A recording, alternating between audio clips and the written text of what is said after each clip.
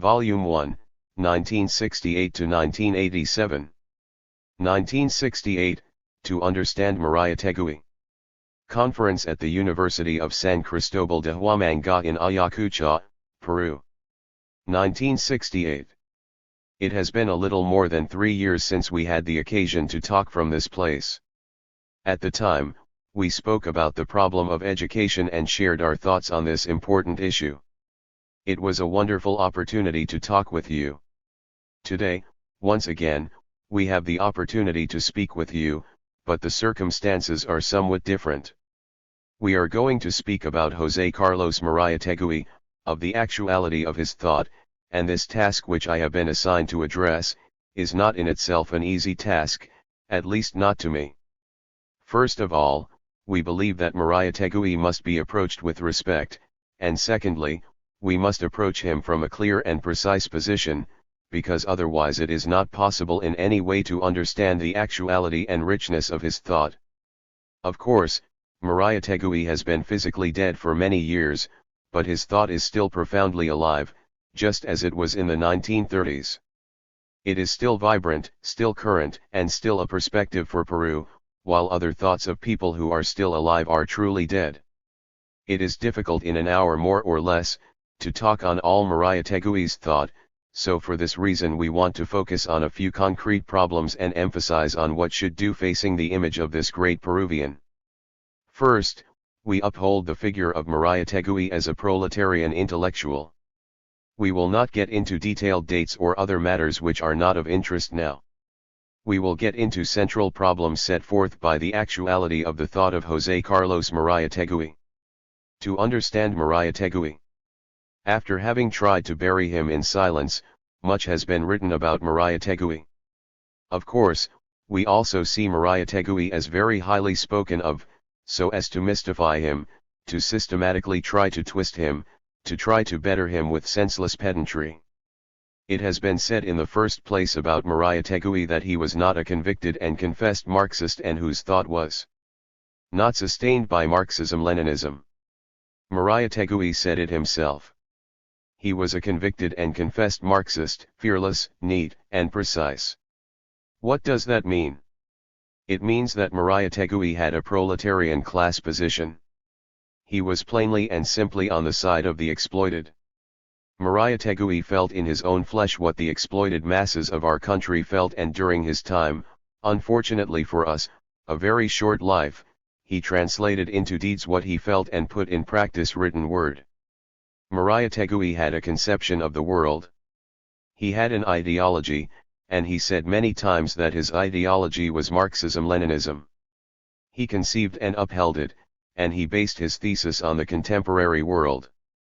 It is not possible to understand things, and it is not possible to understand society and the world, unless we view them from the ideological conception of the proletariat. Maria Tegui was a Marxist-Leninist. If we review his works, Maria Tegui tells us that in the current century, he spoke around the 1920s, Leninism was the new form, the highest Marxism acquired at the time. Maria Tegui then found his affiliation with Marx and Lenin, and that is why he called himself a convicted and confessed Marxist-Leninist. In the third place, Maria Tegui had a working method, a method of analysis, an irreplaceable method to understand anything. Maria Tegui based himself on dialectical materialism, and his works are convincing proof of that. The first question, we said, which must be very clear, is the proletarian position of Maria Tegui, the Marxist-Leninist ideology nourishing him and the dialectical materialistic method guiding him.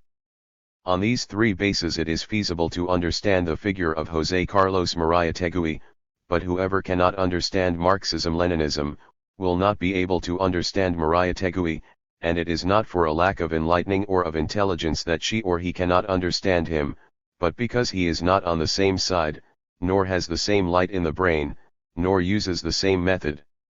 That must be very clear.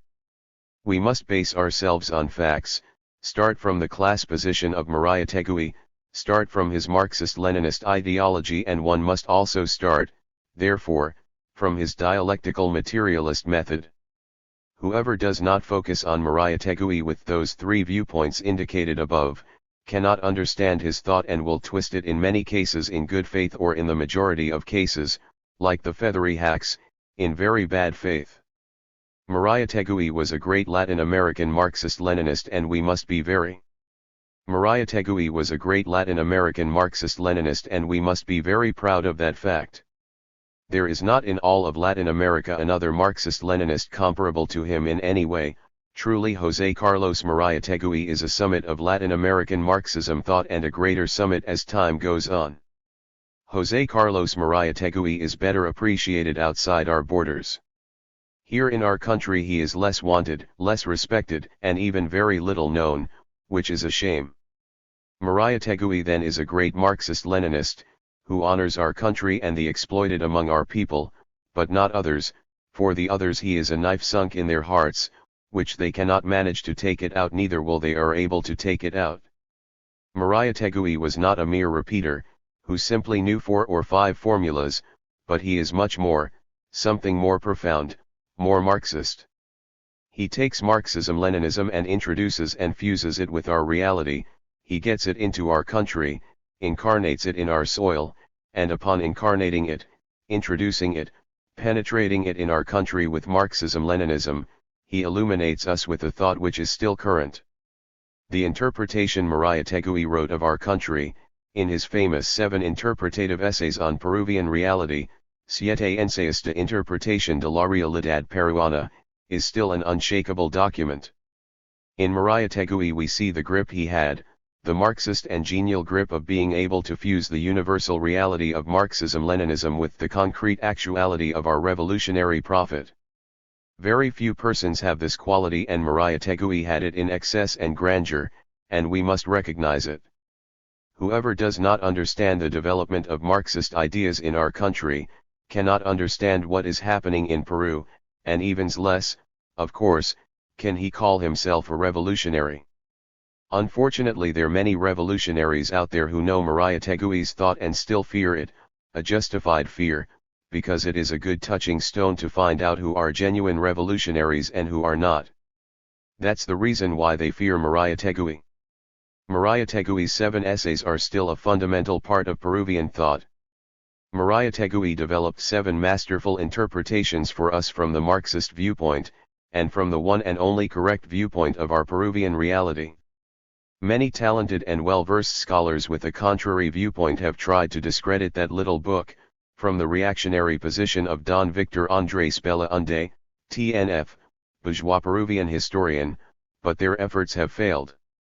The immortal book.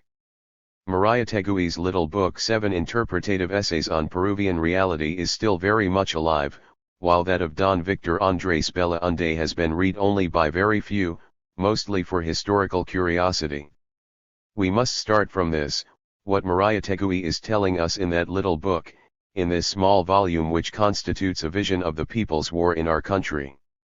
Mariah Tegui does an analysis of our economy, which is a vital and fundamental issue. It is impossible to understand a society if we don't understand its economic structure, unless we understand the social relations of exploitation which are the social economy, the political economy. All else are fabrications, TNF, Spanish word engendros. What does he tell us about Peru? He characterized it very concretely. Peru is a semi-feudal and semi-colonial country. He shows and proves it in his scheme of the economic process of our country. Mariah Tegui also develops an outline of social classes in Peru and their historical development, and he states, with other words, of what today is the Marxist thought in Peru being developed under Mao Zedong's thought. Mariah Tegui not only develops an outline of the relations of exploitation in our country, not just an outline of the social classes, he also makes a schematic that describes the evolution of ideas in Peru. He speaks, for instance, of the literary problem, something we must study sufficiently to realize how literature has evolved in Peru, and how it has had a clear class character. Mariah Tegui makes a fusion of Marxism-Leninism with the concrete reality of our country, and as a result, the best, the most profound meaning of that reality emerges. This analysis of the Peruvian reality is the basis to continue advancing theoretically what he masterfully began. No one was able to seriously refute the theoretical thesis of Mariátegui. The most they could do, is to come up with superficial outlines, but they could not make the building that he designed and built so quickly and at such a young age. Much has been said that the 7 essays was simply journalistic work, putting them down as only the work of a newspaperman. There is even a certain individual, the mere saying of his name, Ravines TNF, usurped the party's leadership after Mariátegui's dead, pollutes the air around us. He claiming things like this: what can one think about Mariátegui? Why so much noise about Mariátegui if he was only a frivolous journalist? That person did not understand a bit about Mariátegui. Of course, how could he understand anything about Mariátegui, when he was one of those who deviated from Mariátegui's road, just like a player of a team who takes off his shirt and goes over to help the other side? Because they lack the proletarian conception and the method of Mariátegui, that shirt will not help them. With time and exposure to the sunlight, Mariátegui, that shirt will not help them. With time and exposure to the sunlight, things lose their color and become yellowish. For this reason, the problem is not external, but 3 little things, 3 basic things about Mariátegui: his class position, his ideology, and his method. Whoever is on the side of the proletariat, of the peasantry and of the exploited classes in our country is in a position to understand Mariátegui. Whoever does not assume this attitude, this class position, whoever has one foot on the side of the exploited, and the other foot on the side of the exploiters, whoever cautiously sides with the exploited, but at heart is with the exploiters, is not able to understand Mariátegui. That's why we see so many salivating varmints out there. However, their spit will never reach the height of the steps reached by Mariátegui more than 30 years ago. Mariátegui was a fighter for the proletariat. We would like to go on to another point which cannot be unlinked from the one above. These are tied like the 2 sides of a sheet of paper, inseparably linked. I am referring to Mariátegui as a proletarian fighter, a great figure, an extraordinary thinker and also an extraordinary organizer, and the first militant Marxist fighter of our country. We must also put that out very clearly. José Carlos Mariátegui came to our country from Europe. He brought new ideas and a new task, a mission, to build socialism in Peru. That was his mission and he fulfilled it. He worked tirelessly for socialism, he lived for socialism, he outstretched himself for socialism, and he died for socialism. At all times he remained unbeatable, with an erect spinal cord, without twisting accommodations. When one studies a bit, one finds in Mariátegui a work plan, some kind of organizational development of the proletariat in our country. In the first place, he works to prepare the work of workers' unions. He shows up as one of the creators of classic trade unionism. Before him there already were union struggles in the country, but Mariátegui sets the basis for proletarian industrial unionism. Mariátegui is the founder of the General Confederation of Peruvian Workers, CGTP. The CGTP is Mariátegui's work. He was its ideologist, its mentor, who built it organically and who conceived its foundations and organizational characters. One of the first organizations the proletariat needs is the structuring of an industrial and trade central union.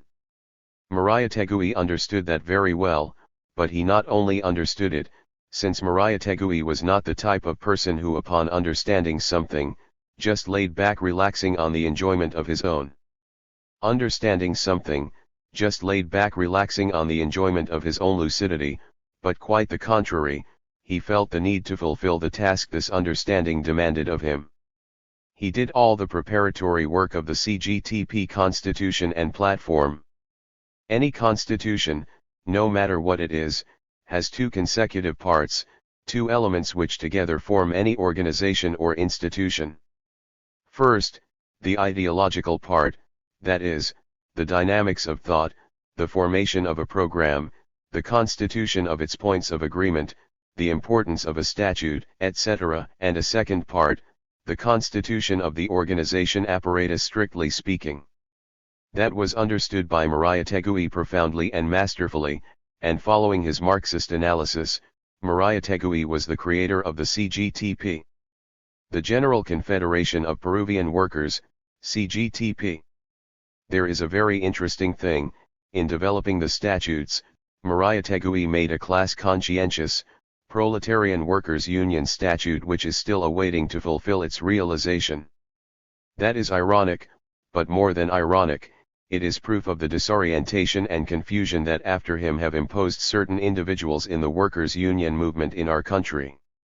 If you read the CGTP statutes, in the first place you'd find some sort of introduction, an orientation says Murayategui, and it set forth how the proletariat sees the world of today, how there is a struggle which cannot be disguised, a struggle which cannot be swept under the rag, a struggle between the bourgeoisie and the proletariat, and in turn he sets forth, that there is a class ideology one must follow to create a union organization. He sets it forth clearly and in a very precise language. Then, what does Murayategui do? Murayategui sets forth the general basis of the organic constitution of that union organization, but he does not do it so meticulously as to suffocate it, but in general lines, and basic points which allow for the development and initiative of the people. We cannot tell the people, when you get down a ladder, do it first with the right foot. We must allow for their initiative, their creativity, let them think with their own heads so they can understand the issues, so they learn instead of being forever underage. He thought about the people that they did not need at all times a sort of guiding dog, because the people aren't blind. Murayategui understood that very well, and that's why he drew the general basis for the organization. Also, when Murayategui addressed the problem of the unions, he referred to formidable ideas not found in any statute. The only favorable difference of today's statutes is that they are printed in a better quality paper. Murayategui sets forth the means of the struggle and speaks to us about the strike. Why does Murayategui set forth things that way? Because in the organization one must also speak to them of the means and tactics to wage a struggle, in accordance with what we want to achieve. There is a form of the struggle. It is important to say this, because if one reads the newspapers of today in our country, La Prensa, for instance, it claims that the strike is a poor method, inadequate, a method just for extremist agitators. La Prensa wants to domesticate the proletariat, wishing it never goes on strike, but rather appeal to Congress, parliamentarism, to compromise. It pretends that the victim of theft discusses about the stolen goods with the thief. In any struggle, it is important, it is fundamental, to see what the means of the struggle is, the ways in which struggle is conducted, and what is the basic and fundamental demand that allows the mobilization of the masses, and mobilizing them for one sacrosanct reason, because through active mobilization the people open their eyes and understand and free themselves from apathy and atavism and go on to generate those who will conduct the struggles, their leaders. For this reason, a mass movement is very important. For that reason it's good to highlight this fundamental point in the statutes of the CGTP. Murayategui also addresses the problem of propaganda and agitation. The people need their own voice to say their own words. They don't need for others to say it instead of them. The people may not talk in a florid language, they may not have a polished language, they might make mistakes on diction, but it does not matter. What counts is that the people say what they feel, what they see, what they need, and struggle consistently and to the end for what they want, regardless of defeats, because any defeats the people may suffer are temporary, all of them, each and every one of them. Murayategui takes care of that too, and when we read the statutes he speaks of propaganda and agitation. If we study at this long historical period from Murayategui's death, we see how this entire problem has not been understood and how reaction may shout at us every day. However, we cannot find a daily press expressing the voice of the workers. We can't find such a thing because the problem, how Murayategui set it forth, has never been well understood. If we do this small summary of what was proposed right in the statutes of the CGTP, then we see the extraordinary capacity Murayategui possessed and the means of solution. Murayategui understood perfectly well this problem. As long as they are organized, the people are invincible. Lenin, extraordinary in every sense, said, the people are invincible, but only when they are organized like steel, united on its own principles. The organization of the peasantry.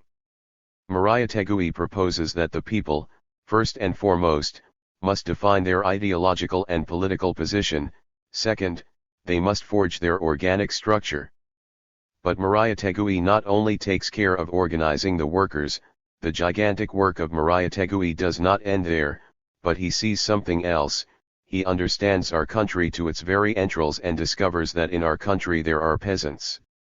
Murayatagui not only studies them but understands their role, understands their historic mission, and what it is that oppresses them. Murayatagui says that in Peru, there are peasants who are crushed by the feudalism oppressing them. This feudalism has two expressions, latifundia and serfdom, that damned urge to exploit, to live off somebody else's labor. Murayatagui understands all that and pinpoints the fundamental cause, the malady, the origin, the historic source is feudalism which still prevails in our country. He says our country is semi-feudal and, that is a mountain yielding its weight over and crushing the Peruvian peasant. The problem of the Peruvian peasant is the problem of the land, and the problem of the land is summarized by how to conquer that land. How can the land be conquered? Murayatagui proposes that the peasantry be organized, and he is the first to sow it under a correct concept, to fight for it from a proletarian viewpoint, indefatigable in the organization of peasants. Murayatagui has a profound work that is seldom read, because many consider it simple political work rather than a scientific one. Some people have monumental blindness. Murayatagui begins to address the peasant's problem and proposes organic forms, and he does an analysis in his work Sketch of the Indigenous Problem, which was presented at an international meeting. Murayatagui analyzes the situation of the peasantry in our country. Of interest to us is that right there he proposes forms to organize the peasantry. Murayatagui calls for organizing unions of peasants, to form peasant leagues, to set forth organizations capable of mobilizing of the peasantry. Murayatagui understands that without organization the people are very weak and cannot fight. However, he does not stop there. He proposes the need to create a workers-peasants alliance, that is, one of the most fundamental principles of any revolutionary process. Murayatagui points this out and goes further. He proposes two extraordinary things. With respect to power, Lenin said, the problem of the revolution is the problem of power. That is fundamental. Everything points to conquering power, to retain it or to maintain it. Some believe that Murayatagui was a deformed. To retain it or to maintain it. Some believe that Murayatagui was a deformed humanist or a humanistic bourgeois liberal. Murayatagui goes much further and says that there is something else to do in the problem of organizing the peasantry, to find out the weaponry of the peasants, to organize the revolutionary armed forces of the peasantry. Now, don't tell me I am promoting this, I am merely speaking of Murayatagui, and Murayatagui proposes arming the peasantry as one of the necessary forms of organizing them. He not only proposed that, but proposed that Soviets needed to be formed, and that is most correct and applicable from A to Z, wholly and absolutely, outside little fears we might have. That was how Murayatagui proposed things. The party. Murayatagui resolves the political problem in our country. He knows perfectly well that the proletariat has organic forms such as workers' unions, workers' alliances, and workers' weaponry. Well, Murayatagui knew that these three things we just mentioned amount to nothing if there is no brain guiding it.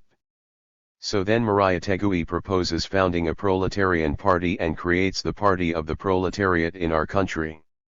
Anyone studying the problem of the ideas in Peru must recognize that fact. But out there we see some of the ilk of Carlos Tapia TNF, the same individual who nowadays 1990s is a well-paid senderologist, an agent of reaction, saying that Murayatagui was not the founder of the Communist Party of Peru, that what Murayatagui founded was the Socialist Party of Peru, because Murayatagui was a man of ample concepts, and an ample spirit. Murayatagui was not sectarian. He was not narrow-minded, and he was very gentlemanly in his ideas. That seems like a defense of Mariah Tegui, but in reality it is the worst offense that can be done to Mariah Tegui. Mariah Tegui would accept anything except that, which is like telling him, you were a bad man, at the end, you broke down when you were only 35. There are some defenders whom we are better off telling them, do not defend me, because you are sinking me, and that is what we need to tell to these defenders of Mariah Tegui, who speak about a non-sectarian Mariah Tegui, an ample and democratic one, so ample as to confuse the exploiters for the exploited. Mariah Tegui founded the Communist Party of Peru, which at first was not thus named, it was named the Socialist Party. There arises the aforementioned Mr. Ravine saying, we can prove it with documents and everything else. He says with trembling voice that he Mariah Tegui founded the Socialist Party and not the Communist Party. I founded the Communist Party, states the miserable Ravines. States the miserable Ravines. But that is false. It is true that Mariah Tegui founded the Socialist Party, but affiliated to the Three International and subject to the principles stipulated by Lenin in 1919. How is that about? Mariah Tegui creating a socialist party instead of a communist party, however one affiliated to the Communist International? Were those really ignorant people who thought that this party was not the Communist Party, yet in reality it was? Mariah Tegui wrote its constitutive charter, its birth certificate. Mariah Tegui was present there. Mariah Tegui also wrote the party program. We must refer to the documents found in the works of Martinez de la Torre TNF, a biographer and close comrade of Mariah Tegui. There we find the program written by Mariah Tegui himself, the program of the Communist Party of Peru, PCP. How is that? He does not create the party, yet creates that document. Does that mean that those in the International were not aware? They say he did not create it, yet was affiliated to the International. He does not create it, yet writes its constitutive charter.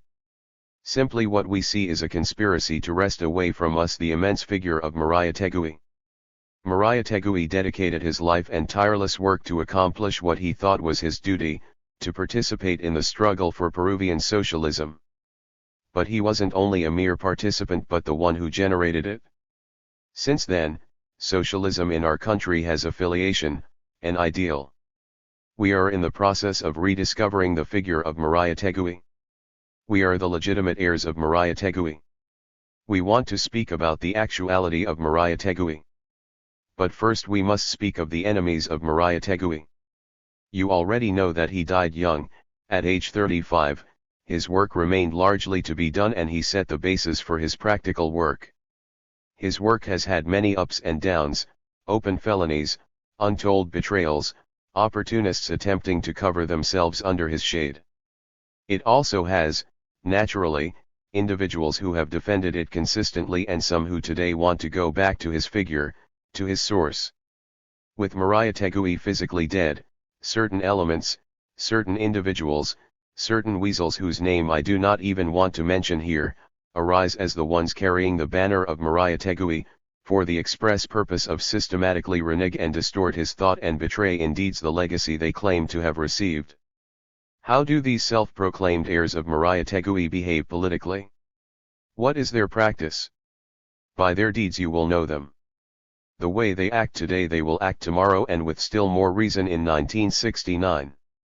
In words, they cover Mariah Tegui with praise, they fill column after column in newspapers to pay him homage. They call for massive and popular picnics in newspapers to pay him homage. They call for massive and popular picnics, ostensibly to heighten the figure of Mariah Tegui. Behind Mariah Tegui's name, they pretend to hide their many years of betrayals in our country, more than 30 years. They are old and proven betrayers. Can anyone heighten the image of Mariah Tegui, recognize him, without following his thought? In no way is this possible. How could they have been followers of Mariah Tegui when, unlike the Emoda TNF, El Emoda referring to Mariah Tegui, the teacher who held that the country is semi-feudal and semi-colonial, they hold, with very loose bones and shamelessly, that Peru is a dependent nation. How can they be followers of Maria Tegui? These gentlemen say, and it is on their posters, in their documents around everywhere, they claim that Maria Tegui's thought is still current, is still real, concrete, that Maria Tegui's economic analysis is still reality in our country, but that Peruvian society is semi-feudal and dependent. Let's repeat what Maria Tegui says.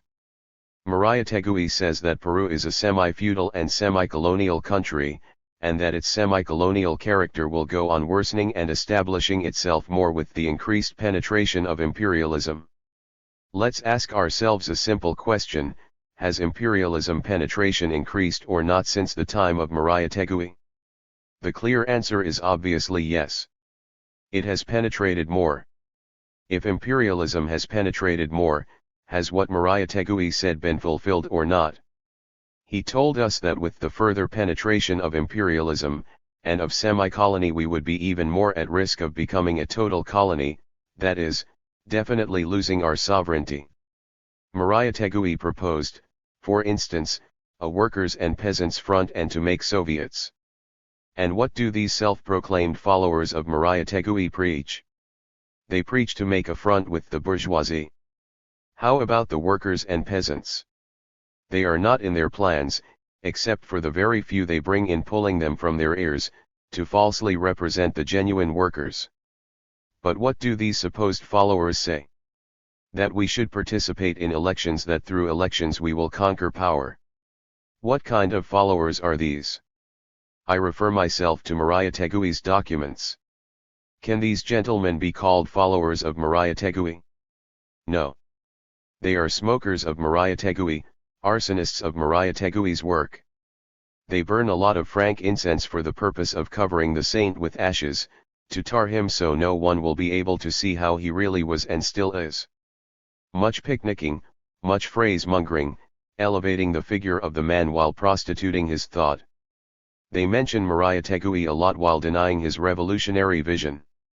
Are these followers of Maria Tegui? No. They are traffickers, enemies of Maria Tegui. They want to reduce the celebration of Maria Tegui to merely commemorate his death, TNF, Los Romerías a la Moda. Yearly delivery of flowers and candlelight to Maria Tegui's tomb by revisionist groups in Peru. Very symptomatic. They celebrate his death because they celebrate that he is dead, understand? When? Celebrate his death because they celebrate that he is dead, understand? When should we be much happier of the fact that he was born? Like for the great figures of the world, nobody celebrates the day Lenin died, but all celebrate the day on which Lenin was alive. We know them better for their deeds. We must not accept that. We must fight all those who oppose Maria Tegui, who denies he. But it is not only Maria Tegui who has those kinds of enemies. Those superseding Maria Tegui's work. He also has hidden enemies. Those individuals who keep on saying, on what year was it that Maria Tegui wrote? In 1928? They say, that was 40 years ago. In 40 years historical science has progressed much in the world. The methods of investigation have progressed much, studies on Peruvian history have advanced both on the archaeology, on history of the Republic, on history of the Inca Empire. These things have advanced so much as to exceed the reach of Maria Tegui.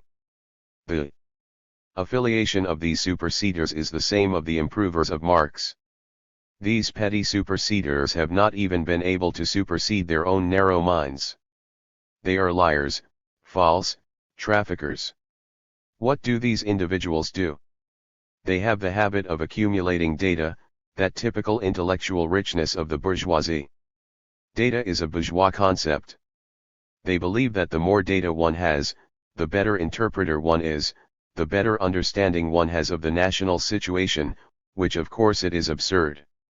That is not where the problem lies. It is not a matter of accumulating data, because we simply are not mere counting machines.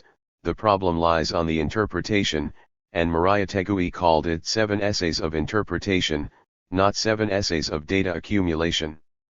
And the problem of interpretation is a problem of class position, of proletarian ideology and of dialectical materialist method.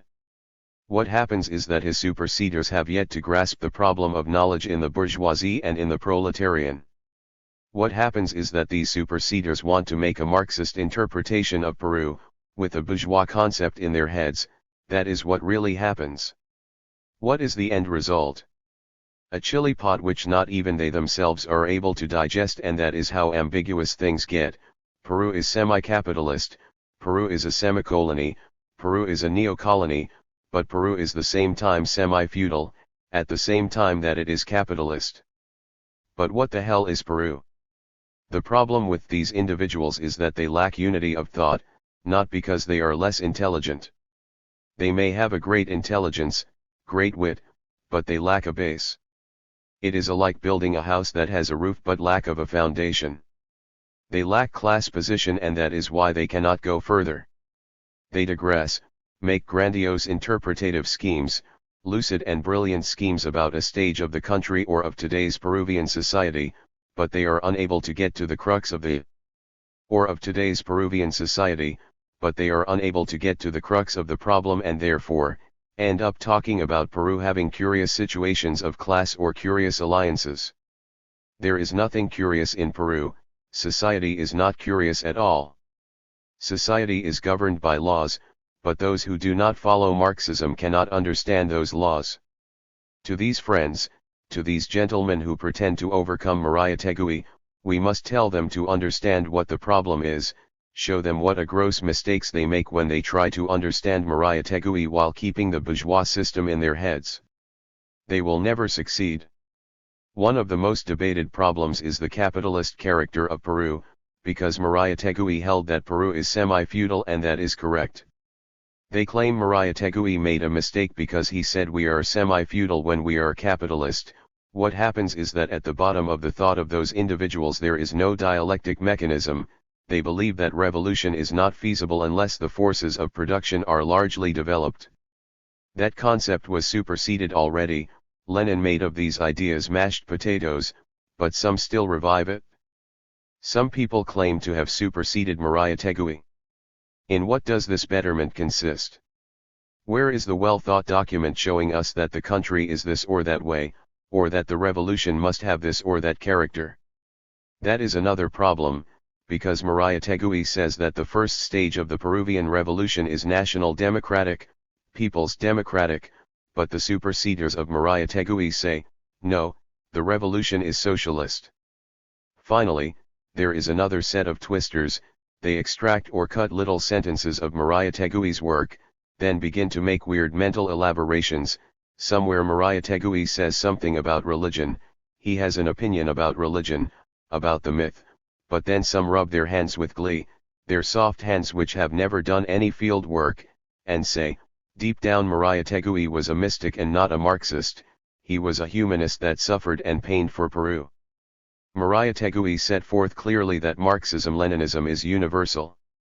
The superseders take hold for one sentence of his in which he said that the revolution in Peru will not be traced nor copied.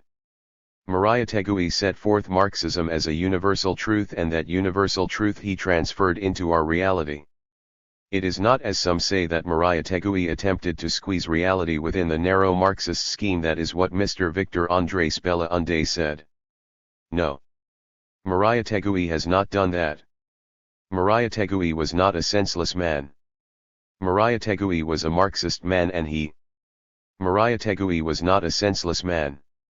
Maria Tegui was a Marxist man, and he understood things as a scientist. Although he had an anti-university feelings, this was because he was against the rigid, obsolete, and a feudal university we had in our country, not against the people's university which he shone with his thought. Reactionaries pretended to show a bourgeois or petty bourgeois Maria Tegui, and some have even said Maria Tegui was a populist. Laughter, a populist in the sense that it was Maria Tegui who developed the pro-peasantry thought in Peru, a Maria Tegui who did not develop a proletarian conception, but a conception from the viewpoint of the peasantry. That is a lie and a gross distortion. Maria Tegui is a Marxist. He does not have the peasantry viewpoint, because if he had it, he would be a petty bourgeois revolutionary and nothing else. To study and to diffuse. What conclusions must we the revolutionaries draw about Maria Tegui's thought? First, to study and diffuse José Carlos Maria Tegui. Why study Maria Tegui? Because much is spoken about him in our country, but very little by him is read. Let's do a retrospective analysis and see if we have read the 10 little volumes written by Maria Tegui. Strictly speaking, do we know his political proposals? Are we familiar with his anti-imperialism viewpoint? How many times have we think about the problem of an anti-imperialist viewpoint? How much have we meditated about the problems of Maria Tegui? Not much. Maria Tegui is a man who shines in our country, there is no one else of this magnitude. What figure do they pretend to counterpoise? To Mr. Riva Agüero, that apprentice of fascism who never even became a consistent one? Neither did Don Victor Andrés Belaúnde manage to put forth a consistent thought. Belaúnde is a superficial man, who today is taken for a thinker. His work on St. Augustine does not go beyond pure quackery, it is shell without substance. We must spread Maria Tegui's thought. What have we done for the 40th anniversary of Maria Tegui? Have we studied him in depth? Have we held discussions at the base level, organized seminars and conferences on the 7 essays? Have we attempted to try to apply what Maria Tegui said and to follow his line to understand in that light, the current situation in the country? Have we picked up the lantern to be able to see where we are going? We have not done so. Concretely, here is what I propose. I think we must set forth activities to commemorate the 40th anniversary of the 7 essays. How do we do that? For now, at least by discussing it. Secondly, it seems to me that we have another task, the problem of defending Maria Tegui, who is being attacked openly, and covertly. Covertly. Maria Tegui is a source of light which we cannot allow to be turned off, to be slander, we cannot allow for it to be seen through colored lenses, so we would be forced to see black what is red, so his fundamental ideas would get twisted. We cannot allow that, we have to defend Maria Tegui, because if we do not, then Maria Tegui will be continued to be cast aside. We'd then be following the same policy of the reactionaries. What reaction did, was to take Maria Tegui, chained and threw him in jail, and then tried to silence his ideas. We must free Maria Tegui, because if we do not, then neither can we liberate ourselves. Of course, this is not a personal problem but a problem of liberating all people. In third place, I think we must further the study of Maria Tegui.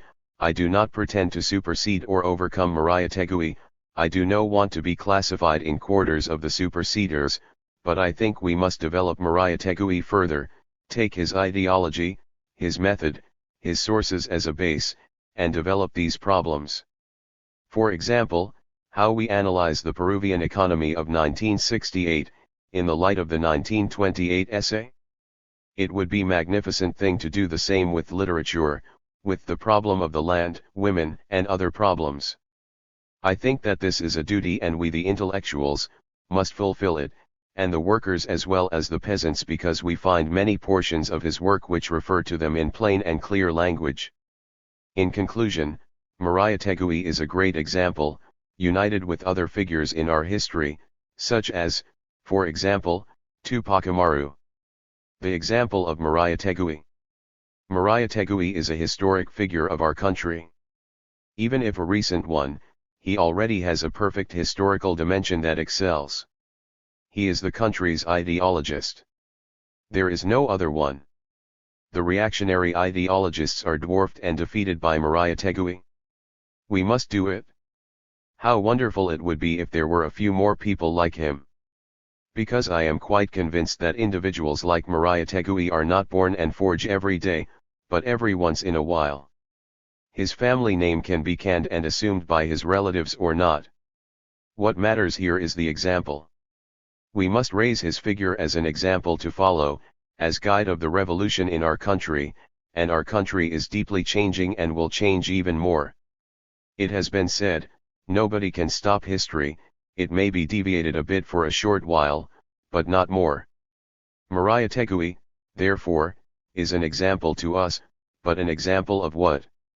Maria Tegui is an example of proletarian revolutionary, not more, not less. We do. Maria Tegui is an example of proletarian revolutionary, not more, not less. We do not make him bigger. Maria Tegui doesn't want that we exalt him, nor he wants that we take away his merits. If we say he is an example of a revolutionary, then we would be stripping him of his proletarian family name. If we take the proletarian position out of him, then Maria Tegui would be just one more among many. An itty-bitty theoretician. TNF, in Spanish un teoricado pequeñito, or a little theoretician. And what does it mean? I study Maria Tegui to understand what is about.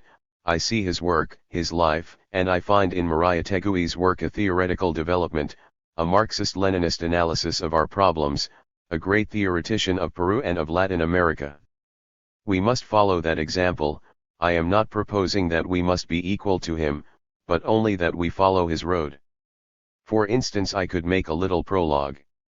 For instance, I could do something following his light on this level, and by doing so I would be an itty-bitty theoretician, but I am on his road, and if we join together all the itty-bitty truths that we may be reaching at while following the road of Maria Tegui, then it becomes a huge river of truth. Who is more responsible for doing this? The intellectuals. But not the plain intellectuals, because our country and its development not only demand intellectuals, it demands revolutionary intellectuals. What does it mean? Mao Zedong's answer is luminous and precise and very realistic when he says we must fuse ourselves with the exploited masses of workers and peasants. He says that very concretely. If one wants to be revolutionary intellectual, then one must fuse himself with the masses, work with them, feel like they do and think like they do. But this is a process, because we must leave aside our status, our business suits, we must become revolutionary intellectuals. That is a reflection proper to all of us, which carries us to the second part. In Maria Tegui, we see the man of action, a doer, even when he confronted some personal problems, like his family, his health, he always put those problems behind his main task. Maria Tegui was very consistent. He sacrificed all for his work because he understood the importance of it, because he was a fighter. Whoever is not a fighter, is not a Marxist-Leninist. We must follow his road. Truly, letter by letter, it will be difficult to follow his road, but we must follow it. I think some ideas have been clarified, so try to take out all the embellishment and multitude of florid words, and retain what is essential, the synthesis, the schematic, the outline. There remain, thus, a few ideas, especially the need of enthroning the thought of Maria Tegui, of defending it and following his example. The destiny of our people is at stake. Either we enthrone the thought of Maria Tegui, or the country does not go forward. 1970, Latin America, People's War, great victories and brilliant perspectives. Bandera Roja number 42, May 1970. The Revolutionary War is the war of the masses, and it can only be realized by mobilizing the masses and being supported by them. Our principle is, the party commands the gun, and we will not allow the gun to command the party. Mao Zedong. The world political situation has entered a new era, that of Mao Zedong thought. Today Maoism TNF, under this sign, we have witnessed events in the past few years that have changed the world considerably.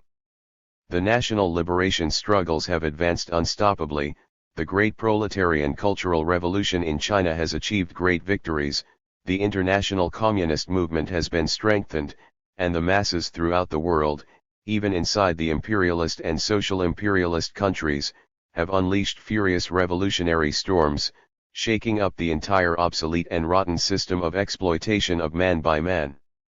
The four corners of the world are on fire today. The sparks of the People's War set the prairies on fire. The violent conflagration of the revolution is extending, forever devouring the old world, sinking all the reactionaries in desperation and opening new and nearer hopes for all mankind.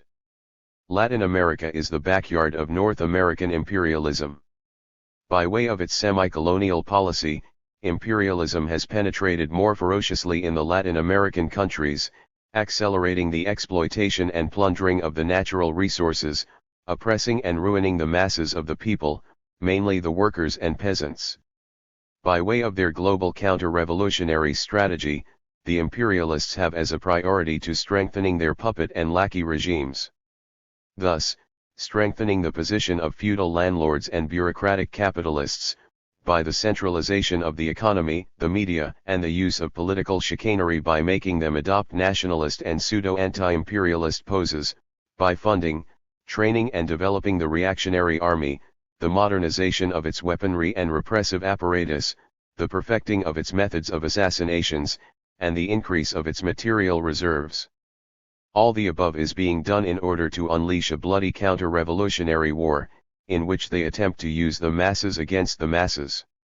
Their goal is to keep in power not only weak and venal reactionary politicians, but military commanders and chiefs who are much more corrupt and savage and ready to massacre the people without blinking an eye.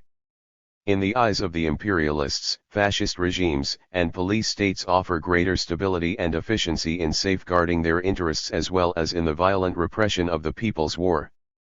In the last decade, the military corps has been directly controlled by the imperialists and their CIA agents, subjecting most of the Latin American countries under fascist boots. Our Communist Party, PCP, has pointed out the preventive nature of these imperialist plans many times. The real objective of modifying certain structures is to adapt them to their semi-colonial plans, assuming that they will be more productive to them before the explosion and proliferation of guerrilla groups, and therefore, aiming at preventing armed struggles, to contain the stormy advance of the people's war. Violent repression has always been the main weapon used by the imperialists and reactionaries. At the least sign of guerrilla activity, they launch themselves frantically, to completely destroy them as soon as possible. Burn all, destroy all, and kill all is their policy used against the masses and patriotic sectors, and against the wounded and captured guerrillas they apply the policy of war without prisoners. Their barbaric proofs of ferociousness toward the unarmed population and captured fighters are constant, including their methods of mass murder and refined CIA techniques of torture and physical annihilation. The reactionaries have promoted and maintain, mainly in the cities, secret groups of criminals and degenerates, who with the open support of reactionary groups of criminals and degenerates, who with the open support of reactionary authorities have caused the violent death of thousands of patriots and progressives. In the people's war that the peoples of Latin America will eventually have to confront, they will face extremely harsh conditions in its development. It will have to overcome the most difficult conditions ever in history. But the imperialists and reactionaries are not invincible. Our people will contribute to bury definitively all the exploiters. The Soviet social imperialists and other revisionists, showing their treacherous and counter-revolutionary face, as principal accomplices of Yankee imperialism, deceitfully proclaim and agitate their peaceful transition to socialism. In reality, it means submission, servility, and worship to the imperialists. Because while collaborating politically and economically with the old rotten dying landlord bureaucratic states, they call for the violent repression of the masses. Thus, under the baton of their repulsive chieftains, the revisionists of Latin America have carried out successive and permanent counter-revolutionary activities, of shameless treachery and sabotage to the revolution and the people's war. In their desperate attempts to get the benefit of legality, they have not hesitated to launch the most rapid attacks against the Marxist-Leninist parties and revolutionary violence. The revisionists have rendered services, in favor of the enemy, and in the measures in which armed actions prosper. And when they are incapable of obstructing the growth of the revolutionary movement from the outside, they introduce themselves or infiltrate their ranks, after hypocritical demonstrations of support, in order to capture the leadership and use the guerrilla groups in their political negotiations for legality. The experience of Latin America has confirmed the counter-revolutionary actions of Trotskyism and the damaging effects of its fallacious thesis of decisively anti-capitalist struggle. Many revolutionary cadres and leaders were murdered by the police thanks to the information provided by revisionists and Trotskyists. Only the people will judge them for the blood of these fighters. With the victory of the armed struggle in Cuba in 1959, and the activity of the Castroist movement, Latin America has suffered an erroneous and harmful influence by part of petty bourgeois tercerismo. Tercerismo is a renewed version of the vain attempts of the petty bourgeoisie to Tercerismo is a renewed version of the vain attempts of the petty bourgeoisie to substitute the proletariat as the leading factor in the revolution and wrest away its hegemony.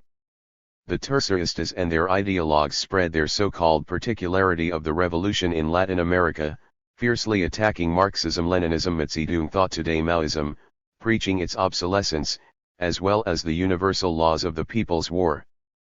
Petty bourgeois terceristas substitute the proletarian politics by bourgeois politics. They negate the leadership of the working class and their political party, and trust the actions of the group of petty bourgeois heroes and their bourgeois military line. They pay homage to weapons and reject the protracted and systematic political work among the masses, especially the peasantry, favoring guerrilla focos for the auctioning of wandering armed bands. They cultivate spontaneity, initiating the military activities without considering the political conditions and the subjective desire of the masses, acting above the conscience of the masses. All attempts by tercerismo have ended in defeat, as it was inevitable. Their vanguard endeavors, which pushed them to adventurism, have led them from failure to failure, and to suffer painful losses. All revolutionaries have the obligation and need to study and systematize the experiences accumulated by our people up to now. The continuation of the struggle demands it. The best recipe to murder the revolution is to collude with revisionism and Trotskyism. The best recipe to lead the revolution to failure is to lead it on the road of petty bourgeois tercerismo. These are the lessons drawn at the cost of the blood of so many fighters.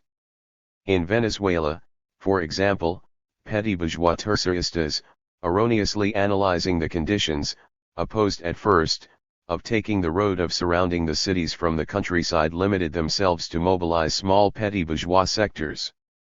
They went ahead with urban guerrilla actions, practicing spontaneity and relying on the struggle of isolated elements. Their incapacity to link the revolutionary work to the workers' and peasants' movement, and the violent repression unfolded by reaction in the cities, forced them to abandon the cities. Later, some decomposed themselves going over to legality and accepting concessions, and others climbed the mountains to continue the fight in rural areas. The revisionists, forced by the circumstances to join such groups, became agents of political corrosion to the fighters and ended up, as in other cases in Latin America, offering the guerrillas in their negotiations as bargain chips in America, offering the guerrillas in their negotiations as bargain chips in exchange for their legal recognition.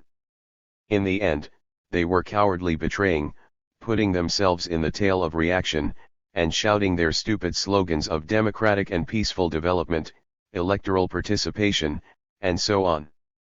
Castro's support for terceristas, as has happened in other cases in Latin America, was conditioned to their being subject to his orientations, or those of the pseudo-organizations formed for that purpose, that is, external leading centers, violating the Marxist-Leninist principle that the revolution is done by the peoples of each country, led by their major staff, the communist parties. Another example is the case of Colombia.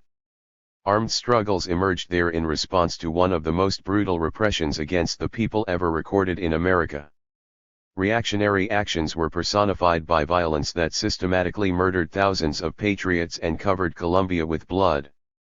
In Colombia, revisionists and terceristas played the same role as in Venezuela, the first ones by shamelessly sabotaging and betraying the revolution, and the latter, by leading the guerrilla groups to failure. After the treason of Viceroy and hard blows by the reactionary army, the groups disintegrated. Some degenerated in banditry, while others attempted to organize what it became to be known as the independent republics of Marktalia and El Pato. They were isolated from the large popular sectors, unable to extend their influence to any large degree, and unable to strengthen themselves through the mobilization of the masses. Thus, they were an easy prey of the counter-revolution. In the last few years, the guerrilla struggle has revived in Colombia, but this time showing a greater tendency to orient the struggle to the proletarian conception of the People's War. As long as this position advances and leads the struggle in Colombia, it will achieve victories for their people. It will be a great contribution to the Latin American revolutionary movement. In Peru, the guerrilla groups that initiated their activity in 1965, under the noxious influence of tercerismo, spread away their forces, under the illusion that by so doing, they will disperse the forces of the enemy. They became into wandering bands, almost with no links to the peasants' masses. They made use of the golden rules of tercerismo, constant distrust, constant security, constant vigilance, which in essence means mistrust and contempt for the peasants' masses. Meanwhile, the Cuzco guerrillas adopted the tactic of passive defense,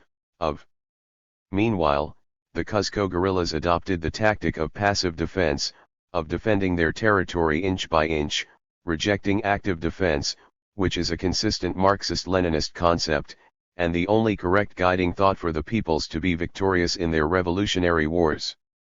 They also built their camps in mountain regions, isolated from the centers of large concentrations of peasants naively thinking themselves to be impregnable to enemy fire.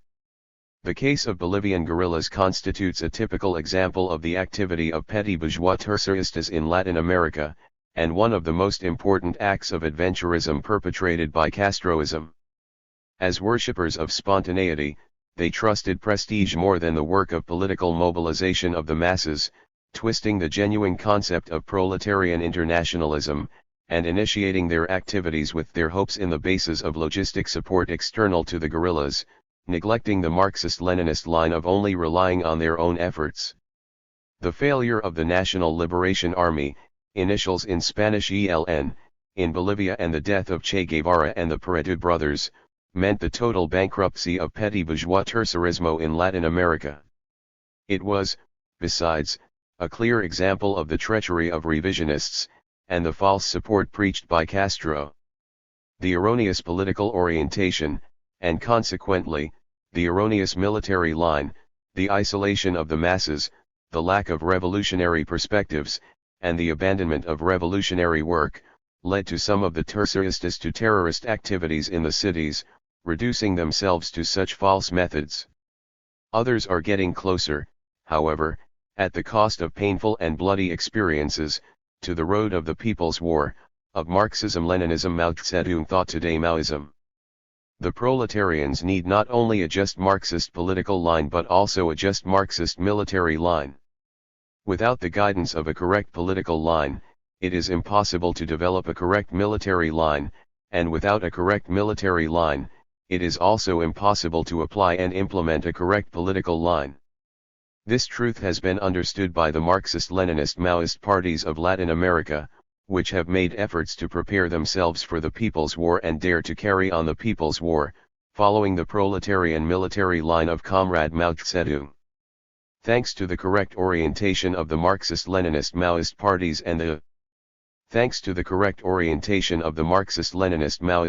and the powerful influence of the international communist movement, the idea that power grows from the barrel of the gun, a priceless teaching of Mao Zedong, that has taken deep roots in the masses, there is a greater and more profound understanding of the basic ideas of the People's War and the People's Army, the War of the People, and the Army of the People.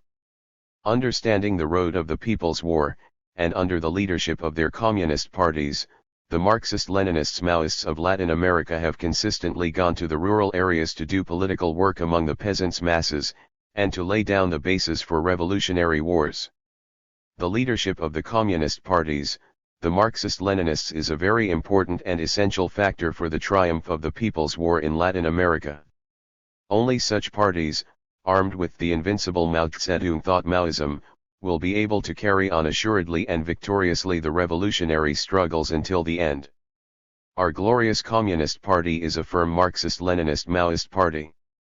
Within our party have been always struggles at every historical stage of the development of the revolution, between two diametrically opposed military lines. Our party has known how to successfully defend the proletarian military line, contributing mightily to defeat the false theories of contemporary revisionism and petty bourgeois tercerismo.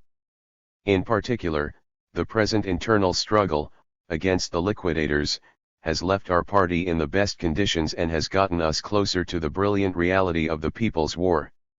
Our Communist Party is committed to contribute to the struggle of the peoples of Latin America with the development of the struggle of the Peruvian people, maintaining itself firmly on the side of the fraternal parties in Latin America, and envisioning that the People's War in Peru will provide greater contributions to the total victory of the world communist movement. Only by firmly struggling against revisionism, Trotskyism, all revisionists including the petty bourgeois terceristas, and by discrediting them thoroughly and completely, will we be able to fight truthfully and resolutely against imperialism and feudalism. We must energetically destroy the bourgeois military line and eradicate its venomous influence in Latin America. We must prioritize the politics of the proletariat, which is to say Marxism-Leninism Mao Zedong thought. Proletariat, which is to say Marxism-Leninism Mao Zedong thought Maoism, and the thought of José Carlos Mariátegui, and our party's line. We must insist on arming our cadres, militants, and the masses, with Marxism-Leninism Mao Zedong thought. The decade of the 1960s was a stage of victory for Marxism-Leninism in Latin America and the entire world, and the new decade of the 1970s will bring about even greater victories for world revolution. We have achieved great victories. Let us warmly welcome the new decade. The perspectives are brilliant. Long live the triumph of the People's War.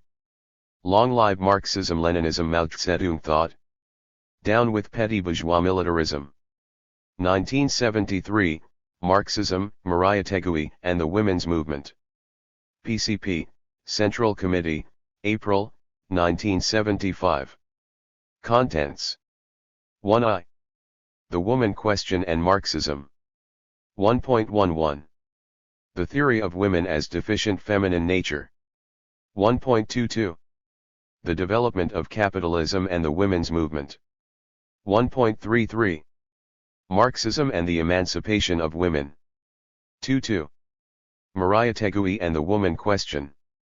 2.11. The Situation of Women. 2.22. Historical background of the feminist struggle. 2.33. Feminist movement.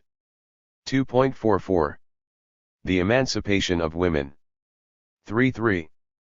Developing the feminist movement following Mariátegui. 3.11. Current relevance of Mariátegui. 3.22. Retaking Mariátegui's road. The Woman Question and Marxism. The woman question is an important question for the popular struggle, and its importance is greater today because actions are intensifying which tend to mobilize women, a necessary and fruitful mobilization from the working class viewpoint and in the service of the masses of the people, but which, promoted by and for the benefit of the exploiting classes, acts as an element which divides and fetters the people's struggle. In this new period of politicization of the masses of women in which we now evolve, with its base in a greater economic participation by women in the country, it is indispensable to pay serious attention to the woman question as regards study and research, political incorporation, and consistent organizing work. A task which demands keeping in mind Mariátegui's thesis, which teaches that women, like men, are reactionaries, centrists or revolutionaries. They cannot therefore all fight the same battle side by side. In today's human panorama, class differentiates the individual more than sex. That way, from the beginning, the need to understand the woman question scientifically doubtlessly demands that we start from the Marxist concept of the working class. 1. The theory of women as deficient feminine nature. Through the centuries, the exploiting classes have sustained and imposed the pseudo-theory of the deficient feminine nature, that has served to justify the oppression which up to now women experience in societies in which exploitation continues to prevail. That way, the Jewish men's prayer, "Blessed be God, our Lord, and Lord of all the worlds, for not having made me a woman," and conformity by the Jewish women who pray, "Blessed be the Lord who has created me according to his will," clearly express the contempt the ancient world had for the woman's condition. These ideas also predominated in Greek slave society. The famous Pythagoras said there is a good principle which has created order, light, and man, and there is a bad principle which has created chaos, darkness and woman, and even the great philosopher Aristotle pronounced, the female is female by virtue of certain qualitative fault, and the character of women suffers from a natural defect. These proposals passed on to the final period of Roman slave society and to the Middle Ages, the contempt for woman intensifying in Christian thinkers by imputing her with being the source of sin and the waiting room of hell. Tertullian claimed, "Woman, you are the door of the devil. You have persuaded him whom the devil did not dare to attack frontally. By your fault the Son of God had to die, you should always go dressed in mourning and rags," and Augustine of Hipona, "The woman is a beast who is neither firm nor stable." While these condemned, others passed sentence on feminine inferiority and obedience. Thus Paul of Tarsus, the apostle, preached man was not taken from woman but woman from man, and just as the church is subject to Christ, let woman be submitted in all things to her husband. And hundreds of years later, in the 13th century, Thomas Aquinas followed with similar preaching, "Man is the head of the woman, just as Christ is the head of man, and it is a fact that woman is destined to live under the authority of man and that she has no authority by herself." The understanding of the feminine condition did not progress much with the development of capitalism, since while Condorcet pointed out its social root when he said, "It has been said that women lack a sense of justice, and that they obeyed their feelings rather than their conscience, that difference has been caused by education and social existence, not by nature," and the great materialist Diderot wrote, "I feel sorry for you women, and in all customs the cruelty of civil laws joined. The cruelty of nature against women. They have been treated as imbeciles." Rousseau, advanced ideologist of the French Revolution, insisted, "All education of women must be relative to that of men. Woman is made to yield to man and endure his injustices." This bourgeois position is carried on to the age of imperialism, becoming more reactionary as time goes on, which, joined to Christian positions, and reiterating old theses sanctioned through John 23, God and nature have given women various chores which perfect and complement the chores entrusted to men. That way we see how throughout time the exploiting classes have preached the deficient feminine nature. Sustaining themselves in idealist concepts, they have reiterated the existence of a feminine nature independent of social conditions, which is part of the anti-scientific human nature thesis, but this so-called feminine nature, eternal and invariable essence, is also called deficient to show that the condition of women and their oppression and patronage is the result of their natural inferiority compared to man. With this pseudo-theory it is intended to maintain and justify the submission of women. Finally, it is convenient to point out that even an outstanding materialist thinker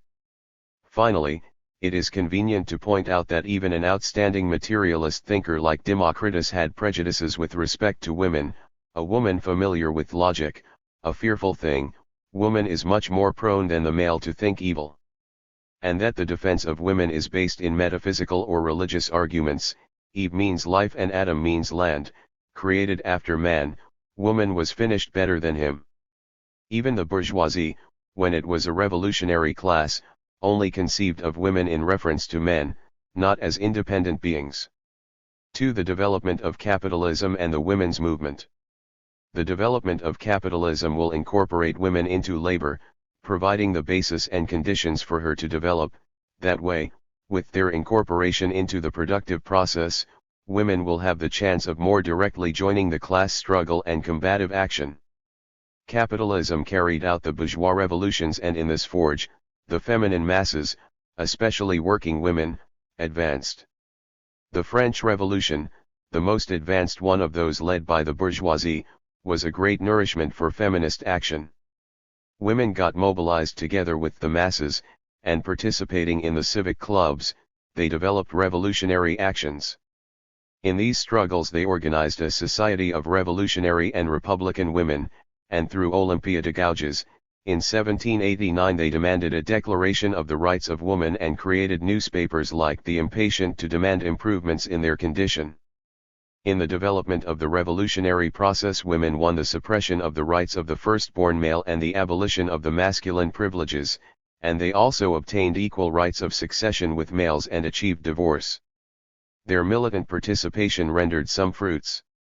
But once the great revolutionary push was halted, women were denied access to the political clubs, their politicization was suppressed and they saw themselves blamed and urged to return to the home. They were told, since when have women been allowed to renounce their sex and become men? Nature has told woman, be a woman.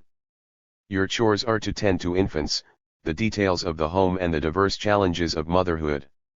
Even more, with bourgeois reorganization initiated by Napoleon, with the civil code, a married woman returned to be subject to patronage, falling under her husband's domain in her person and goods. She is denied the questioning of paternity. Married women, like prostitutes, lose their civil rights, and they are denied divorce and the right to transfer their properties. To transfer their properties. In the French Revolution we can already see clearly how the advance of women and their setbacks are linked to the advances and setbacks of the people and the revolution. This is an important lesson, the identity of interests of the feminist movement and the people's struggle, how the former is part of the latter. Also this bourgeois revolution shows how the ideas about women follow a process similar to the political process. Once the revolutionary upsurge was fought and halted, reactionary ideas re-emerged about women. Bonald maintained, man is to woman as woman is to child. Comte, considered the father of sociology, proposed that femininity is a sort of continued infancy and that this biological infancy is expressed as intellectual weakness. Balzac wrote, the destiny of women and their only glory is to make the hearts of men beat. The woman is a property acquired by contract, a mobile personal property, because the possession is worth a title. In all, speaking properly, woman is but an annex to man. All this reactionary ideology is synthesized in the following words by Napoleon: nature wanted for women to be our slaves. They are our property. Woman is but a machine to produce children, a character for whom feminine life should be oriented by kitchen, church, children, a slogan endorsed by Hitler in this century.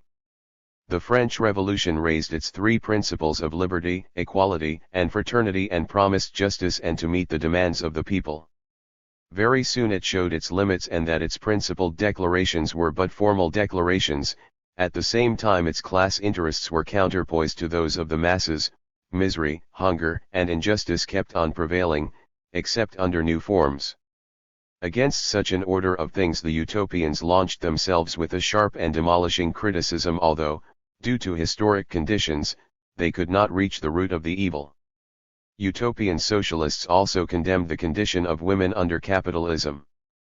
Fourier, representing this position, pointed out, the change of an historical age can always be determined by the progress of women. The degree of emancipation of woman constitutes the natural path for general emancipation. Confronted with this great assertion, it's worth counterpoising the thought of the anarchist Proudhon about women, and keep in mind his ideas when there are attempts today to propagate anarchism to the four winds, presenting them as examples of revolutionary vision and consequence. Proudhon maintained that woman was inferior to man physically, intellectually, and morally, and that represented together numerically, women have a value of 8/27 the value of man. Represented together numerically, women have a value of 8/27 the value of man. So for this hero a woman represents less than a third of the value of a man, which is but an expression of the petty bourgeois thought of its author, a root common to all anarchists. Throughout the 19th century, with their increasing incorporation into the productive process, women continued to develop their struggle for their own demands, joining the workers' unions and revolutionary movements of the proletariat. An example of this participation was Louisa Michel, a fighter at the Paris Commune of 1871. But the feminist movement in general oriented itself towards suffragism, to the struggle to get the right to vote for women, in pursuit of the false idea that in getting the vote and parliamentary positions their rights would be respected. That way feminist actions were channeled towards parliamentary cretinism. However, it is good to remember that the vote was not achieved for free, but that during the last century and the start of this century women fought openly and determinedly to get it. The struggle for the feminine vote and its achievement show once more that, while this indeed was a conquest, it is not the means allowing a genuine transformation of the condition of women. The 20th century implies a greater development of the feminist economic action. Women workers increase massively, as well as women employees, to whom are added strong contingents of professionals. Women enter into all fields of activity. In this process, world wars have great importance because they incorporated millions of women into the economy to substitute for the men mobilized to the front. All this pushed the mobilization, organization, and politicization of women, and starting from the 1950s the feminist struggle starts again with greater force, amplified in the 1960s with great perspectives for the future. In conclusion, through the economic incorporation of women, capitalism set the basis for their economic autonomy, but capitalism by itself is not capable of giving formal legal equality to women. In no way can it emancipate them. This has been proven throughout the history of the bourgeoisie, a class which even in its most advanced revolution, the French Revolution of the 18th century, could not go further than a merely formal declaration of rights. Further on, the later development of the bourgeois revolutionary processes and the 20th century show not only that the bourgeoisie is incapable emancipating the masses of women, but with the development of imperialism the bourgeois concept as regards the feminine condition becomes more reactionary as time goes on and in fact confirms the social, economic, political, and ideological oppression of women, even if it disguises and paints it in myriad ways. Even if it disguises and paints it in myriad ways. 3. Marxism and the emancipation of women. Marxism, the ideology of the working class, conceives the human being as a set of social relations that change as a function of the social process. Thus, Marxism is absolutely opposed to the thesis of human nature as an eternal, immutable reality outside the frame of social conditions. This thesis belongs to idealism and reaction. The Marxist position also implies the overcoming of mechanical materialism, of the old materialists, before Marx and Engels, who were incapable of understanding the historical social character of the human being as a transformer of reality, so irrationally it had to rely on metaphysical or spiritual conditions, such as the case of Feuerbach. Just as Marxism considers the human being as a concrete reality historically generated by society, it does not accept either the thesis of feminine nature, which is but a complement of the so-called human nature and therefore a reiteration that woman has an eternal and unchanging nature, aggravated, as we saw, because what idealism and reaction understand by feminine nature is a deficient and inferior nature compared to man. For Marxism, women, as much as men, are but a set of social relations, historically adapted and changing as a function of the changes of society in its development process. Woman then is a social product, and her transformation demands the transformation of society. When Marxism focuses on the woman question, therefore, it does so from a materialist and dialectical viewpoint, from a scientific conception which indeed allows a complete understanding. In the study, research, and understanding of women and their condition, Marxism treats the woman question with respect to property, family, and state, since throughout history the condition and historical place of women is intimately linked to those three factors. An extraordinary example of concrete analysis of the woman question, from this viewpoint, is seen in Origin of the Family, Private Property and the State, by F. Engels, who, pointing to the substitution of mother right by father right as the start of the submission of women, wrote: Thus, the riches, as they went on increasing, on one hand provided man with a more important position than woman in the family, and on the other planted in him the idea of taking advantage of this importance to modify the established order of inheritance for the benefit of his children. That revolution, one of the most profound humanity has known, had no need to touch even one of the living members of the gens. All its members could go on being what they had been up to then. It merely sufficed to say that in the future the descendants of the male line would remain in the gens, but those of the female line would leave it, going to the gens of their father. That way maternal affiliation and inheritance by mother right were abolished, replaced by masculine affiliation and inheritance by father right. We know nothing of how this revolution took place in the cultured peoples, since it took place in prehistoric times. The overthrowing of mother right was the great historic defeat of the female sex throughout the world. Man also grabbed the reins of the house, woman saw herself degraded, turned into a servant, into the slave of man's lasciviousness, in a mere instrument of reproduction. Our emphasis. This paragraph by Engels sets the fundamental thesis of Marxism about the woman question: the condition of women is sustained in property relations, in the form of ownership exercised over the means of production and in the productive relations arising from them. This thesis of Marxism is extremely important because it establishes that the oppression attached to the female condition has as its roots the formation, appearance, and development of the right to ownership over the means of production, and therefore that its emancipation is linked to the destruction of said right. It is indispensable, in order to have a Marxist understanding of the woman question, to start from this great thesis, and more than ever today when supposed revolutionaries and even self-proclaimed Marxists pretend to have feminine oppression arising not from the formation and appearance of private property but from the simple division of labor as a function of sex which had attributed less important chores to women than those of men, reducing her to the sphere of the home.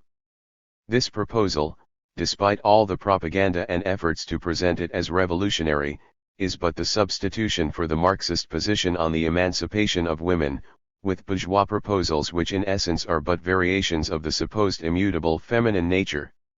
Developing this materialist dialectical starting point, Engels teaches how on this basis the monogamous family was instituted, about which he says, it was the first form of family not based on natural but on economic conditions, and concretely on the triumph of private property over spontaneously originated, common primitive property. And, therefore, monogamy in no way appears in history as a reconciliation between man and woman, and even less as a higher form of marriage. Quite the contrary, it enters the scene under the form of marriage. Quite the contrary, it enters the scene under the form of the enslavement of one sex by the other, as the proclamation of a war between the sexes, up to then unknown in prehistory. Origin. Our emphasis. After establishing that private property sustains the monogamous family form, which sanctions the oppression of women, Engels establishes the correspondence of the three fundamental forms of marriage with the three great stages of human evolution: savagery and marriage by groups, barbarism and pairing marriage, civilization and monogamy, with its complements, adultery and prostitution. That way the Marxist classics developed the thesis about the historically variable social condition of woman and her place in society, pointing out how the feminine condition is intimately linked with private property, the family, and the state, which is the apparatus that legalizes such relations and imposes and sustains them by force.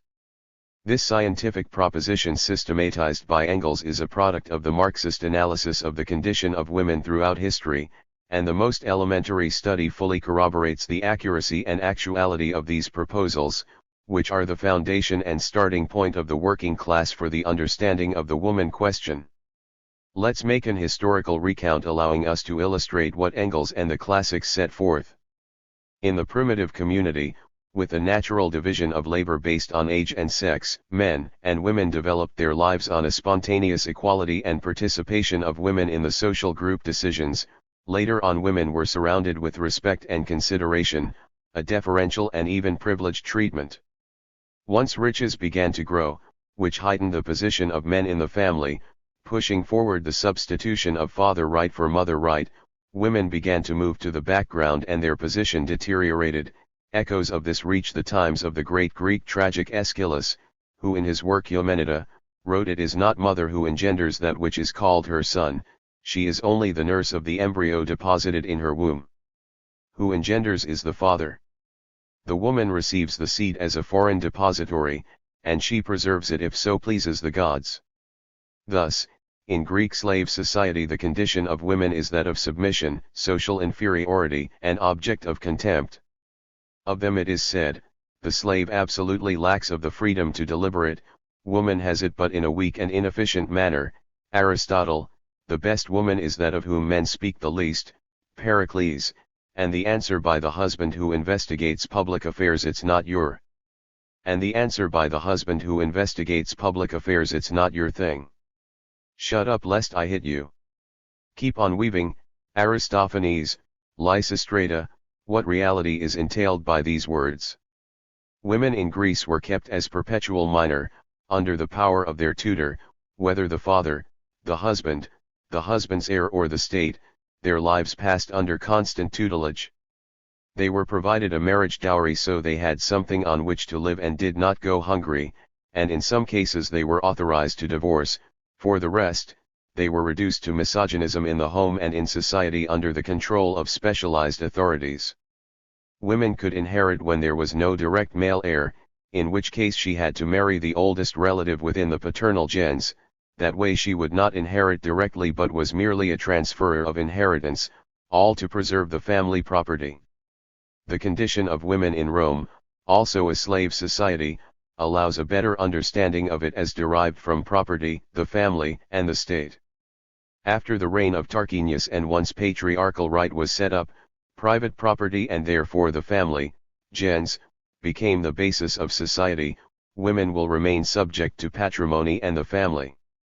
She was excluded from every virile job, and in public affairs she was a civil minor. She is not directly denied inheritance, but is subject to tutelage. On this point said Gaius, the Roman jurist, tutelage was established in the interest of the tutors themselves, so the woman of whom they are supposed heirs cannot wrest their willed inheritance from them, nor impoverish it by alienation or debts. The patrimonial root of the tutelage imposed upon women was therefore clearly exposed and established. After the 12 tables, the fact that women belonged to the paternal gens and to the conjugal gens, also strictly for reasons of safeguarding property, generated conflicts which were the basis for the advancement of the Roman legal emancipation. The sine manu marriage appears, her goods remain dependent on her tutors and her husband only acquires rights over her person, and at that shared with the paterfamilias, who retains an absolute authority over his daughter. And the domestic tribunal appears, to resolve discrepancies which may arise between father and husband. That way the woman can appeal to her father for disagreements with her husband, and vice versa. It no longer is the matter of the individual. On this economic basis, her participation in the inheritance even if tutored, and the conflict between the rights of the paternal and conjugal gens for the woman and her goods, a major participation of Roman women in their society develops. Despite the legal restrictions, the atrium is set up, the center of the house, which governs work by the slaves, conducts education of the children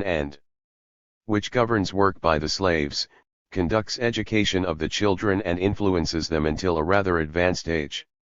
She shares the works and problems of her spouse and is considered co-proprietor of his goods. She attends parties and on the street she is given preferential crossing, even by consuls and magistrates. The weight of Roman women in their society is reflected by the figure of Cornelia, mother of the Gracchi.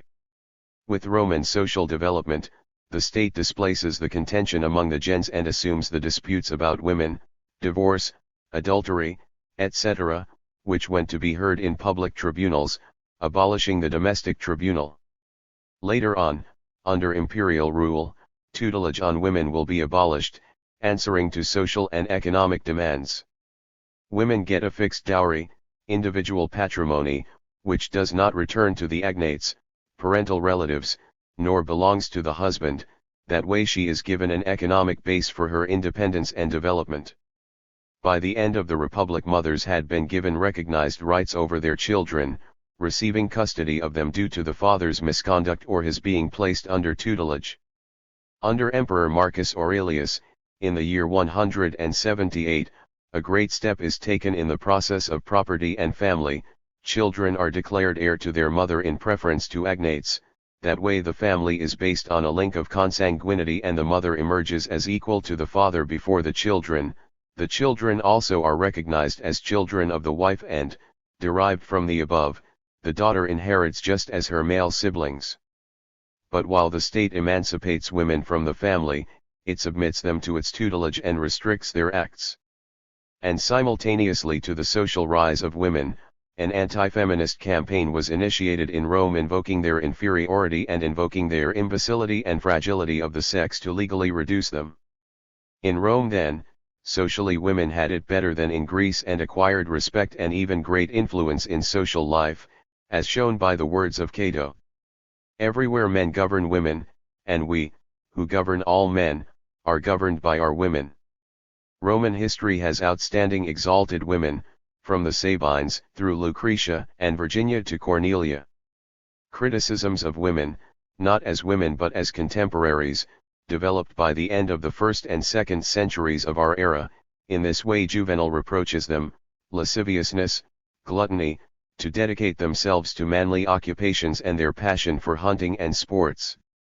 Roman society recognized some rights of women, especially the right to property, but did not open to them civil activities and much less public affairs, activities which they developed illegally and in a restricted way. For that reason Roman matrons, having lost their ancient virtues, tended to seek other fields in which to employ their energies.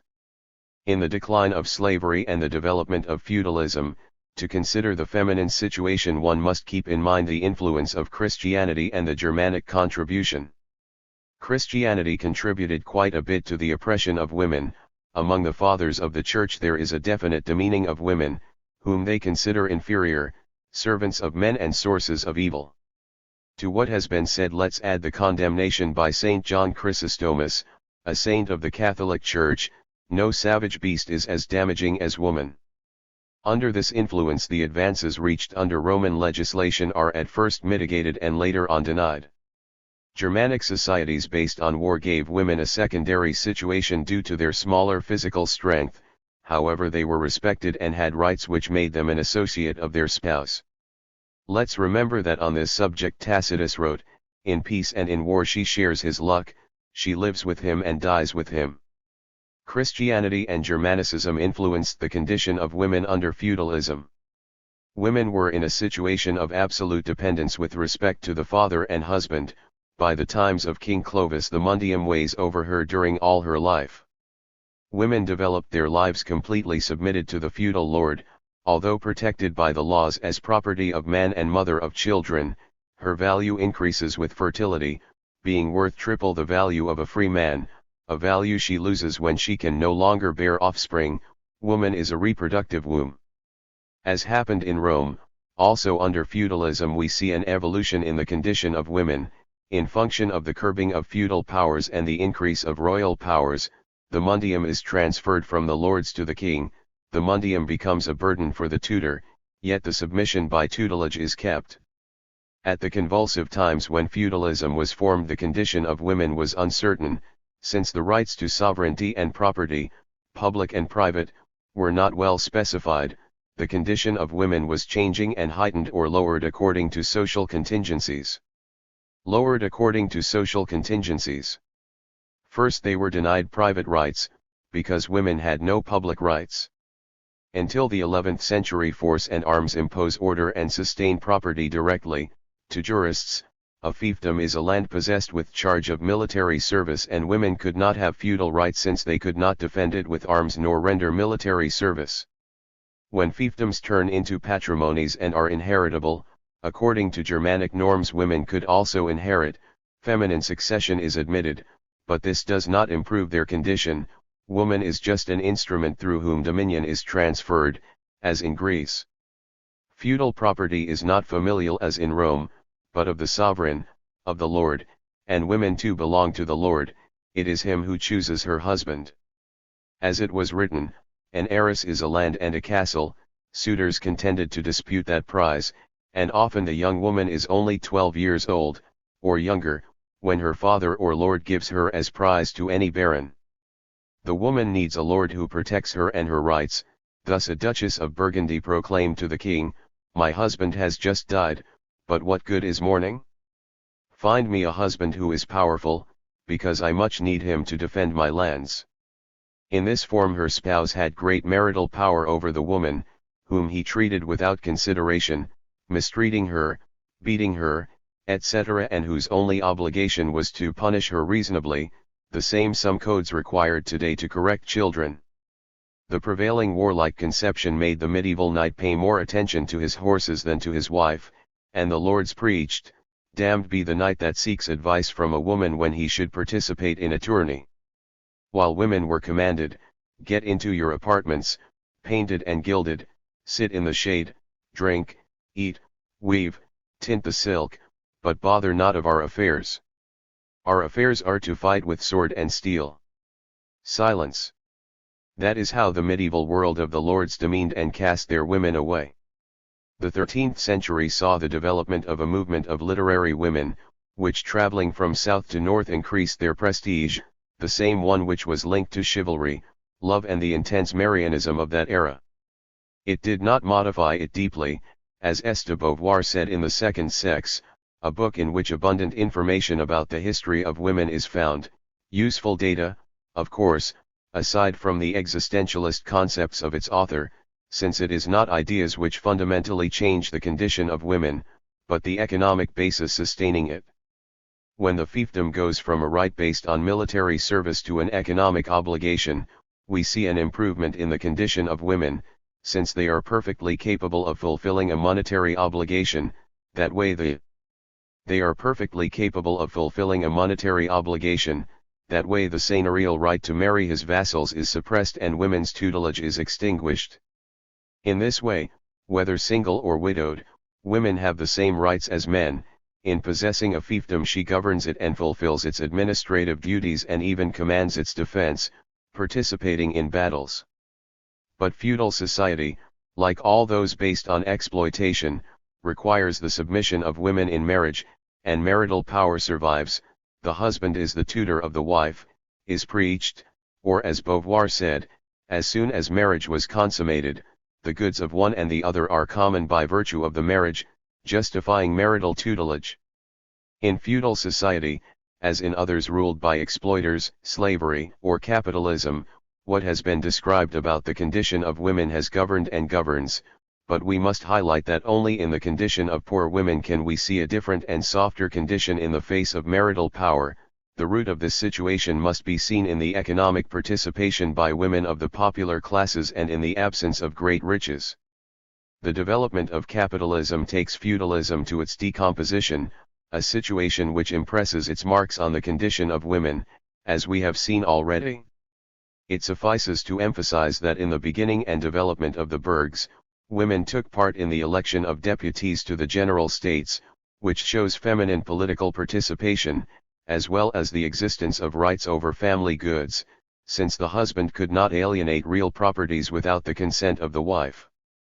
However, absolutist legislation will soon fetter these norms to fight off the diffusion of the bad bourgeois example. This historical exposition exemplifies the thesis by Engels and the classics on the social roots of the condition of women and its relationship to property, family, and state. It helps us to understand its certainty and see its actuality more clearly. All this carries us to a conclusion: the need to firmly adhere to the working class positions and apply them to understand the woman question, participate in its solution, and reject, constantly and decisively, the distortions of Marxist theses on the subject and the so-called superior developments which are but attempts to substitute bourgeois ideas for proletarian concepts on this front, to disorient the women's movement on the march. Having exposed the social condition of women and the historical outline of its development linked to property, family, and state, what remains is to treat the question of the emancipation of women from a Marxist viewpoint. Question of the emancipation of women from a Marxist viewpoint. Marxism fundamentally holds that the development of machinery incorporates women, as well as children, into the productive process, thereby multiplying the number of hands to be exploited, destroying the working class family, physically degenerating women and materially and morally sinking them into the miseries of exploitation. Analyzing women and children at work, Karl Marx wrote, "Insofar as machinery dispenses with muscular power, it becomes a means of employing laborers of slight muscular strength, and those whose bodily development is incomplete, but whose limbs are all the more supple." The labor of women and children was, therefore, the first cry of the capitalist application of machinery. That mighty substitute for labor and laborers was forthwith changed into a means for increasing the number of wage laborers by enrolling, under the direct sway of capital, every member of the woman's family, without distinction of age or sex. Compulsory work for the capitalist usurped the place, not only of the children's play, but also of free labor at home within moderate limits for the support of the family. The value of labor power was determined, not only by labor time necessary to maintain the individual adult laborer, but also by that necessary to maintain his family. Machinery, by throwing every member of that family onto the labor market, spreads the values of the man's labor power over his whole family. It thus depreciates his labor power. Thus we see, that machinery, while augmenting the human material that forms the principal object of capital's exploiting power, at the same time raises the degree of exploitation. By opening the factory doors to women and children, making them flock in great numbers to the combined ranks of the working class, machinery finally breaks down the resistance of the male worker to this, despite the despotism of capital within manufacturing. Capital, Volume I, pages 394 to 395. Economic Culture Fund, 1966. Emphasis in original. Continuing his masterful analysis, Marx himself describes to us how capitalism uses even the virtues and obligations of women for its advantage. Mr. E., manufacturer, told me how in his textile mills he employed exclusively women, preferably married ones, and above all those who had at home a family living from or depending on her salary, since these were much more active and zealous than single women. Besides, the need to procure sustenance to their families forced them to work harder. In this way, the virtues characterizing women are forced them to work harder. In this way, the virtues characterizing women are turned against them, all the purity and sweetness of their character are turned into instruments of torture and slavery. Note 57 of above quoted volume and edition of Capital, p. 331. But just as by incorporating women into production capitalism increased exploitation, simultaneously with this process it provides the material basis for women to struggle and demand their rights, and it's a starting point for the struggle for their emancipation, since as Engels taught in Origin, the freeing of women demands as a first condition the reincorporation of the entire female sex into social industry, which in turn requires that the individual family no longer be society's economic unit, our emphasis. And evidently capitalism, with its own future interests, set the basis for the future emancipation of women, as well as creating the class that will destroy it as it develops, the proletariat. On the other hand, their economic participation and the development of the class struggle pushes forward the politicization of women. We already highlighted how the French Revolution pushed forward the political and organizational development of women and how, by uniting them, mobilizing them, and forcing them to fight, it set the basis for the feminist movement. We also saw how feminist demands were reached through the rise of revolution, and how their rights were abolished and their conquests swept away when the revolutionary process was fettered and thrown back. However, with all the positive aspects that the incorporation of women into the French Revolution had, the resulting politicization of women was but elementary, restricted and very small compared to the major advance represented by the politicization of women by the working classes. What does this politicization imply? When capitalism massively incorporates women into the economic process, it wrests them away from inside of the home, to attract them mostly to factory exploitation, making industrial workers out of them. That way women are forged and developed as an integral part of the most advanced and latest class in history. Women initiate their radical process of politicization through their incorporation into the workers' union struggle. The great change implied by this is observed concretely in our country by the transformation seen in women workers, peasants, and teachers of Peru, amidst the union struggle. A woman arrives at more advanced forms of organization, which goes on building her up and shaping her ideologically for the proletarian concepts, and finally she arrives at superior forms of struggle and political organization by incorporating herself, through her best representatives, into the ranks of the party of the working class, to serve the people in all forms and fronts of struggle organized and led by the working class. People in all forms and fronts of struggle organized and led by the working class through its political vanguard. This politicization process which only the proletariat is capable of producing and the new type of women fighters it generates has materialized in the many glorious women fighters whose names are recorded in history: Louisa Michel, Anne Krupskaya, Rosa Luxemburg, Lujulin, and others whose memory the people and the proletariat keep. For Marxism yesterday like today the politicization of women is the key issue in her emancipation, and the classics dedicated special attention to it. Marx taught, anyone who knows something of history knows that the great social changes are impossible without the feminist ferment. Social progress can be measured exactly by the social position of the weak sex. Letter to Kugelman, 1888. And to Lenin the participation of women was much urgent and important to the revolution. The experience of all the liberation movements confirms that the success of the revolution depends on the degree in which women participate. Our emphasis. Thus the development of the class struggle and its ever greater sharpening, within the specific social conditions of the revolutionary struggle under conditions of imperialism, sets forth and demands more decisively the politicization of women. That is why Lenin himself, in the middle of World War I and foreseeing future battles for the working class which required preparedness, called to fight for, 17. Abolition of any and all limitations without exception to the political rights of women in comparison to men. Explaining to the masses the special urgency of this transformation at moments in which the war and scarcity disquiet the masses of people and awaken interest in and attention to politics particularly among women. And he proposed, it is necessary that we fully develop systematic work among these feminine masses. We must educate those women we have managed to wrest away from passivity, we must recruit them and arm them for the struggle, not just the proletarian women who work in the factories or toil in the home, but also the peasant women, the women in the various layers of the petty bourgeoisie. They too are victims of capitalism.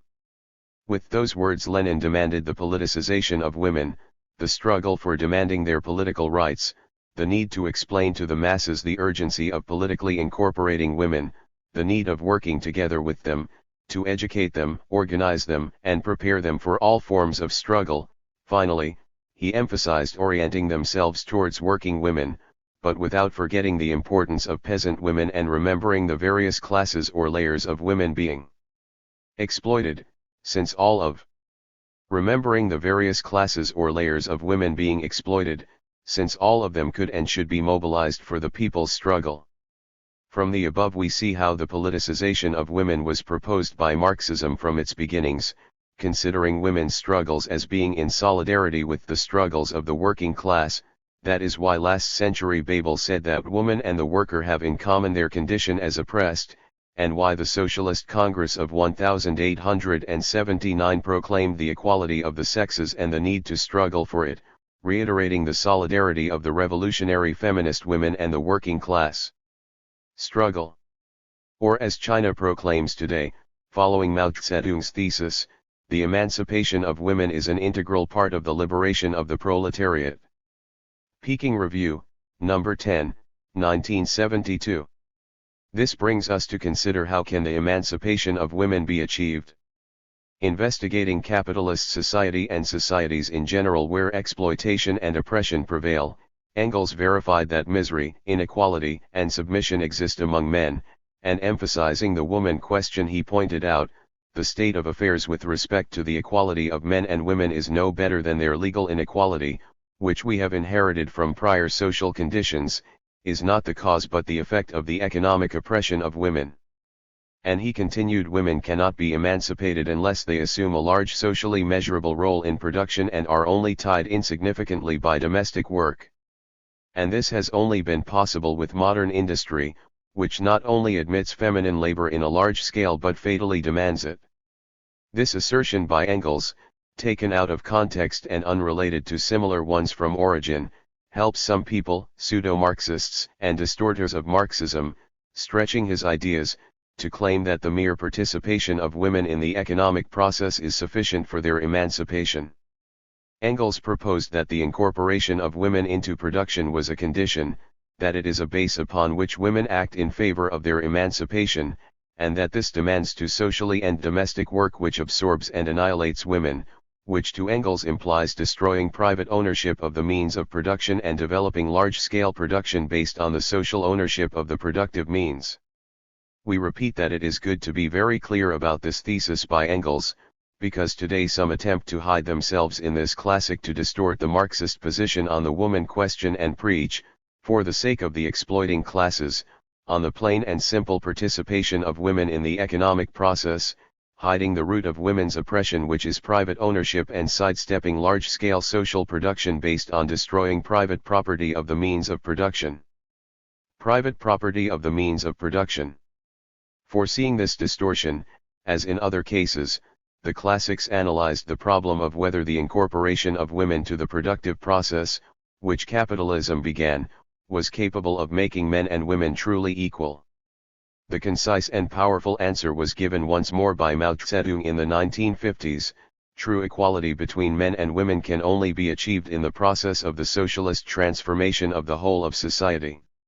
Lenin researched the situation of women in bourgeois society and compared it with how it was under the dictatorship of the proletariat, an analysis which led him to establish, from remote times, the representatives of all the movements of liberation in Western Europe, not for decades, but during centuries, proposed the abolition of these antiquated laws and demanded the legal equality of women and men, but no democratic European state, not even the most advanced republics, have managed to achieve this, because wherever capitalism exists, wherever private ownership of the factories is maintained, wherever the power of capital is maintained, men go on enjoying privileges.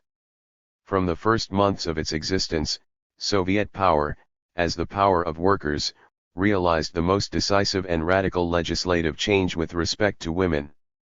In the Soviet Republic no stone was left unturned which kept women in a position of dependence. I am referring precisely to those laws which used the dependent situation of women in a special way, making her victim of the inequality of rights and often even of humiliations, that is to say laws on divorce, on natural children, and on the right of women to sue the father in court to support the child. Tasks of the women workers in the Soviet Republic.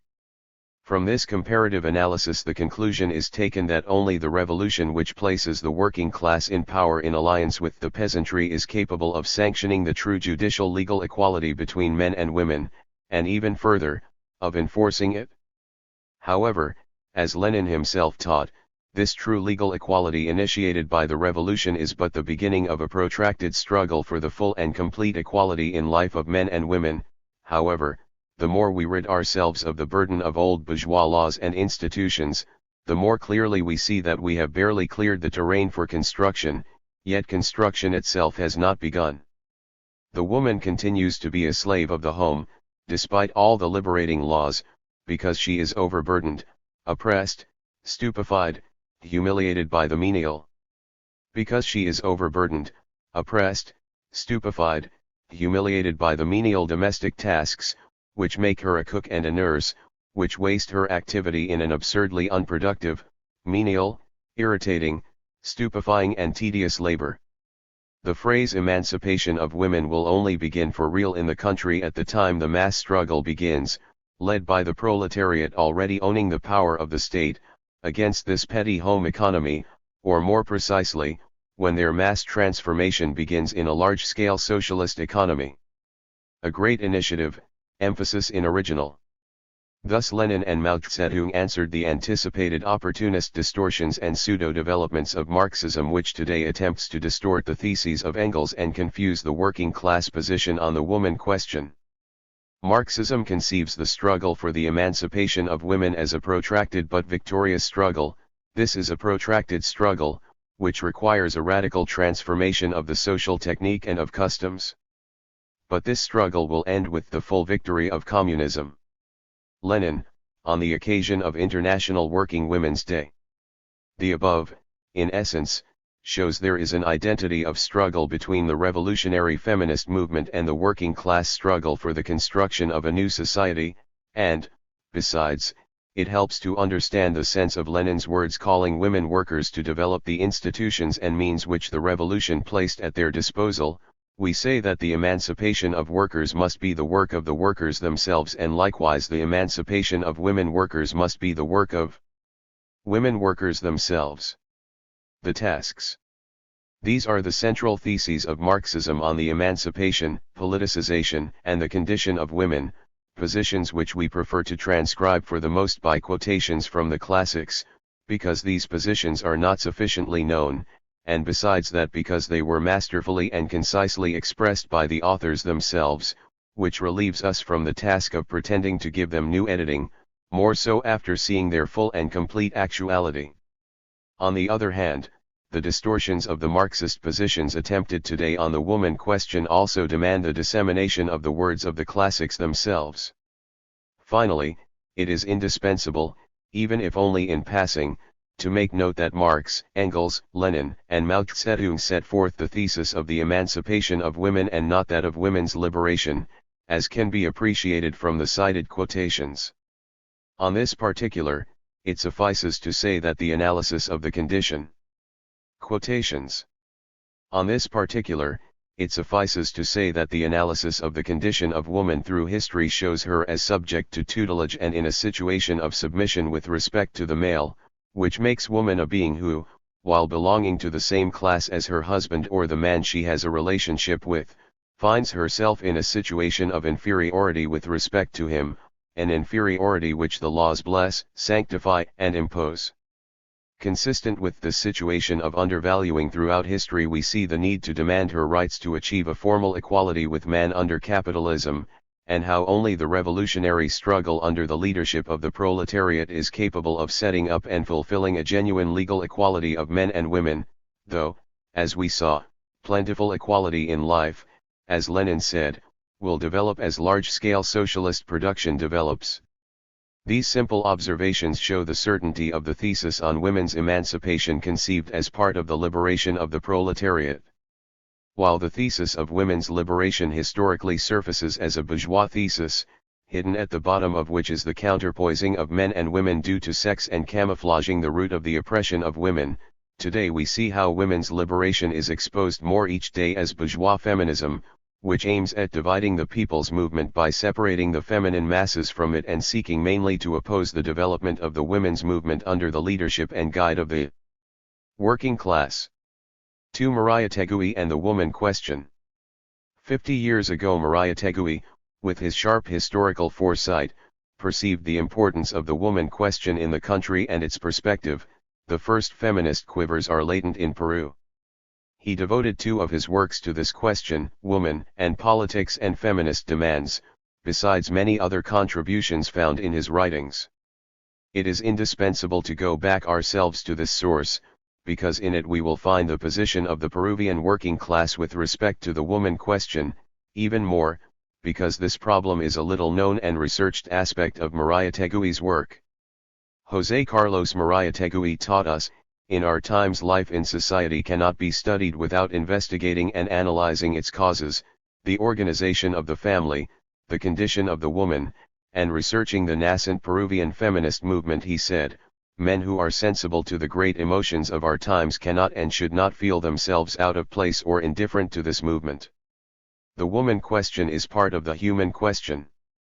So let's keep in mind that from the beginning of its political emergence the working class of this country paid attention to the situation of women, establishing through its great representative their position with respect to women, as well as offering fighting support to feminist struggles, as shown by the solidarity of textile workers and drivers with the women workers of A Field Co. in 1926.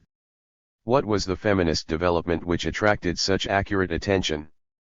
The condition of women in the country suffered a noticeable change, especially in this century and more specifically after the 2 world wars. While the condition of peasant women changed more slowly, that of her sisters turned workers and professionals experienced more rapid and profound changes. Evidently the presence of women in our society has been conquering positions ever more widely. Last century the action and literary work of Clorinda Matto de Turner, Mercedes Cabello de Carbonera and Margarita Praquides Muñoz, highlighted the feminine presence over a background of millions of peasants, workers, and other women who, while anonymous, were subject to harsh social repression of feudal roots. The Peruvian woman of the 19th century had minimal access to education, and when she was allowed to attend secondary education, the educational norms. When she was allowed to attend secondary education, The educational norms followed would establish for her a watered-down curriculum comparable to the last primary grade for males plus some of the secondary school courses these would follow.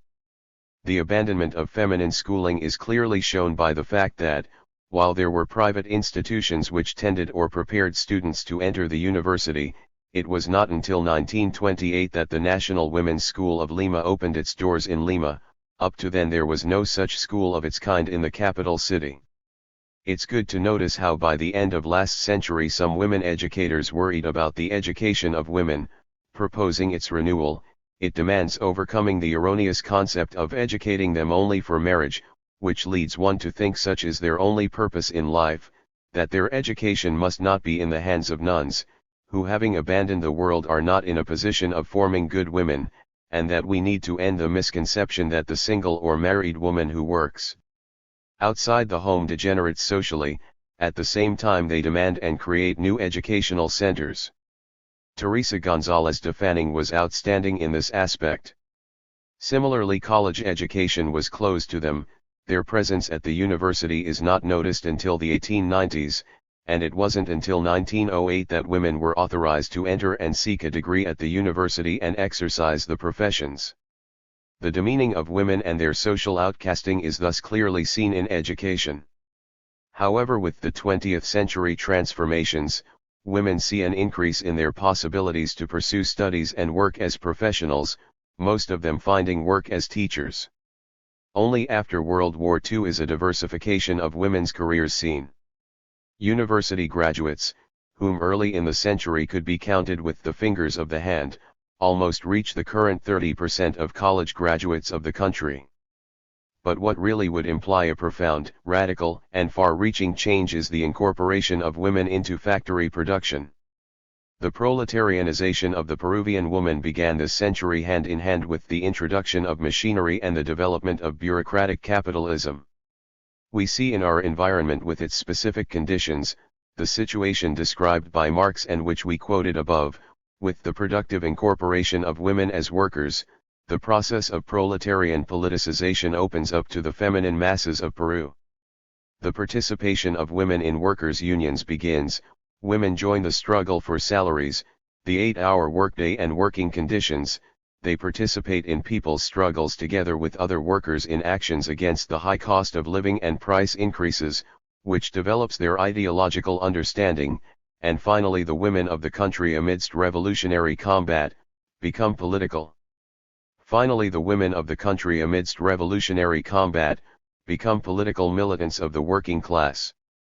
The process of the political development of the Peruvian woman, parallel to their incorporation into labor, provided significant gains to the country's class struggle in the first third of the century, among which milestones we must highlight the struggle for the 8-hour workday by agricultural workers at Huaral, Barranca, Pativilca, and Huacho, in which 5 female workers offered their lives in 1916, sealing with their blood their adherence to their class.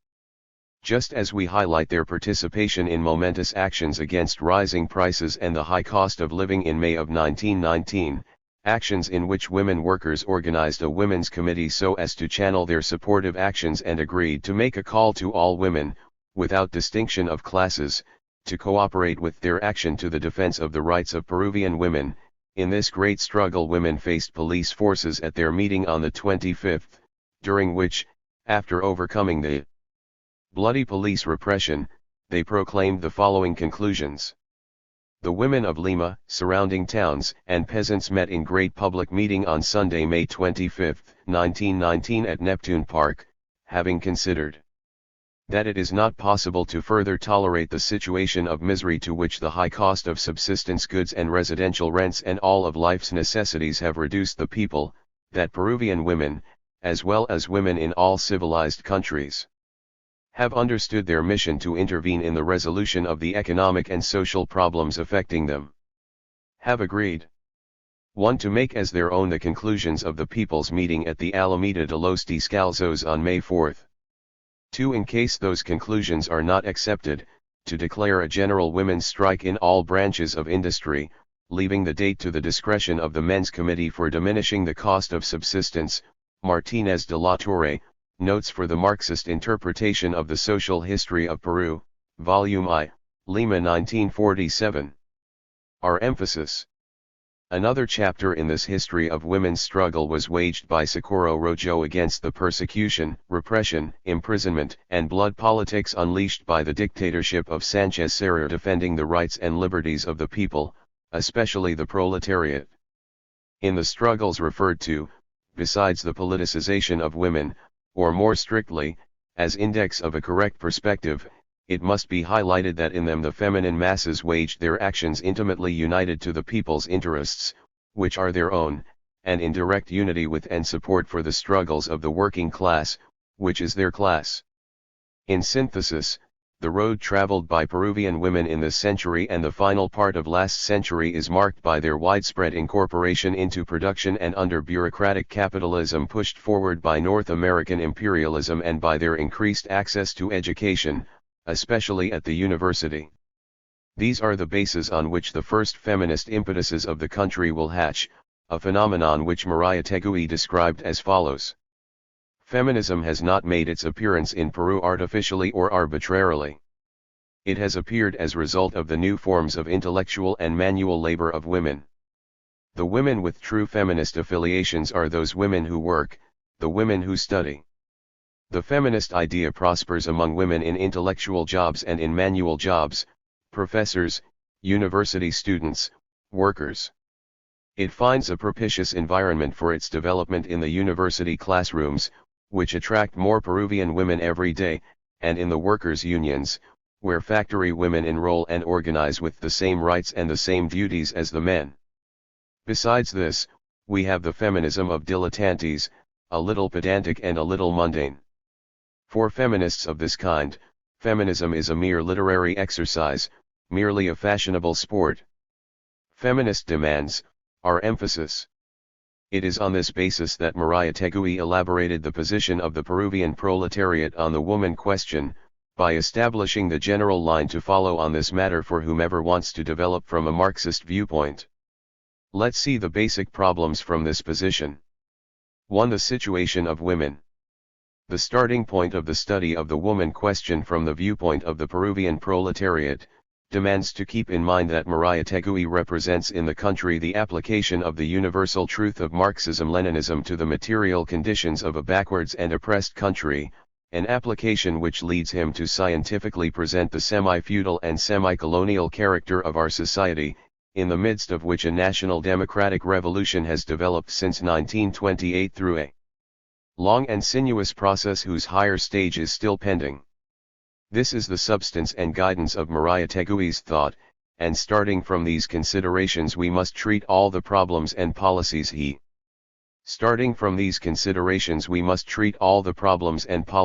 established, among them what is relevant to the woman question. Thus Maria Tegui starts from the semi-feudal and semi-colonial character of Peruvian society to judge the situation of women. This in itself rejects from the outset the obsolete theory of feminine nature, conceiving of women in a situation or condition derived from the structure of society in which they function and emphasizing the dynamic, changing character of women's situation.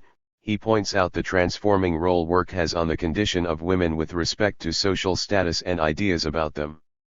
The following paragraph expresses this and other points well. But if bourgeois democracy has not realized feminism, it has involuntarily created the conditions and moral and material premises for its realization. It has valued women as a productive element, as an economic factor, by making more intensive and extensive use of their work each day. Work radically changes the mind and the spirit of women. Women acquire, by virtue of their work, a new concept of themselves. In ancient times society destined women to marriage and idleness or menial work. Today it fates them, above all, to work. This fact has changed and elevated the position of women in life. So it remains clear, for the Peruvian proletariat, that it is society which imparts women their condition and not some mischievous nature, that the feminine condition is a changing one and that it is work which is imparting a great leap in the position and concept of women. This is the Maria Teguist starting point.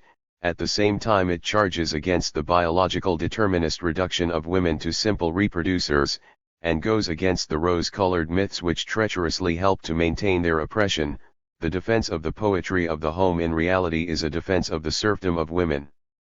Far from ennobling and dignifying the role of women, it diminishes and reduces it. The woman is more than a mother and a female, just as man is more than a male. The last two paragraphs belong to feminist demands, our emphasis. Developing the thesis of the social root of the feminine condition, Murayatagui sets out the difference between Latin and Saxon women, establishing the causal connection between feudal background and temperament and differences in each woman. The Latin woman lives more prudently, with less passion. She does not have that urge for truth. Especially the Spanish woman is very cautious and practical. Waldo Frank, precisely, defined her with admirable accuracy. The Spanish woman he wrote as a pragmatist in love. She considers love as a means of creating children for heaven. Nowhere in Europe is there a less means of creating children for heaven. Nowhere in Europe is there a less sensual, less amorous woman. As a girl she is pretty, fresh hope colors her cheeks and enlarges her black eyes. To her, marriage is the highest state to which she can aspire. Once married, this innate coquettishness of spring disappears like a season in her. In a moment she turns judicious, fat, and maternal. Signs and Works, Waldo Frank's Rahab. What was said about the Spanish woman naturally extends to Latin American women and among them those in this country, and it shows that the feminine mentality generated by the ancient and present feudal background is still not overcome. But besides this, analyzing the relations between imperialism and the oppressed countries of America, Murayatagui highlights the alienating mentality which Yankee domination impresses on feminine mentality. The Lamena native of Lima transbourgeoisie fraternizes with the Yankee capitalists, and even with their lower employees, at the country club, at tennis, and on the streets. The Yankee can marry, without any inconvenience of race or religion, the Creole señorita, and she feels no scruples of nationality or culture by preferring marriage with an individual of the invading race. And neither does the middle-class girl feel any scruples in this respect. The Huachefita who is able to trap a Yankee employed by the Grace Corporation or the Foundation does it with the satisfaction of having elevated her social condition. Imperialist viewpoint. Thus typifying the feminine condition in our society as serfdom of women, the semi-feudal and semi-colonial background which is its root is established, discarding all interpretation sustained by the supposed deficient feminine nature. On this basis Murayatagui goes on to the material analysis of Peruvian women belonging to the different classes. He masterfully depicts working women. If the masses of youth are so cruelly exploited, proletarian women suffer equal or worse exploitation. Up to very recently the proletarian woman had her labor limited to domestic activities at home. With advancing industrialization, she enters the competition in the factory, shop, enterprise, etc. Thus we see her in textile factories, cracker factories, laundries, container and cardboard box factories, soaps, etc., where she performs the same work as the male worker, from operating the machinery, to the most menial job, always earning 40% to 60% less than the male. At the same time that women train themselves to do industrial jobs, they penetrate also into the activities of the office, commercial houses, etc., always competing with men and to the great benefit of the industrial enterprises, which get a noticeable reduction in salaries and immediate increase in profits. In agriculture and mining we find proletarian women in frank in profits.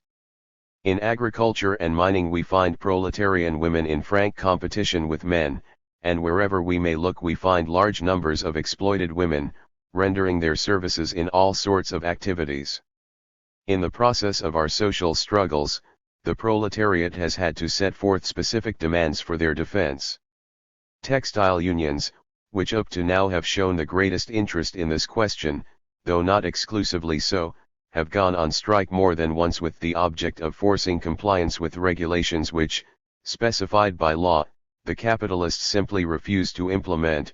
We have some capitalists, such as the friend of the worker Mr. Tizon y Bueno, who have not hesitated to consider as an offense the fact that a woman worker was pregnant, for which offense she has been terminated so as to avoid complying with what the law stipulates. At the cracker factory, the exploitation of women is vile.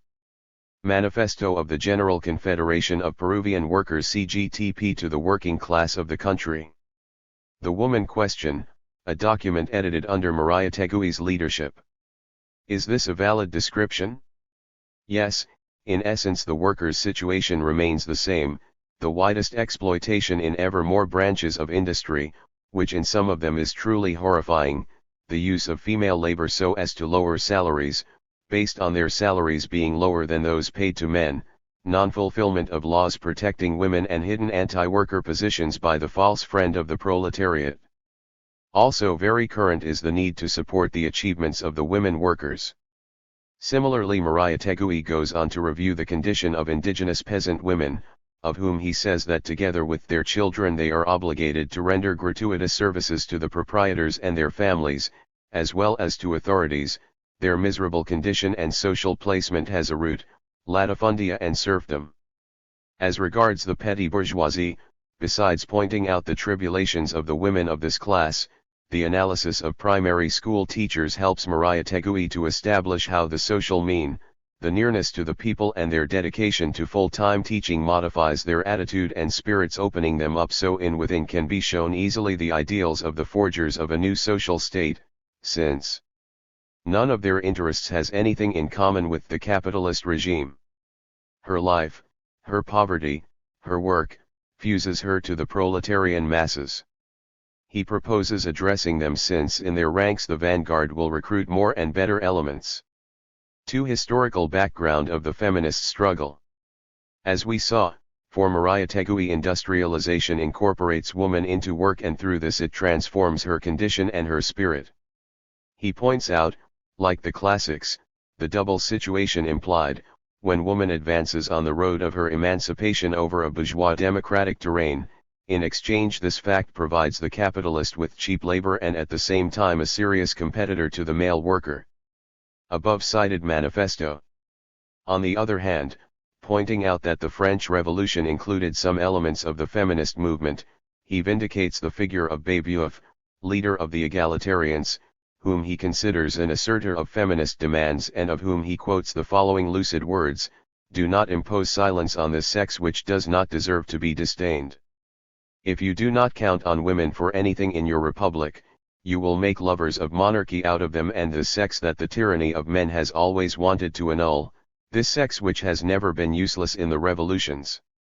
And balancing the contribution made by the French Revolution to the emancipation of women he said in Women and Politics. The French Revolution, however, inaugurated a regime of political equality for men, not for women. The rights of man could have been called rather, the rights of males. With the bourgeoisie women ended up much more alienated from politics than with the aristocracy. Bourgeois democracy was an exclusively male democracy. Its development had to end up, however, intensely favorable to the emancipation of women. Capitalist civilization provided women with the means of increasing their capacity and improving their position in life. Therefore, what the bourgeois class does for women was set accurately. While it is capable of providing conditions for her development, it is incapable of emancipating her. Maria Tegui knew this very well, how despite this limitation capitalism, as it develops, opens up for women the doors to various activities, including politics, very especially so in the 20th century, so much that it becomes a symbol of this. Developing this statement, Maria Tegui himself vindicates many notable women and points out and demonstrates the contributions many women have made to poetry, to the novel, to the arts in general, to the struggle and politics. Thus he teaches us how to judge women of the various classes and celebrities, pointing out their merits and shortcomings and showing what is principal in each individual case and, what is more important, highlighting their contributions to women's advancement. Important, highlighting their contributions to women's advancement. 3. Feminist movement. A central point and greatly important today is the Maria Teguist proposal on the general problems of women, With his theses on the feminist movement, on which subject 3 parts are noteworthy: feminism, politicization of women and organization. With respect to feminism, Mariah Tegui held that it emerges neither artificially nor arbitrarily among us, but it corresponds with the incorporation of women into manual and intellectual work. In this viewpoint he highlights mainly that feminism thrives among women who work outside the home, and points out that the proper environments for the development of the feminist movement are the university classrooms and the labor unions. He then sets forth the directive of orienting ourselves towards those fronts so as to push forward the mobilization of women. Although it must be decided that such orientation in no way implies discounting peasant women, since we must remember that Mariah Tegui considered the peasant women as the most important class in our process, no doubt peasant women too are a front of mobilization and even more, the main source which the entire feminist movement as well as the proletariat want to reach. In Feminist Demands, Mariah Tegui proposes the essence of the feminist movement: no one should be surprised if all women do not get together in a single feminist movement. Feminism has, necessarily, several colors, various tendencies. In feminism 3 fundamental tendencies can be distinguished, 3 substantive colors: bourgeois feminism, petty bourgeois feminism, and proletarian feminism. Each one of these feminisms formulates its own demands in a different way. The bourgeois woman unites feminism with the interests of the conservative class. The proletarian woman unifies her feminism with the faith of the revolutionary multitudes in the society of the future. The class struggle, an historical fact and not merely a theoretical assertion, is reflected on the feminist stage. Women, like men, are reactionaries, centrists or revolutionaries. They cannot, consequently, all fight the same battle side by side. In the current human panorama, class differentiates individuals more than sex. This is the essence of our woman question, the class character of the entire feminist movement. And we must keep this very much in mind, today more than ever, since once more the organization of women is pushed forward.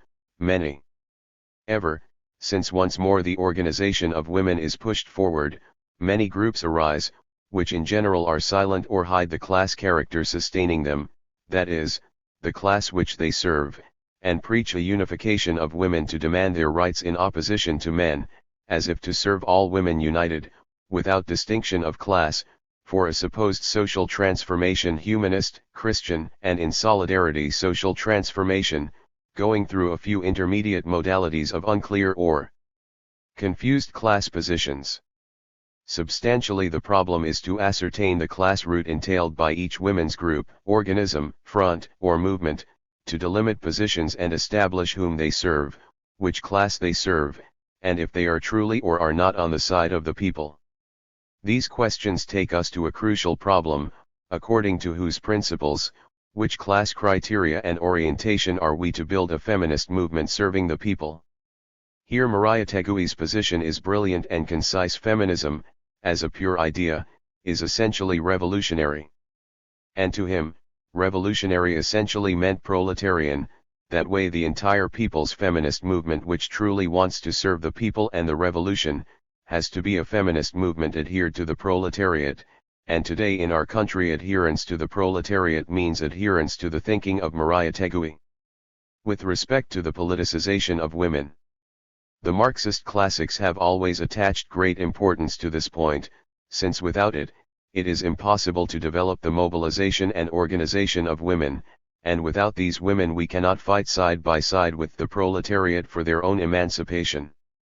Following his great example, the Peruvian working class like Mariah Tegui has pointed out the importance of the politicization of women, and highlighted that its deficiency or lack thereof serves reaction. Women, for the most part, due to their little or no political education, are not a renovating force in contemporary struggles but a reactionary force. Figures and aspects of life in the world. This is sufficiently clear. What we must ask ourselves is this: what does this politicization mean?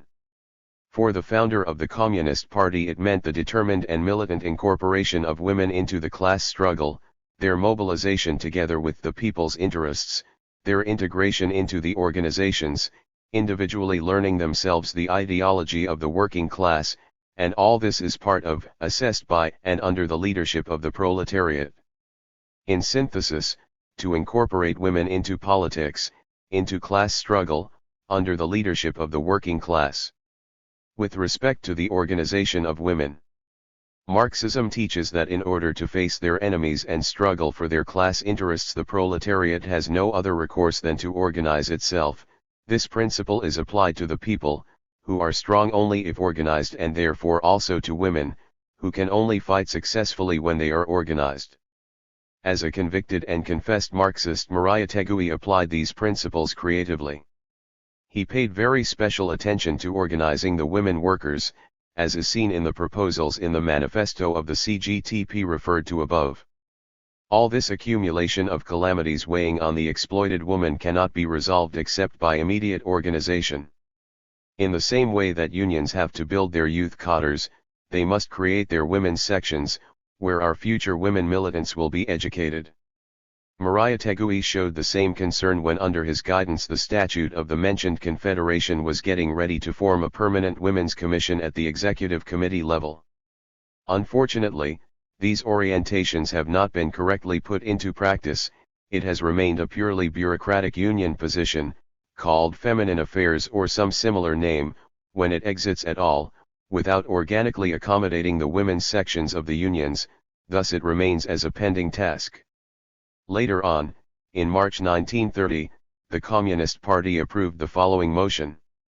First, creating a provisional secretariat to organize socialist youth, under immediate control of the party. Second, creating a provisional secretariat to organize the working women, under the leadership and control of the party. Third, both secretariats will struggle for the immediate organization of youth of both sexes, for their political and ideological education, as a preparatory stage for their admission to the party. Martinez de la Torre, OPCIT, Volume 2, our emphasis. Here Mariah Tegui's thesis is materialized by the need to pay attention to the women's organizations, even at the most advanced political levels, and his position is expressed that the organization of women is, ultimately, the question of organizing them under the leadership and control of the working class and the party. Such proposals lead us to ask ourselves, about each women's group. Party. Such proposals lead us to ask ourselves, about each women's group, organism, front, or movement, for which class, how and for what are women organized. And keep in mind that these points can only be satisfactorily resolved, that is, for the class and the people, by adhering ourselves to the working class positions. These three questions, feminism, politicization of women and organization of women, and the theses which Mariah Tegui established must be studied and applied consistently, since only that way can an authentic popular feminist movement be developed. For the emancipation of women. In this point too, like in the classics, Mariah Tegui also holds that under capitalism and industrialization women make advances on the road to their emancipation. However, under this system she does not even reach full legal equality. For that reason a consistent feminist movement seeks to go further, and on this road it necessarily has to join the struggle of the proletariat.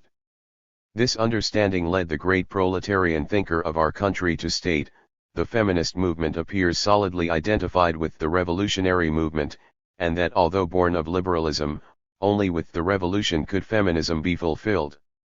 Born of a liberal womb, feminism has not yet been able to operate in the capitalist process. It is only now, when the historic path of democracy reaches its end, that woman acquires the political and legal rights of the male.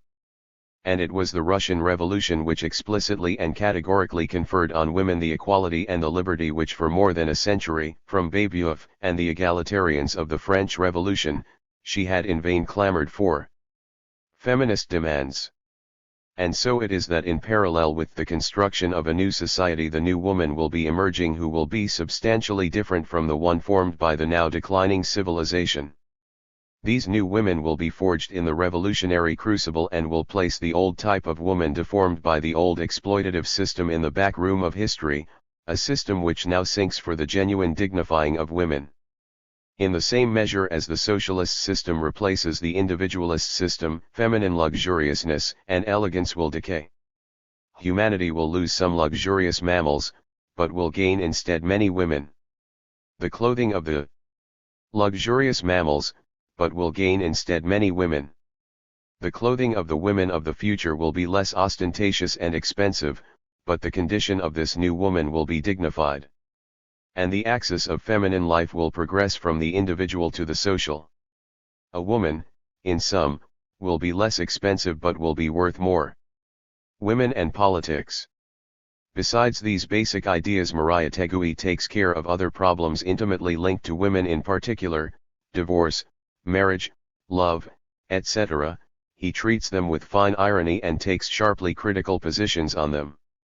However, as a good Marxist, he does not center his attention on them until taking them as the principal issue. To do so is to forget the principal struggle and fundamental goal, while spreading confusion and disorienting the revolutionary struggle. Up to this point we have presented an exposition of the central theses of Mariah Tegui's thought on the women question, in which we have used plentiful quotations for the same reasons we had when dealing with the Marxist positions on the subject. 3. Developing the feminist movement following Mariah Tegui. 1. Current relevance of Mariah Tegui. A conclusion is obvious from what has been said. The theses Mariah Tegui held on the woman question resulted from the consistent application of Marxism-Leninism to the specific conditions in a semi-feudal and semi-colonial society like ours. On this, generally, there is no disagreement, and even when there is no open adherence, at least by silence and acceptance of such conclusions is shown. However, the question is not whether Mariah Tegui's thought was a correct application of Marxism to the country. The central issue is, how relevant is his thought to the present? This is a subject on which, while expressing an apparent recognition of Mariah Tegui and so as not to attack his immense and still growing prestige, some question its current relevance by mentioning that more than 40 years have elapsed and raising, erroneously and treacherously, the need to take into account the creative development of Marxism in order to surpass it. Analyzing this point leads us to review, if only in passing, some of the positions that have been sustained in this country on the woman question. Thus, the notable and contentious thinker Don Manuel González Prada handled this question in his 1904 work Slaves of the Church, a work now included in Hours of Struggle. There, while expressing important concepts such as, we can't know the people well until we have studied the social and legal condition of women, the moral elevation of man is measured by the concept he has on women. For the ignorant and brutal man, the woman is just a female. For the thinker and cultured man, she is a brain and a heart. Just as we carry the family name of our father, we carry the moral making of our mother.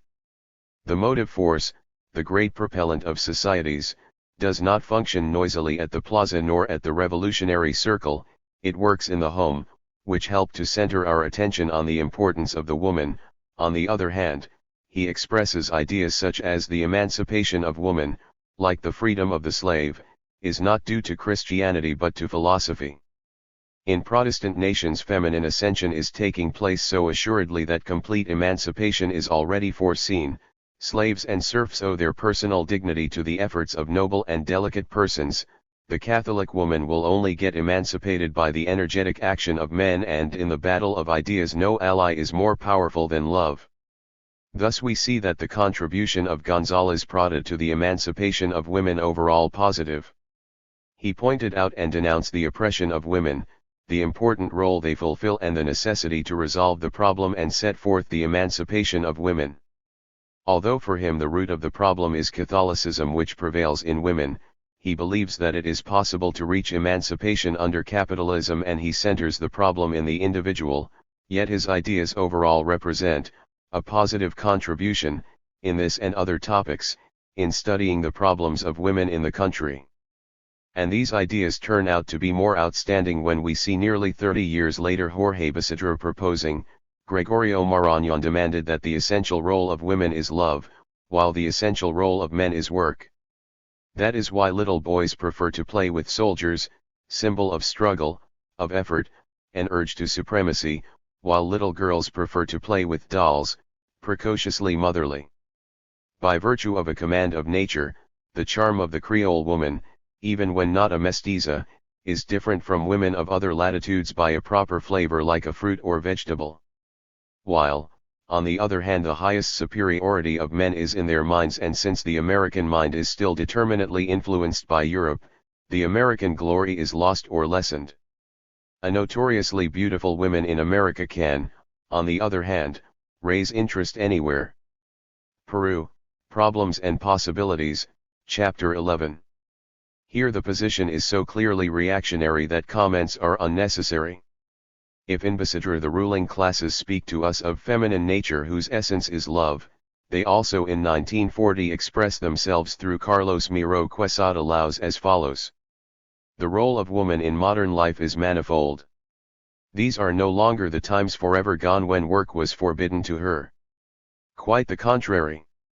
Today woman works in diverse activities.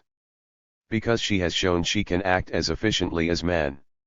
She, therefore, has the duty to study, to prepare herself for the future. And if in these chores women share the duties with men, in others they are, and will always be, better than men. And what happens is that woman contributes to life many things which are innate to her. She has the hands of mother and nurse. That is femininity which, thanks to God, they will never lose, despite the 20th century of wars and revolutionary theories. The word consolation evokes women. After making man, the Creator, put her at his side to be his mate, to give stimulus and sweeten his life. First she must obey her parents, then her teacher, later on her husband, and always duty. 3 Conferences, Lima 1941. With Basadre the exploiting classes postpone the work of women, with Miro Quesada, having new requirements, they exalt and demand the work of women. But deep down both are based on feminine nature. But not only in this field do these ideas appear, incorrect positions are also found in writings and magazines which claim to be revolutionary and even Marxist. We read in them concepts like the following, speaking of the sense of life, that they participate in social change, will enable, we understand it's meant women, to undo their existential problem, since the sense of life would then reside in the profit each individual is able to offer her/his neighbors by way of will and effort. Considering the subject women and society, after attempting to outline Engels' thesis on the development of the family, the following is said: we are possessed of the myth of the inferiority of women. And from that arises the need of liberating women. Her liberation can only occur when the socio-economic structure changes with the development of a new society. Thus liberation is highlighted but not its social background, which is kept ambiguous and imprecise, ending up centered on how to regulate the relationship between sexes in answer to the new ideology. If the woman is equal or must be equal to man, the basis of such relationship would be a. To liberate the women from religious alienation. b. To exercise the right to choose her mate without obeying prejudices about masculine initiative. c. Not to understand women's liberation as a synonym for free love, and, fortunately, d. The woman being equal to man, she must not remain separate from politics by alleging her feminine condition. Love, as a starting point for a social change, should be the stimulus for youth, men and women, to struggle to build an egalitarian world without oppression or injustice. And in publishing the story, The Tomb of the Unemployed, a Christmas story which handily spreads the generosity of women and the selfishness of men, a treacherous version of feminine nature, later on the two ghosts became silent, each with its own thoughts. The woman in her past, the man in his future. The woman on what must be done, the man on what needs to be done for him. One with generosity and one with selfishness, always nailed to their foreheads, always wrestling in the depths of their consciences. Magazine Mujer No. 1 and 2, while having no dates, they were printed in the 1960s. Evidently the and 2, while having no dates, they were printed in the 1960s. Evidently the ideas contained in Mujer, despite their apparent Marxist and revolutionary posturing, neatly reveal a bourgeois background. In no way do they express a proletarian position on the woman question. What does this summary show us? The hard, cold truth that the question is by no means the time frame when the positions are presented, nor is the problem to take into account the creative developments of Marxism, but what is central is the class position on which a proposal is based. We have seen a position prior to Mariátegui, that of González Prada, which despite preceding Mariátegui by some 30 years entails many positive elements, as well as a position contemporaneous with Mariátegui, that of Basadre, which is openly reactionary. Finally, two later positions, 30 years after Mariátegui, that of Miró Quesada, which renovates some criteria but is still reactionary, and that of the magazine Mujer, under Marxist colors, which definitely adheres to bourgeois positions despite it being presented to us as revolutionary and in the service of women's emancipation. What is the conclusion? As we said, the question is the class character on which a position is based, in this case the position on the woman question. With Mariátegui, the greatest exponent of our working class, the proletarian position on the woman question is established. He set the basis of the proletarian political line on this question, and his positions are completely current, on this topic as well as on others dealing with the revolutionary politics of the proletariat in our country. Therefore, developing a people's feminist movement demands, today more than ever, a firm and consistent adherence to the thought of Mariátegui, starting from an acceptance of its current relevance. 2. Retaking Mariátegui's road. The struggle of Peruvian women and of proletarian women has a long tradition, sealed with their blood, for over 50 years. Similarly, feminist organizations are long-standing. Nevertheless, the process of organizing Peruvian women began to expand in the 1960s, forecasting a brilliant perspective, though a long and twisting one. At present we have a multitude of organizations of varying extension and levels, and what is more important, sprouting old seeds. We already see signs pointing to a genuine people's feminist movement.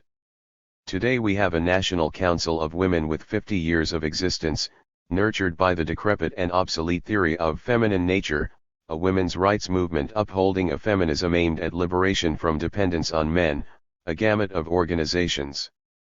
Feminism aimed at liberation from dependence on men, a gamut of organizations being formed which support the current regime for the benefit of its corporativist process, under the orientation and control of cinemas and under its concept of participation of women, part of their fully participatory democracy, which obscures that the root of women's oppression is private property and the subjugation of women that began with it, which, twisting our history and using a lowly and vulgar materialism, propagandizes that in 1968 the revolutionary process began that seeks the authentic liberation of women with political equality and active participation, concluding, "We are the ones who must create the various forms of women's organizations." Saturated with the sly and underhanded bourgeois feminism. And a National People's Union of Peruvian Women, a right opportunist organization which staged, as usual, a collaborationist apparatus totally devoted to the service of the regime. This increase and organizational strengthening of the masses of women demands a serious investigation of the woman question and a class analysis of the organizations that exist or are being formed, so the camps can define themselves in order to establish, as in other fields, the two lines on the woman question, the counter-revolutionary line commanded by imperialism and the middle bourgeois, and the revolutionary line whose command and center is the proletariat. That will help the organizational development of the people's feminist movement, which of necessity requires its construction to be unleashed amidst the two-line struggle, the expression of the class struggle and of the similar and conflicting interests of the contending classes. And of course it must not be forgotten that within each line there are variations and differences in operation according to the classes grouped around each line. From there the problem consists of establishing the two contrary lines and, within each one the variations and nuances of the line, establishing which position is in command of each line, and, depending on the class each represents, gives each of the lines in struggle a revolutionary or counter-revolutionary character. All that's been exposed takes us therefore to the necessity of retaking Mariátegui's road on the woman question, in order to serve the formation and development of a people's feminist movement conceived as a movement generated by the proletariat among the masses of women, with the following characteristics. 1. Adherence to the thought of Maria Tegui. 2. Class-conscious organization of the masses. 2. Class-conscious organization of the masses. 3. Subject to democratic centralism. The construction of such a movement sets forth for us two problems. 1. Ideological political construction, which necessarily implies providing it with principles and program. 2. Organic construction, which we can serve by forming corps or groups of activists for carrying the principles and program to the masses of women workers, peasants, professionals, university and secondary school students, etc. They would work toward the politicization of women, mobilizing them through their struggles and organizing them to adhere to the political struggle, in harmony with the orientation and politics of the proletariat. To conclude this contribution to the study and understanding of the woman question, it is pertinent to transcribe a declaration of principles and program which for some time has been circulating in our midst, documents which, while emphasizing their character as ongoing projects, can serve as a useful basis for discussion of the ideological political construction of the ongoing people's feminist movement. 1974, on the national question. Speech by Chairman Gonzalo at the conference organized by the Teachers Union of Huamanga, Ayacucho, Peru, 1974. Contemporary Peruvian Society. The character of our society. The character of the revolutionary process of Peruvian society. Bureaucratic capitalism. What do we mean by bureaucratic capitalism? 3 lines within bureaucratic capitalism. The contemporary situation of the country. The conditions under which the current regime grows. The plans and characteristics of the regime. Evidently, it is very important and necessary to analyze the character of Peruvian society, because if we do not have a clear understanding of it, we cannot comprehend and explain adequately the process we are living in today. Thus, it is not possible to understand concrete problems of today and the current political situation, such as the law of education or law of mines, without understanding what the character of contemporary Peruvian society is. Unfortunately, little is known about the national question, and this gets worse with the gross disinformation campaign launched by the state on this matter lately. The character of contemporary Peruvian society. Peru is a semi-feudal and semi-colonial society. Our country became independent in the last century. More than 150 years ago, we were a colony of Spain. We lived subjugated by this metropole and had no political independence at all. On the other hand, at the beginning of the 19th century, Peru was a feudal country and our society was fundamentally based on agriculture, which was the economic base. Of course, there was trade and incipient industrial modalities, but the economic base was feudalism. The society was based on the existence of big latifundios, TNF, large farms or haciendas, that belonged to a handful of big latifundios, TNF, large farms or haciendas, that belonged to a handful of people, and upon this kind of property, servitude existed. The peasants were cruelly exploited, and had to give personal services such as working the land of the feudal lord and others, including domestic services, in order to have a plot of land. Our country was backward, where the norm was the practice of old forms of production and modalities of government that were totally decrepit. At the beginning of the 19th century, the country had two problems, which with certain minor modifications still persist today. First, the land question, the problem of feudalism, of the servitude of the peasantry based on the latifundia property, and the second was the problem of national sovereignty. Our nation was a colony of Spain. The struggle for independence raised these two problems. The issue of sovereignty was present in parliamentary debates in which it was proposed that independence could only be assured if the land was handed over to the peasants. Also, this is proven by the decrees of Bolívar on territorial property. However, independence only meant breaking the chains with Spain. Soon thereafter the country found itself controlled and dominated by England. This great capitalist power dominated all of Latin America. What is the importance of the domination of England in our country? Up until independence, we were a feudal and colonial country, but once we became independent, although we maintained our feudal base, we achieved a certain political independence. We became a republic despite of the problems inherent to emancipation. England introduces higher modalities of development in the country, capitalist modalities, fundamentally in trade, which was tied to the world market of the fertilizer guano, TNF, seabird excrement. As a result, the destruction of feudalism advanced because England brought merchandise and introduced capitalist method of production. On the other hand, England began to control the country and introduced a process of colonialization. The British domination resulted in the beginning of a change, a step toward the formation of a semi-feudal and semi-colonial society. In the XX century, the United States, US, displaced the English domination in the Americas and becomes the master, around the 1920s. Thus, our country sees itself dominated by another world power, an imperialist power. The US came when it was already an imperialist country, with a developed system of monopolies, and big corporations that concentrate the U.S.'s economy. It was already a power undergoing a colonial expansion in Latin America and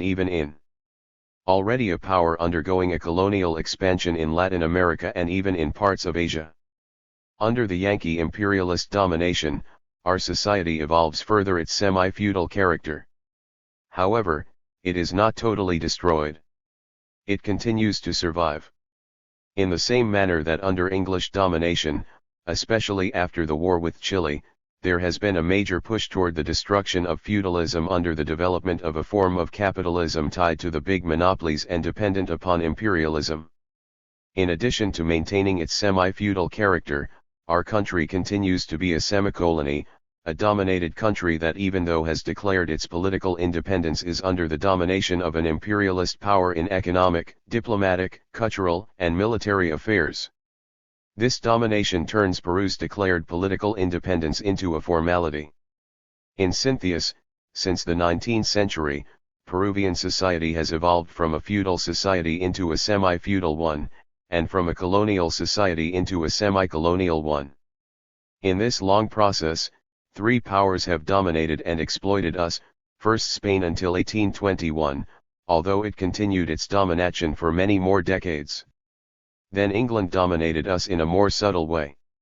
The British even fabricated for us political parties of a bourgeois nature, and organized a better state apparatus in order to subjugate us better with its subtle domination. It was a subtle domination but no less exploitative than the previous one. Finally, the US, which continues to oppress and exploit us, an imperialism that, despite all that is said about independence, dominates us on all levels. When we were a colonial country, we had two problems, the land problem and the national question. Under English domination, we were a semi-feudal and semi-colonial society, less developed than the present time, and had two problems, the land and the nation. The land was concentrated in a few hands and servitude continued to exist in the country. In the XX century under US domination, we continue to be a semi-feudal and semi-colonial society, undoubtedly much more evolved than before, but the basic problems of the country continue to be the two mentioned before, the land and the nation.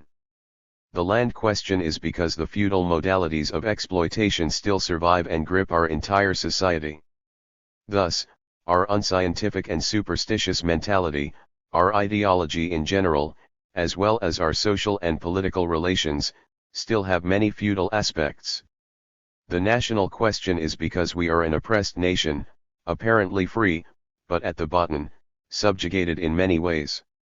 Therefore, the nation's history from the 19th century to today is the feudal and colonial class struggle that under the domination of English capitalism and colonial class struggle that under the domination of English capitalism and Yankee imperialism in succession, has evolved and transformed into a semi-feudal and semi-colonial society with two basic problems still unresolved, the land question and the national question.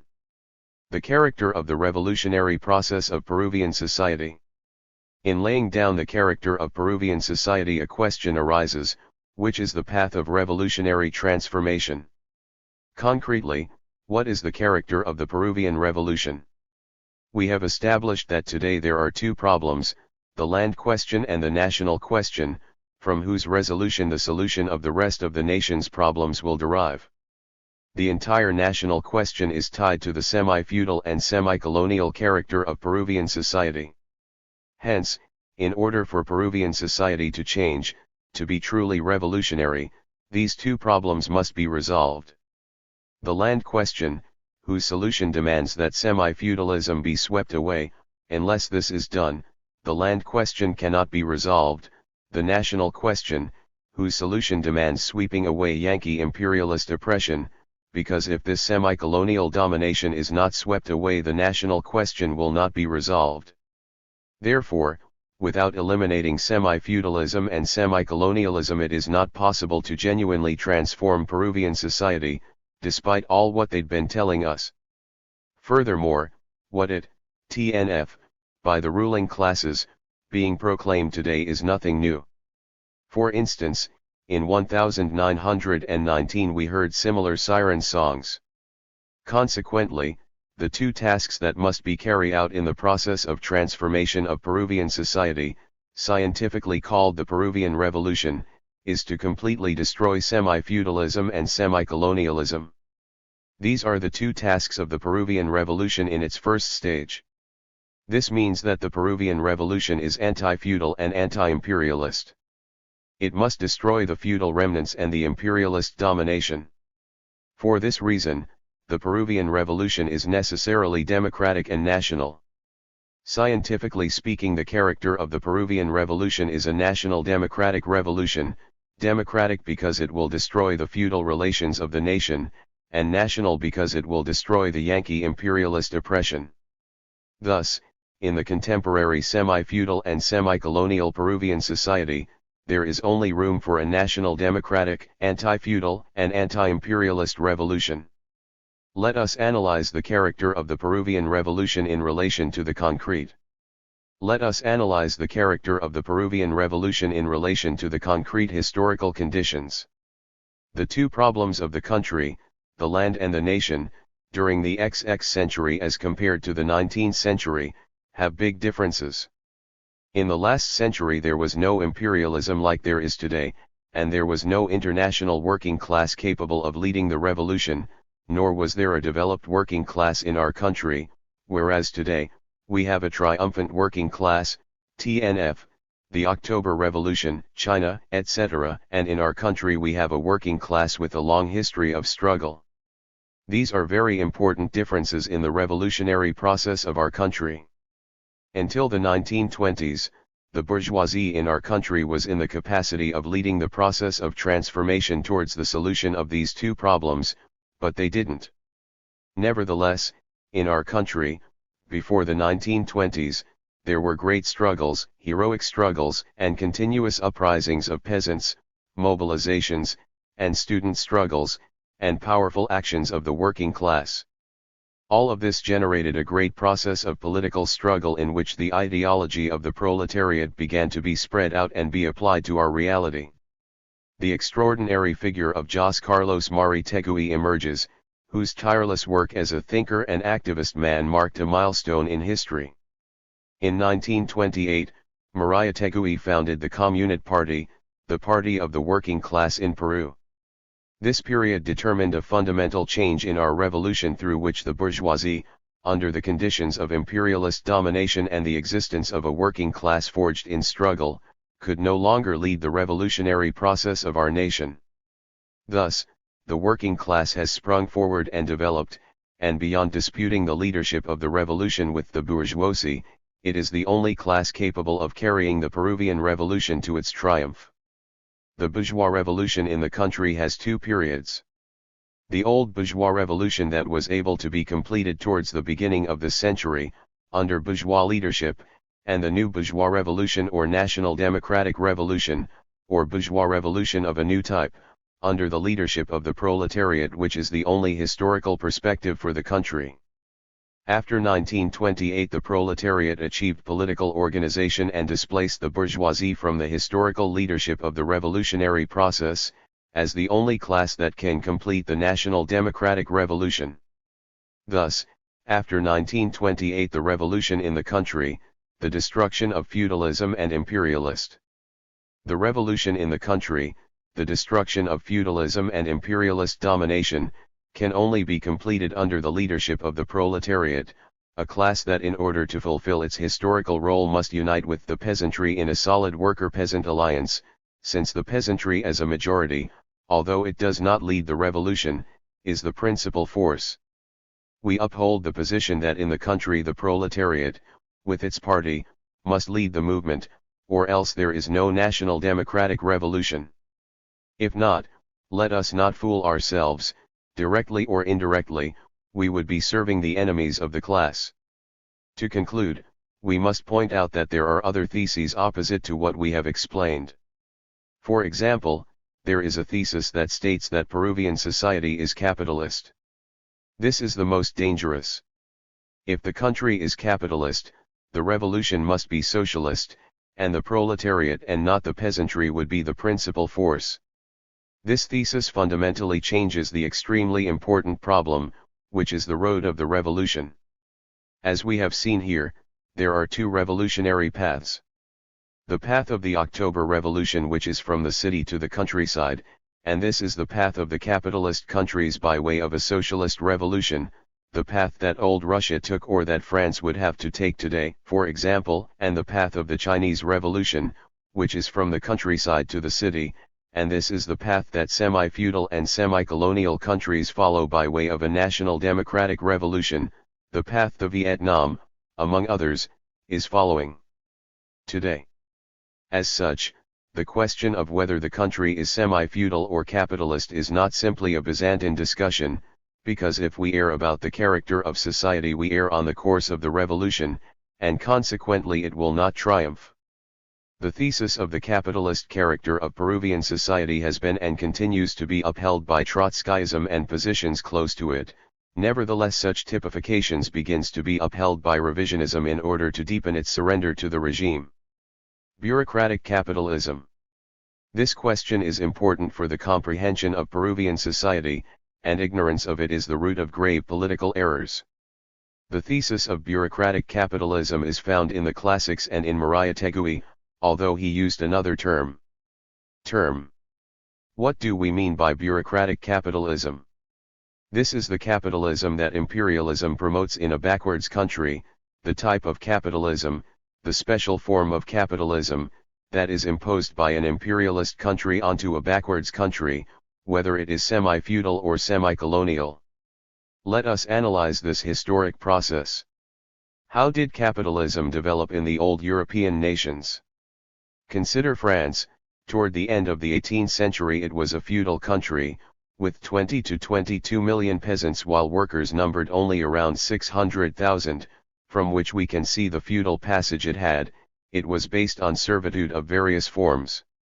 Nevertheless, within the feudal entrails of France new productive forms, of manufacturing, and capitalist forms were generated, and a class, the bourgeoisie, was gaining ever more force, more economic power, including political influence.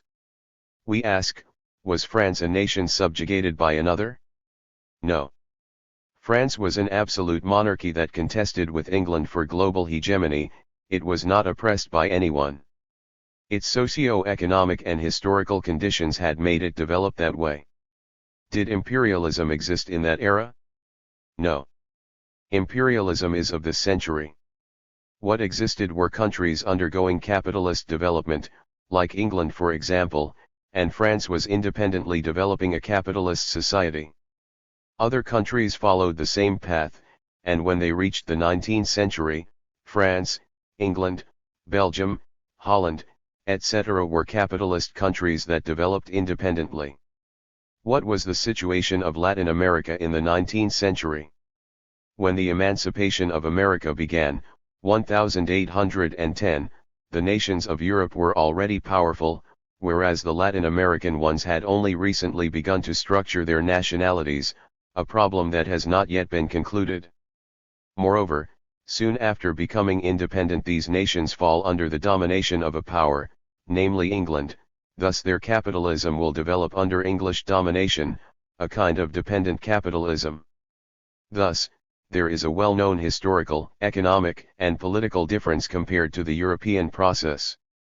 On another side, the bourgeoisies that develop in Latin America begin to link themselves more and more to the dominant country, in such a way that these weak bourgeoisies, instead of developing independently like the Europeans did, serving the national interests, they evolve as subjugated bourgeoisies, dependent, given over body and soul to the imperialist powers, England or the US, given over body and soul to the imperialist powers, England or the US, to the extent they even believe in converting themselves into rich men and developed intermediate bourgeoisies, as our history in this century shows.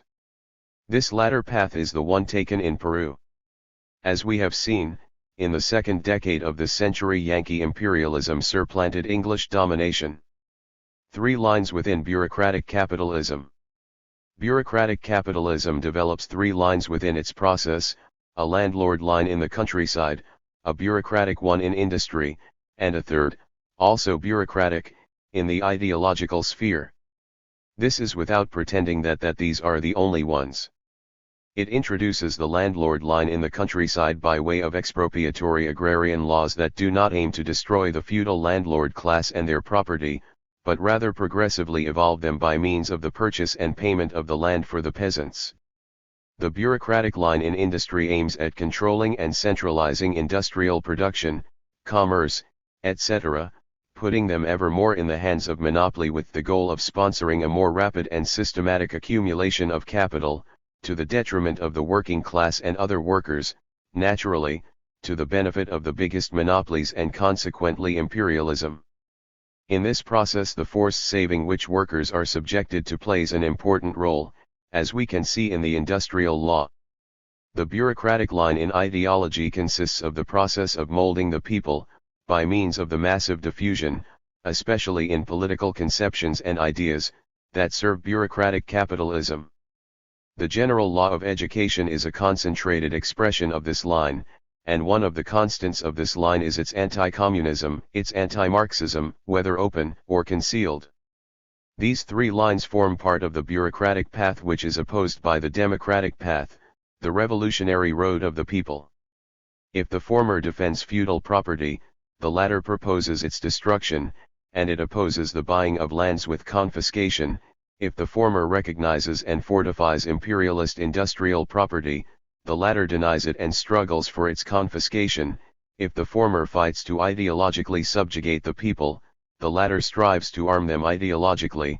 If the former attacks Marxism, the latter upholds that we must guide ourselves by Marxism as the only scientific instrument to understand reality. They are thus 2 absolutely contrary paths. The history of the country in this century is a history of struggle between these 2 paths, the bureaucratic path, that is capitalism submitted to imperialism, and 2 paths, the bureaucratic path, that is capitalism submitted to imperialism, and the democratic path, the road of the working class, the peasantry, the petty bourgeoisie, and under certain circumstances, the national bourgeoisie. In order to understand bureaucratic capitalism it is very useful to study and analyze the decade of the 1960s, during which the process of the destruction of feudalism advanced more. In this period industry and capitalist relations in agriculture are strengthened. From another side, the class struggle developed greatly, the trade union movement, the peasant movement, and the student movement reached higher levels. Thus a strong trade union movement developed that in a particular moment took localities and bosses as hostages. The peasant movement also had a great apogee. In the second half of 1963 it ran from the center of the country to the south like a trail of gunpowder, and the student movement rose rapidly. In synthesis, the mass struggles have lived through great experiences in this period of political struggles. Thus, party politics had a great apogee. On the one hand the reactionary political parties entered into grave difficulties and struggles leading up to the crisis of the so-called representative democracy in 1967 and 1968, and on the other the left developed a vigorous political life, within which it unleashed the struggle between Marxism and revisionism, which later retook the path of Mari Tegui as a condition to develop the revolution. Another very important deed which is not sufficiently studied is the question of the guerrillas. In 1965 there was an outbreak of guerrilla warfare, including this zona. The guerrilla movement in the country is part of the national process. It is a primary question that must be highlighted because due to sectarianism, sometimes it is considered as simply the experience of an organization and it is not seen as the experience of the Peruvian people. It is a movement intimately linked to the political process of the country, developed according to petty bourgeois conceptions. It is a great experience that needs to be analyzed from the point of view of the proletariat in order to draw fruitful lessons. It is impossible to understand our situation and perspective since 1970 without understanding the concrete conditions of the 1960s. There is a good thing, in the last few years, the Peruvian intelligentsia begins to understand the necessity of studying the decade of the 1960s. Only by understanding this period will we be better armed ideologically, in order to understand the current situation. The problem of bureaucratic capitalism is important because it allows us to understand which is the dominant path that imperialism imposes on a backwards country, on a semi-feudal and semi-colonial country. By understanding this country, on a semi-feudal and semi-colonial country, by understanding this problem we will be armed and equipped to combat the thesis of the capitalist character of the country and its politica derivations. In order to conclude this theme we will deal with the following. Some maintain that to hold that bureaucratic capitalism is in the country is to ignore its semi-feudal and semi-colonial character. They say it proposes that the nation is capitalist in a hidden manner. This is an error, ignores the laws of social development of our country and of the backwards countries, precisely because bureaucrat capitalism is no more than the path of imperialism in a semi-feudal and semi-colonial country, and without semi-feudal and semi-colonial conditions there would be no bureaucrat capitalism. Thus, to propose the existence of bureaucrat capitalism is to propose as a premise that the country is semi-feudal and semi-colonial. The contemporary situation of the country. Under what conditions does the current regime arise? Let us go back to the end of the 1960s. What was happening? Economic problems. In 1967 the currency devaluation, freezing of credits, etc. An economic crisis. On another side, the struggle of the masses was rising, strong worker and peasant struggles, and we saw daily that characteristics similar to those in the first year of the decade were beginning to present themselves. A future rise in the movement of the masses was within sight. In politics, confrontations and fractionalizing between and within the political organizations of the ruling classes, the famous dispute between parliament and the executive. Furthermore, the elections drew near, creating the juncture for many of the nation's problems to be illuminated, even for the parties in dispute, because in their eagerness to get votes they dragged out their dirty laundry. Ideologically our country had passed through a profound debate of ideas, and this greatly clarified what is Marxism and what is revisionism. Furthermore, the path of Mari Tegui began to be retaken by applying Marxism to the concrete conditions of the country. Aside from the above, we must highlight two situations. One, the economic situation of the country, which is the development of bureaucratic capitalism could no longer continue developing itself in the old way, urging its deepening. It needed to open a wider path so that this process in the form of imperialism would advance. With the previous forms it could not advance. We must not forget that for many years the agrarian problem was discussed. There were even agrarian laws, the Beltran Project, the laws of Pérez Godoy and of Belapound Nde. Another question, in the industrial problem the law of Godoy and of Belapound Nde.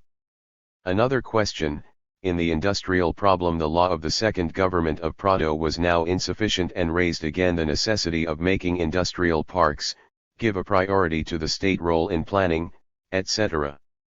There is the plan of Belapound Nde of 1967 to 1970 that stated the necessity of changing the social condition of the country in order to construct a new society, national, democratic, and Christian.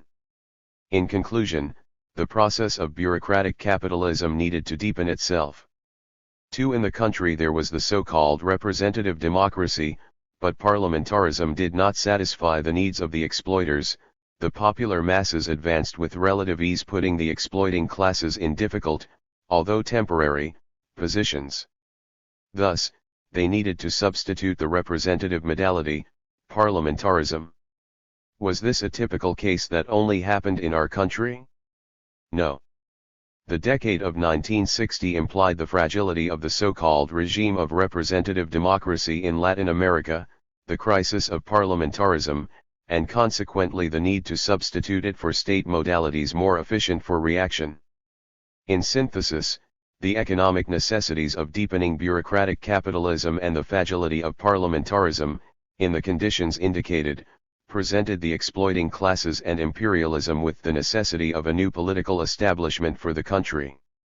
Thus, the current regime arises from economic, social, and political necessities of deepening bureaucratic capitalism. The plans and characteristics of the regime. There now exists a socio-economic plan which is little talked about. In synthesis, it establishes the need to reinvigorate bureaucratic capitalism, by way of the efforts of workers and peasants, the former brought about by means of the industrial law and the others by means of the agrarian law. At the same time, it proposes the direct and primordial action of the state to open conditions of investment for private capital, the financing of which necessarily comes from imperialism, and since this financing is insufficient, it must fundamentally take root from its own resources. This plan clearly illustrates its linkage with the process of bureaucratic capitalism in the country. Daily this play is linked to Bellepoundendes, and with this the entire system of bureaucratic capitalism of the country. Very deep between the economic plan and social mobilization, this is another thing that is not very clear. The regime, sanctioning its fundamental measures, in thing that is not very clear. The regime, sanctioning its fundamental measures, in agriculture, industry, and education, has passed to an organizational stage. Today and in the immediate future we develop within organization, mobilization, and participation that the regime is promoting. The social mobilization must be understood linked to the economic process. The same government says that without social mobilization it will not be able to complete its socio-economic plan, and proposes that the social mobilization has a basis, the participation in property ownership. Lately the representatives of the regime talk about social property. What does this serve? This property serves, behind the decoy of participation in property ownership, to mobilize the masses to the benefit of bureaucratic capitalism. For this reason the basis of social mobilization is social participation. What does this social mobilization serve? Social mobilization is a political instrument in the hands of the regime to strengthen its conceptions and open a neither capitalist nor communist road, that is, to spread its ideas.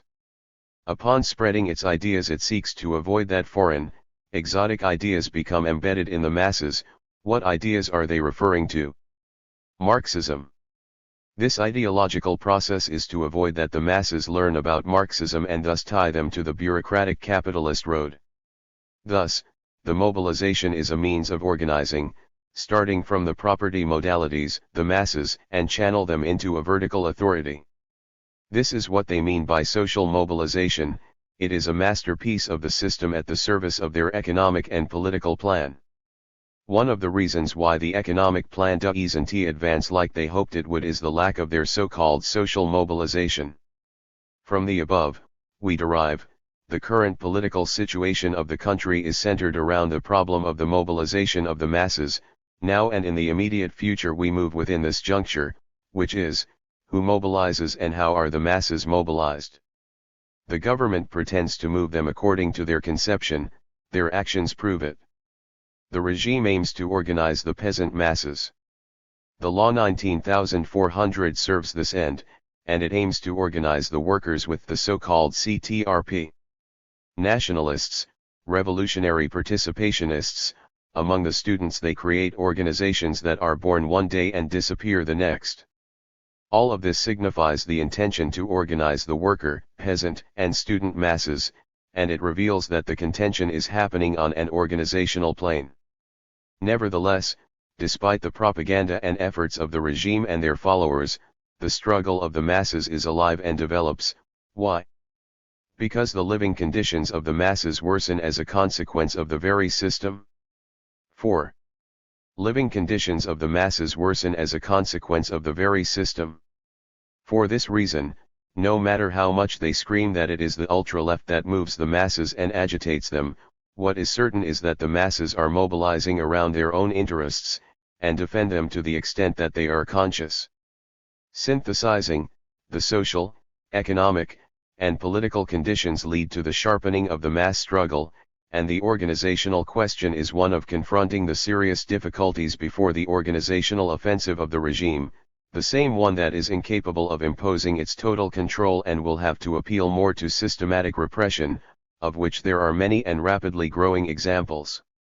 In conclusion, the ideology and politics of the regime, including organizationally, express a fascist character.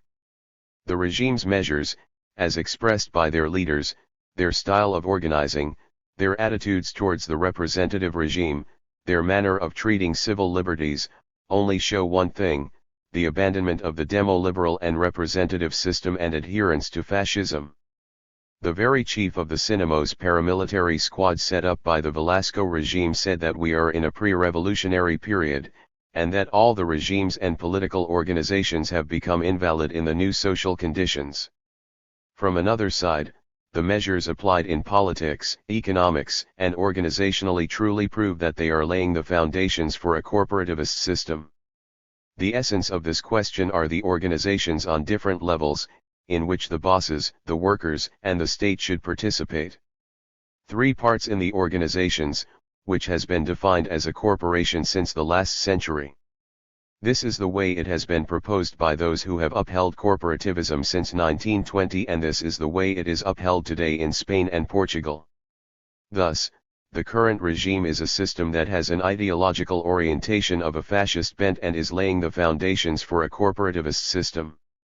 It will be said that here is another thesis. It is very clear. There is a thesis that says that this is not certain, some maintaining that we are dealing with a revolutionary bourgeois regime that is completing a stage of the revolution.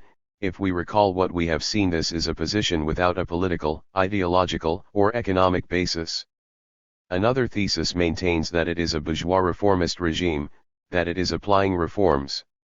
What are reforms? Reforms are the concessions that the people win with their struggles, or they are the byproduct of revolution, as Lenin said. Are the agrarian, industrial, or educational laws concessions to the? Lenin said. Are the agrarian, industrial, or educational laws concessions to the people? This is enough to show the inconsistencies of this thesis.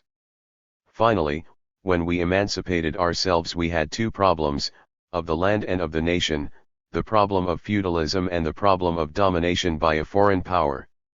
Many years have passed, and our society has advanced. The people of today are not the people of yesterday. We consider that today, after so many years, we continue having 2 problems, the land question and the national question. From this, the process of transformation in our country is scientifically called a national democratic revolution, and this can only be led by the proletariat. All debates are open for those who voice opinions, not those who remain silent. J.C. Mariategui.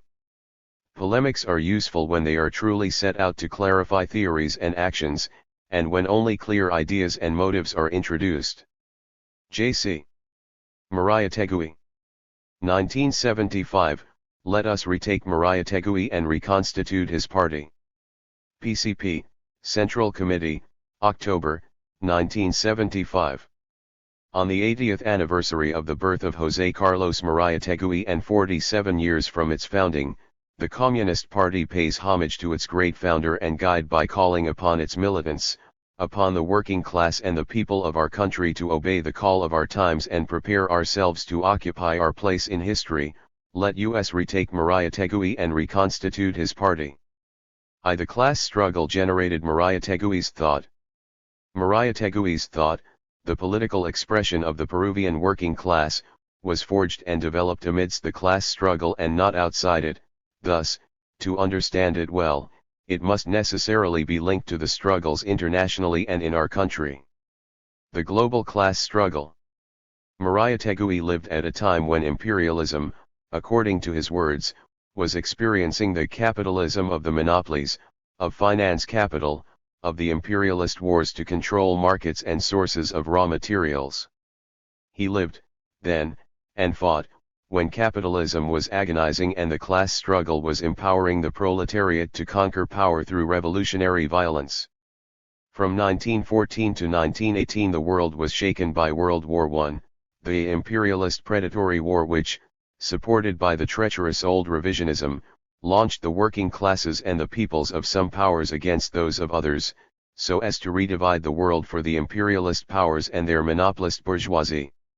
However, as Lenin foresaw, the war hatched the revolution, and in 1917 the Bolshevik Party, through armed insurrection, overthrew the power of Tsarism in old Russia. With the October Revolution a new world era opened up, for the construction of socialism under the dictatorship of the proletariat led by the Communist Party. Fulfilling the scientific projections of Marx and Engels, the Communist Party.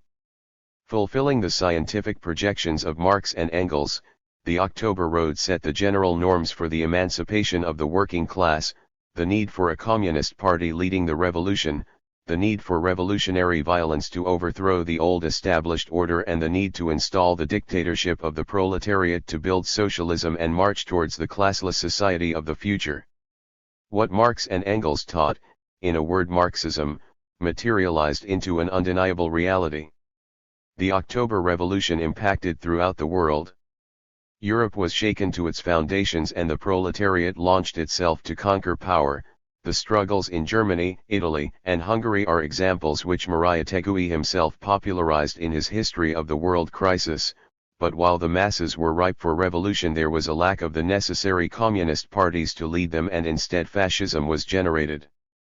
The October Revolution not only changed the face of Europe, the colonial anti-imperialist movement was inspired by it, the East was convulsed by the Chinese Revolution, the most extensive and profound sign of the awakening of Asia, and our own America developed its anti-imperialist maturity. The working class generated its own communist parties and acquired political weight. Ideologically, the crisis of bourgeois thought became more critical, while within the global working class movement, revisionist opportunism was swept away, revolutionary syndicalism was improved, and Marxism progressed to a new stage, that of Marxism-Leninism. Mariátegui lived through this process directly as a working class fighter. He followed and analyzed the world class struggle to understand the revolution in our country. His accurate foresight is in the following words: the class struggle fills the first plane of the world crisis, the most relevant events of the last quarter of a century surpassed all limits. Its stage has been the 5 continents. The dictatorship of the proletariat, by definition, is not a dictatorship of a party but a dictatorship of the working class. Marxism-Leninism is the revolutionary method of the imperialist stage. A. Class development and struggle in Peruvian society. Modern industry was developed in Peru from 1895 and completed in the decade of the 1920s, a decade demarcating the impetus of bureaucratic capitalism under Yankee domination. This industrialization took place in a semi-feudal society whose economy developed increasingly subjected to North American imperialism, which displaced English domination. That way, bureaucratic capitalism implies development of our semi-colonial condition and underscores the entire development of our semi-colonial condition and underscores the entire development of Peruvian society. This understanding is vital to interpret the Peruvian class struggle in the 20th century. In the former context, the Peruvian proletariat grew not just in numbers. The development of mining, textiles, and other branches of industry gave it a progressively more important place. In synthesis, it implied the appearance of a new class and a precise goal. Our proletariat fought from the onset for salary increases, to reduce the workday and for other better living conditions, and generated a workers' movement which under a trade unionist line created unions in struggle against anarcho-syndicalism until the creation of the General Confederation of Workers of Peru, a task precisely carried out under the leadership of Mariátegui. Even more, the struggle of the working class determined the founding of its party, along with the acts and works of Mariátegui. In that way the Peruvian proletariat matured, conforming itself as an independent political party and having as its goal the economic emancipation of the working class, initiating a new stage in the country, that of the democratic national revolution led by the proletariat through its party. The peasantry, continuing its old struggles, also fought hard for land to the tillers. They defended their lands against usurpation by feudal landowners and monopolist enterprises, and their struggle, continuing and persistent, faced the armed response by the Peruvian state and its repressive bodies. We witness their fighting spirit in the great actions of the first 2 decades of the century, particularly in Puno. The petty bourgeoisie, for instance employees and students, also fought against their enemies. This just struggle and organization of employees for demands, such as the university reform, are examples of the widespread struggle by the people. In the exploiters' camp the legal civil authorities, the expression of the comprador bourgeoisie at the service of Yankee imperialism, assumed power and became the axis of the economical process, displacing the landowning aristocracy which was more linked to England. Legalism implied remodeling Peruvian society and politics according to demo-liberal models, as can be seen in the constitutional ordering and legislation, e.g. the 1920 educational law and other measures. That way the Peruvian bourgeoisie which had emerged in the mid-19th century became a comprador bourgeoisie and axis of Peruvian social progress and leaders of the exploiting classes in the country. The former was reflected in the ideological field. On one hand the ruling. The former was reflected in the ideological field. On one hand the ruling bourgeoisie struck at the system of ideas of the ruling landowners, one of whose expressions was the Villarandias to a dispute in the educational field early in the century. Criticism was always moderate and lukewarm, also as a propagation of the North American model. But while this happened in the exploiters' camp, in the midst of the people and mainly as a result of the working class, a system of democratic ideas was maturing which slowly set itself as an understanding of our society from the proletariat's viewpoint, precisely through the theory and practice of José Carlos Mariátegui, who reflected and systematized all these 30-odd years in Peruvian life and was able to do it through his direct and arduous participation in the class struggle. b. Mariátegui's thought is the political expression of Peruvian class struggle. The life of Mariátegui has a clear and precise trajectory as a man of the new type, an actor and thinker, of a life which matured rather than changed, as he himself said, from a declared and energetic ambition, that of attending to the creation of Peruvian socialism. In his 35 years of existence, in 1918 nauseated by Creole politics, he said, "I oriented myself resolutely towards socialism, fighting for the working class, and returning from Europe where, unlike many, he felt and became more Peruvian, working ceaselessly to propagate Marxism-Leninism, organizing the masses, especially workers and peasants, and crowned his work by founding the Communist Party." José Carlos Mariátegui was a fighter of the working class, a main actor of the Peruvian proletariat who in theory and in practice, with words and actions, grew and developed in the heat of the class struggle, mainly in our country, a proletarian militant who firmly adhered to Marxism and fused it with the concrete conditions of our revolutionary process, becoming the crowning point and synthesis of the Peruvian class struggle, in the political expression of our country's proletariat, who summarized more than 30 years of class struggle by our working class and our people. In short, Mariátegui is a product of the class struggle, mainly that waged by the proletariat of which he is the highest political expression. 2. Mariátegui, a convinced and confessed Marxist-Leninist. More than 30 years ago enemies tried to deny the Marxist-Leninist position of Mariátegui, and that campaign has increased by the end of the 1960s and continues to be fueled openly or covertly today. To deny his Marxist condition continues to be fueled openly or covertly today. To deny his Marxist condition is to deprive his work and actions of any basis, for the purpose of undermining the struggle of the proletariat, destroy its party and fetter the revolution. Therefore the political question is important, to reaffirm and clarify, again, the Marxist-Leninist position of Mariátegui, whom, let us recall, declared himself to be so convinced and confessed. How to respond to those impugning him? There is only one road, and it is known, to see the position of Murayatagui in Marxist philosophy, political economy, and scientific socialism, that is, to remember his theses about the three parts of Marxism because, by seeing clearly his position on these basic questions, the Marxist basis of the founder of the Communist Party will be understood. A. Murayatagui and Marxist philosophy. He starts out with each society generating its own philosophy. In his words, each civilization has its own intuition of the world, its own philosophy, its own mental attitude which constitutes its essence, its soul. Ideas originate in reality and later on influence it, modifying it. Thus, philosophy is a social product. It cannot be understood outside the material base generating it, but it also reacts upon that base. He conceives that the philosophical process confronts materialism or idealism and highlights the materialist basis of Marx and, that way, the materialist basis sustaining Marxism. But that is not all. To Murayatagui, as with the classics, philosophy has a class character. It is an instrument of the class struggle to conquer power or to defend what has been conquered. Even more, he conceives that philosophy follows the direction of the class generating it. That way bourgeois philosophy by necessity follows the road and development of the bourgeoisie. And, as result, to him philosophy is product of social practice.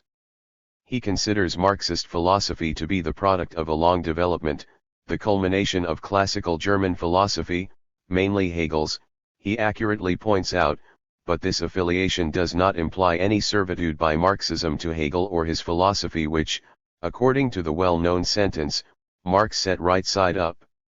Marx's materialist conception is born, dialectically, as the antithesis of Hegel's idealist conception.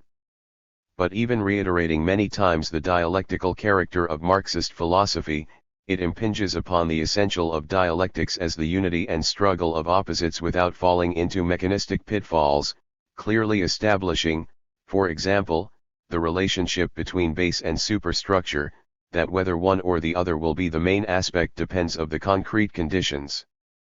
The astute use of dialectics is, precisely, one of the hallmarks of the theory and practice of Murayatagui. Hallmarks of the theory and practice of Murayatagui. Particularly important is his position regarding historical materialism which, by the scientific development it implies, he holds to be a method of historical interpretation of today's society, and his proposition conceiving the base, the support of all society, as a set of social relations of production, with the superstructure as integrated by institutions and organizations in a legal and statutory order, a superstructure culminating in a system of ideas, is key. There we see the accurate description of base and superstructure which is the same as Engels. He considers man not as an unvarying nature but as the product of social relations and therefore historically generated in social practice, especially molded by the class struggle, as he establishes by referring to the working class. He also establishes an indivisible unity between determinism and free will, a capacity to act as a trailblazer fulfilling the necessary laws of history. Therefrom his expressive words, history wants for each one to fulfill, with maximum action, his own role. So there is no victory except for those capable of earning it with their own resources, in inexorable combat. Finally, speaking of human beings, whom he considers as the most valuable thing on earth and the main thing in every economic process, and when grouped in multitudes, in masses, are the great force of history, and that the masses reflected in the working class, are mobilized towards a goal, towards a modern myth. In his own words, the proletariat has a myth, social revolution. Towards that myth it moves with a warm and active faith. Aren't these basic proposals, perhaps, theses proposed by the classics of Marxism? And aren't these the foundation of Murayatagui's philosophical position? And isn't this dialectical materialism, isn't this Marxist philosophy? In conclusion, Murayatagui sustained himself in Marxist philosophy, to which he arrived through his direct participation in the class struggle, and we find his philosophical theses, as with all great Marxists, when we judge and resolve the complex problems of the class struggle. Whomever wants to see it as abstract meditation or academic work will not find philosophy in Mariátegui, but it will be found by whomever seeks it as a weapon in the class struggle used to discover the laws of our revolution and politics guiding our people. B. Mariátegui and political economy. He begins by relating economy and politics, aiming to establish the economic basis, teaching, it is not possible to understand Peruvian reality without seeking and looking at the economic facts. The economic fact entails, equally, the key to all other phases of the history of. The economic fact entails, equally, the key to all other phases of the history of the Republic, and economics does not explain, probably, the totality of a phenomenon and its consequences. But it explains its roots. He conceives economics, the social relations of exploitation, as root of the political processes, but he sees the economy of a country within the international economic system, not as an isolated thing. From that viewpoint, he analyzes economics in its political function to find the laws governing the class struggle in a country, a task especially carried out in our country by analyzing the direction historically followed by our economy, the agrarian production relations, industrialization and other economic terms, all with one goal, to establish the general laws of the Peruvian Revolution. Imperialism merited special attention according to Mariátegui, but aside from its economic character he emphasized its reactionary political character, pointing out that once the stage of monopolies and imperialism arrives, the entire liberal ideology corresponding to the free competition stage is no longer valid. This great thesis is identical to that proposed by Lenin. Concerning imperialism, he also emphasized the sharpening of the economic crises. All this leads us to believe that during this stage of monopoly, trustification, and finance capital, crises will show up with greater violence, crises he considered as inherent to the system and not attributable to transient problems, just as today it would be an increase in the price of oil which at most acts as a triggering factor. He similarly conceived the inter-imperialist clash for the expansion of markets, saying, the great capitalist states have entered, fatally and inevitably, into the phase of imperialism. The struggle for markets and raw materials does not allow them any Christian fraternization. Inexorably, it impels them to expansion, and underscoring even more the contention among powers, besides the acting empires we have, therefore, embryonic empires. Side by side with the old empires, the young imperialisms oppose world peace. These show more aggressive and odious language than the former ones. Extraordinary words whose importance is greater if we consider the current contention between the superpowers, imperialist and social imperialist, and their ostensible policy of disarmament and detentioning in the light of these other ones, limiting naval weaponry, discussed at Geneva, may seem to more than one pacifist as a step towards disarmament. But historical experience shows us in an unforgettable manner how after many such steps the world would still be closer than ever to war. These theses about imperialism are, besides brilliant, very timely. But economic matters do not end here. He also analyzed the economy of the underdeveloped nations. He astutely analyzed the semi-feudal and semi-colonial condition of the Latin America countries, especially ours. He showed how. Condition of the Latin America countries, especially ours. He showed how industrialization in the backwards nations is tied to and develops as a function of the imperialist powers, in the case of Peru Yankee imperialism. He saw clearly how imperialism does not allow the backwards nations to develop a national economy nor independent industrialization, how on top of their semi-feudal base monopoly capitalism is installed, linked to the feudal landowners and generating a mercantile bourgeoisie, a bourgeoisie controlled by imperialism for which it is the intermediate plunderer of national resources and the exploiters of the people.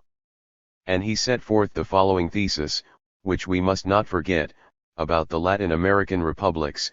The economic condition of these republics is, without a doubt, semi-colonial, and to the same degree that capitalism grows, and consequently imperialist penetration, this aspect of their economy must grow even more acute. Have these theses been fulfilled? Even the most superfluous look at America factually corroborates the semi-colonial domination exerted by Yankee imperialism.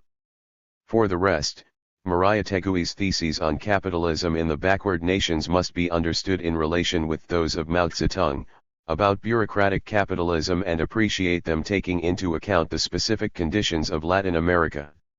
In treating the economy of the backward nations, he also emphasized the imperialist plans following World War I to unload their problems upon them, promoting the development of their backward economies to suit the economic and political needs of the imperialist powers.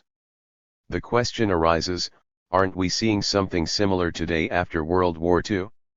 Let's keep in mind, however, that those plans crashed and will crash against the national movement, since, as Mariah Tegui observed, they try to reorganize and expand the economic exploitation of the colonial countries, of the incompletely evolved countries, of the primitive countries of Africa, Asia, America, Oceania, and Europe itself, so that the less civilized part of humanity toil for the more civilized part. But their plan to scientifically reorganize the exploitation of the colonial countries, to transform them into compliant providers of raw materials and abiding consumers of manufactured products, stumbles against an historical difficulty. These colonial countries are agitated to conquer their national independence. Words which the years and reality confirm, today more than ever. Finally, on political economy, let's recall his thesis on cooperativism. In the degree to which the advancement of syndicalism enters a country, so too enters the progress of cooperativism, and the cooperative, within a system of free competition, and even with certain state support, is not opposed to, but on the contrary, quite useful to capitalist enterprises. Let's ask then, can cooperativism contrary, quite useful to capitalist enterprises? Let's ask then, can cooperativism develop, as it is pretended, simultaneously with an anti-union offensive, and even more so when a corporativist unionism is being promoted? In the age of imperialism, can cooperativism serve, within a regime like ours, as anything else but a complement to bureaucratic capitalism? In light of the ideas transcribed, the answer obviously is, no. And let's bear in mind that cooperativism can be of service to the working class and the people only when the proletariat has power in their hands. To finish this point, let's remember his teaching that imperialism develops the increasing state intervention in the economic process, and that, representing and defending the bourgeoisie, it sees itself compelled even to carry out nationalizations. So the question is to see who has benefited from the nationalizations, and that is decided by which class controls power. In light of this, who has benefited from the nationalizations of the current government? B. Mariah Tegui and scientific socialism. He starts by distinguishing between old social democratic reformism and militant socialism, pointing out that the difference is that the former wants to achieve socialism by collaborating politically with the bourgeoisie, while the latter ones, Marxists, want to achieve socialism by wholly confiscating political power for the proletariat. The matter delimited, he firmly takes the position of the Communist International, of the followers of Lenin, in whom he recognizes a great leader of the international communist movement, declaring himself Marxist-Leninist. Another point of scientific socialism important to Mariah Tegui is the crisis of bourgeois democracy, whose symptoms could be perceived before World War I and whose causes he sees in the parallel growth and concentration of capitalism and the proletariat. In that way, the development of monopoly, characteristic of imperialism, and the questioning of the bourgeois order by the proletariat are what causes the bourgeois democratic crisis. Deepening the problem, he emphasizes that under the bourgeois regime, industry developed immensely with the power of machinery, with great industrial enterprises having arisen, and since the political and social forms are determined by the base sustaining them, he concludes, the expansion of these new productive forces does not allow the subsistence of the old political patterns. It has transformed the structure of nations and demands the transformation of the structure of the regime. Bourgeois democracy has ceased to correspond to the organization of economic forces tremendously transformed and enlarged. That is why democracy is in crisis. The typical institution of democracy is the parliament. The crisis of democracy is a crisis of parliament. Here we have a thesis intimately linked to Lenin's on the reactionary character of imperialism, on which Murayattegui bases his understanding of fascism as political reaction, as an international phenomenon not only Italian nor exclusively in imperialist countries but feasible also in backward nations like Spain, fascism which typically blames all the misfortunes of the fatherland on politics and parliamentarism, fascism as an expression that the ruling class does not feel itself sufficiently defended by its institutions. Universal suffrage and parliament are obstacles in its way, how reaction which in all countries is organized to the tune of a demagogic and subversive beat. Bavarian fascists call themselves National Socialists. During its tumultuous training, fascism made abundant use of an anti-capitalist prose, as a nationalist and reactionary mysticism which has taught the way of dictatorship and violence with its taking of power and repression, the use of the blackjack and castor oil, but which despite its duration, it appears inevitably destined to exacerbate the contemporary crisis, to undermine the basis of bourgeois society. To Murayattegui, as he taught in the biology of fascism of his work The Contemporary Scene, fascism is a political process which for many years did not want to call itself or function as a party, whose social composition is heterogeneous and in which the national flag covers up all the contraband and equivocations in doctrine and program. They want to monopolize patriotism. But within this the contradictions undermining fascist unity always develop, contradictions which first face two antithetic souls and two antithetic mentalities. One extremist or arch-reactionary fraction proposing the integral insertion of the fascist revolution in the Statute of the Kingdom of Italy. The neoliberal state had, in its view, to be replaced by the fascist state. While a revisionist fraction instead called for a more or less extensive political rectification, a contradiction which, resolving itself favorably towards the first tendency, did not therefore cease to exist but continued to develop under new forms, one tendency proposing to sweep away all opponents of the fascist regime in a St. Bartholomew's night, while others more intellectual, but no less apocalyptical, invited fascism to definitively liquidate the parliamentary regime. Meanwhile the theoreticians of integral fascism sketch the technique of the fascist state which it conceives almost as a vertical trust of workers' unions or corporations. Thus, fascism is masterfully presented, essentially analyzed even in its contradictions. Furthermore, in his analysis of fascism Murayattegui advances to typify the characteristic attitude of a reformist, of a democrat, however one tormented by a series of doubts about democracy and of unsettled feelings respect to reform. A series of doubts about democracy and of unsettled feelings respect to reform shown by English writer H.G. Wells regarding Mussolini's regime. Fascism appears to him a cataclysm, more than a consequence and result of the bankruptcy of bourgeois democracy and the defeat of the proletarian revolution in Italy. A confirmed evolutionist, Wells cannot conceive of fascism as a phenomenon possible within the logic of history. He must understand it as an exceptional phenomenon. To reformism, as we can see, fascism is not the consequence of the crisis of bourgeois democracy but an exception, a cataclysm, which is how some see it today in our country, only and exclusively as terror on the march, not seeing it is a phenomenon possible within the logic of history caused by the development of the monopolies into imperialism and the questioning of the bourgeoisie by the proletariat. Let that thesis help us to reject the reformist concepts being propagated about fascism and to have a correct and necessary understanding of history and the current situation in our country. Other problems of scientific socialism set forth by Murayattegui are the violent revolution, the role of the proletariat and of the party.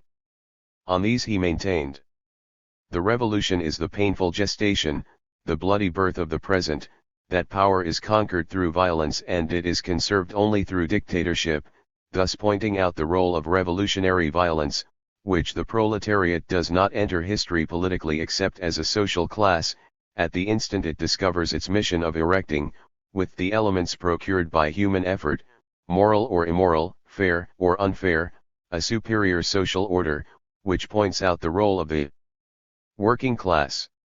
Judging the political weakness of Spain, in Russia there existed, besides the profound agitation of the people, a revolutionary party, led by an ingenious man of action, of clear vision and goals.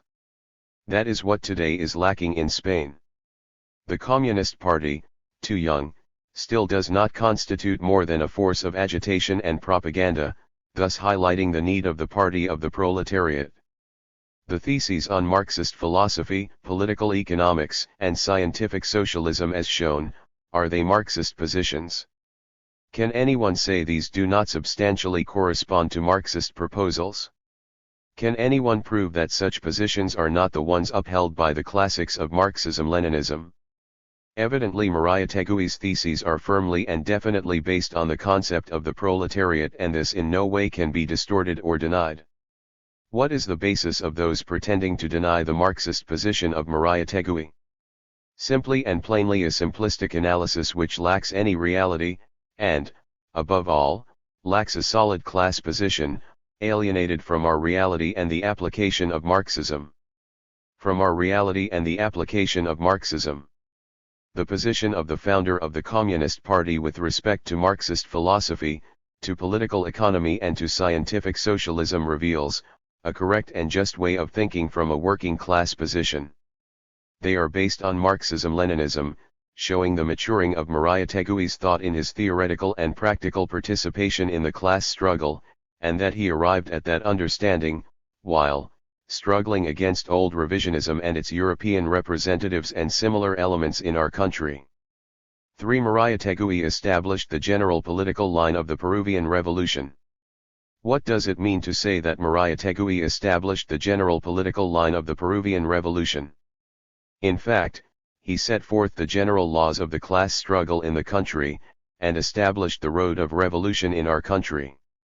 That statement implies its validity and necessarily entails the retaking Mariátegui's road to carry forward the revolutionary transformation of our society under the leadership of the working class, through the organized vanguard, the only class capable of fulfilling such a leading role. Let's analyze this substantial problem, whether openly or covertly. The destiny of our country depends on the position we take in this regard. A. The character of Peruvian society. Let's start from the words of the founder of the Communist Party. Capitalism develops within a semi-feudal country like ours, at times in which, having reached the monopoly and imperialist stage, the entire liberal ideology corresponding to the free competition stage has ceased to be valid. Imperialism does not tolerate an economic program of nationalization and industrialization in any of those semi-colonial nations it exploits as markets for its commodities and capital, and as sources of raw materials. It forces them into specialization, to monoculture, in Peru petroleum, copper, sugar, cotton, suffering a permanent crisis of manufactured products, a crisis derived from this rigid determination of national production, by factors of the capitalist world market. In these words, which belong to point 3 of the party program, the semi-feudal and semi-colonial character of our society is established. The first one, semi-feudalism, surely must not be sought in the subsistence of institutions and political or judicial forms of the feudal order. Formally Peru is a republican and political or judicial forms of the feudal order. Formally Peru is a republican and democratic bourgeois state. Feudalism or semi-feudalism survives in the structure of our agrarian economy, said Mariátegui. We see it today, despite the years elapsed, because it persists and new forms of semi-feudal roots are developed, forms of unpaid labor, family obligations and deferred salaries, personal privileges, maintenance and fusion of old latifundia and the preponderance of gamonalismo, under cover of new conditions and high-sounding words. Semi-feudalism, harshly attacked in years past, has developed into a self-evident truth, since the class struggle itself, with the rural explosion we have seen so many times, the agrarian reforms and the counter-revolutionary action we have seen since the 1960s, show the semi-feudal base of Peruvian society. With respect to semi-colonialism, Mariátegui maintained that a country can be politically independent while its economy continues to be dominated by imperialism. Furthermore, he firmly maintained that South American countries like ours are politically independent, economically colonized. And that situation continues to develop. Our economy suffers growing and diversified imperialist and social imperialist penetration, direct and indirect. The semi-colonial situation has been questioned in recent years, by affirming without proof that Peru has become a colony, since that is what is affirmed when one typifies the country as a neo-colony, and that affirmation reaches an extreme when it is proposed that we are a neo-colony, but ruled by a bourgeois reformist government. The quoted paragraph proposed that capitalism develops in Peru, but it is a capitalism subjected to the control mainly of North American imperialism, not a capitalism that allows a national economy and independent industrialization, but quite the opposite, a capitalism subservient to the imperialist metropolis which does not tolerate a true national economy serving our nation, nor independent industrialization. Thus, Maria Tegui does not deny capitalist development in the country, but specifies our type of capitalism, capitalism in a semi-feudal country living in the age of monopolies and political reaction, a capitalism that while it develops it increases our semi-colonial condition, a capitalism engendering a comprador bourgeoisie linked to U.S. imperialism. In summary, a bureaucratic capitalism from the viewpoint of Mao Zedong. That is the valid and current understanding Maria Tegui had about the character of Peruvian society. Later studies and research only confirmed and specified the accurate theses sustained by our founder. B. The two stages of the Peruvian Revolution. Starting from the country's semi-colonial and semi-feudal condition, Maria Tegui analyzed the revolutionary forces, concluding that there are two basic classes, the proletariat and the peasantry. Although the latter is the main force, being the majority, and supports the weight of semi-feudalism, the former, the working class, is the leading class. Further on, he noted that only with the appearance of the proletariat can the peasantry fulfill its role. Socialist doctrine is the only one capable of giving a modern, constructive sense to the indigenous cause, which, placed in the true social and economic arena, and elevated to the level of a realistic and creative policy, counts for the fulfillment of this enterprise with the will and discipline of a class now making its appearance in our historical political process, the proletariat. Joining the peasantry and the proletariat is the petty bourgeoisie, which always played a very minor and disoriented role in Peru. Put under pressure by foreign capitalism, it appears destined to assume, as its organization and orientation prospers, a revolutionary nationalist attitude. These are the driving classes of the revolution, who under certain conditions and circumstances can be joined by the national bourgeoisie, which Maria Tegui calls the left bourgeoisie. Those are the four classes who united aim at the targets of the revolution, semi-feudalism and imperialism. In two well-known paragraphs of the Communist Party program, written by the founder himself, the stages of the Peruvian Revolution are defined and its character specified. The emancipation of the economy of the country is only possible through the action of the proletarian masses, in solidarity with the world's anti-imperialist struggle. Only the action of the proletariat can first stimulate and later on carry out the tasks of the bourgeois democratic revolution which the bourgeois regime itself is incapable of fulfilling. The bourgeois democratic stage accomplished, the revolution becomes, in its objectives and doctrine, a proletarian revolution. The party of the proletariat, qualified by the struggle to exercise power and develop its own program, fulfills in this stage the tasks of organizing and defending the socialist order. Here we see the problem of the Peruvian Revolution and its stages masterfully condensed, the national democratic or bourgeois democratic of the new kind in the wording of Mao Zedong, and the proletarian revolution. Two stages, the first one which we are living in since 1928, but which still has not been fulfilled. First one which we are living in since 1928, but which still has not been fulfilled or concluded, and the future, proletarian stage, two uninterrupted stages of the same revolutionary process. Under no circumstances should their character and contents be confused. This great thesis by Maria Tegui became, after broad debates and struggles, a fundamental truth of Marxist understanding of the laws of our revolution. But if this is fundamental, then it is even more so that the working class and only the working class through its party is capable of leading the national democratic revolution. That only by preparing and organizing within the national democratic revolution can it develop the second, proletarian stage. Consequently, if the national democratic revolution is not led by the working class, in no way can it be completed, much less build socialism. This is the paramount question today, since counter-revolution and social corporativism deny this great truth and assert that in our country the armed forces of the old state is fulfilling the first stage of the revolution and even, they claim, laying the foundations for socialism. This key question differentiates revolutionaries from counter-revolutionaries. The first ones, with Marxism and Maria Tegui, maintain that the proletariat and only the proletariat can first stimulate and later on fulfill the tasks of the bourgeois democratic revolution which the bourgeois regime is incapable to develop and fulfill. That is our position.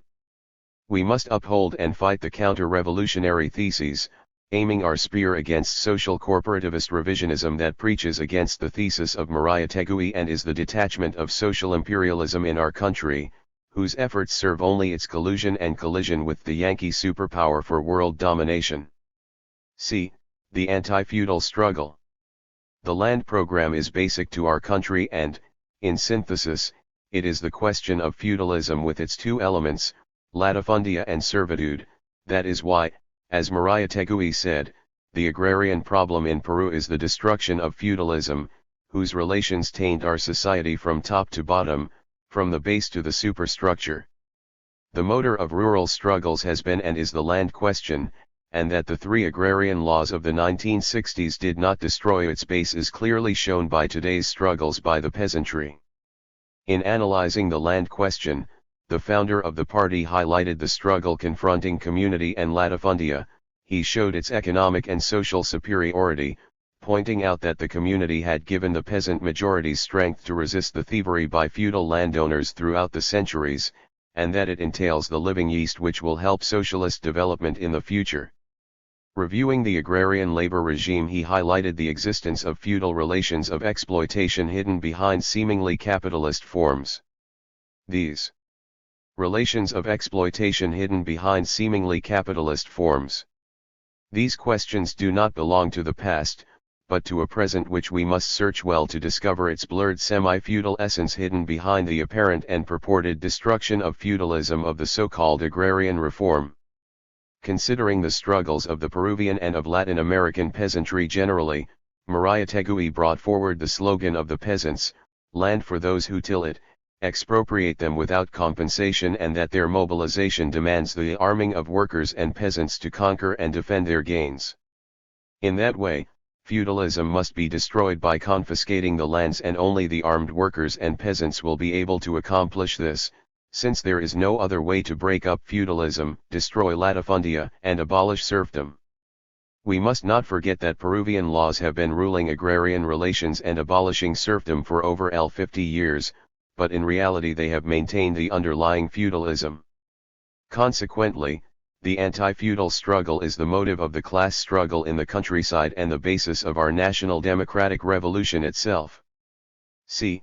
The anti-imperialist struggle. Peru, like the rest of the Latin American countries, is a nation in a formative stage. It is being built over the inert indigenous strata, and the alluvial sediments of Western civilization. In that way, the problem of the Indians is the problem of 4 million Peruvians. It is the problem of 3/4 of the population of Peru. It is the problem of the majority. It is the problem of nationality, Maria Tegui observed, and he added. A truly national policy cannot do without the Indian, it cannot ignore the Indian. The Indian is the foundation of our nationality in formation. Oppression makes the Indian an enemy of civility. It annuls them, practically, as an element of progress. Those who impoverish and depress the Indian, impoverish and depress the nation. Without the Indian, the condition of being Peruvian is not possible. This truth ought to be valid, above all, to persons of mere demo-liberal bourgeois and nationalist ideology. Thus, the problem of the Indian is that of the majority ignored by the policies of the Peruvian state, of the Republic generally, for more than 150 years, it is the problem of acting outside the interest of 4/5 of the population. As our founder said, of looking and acting with eyes aimed at the imperialist metropolis dominating us. Digging deeper into the problem, Maria Tegui set forth that the Indian problem is the problem of the land. Consequently, the national question is based on the land question and in no way can one be separated from the other. A. Based on the land question and in no way can one be separated from the other, a proposal which follows strictly the these, of Marxism, proved by the practice of the class struggle of our own masses and expressed, incontrovertibly, in the character of our revolution. On this basis, the founder of the Communist Party analyzed the classes and the anti-imperialist struggle in our country, and in Latin America in general. He pointed out that the Latin American bourgeoisie feel sure enough of their ownership of power so as not to care much about national sovereignty, as well as having common interests with imperialism, adding that, while imperialist policy is not forced to resort to armed intervention, in case of military occupation they will count on the absolute collaboration of the bourgeoisie. In that way the relationship of the Peruvian mercantile bourgeoisie and its position with respect to imperialism was clarified.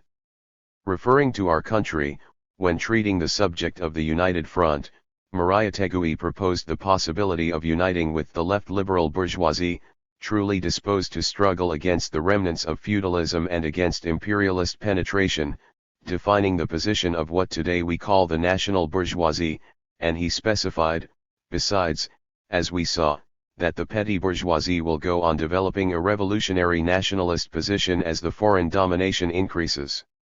On the other hand, charging against the Apristas who had raised anti-imperialism to the level of a program, a political attitude, a movement that is an end in itself and led spontaneously, due to what process we don't know, whether socialism or the social revolution, and exposing their thesis of we are leftists, or socialists, because we are anti-imperialist. Maria Tegui, keeping in mind that only the proletariat, together with the peasantry, can be consistently anti-imperialist, pointed out.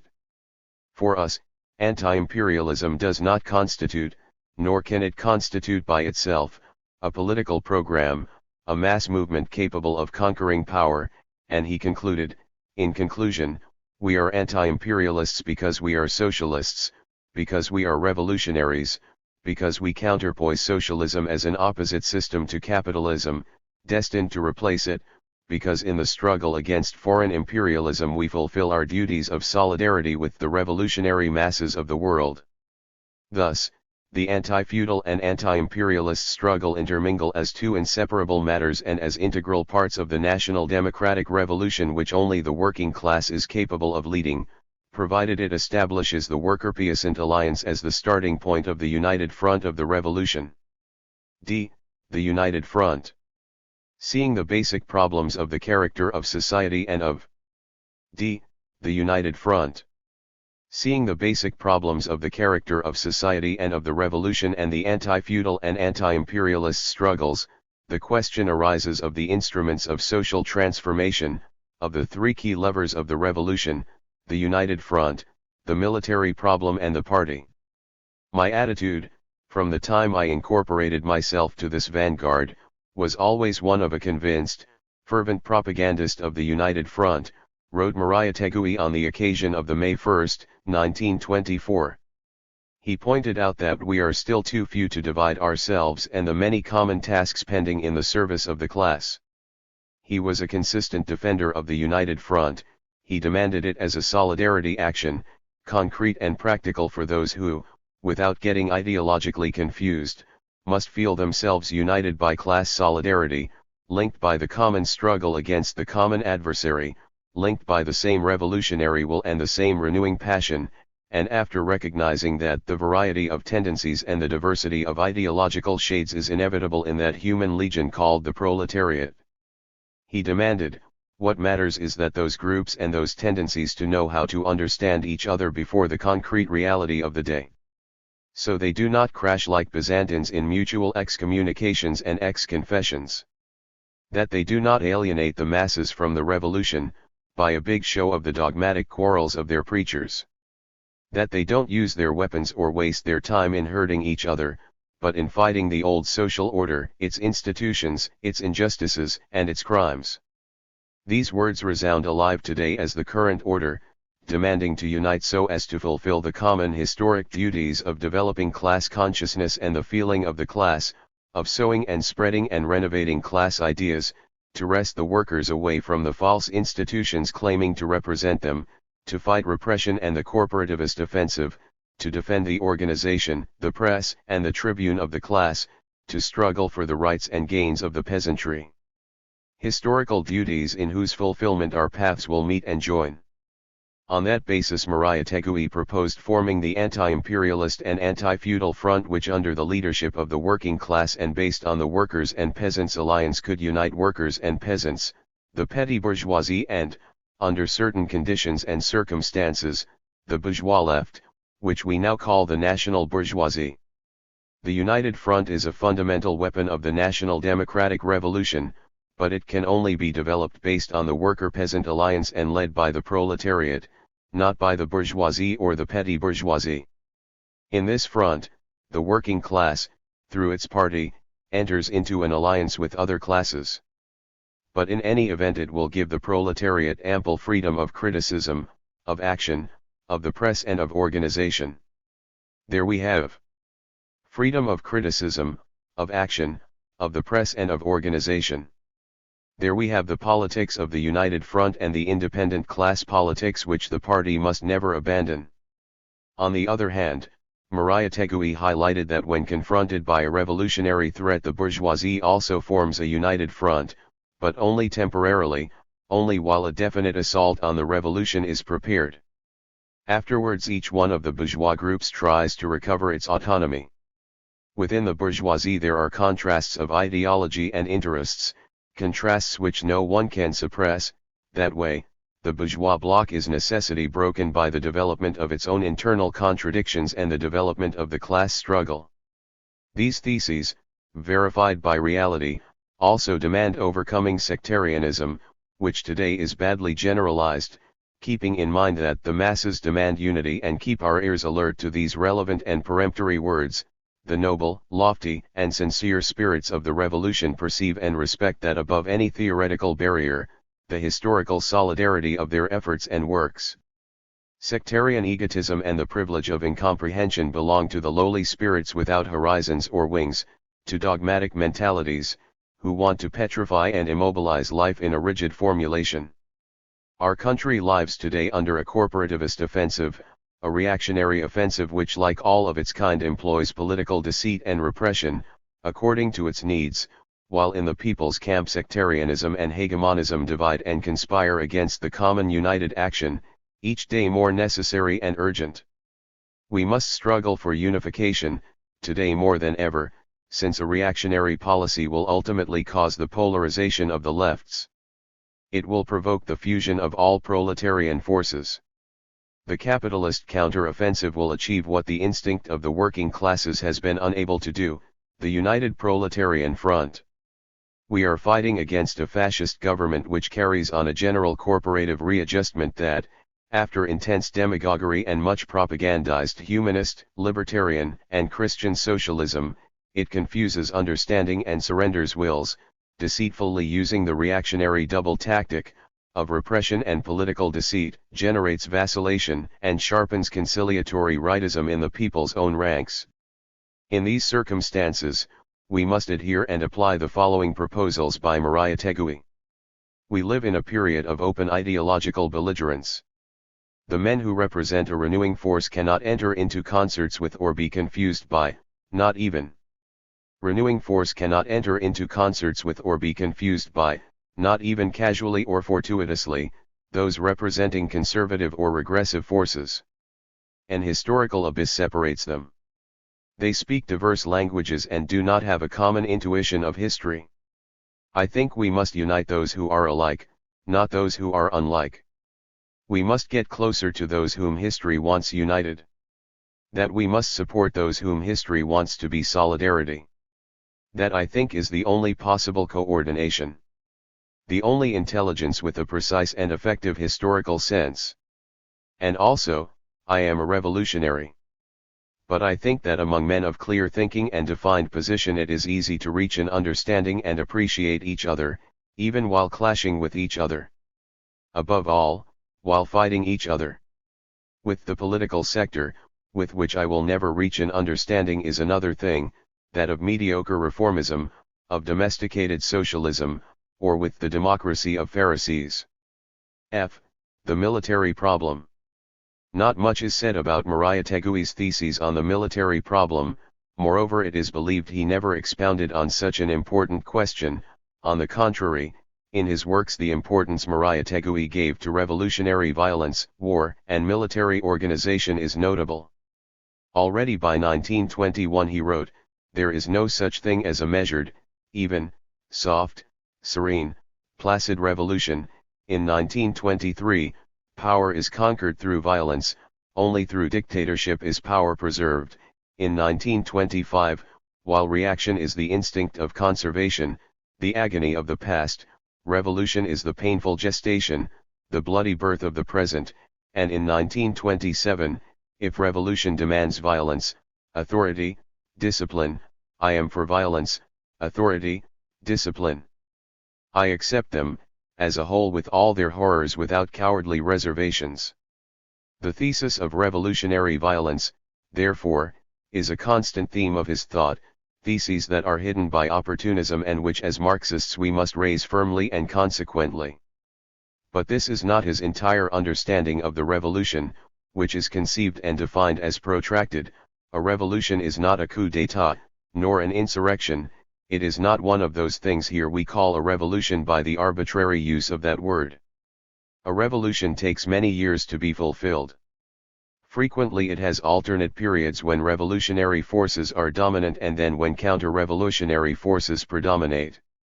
Just like a war is a process of offensives and counter-offensives, of victories and defeats, as long as one of the conflicting sides does not finally surrender, as long as it does not resign from the fight, it is not vanquished. Its defeat is temporary but not total. According to this fight, it is not vanquished. Its defeat is temporary but not total. According to this interpretation of history, reaction, white terror, are but episodes in the class struggle, an ungrateful chapter of the revolution. Here we see the correct Marxist position before the struggle of revolution and counter-revolution, the unchanging confidence in the necessary revolutionary triumph. Here we have the theses that must guide us. Besides, Murayatagui establishes the relationship between politics and war. He derives the weakness of the military front from the political weakness, and military strength also as a political product, because, that way, in this as in the rest of World War, as in the rest of its great aspects, the political factors, the morale factors, the psychological factors had more importance than purely military factors. So, war follows politics. He understood, as our founder, that revolution generates an army of the new type with its own tasks and different from the armies of the exploiters. The Red Army is a new case in the world's military history. It is an army which feels its role as a revolutionary army and which does not forget that its aim is the defense of the revolution. Any specific and militarily imperialist feeling is by necessity excluded from its soul. Its discipline, its organization, and its structure are revolutionary. Here we have the army of the new type which the revolution generates and which can only arise under the absolute control of the party, as Mao Zedong teaches. Finally, Murayatagui paid special attention to the Mexican Revolution in Latin America and the Chinese Revolution in Asia, highlighting in both their national democratic character, their agrarian roots, the role of the peasantry and the vital participation of the working class, while at the same time highlighting the contrary works of imperialism and of the bourgeoisie which betrayed or trafficked with the revolution. Starting from the basic premise of land for those who till it, he proposed arming peasants and workers to conquer and defend it, arming the masses of peasants and workers to carry forward the national democratic revolution. He highlighted its development as a peasants' revolution which advances from the countryside and which develops in revolutionary actions, in Montenero's armed group of masses in the Andes transjoined together by the solidarity of soldiers and officers in organic unity, in whose veins circulates the same blood, in Montenero's joined to the masses with the same solidarity relations existing within them, the same relationship of body, of class, existed within the Montonera and the workers and peasants' masses. The Montoneras simply were the most active, warlike, and dynamic part of the masses. Evidently when the most active, warlike, and dynamic part of the masses. Evidently when Murayatagui wrote those words about the Soviet guerrillas which in the 1920s fought in Siberia against the reactionaries, he thought of the Montoneras in our country and Latin America, and in doing so he described and revealed for us the essential relationship between guerrillas and the masses of the people, its undetachable unity, the guerrilla condition of being the most active, warlike, and dynamic part of the masses, integral part of the masses and never an action separate from them. These points make up Murayatagui's thought about the military problem besides his basic thesis that peasant uprisings cannot triumph on their own, and if ever they triumphed it was under the leadership of the old bourgeoisie. But today, in the age of imperialism, and precisely in our America, where the bourgeoisie has not known how or wanted to fulfill the tasks of liquidating feudalism, where a close descendant of the Spanish conquerors, it has been impossible for it to appropriate the rights and gains of the peasant masses, it corresponds to the proletariat and only the proletariat, to lead the masses of the peasantry towards the destruction of feudalism through the protracted war of the countryside to the city in the National Democratic Revolution. G. The Party of the Proletariat. The political struggle demands creating a class party, says point 3 of the Act of Constitution of the PCP. What does that mean? Simply that the class struggle demands from the proletariat their independent organization as a political party, with their own interests for the achievement of the historical goal of the working class. In that way, the party is the result of the development of the class struggle in our country and of the appearance, development, and maturity of our proletariat. It is a need of the logical development of our history, of the existence of classes, of the existence of the working class, and, therefore, in no way can it be considered superfluous. Quite the contrary, it is the main and indispensable instrument for the working class to conquer power and for building the new Peruvian society, necessary for as long as there are classes and while the classless society is not yet achieved. The Communist Party is the organized vanguard of the proletariat, the political force assuming its task of orienting and leading the struggle for the fulfillment of its class ideals, says its program, established by Murayatagui himself, and about social composition. The organization of the workers and peasants with a strict class character is the object of our effort and our propaganda, and the base of the struggle, says point 3 of the aforementioned act. The Communist Party is the organized vanguard of the Peruvian working class.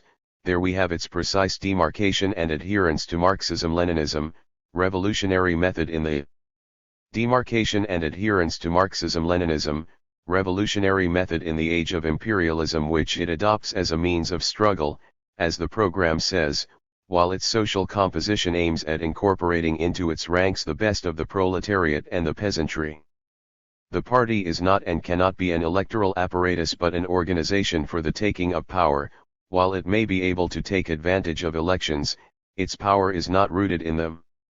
Murayatagui, analyzing the German situation, clearly delimited what was happening. The power of a party, as shown in this case, does not depend strictly on its electoral and parliamentary strength.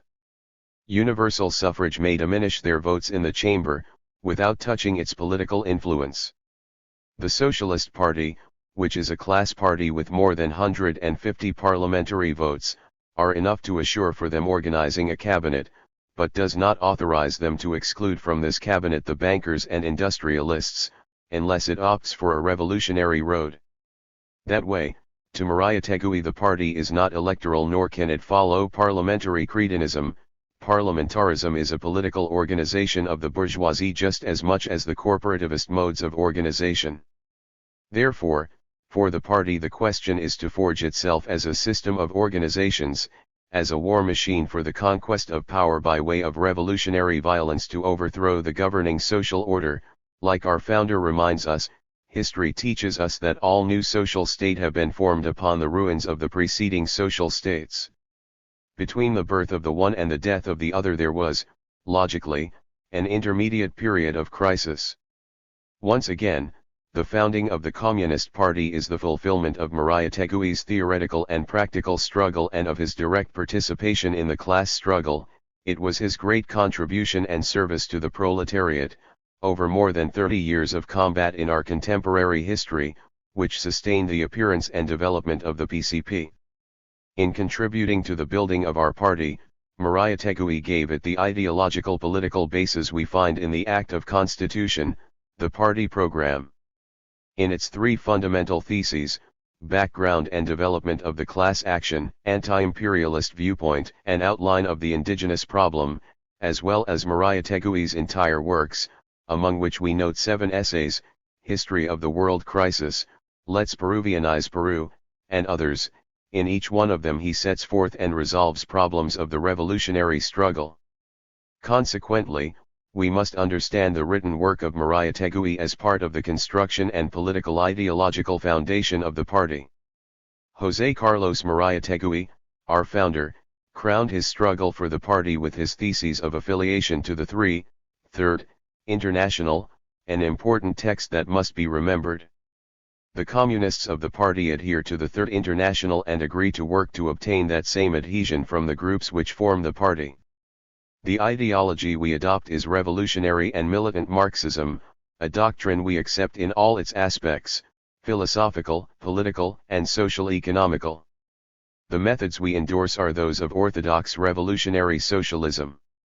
We not only reject, but fight by all means and in all its forms the methods and tendencies of social democracy of the Second International. The party is a class party and therefore repudiates any tendency implying fusion with political forces and organizations of the other classes. The party recognizes that, within national conditions, reality will impose upon us pacts and alliances, usually with the revolutionary petty bourgeoisie, but in any event it will win for the proletariat freedom of criticism, of action, of the press and of organization. Here, we have a document edited by Murayatagui and which he himself presented to the Central Committee on March 1, 1930 and approved on following March 4. This document is enough to topple so much anti-party phrase-mongering which today does not deserve to be considered. Finally, let's recall that to Murayatagui, parties are not born out of some academic little council and that the party is not and cannot be a peaceful and unanimous academy, but the party is forged amidst the class struggle of the masses and advances amidst the internal two-line struggle, so its history cannot be understood outside the red line imprinted by Murayatagui and its protracted and winding struggle against the non-proletarian line which has always surfaced, openly or covertly, against Murayatagui's thought. The mass line. Along with all that has been exposed, we see how at the bottom of all these proposals there is a position, the mass line, a basic question in Murayatagui's thought, which is little known. It suffices to highlight here that Murayatagui considers that the presence of the masses fills contemporary times, that the multitudes, as he says, are the main actors today.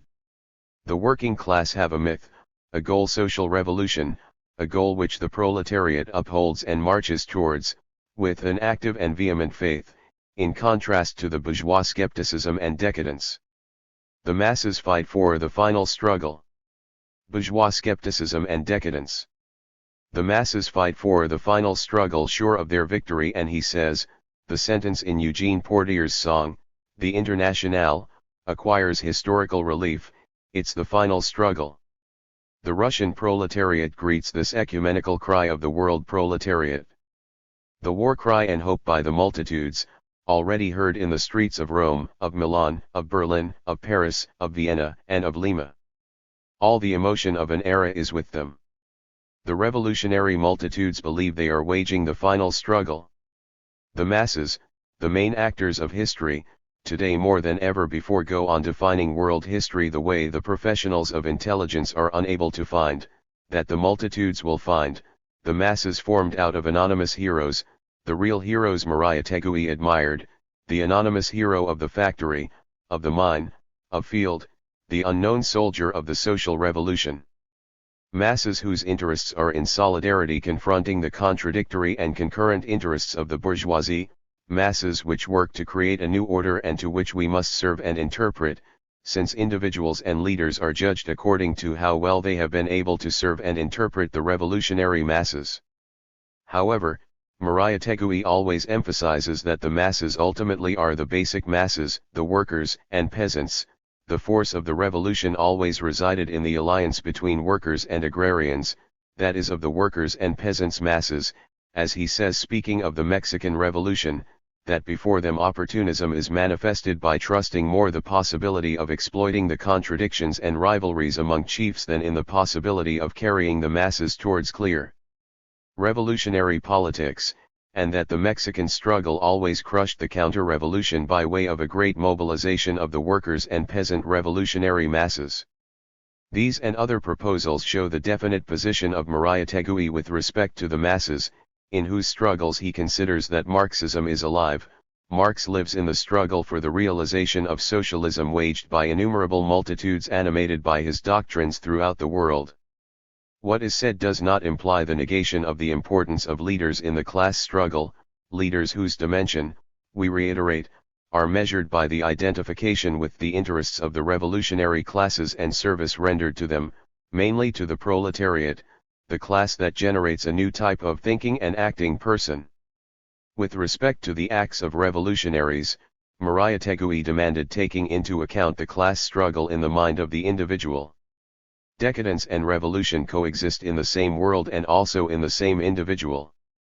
The conscience is the fighting arena of a struggle between the two. Individual. The conscience is the fighting arena of a struggle between the two spirits. The understanding of this struggle, sometimes, almost invariably, escapes, but finally one or the other spirit prevails. The other one remains strangled on the arena.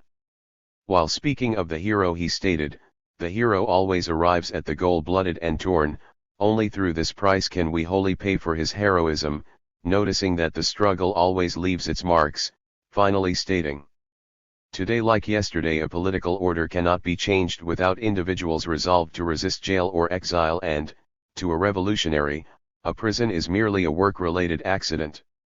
Mariah Tegui's mass line merits our attention, more so today when the basic problem becomes the arena of a battle larger and increasing each day. Let's keep in mind today, more than ever, the following: the masses demand unity. The masses want faith. Their souls reject the corroding voice, the dissolving and pessimistic voice of those who deny and who doubt. They seek the optimist and cordial voice, youthful and fruitful, of those who affirm and who believe. Other aspects of Mariah Tegui's line. All the above confirms the basic points of the general political line of Mariah Tegui about the Peruvian Revolution, but that is not his entire work. The founder of the Communist Party, from the viewpoint of the working class and in function of the revolutionary transformation of our Peruvian society, set specific political lines for work in trade and industrial unions, among workers, feminist, youth, teachers, and intellectual groups, and other working fronts. These specific policies are the basis to develop a class line in each front of the mass work. Also the question in them is to retake Mariah Tegui's road and develop it according to the present circumstances in the class struggle. Mariah Tegui set the general political line of the Peruvian Revolution.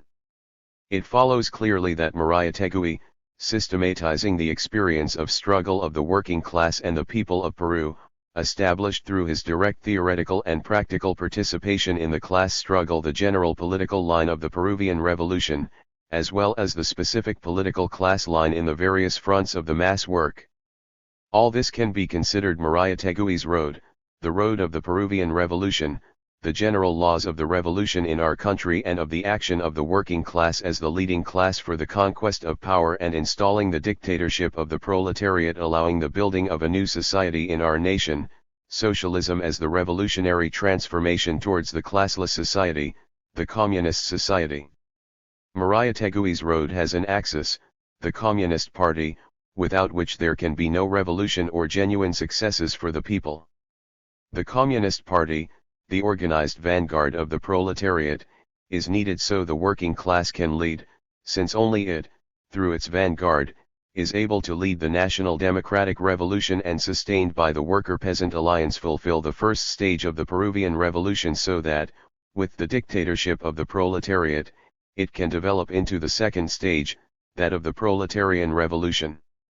So the decisive question in our revolution, today more than ever, is to retake Mariategui's road and to develop it in the midst of the class struggle of the masses today to serve the working class, the people, and the revolution. For to retake Mariategui and reconstitute his party serves the working class, the party, and the revolution. A. Mariategui's road emerged and developed through struggle. Mariategui's road emerged in the midst of the class struggle against the existing social order. It had to fight against the reactionary system of prevailing ideas and battle arduously with opera, which denied the need for a party of the proletariat. The founding of the Communist Party was the product of a sharp struggle and sets a fundamental milestone in the process of Mariategui's road.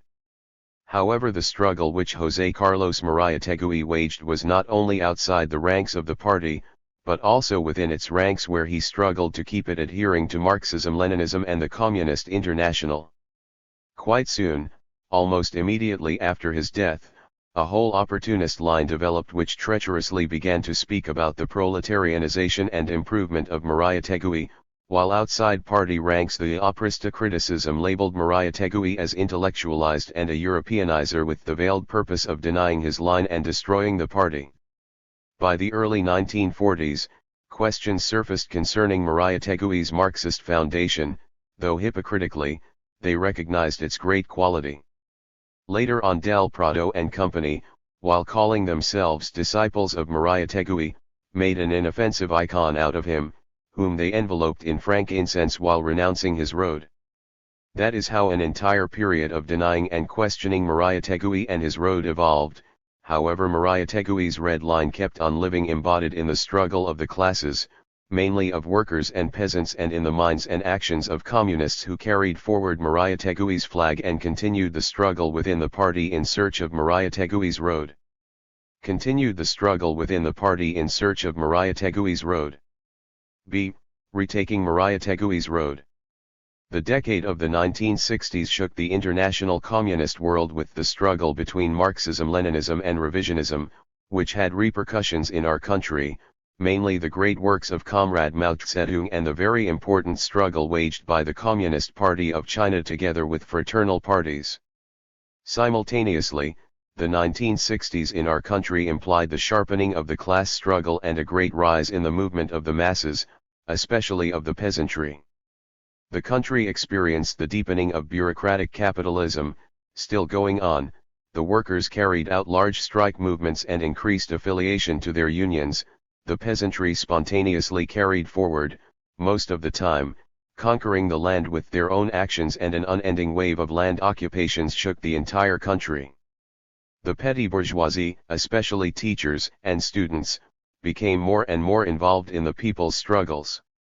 At the same time, the demo-liberal parliamentary order entered a crisis, as in other parts of America, and its political parties, its reactionary political parties entered a fierce battle to gain positions and reap privileges.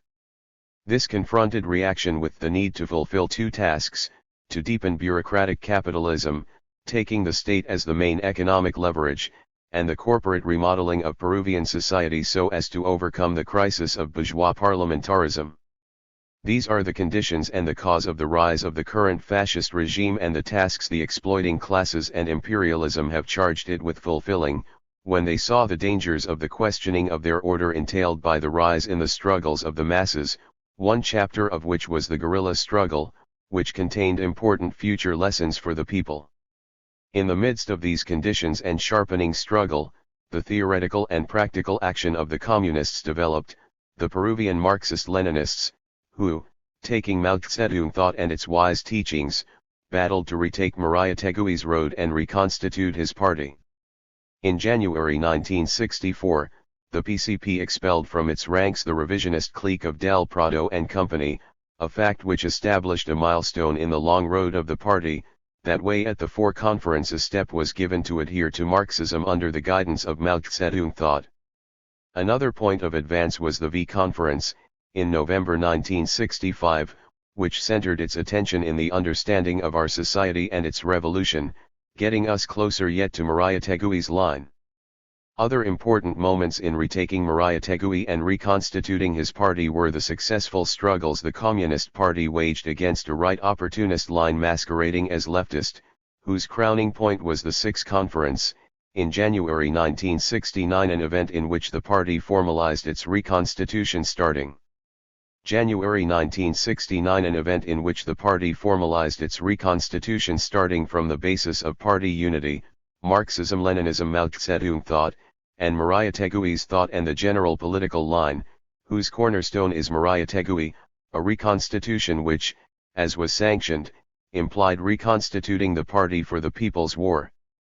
That is how the long period of searching for Maria Tegui's thought was fulfilled, opening up the stage of retaking Maria Tegui's road, one of whose stages is the reconstitution of the party, as a basic and necessary question. However, the struggle did not end there but is constant. The rise of the current fascist regime and its counter-revolutionary program impacted our ranks by generating a liquidationist right opportunist line, which aimed dangerously against the life of the party itself. This struggle had as milestones the two plenum of the Central Committee, which characterized the struggle against liquidationist opportunism, and called to fight against it, and the three plenum of the Central Committee on Reconstitution, which corroborated the defeat of liquidationism and set the political, organizational, and mass work basis for the function of the reconstitution of the party. That way, an ever better perspective to the fulfillment of its historic mission opened up for the party of Maria Tegui. Finally, the sixth plenum of the PCP Central Committee, under the slogan of Fully Retake Maria Tegui's Road to Develop the Mass Work, taking the party as its center, officially sanctioned retaking Maria Tegui's road as the decisive question in the reconstitution, in synthesis, the general political line around whose application and development we must fulfill the reconstitution of Maria Tegui's party. Of what was said, Maria Tegui's road, that is the general political line of the Peruvian Revolution, emerged and developed itself amidst the class struggle and the two-line struggle within the party, the proletarian red line imposed by Maria Tegui and the various non-proletarian lines it has assumed along the years. Thus three moments can be distinguished in its development. 1. The emerging of Maria Tegui's road and founding of the party. 2. The search for Maria Tegui's road. 3. The retaking of Maria Tegui's road and reconstitution of the party. Three moments which imply over 40 years of our party's history, of the history of the Peruvian proletariat and of the history of the class struggle in contemporary Peru. Peru. C. The relevance of Maria Tegui thought. We saw how in the 1960s Maria Tegui's thinking went on establishing itself more and more firmly. However, in that period, in which we still live, interest for Maria Tegui grows, inside and outside the country. At the same time, we see a denial of Maria Tegui on two levels: some attack and deny the Marxist basis of Maria Tegui thinking, and others deny its relevance. Those questioning its Marxist basis contend the ideological base sustaining it is irrational idealism and the concepts predominating in Western philosophical thought, mainly European. Once Maria Tegui's theses about Marxist philosophy, politics, economics, and scientific socialism are set forth, these observations need not be analyzed any further. It suffices to reiterate that the Marxist character of the bases of Maria Tegui are sufficiently clear, and point out that those impugning it have at the bottom a central argument: the impossibility for Marxism to develop in a country with few industrial workers. This starting point uncovers an unacceptable mechanical position: for Marxism to appear on a world scale, the development of the working class to the level it had attained in Europe by the mid-19th century was needed, and on that material base Marx and Engels created Marxism, which from that point on develops vigorously and spreads itself through the 5 continents. The revolutionaries of the backwards countries, where there are immense masses of peasants and proportionally a reduced industrial working class, found in Marxism an instrument to guide their actions, and taking its principles they fused them with specific revolutionary conditions. In that way, Marxism-Leninism fused with the concrete conditions of the movements of national liberation and their democratic revolutions. This was consequently shown incontrovertibly by Mao Zedong thought, as it developed Marxism. A similar case is that of the founder of the Communist Party of Peru. Murayatagui also applied Marxism-Leninism to a semi-feudal and semi-colonial country.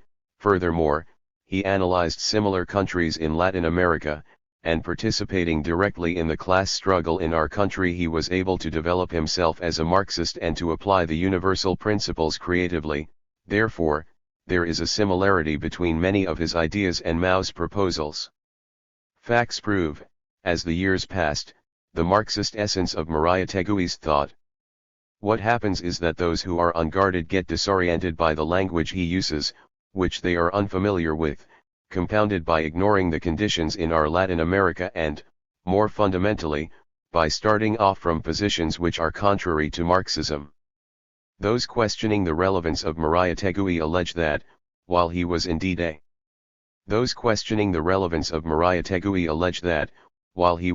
a Marxist and a notable thinker, his positions were left behind 40 years ago. These people forget that later studies and researches do not deny but quite the contrary confirm Murayatagui's theses, and, what is more important, that not having completed the national bourgeois revolution and much less initiated the proletarian one, Murayatagui's thought and his road, his general political line of the Peruvian Revolution continue to be fully current as shown, precisely, by the 4 decades elapsed and even more by the need to retake his roads born amidst the great struggles of the 1960s and the current class struggle. C. Retake Murayatagui and reconstitute his party.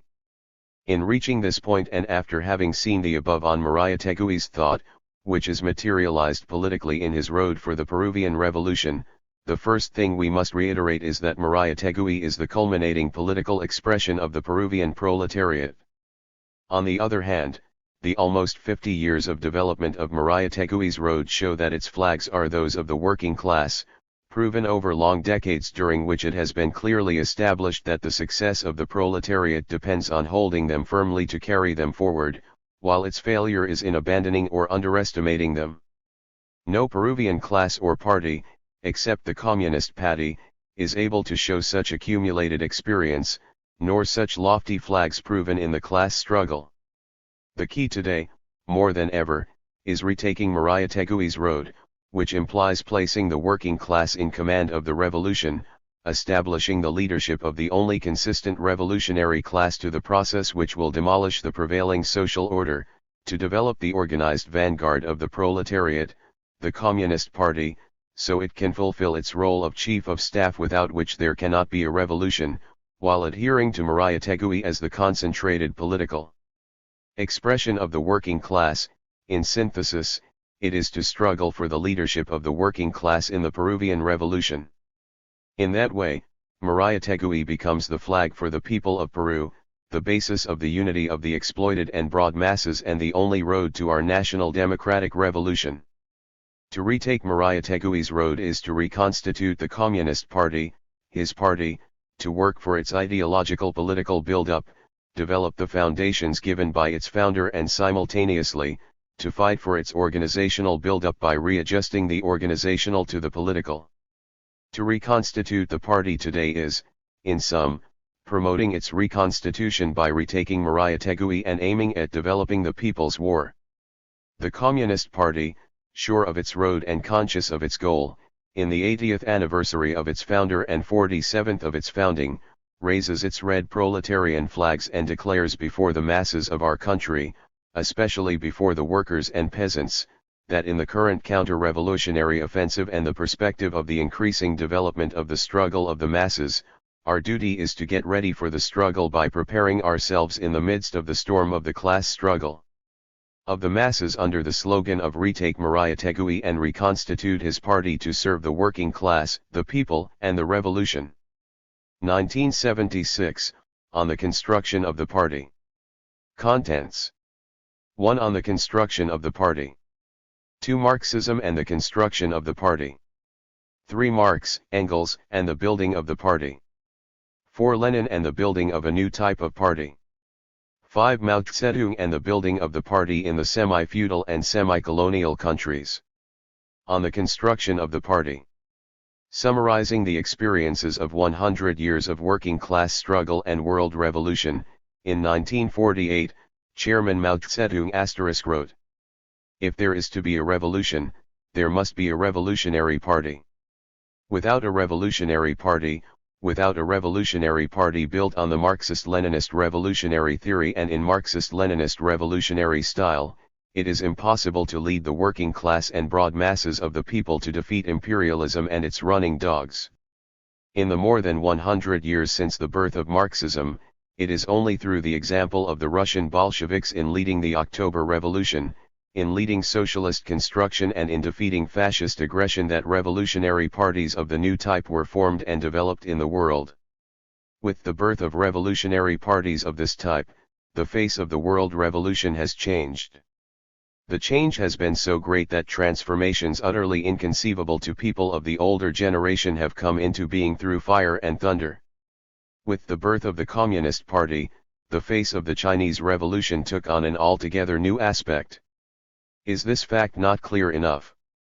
Mao Zedong, Selected Works, Vol 4 p. 284. The highlights are by our party.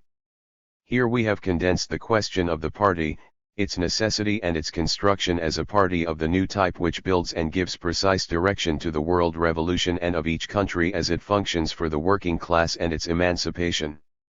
There are three questions that need to be taken into account. 1. The necessity of the party, which is the problem of taking power for the working class. 2. The building of the party, which is the problem of its construction in a semi-feudal and semi-colonial country in which the working class, and only it through its party, can lead the democratic national revolution, and 3. The internal struggle, which is the problem in which the party develops itself in the midst of the struggle with two lines in its heart, struggle around which party unity and cohesion are sustained. These three questions demand that we take into account, first, Marxism in theory and practice, the experience of Marxism in the problem of party building, the great teachings systematized by Marx, Engels, Lenin, Stalin, and Chairman Mao Zedong. Second, the building of the party in our own country, and third, the current situation in which the building of the working class party unfolds in our country. Marxism and the construction of the party. In the midst of the 19th century, with the appearance of Marxism, the working class arose as a new class and the last one in history. With the manifesto of the Communist Party, the proletariat was furnished with the program which would take humanity towards a new world, to a communist society, to a classless society. This is the program and the path which all must necessarily cross under the leadership of the proletariat materialized in its party. There is no other path for the classes, there is no other path for humanity. World history easily proves this. The October Revolution, the Chinese Revolution and others, the rising national liberation movement, the persistent march of the international working class and its revolutionary parties are all part of this inevitable path. A path which in the coming 50 or 100 years will decisively develop in great earth-shaking struggles, as Chairman Mao Zedong teaches. Marx, Engels, and the building of the party. Marx and Engels founded the concept of the working class, which is Marxism. They raised solid truths which we cannot abandon, such as the principle of class struggle to understand and transform the world, violence as the midwife of history, the dictatorship of the proletariat and the necessity of the revolutionary transformation of the old society through a long historical process, among others. But also, and at times it is not emphasized enough, Marx and Engels realized their thesis on the necessity of building the working class party as an indispensable instrument to fight for its class interests. Thus, in the midst of arduous struggle against old anarchist concepts with a profoundly bourgeois essence, they were able to establish in the statutes of the International, in 1864 and 1872. In its struggle against the united power of the owning classes, the proletariat cannot act as a class unless it constitutes itself into a political party distinct and opposed to all the old political parties created by the owning classes. This constitution of the proletariat into a political party is indispensable to ensure the triumph of the social revolution and its ultimate goal, the abolition of the classes. Given that the lords of the land and capital always use their political privileges to defend and perpetuate their economic monopolies and to subjugate labor, the conquest of political power has become the great duty of the proletariat. Marx and Engels, Collected Works, Volume 23 p. 243. Marx and Engels started from the idea that the workers themselves had to struggle for their own emancipation as a class, and that the economic emancipation of the proletariat is the great end to which every political movement ought to be subordinate as a means. They proposed the need that the working class has in organizing itself as a political party to struggle for its own class interests, to seize power and then, consequently, reach its goal, the realization of its historic objective, the abolition of classes and the building of a new society without exploiters or oppressors. In the same manner they set forth that the working class organize itself into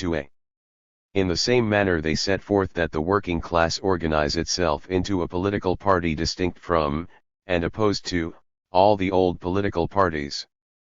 This is because the working class, upon organizing itself into a political party, does so taking as its sustenance its class consciousness, Marxism.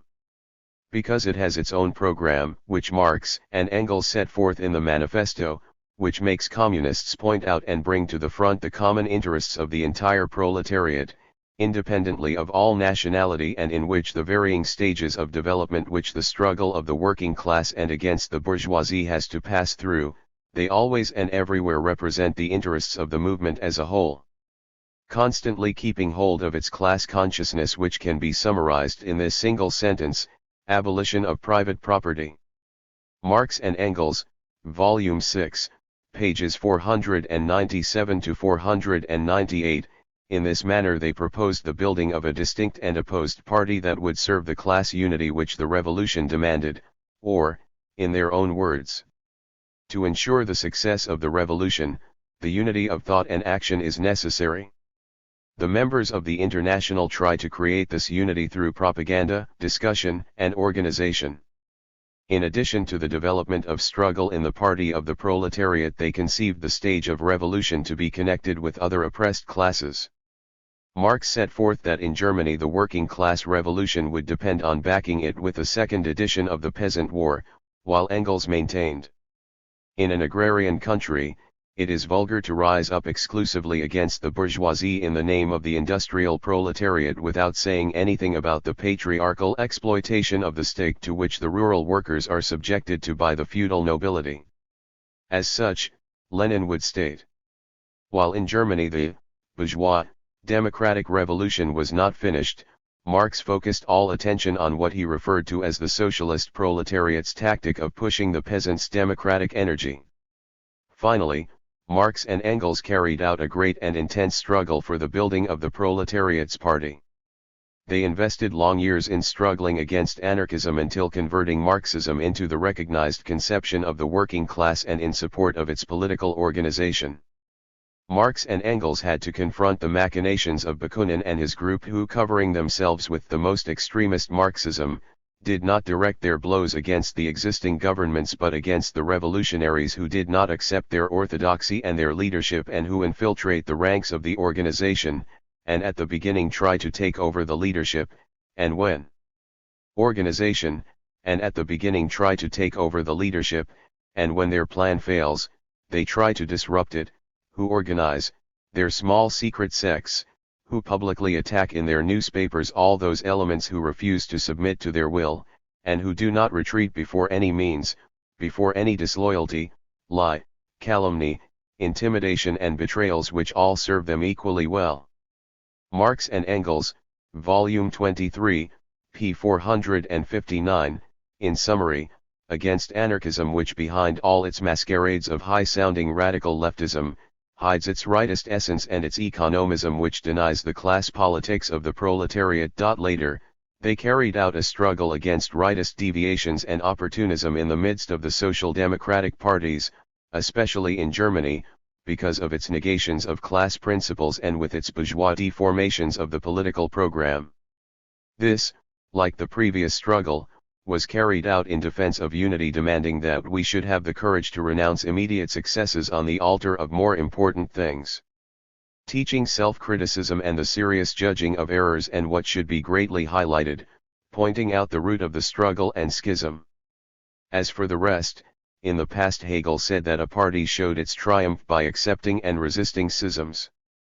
The proletarian movement will necessarily go through diverse phases of development, and in each one of these some people get stuck and no longer go forward.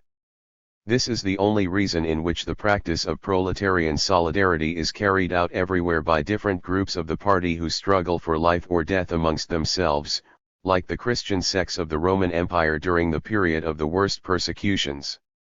These are fundamental questions which Marx and Engels taught us in relation to the necessity of the party, its construction and development in struggle.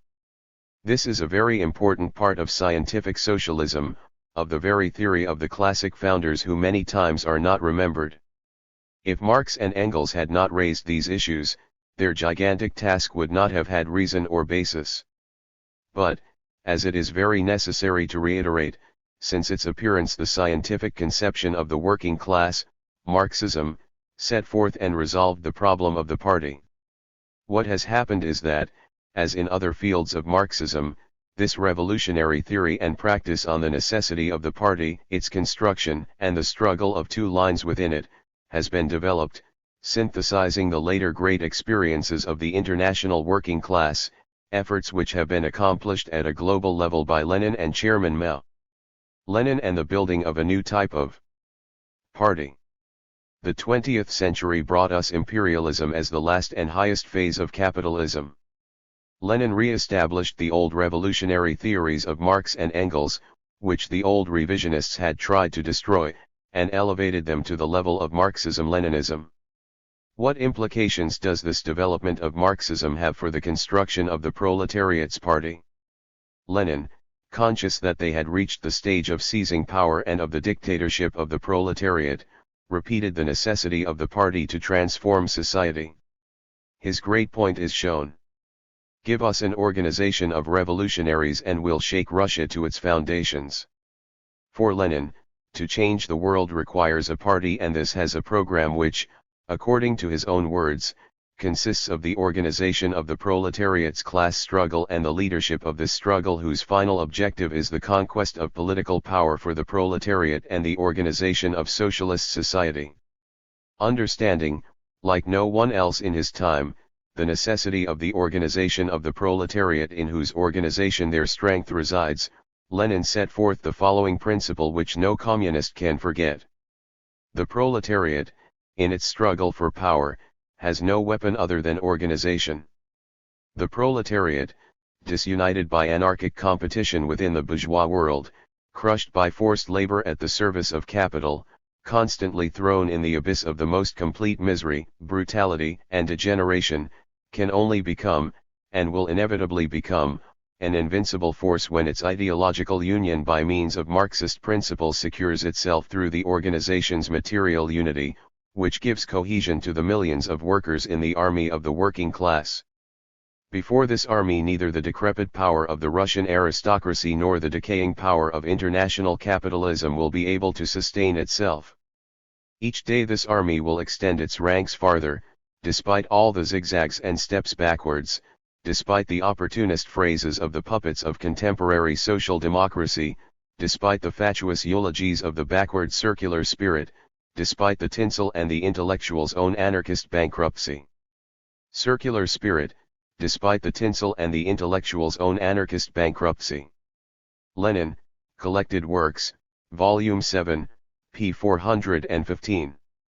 We communist and revolutionary Peruvians must pay attention to these words, which are today more precious than ever. In them we reiterate, in the first place, the struggle for power demands the organization of the proletariat, and its importance is such that it composes its only weapon. In the second place, despite all the difficulties imposed by exploitation, if it takes Marxism as its guide and base of ideological unity and solidifies it by tightening their ranks in organization, the proletariat will be invincible. In the third place, against the organized army of the proletariat the reactionary power will be unable to stay in power in any country, nor will imperialism or social imperialism on a global level.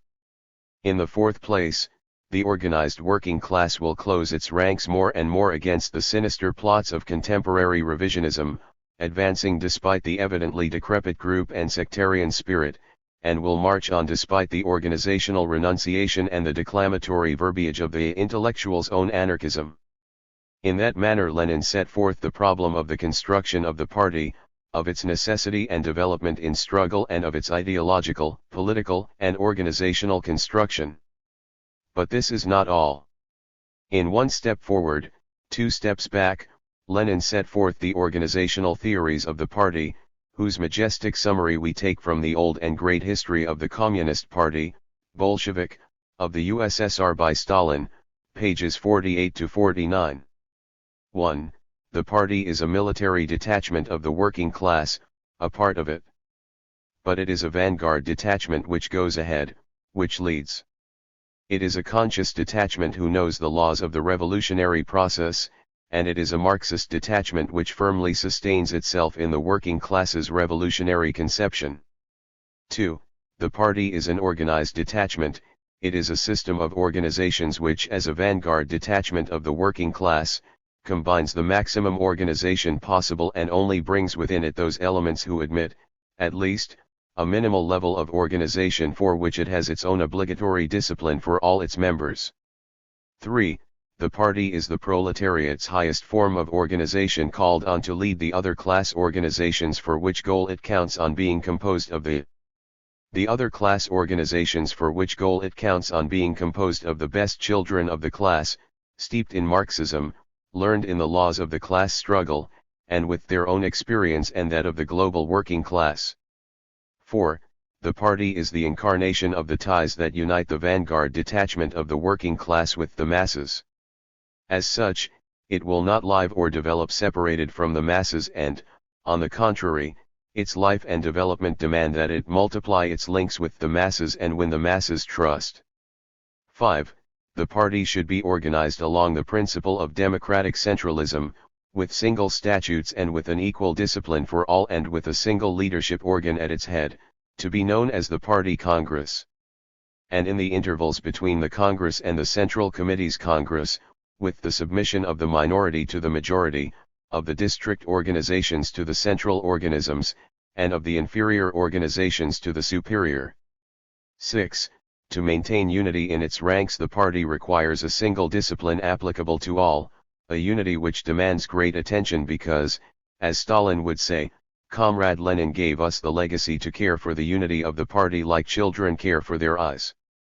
This thesis and the previous ones we should bear in mind as communists and Peruvian revolutionaries, since all of them are vital.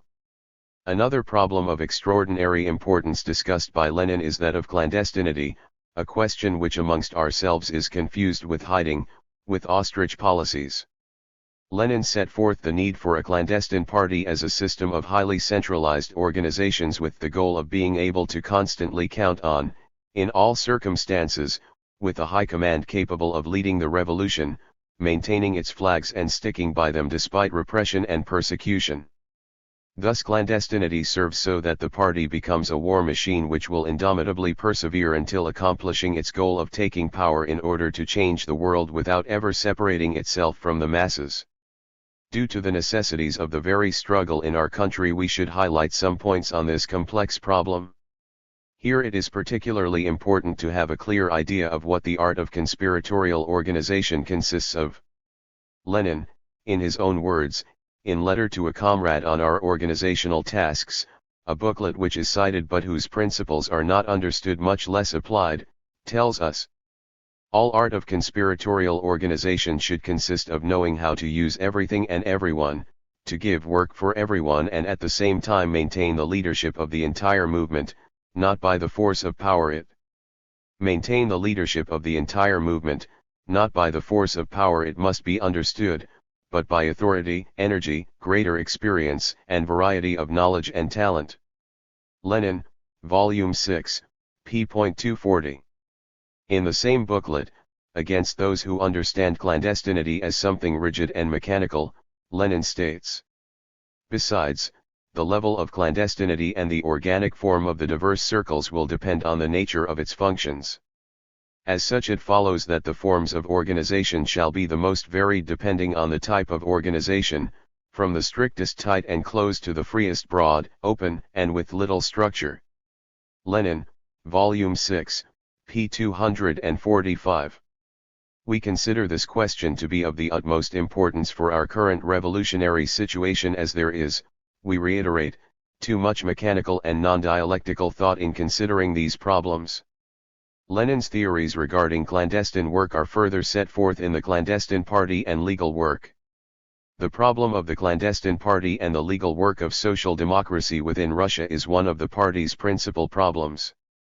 It occupies the attention of the POSDR during the entire period following the revolution, he refers to 1905, and has given place to the most violent struggle within its ranks. It is around this problem that the struggle of the liquidationists against the anti-liquidationists has developed. The December 1908 conference focused with clarity on a special resolution, the party's criterion on organizational questions. The party is composed of clandestine social democratic cells who should create points of support for work amongst the masses in the form of a net, as broad and branched off as possible, of legal workers' societies. Lenin, Volume 18 p. 386. And highlighting the relations between legal and clandestine work. The main conclusion of the appreciation which our party has at the moment is that revolution is necessary and getting closer. The forms of development which lead to revolution have changed, but the old tasks of the revolution continue to stand. From there we draw the following conclusions: the forms of organization should change, the cells should adopt flexible forms in such a manner that their expansion will not occur at the expense of the cells themselves but rather of their legal periphery, etc. But this change of form of the clandestine organization has nothing to do with the formula of accommodating the legal movement. It is something completely different. The legal organizations are the points of support which allow taking to the masses the ideas of clandestine cells. That is to say that we modify the form of influence to the objective of which the prior influences continue in the sense of clandestine orientation. By the form of the organizations the clandestine accommodates itself to the legal. By the content of our party's work, legal work will accommodate itself to the clandestine ideas. Lenin, Volume 18, p. 392. And finally, the Social Democratic Party is clandestine in its entirety, in each one of its cells and, what is of greatest substance, by the entire content of its work which proposes and prepares for the revolution. Because of this, the most open work of the most open cells cannot be had as the open work of the party. Lenin, Volume 18, p. 393-4. This citation is lengthy, but we consider it to be of great importance for all revolutionary work in our country, and it deserves special attention as does the preceding on clandestine work. In our country it is common to think that clandestine work separates us from the masses. But we shall recall what Lenin said with regard to this. But Sverdlov, this always professional revolutionary, did not become separated from the masses for even a moment. When the conditions of Tsarism condemned him to carry out exclusively illegal and clandestine activities, like it did to all revolutionaries of his time, Comrade Sverdlov also knew how to always march shoulder to shoulder and hand in hand with the vanguard workers under these conditions. Lenin, Volume 29, p. 91. These are Lenin's fundamental theories which we should keep in mind in the building and development of the proletariat's party and correctly apply them in the reconstitution of Maria Tegui's party. To conclude, it is sufficient to recall that these principles of the building of the revolutionary party of the proletariat, of the Bolshevik party, of the party capable of taking power, did not fall out of the sky but were established in the midst of a great and hard struggle against the Mensheviks, the right opportunism. Midst of a great and hard struggle against the Mensheviks, the right opportunism of the time in Russia.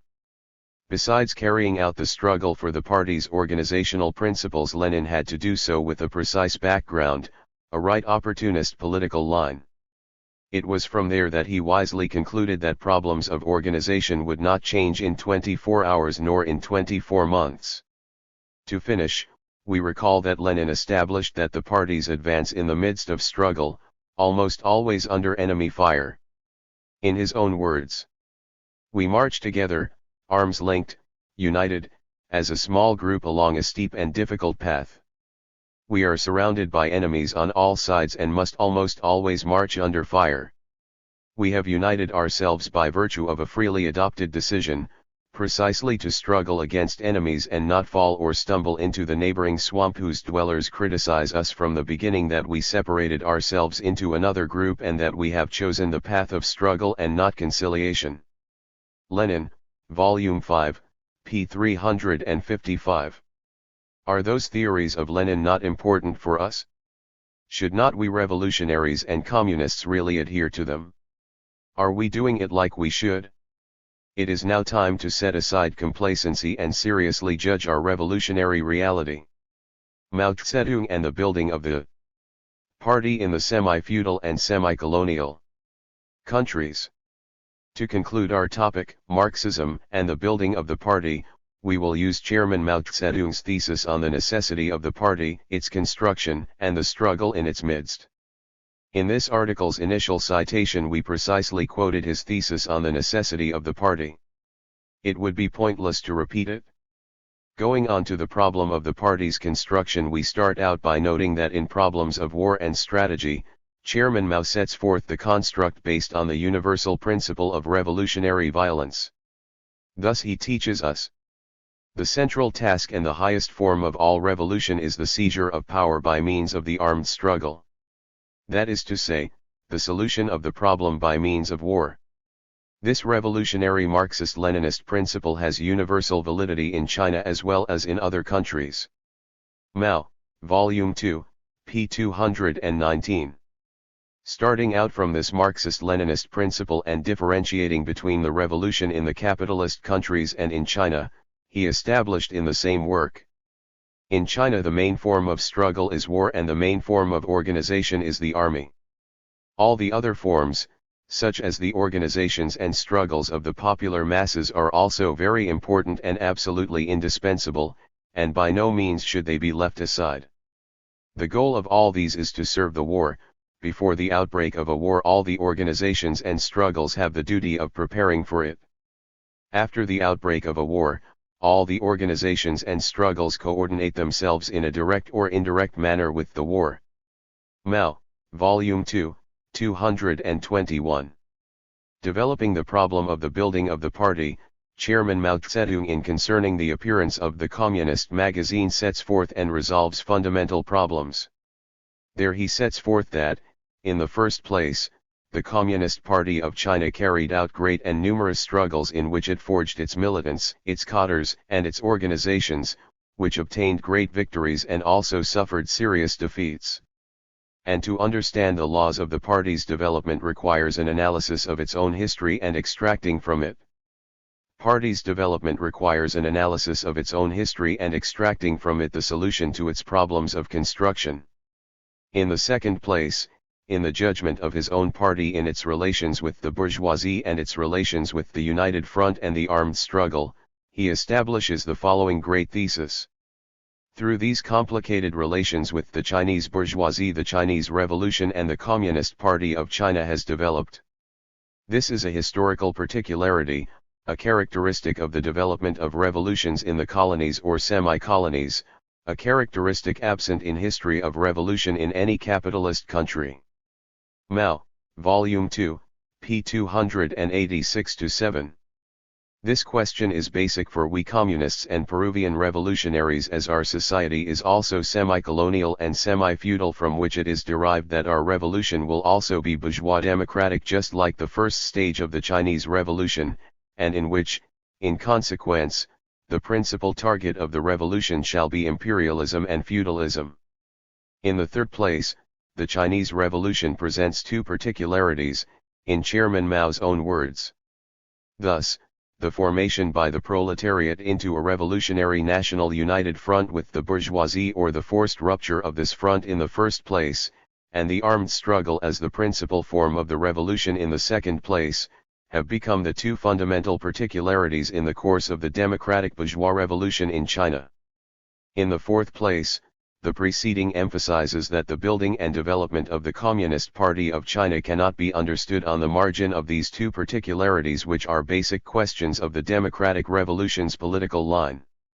The same great leader teaches us the defeats and successes of the party, its retreats or advances, the reduction or growth of its ranks, its development and consolidation cannot stop being linked by the party's relationship with the bourgeoisie and with the armed struggle.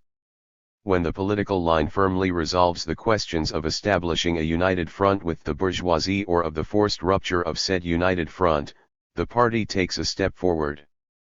In the same manner, when the party approaches the armed revolutionary struggle in a correct form, it takes a step forward. The course of the party's construction and its Bolshevikization has thus been tightly linked to the party's construction and its Bolshevikization has thus been tightly linked to its political line, to its correct or erroneous resolution of the united front and armed struggle questions. In the fifth place, it unfastens the problem from a direction set in the Chinese Revolution. In the cited writing, the following thesis should make us think very seriously to see to what extent we are on the correct path.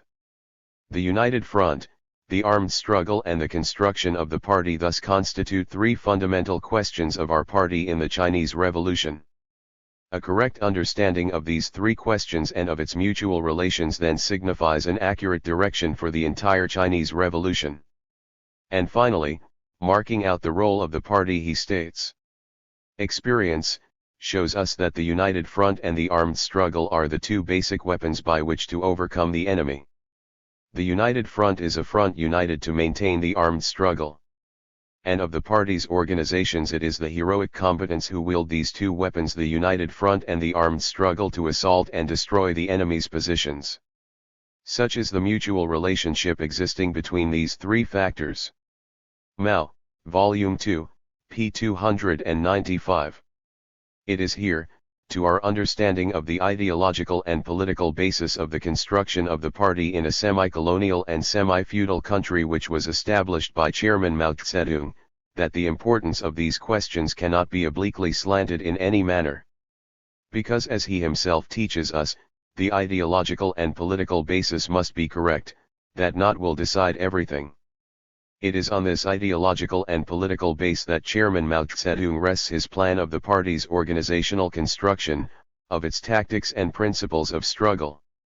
This problem is set forth in point 6 of his article Audaciously Expand the Anti-Japanese Forces, Volume 2, page 425. We shall analyze the problem.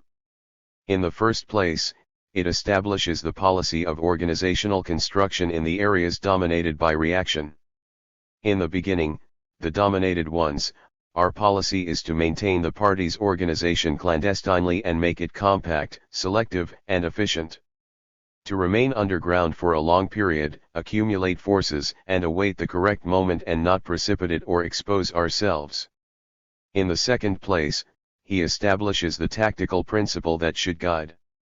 In accordance with the principle of struggling with reason, advantage, and without overextending oneself, our tactic in the struggle against the recalcitrants is to fight on secure terrain and accumulate forces utilizing everything that is allowed by the laws and decrees of the Kuomintang and social customs. In the third place, he establishes the penetration of the reactionary organization and the work of revolutionaries within the same. In the fourth place, he states the basic policy. In all the areas dominated by the Kuomintang, the party's basic policy equally consists of developing progressive forces, the organizations of the party and mass movements, win over the intermediate forces, national bourgeoisie, sincere shenzi, heterogeneous troops, intermediate sectors of the Kuomintang, the intermediate sectors of the Central Army, the upper level of the petty bourgeoisie and the minority political groups and parties, a total of 7 categories, and isolate the recalcitrant forces with the goal of overcoming the danger of capitulation and being able to change the situation. In the fifth place, he points out the need to prepare for contingencies. At the same time, we should be plainly prepared to confront any emergency situation at the local or national level. In the sixth place, he highlights clandestinity. The party organizations in the Kuomintang zones should keep themselves in the strictest clandestinity. In the seventh place, he emphasizes the scrutiny of the committee members. In the Southeast Bureau and in all the special, provincial, district or territorial committees, each one of the staff members, from the party secretaries to the cooks, should be subjected to a severe and minute scrutiny. It is absolutely impermissible that any person susceptible to the slightest suspicion remain in these leading organisms. And finally, much care should be given to the protection of our cadres. All of these are true and valuable instructions on the party's struggle and organizational life. As to the internal struggle, it is worth remembering that it was precisely Chairman Mao Zedong who has magnificently developed the understanding of the struggle within the party as a reflection of the contradictions of the class struggle and between the old and the new in the social world. More so, he proposes that the struggle within the party is the struggle between two lines which covers its entire process of development, and if such contradictions and struggles did not take place, the life of the party would end. In the same manner, he is the one who, for the correct development of the struggle within the party, proposed the thesis of learning lessons from past errors to avoid them in the future and to treat the illness to save the patient. Today more than ever we must apply this great theory, remembering its content. We must put into the open without consideration for anyone, all the errors committed and analyze and criticize in a scientific manner all the bad in the past so that in the future, work will be carried out better and more carefully. That is what he means by learn lessons from past errors to avoid them in the future. But, in denouncing errors and criticizing defects, we do it in the same way as a doctor treating a patient with the sole goal of saving the patient, not killing him. Chairman Mao has summarized the great historic experience of the CPC as to the two-line struggle, with the following words: we must practice Marxism and not revisionism, unite and not divide ourselves, be frank and honest and not foment intrigues or machinations. We subject ourselves to this great lesson. Nevertheless, we must never lose vigilance, as he himself taught in 1964, we must be alert against those who foment intrigues and machinations. For example, Cao Kong, Yao Shushi, Pen Tei Huan Keching, and others have appeared in the Central Committee. Everything divides into two. Some devote themselves to creating intrigue. What are we going to do if they want to act like that? Even now there are people disposed to plot. That conspirators exist is an objective fact and not a question of whether we like it or not. But what is the struggle within the party for? In the end it is to maintain unity and persist in Marxism, to reject schisms and repudiate revisionism because, as he himself teaches us, unity is raised over struggle and is relative while the other is absolute. Thus, in consequence, the struggle is to maintain the unity within Marxism, since unity is important. The internal unity of the party and the unity. Marxism, since unity is important. The internal unity of the party and the unity between the party and the people are two weapons of incalculable value to overcome difficulties.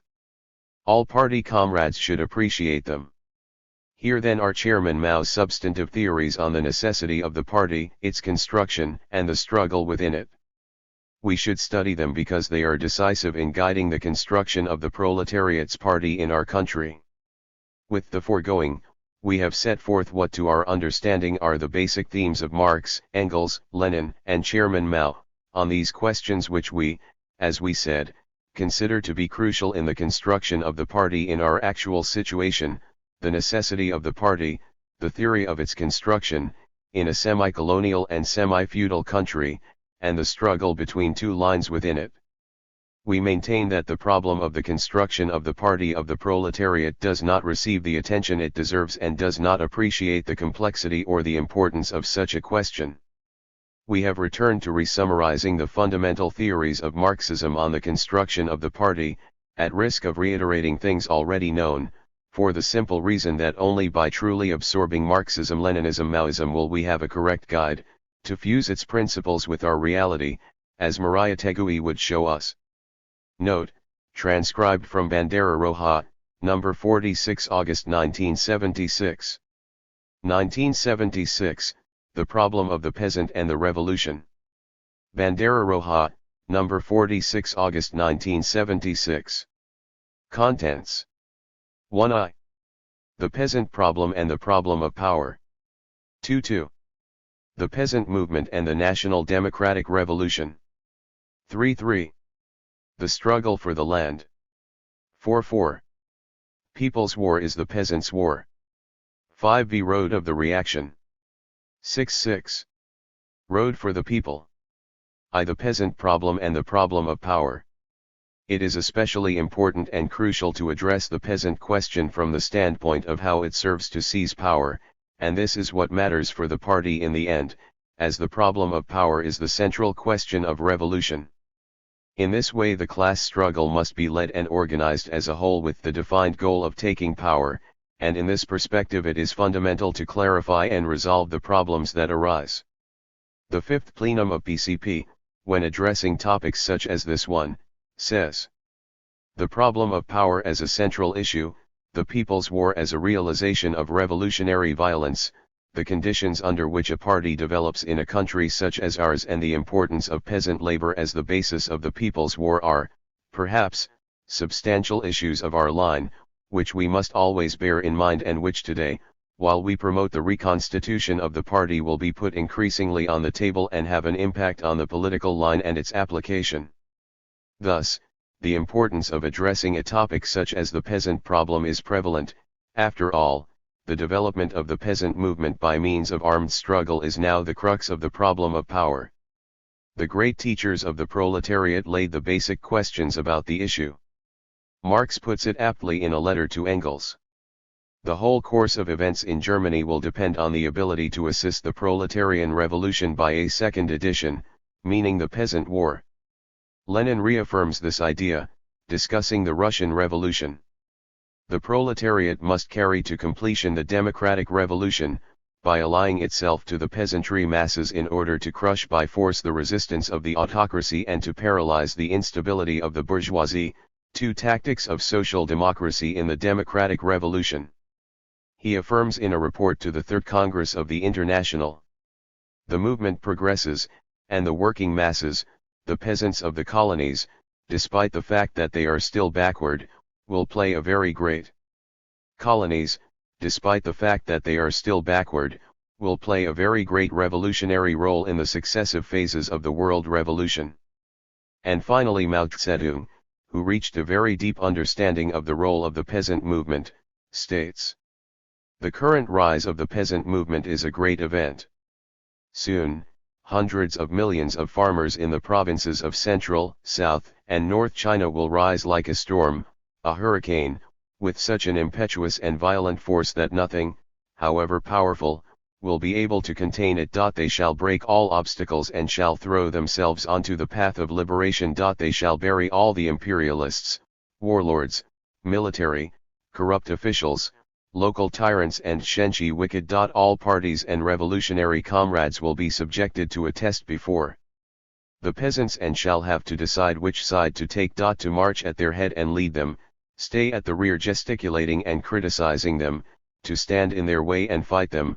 Every Chinese is free to choose between these three alternatives, only that events will force him to choose quickly.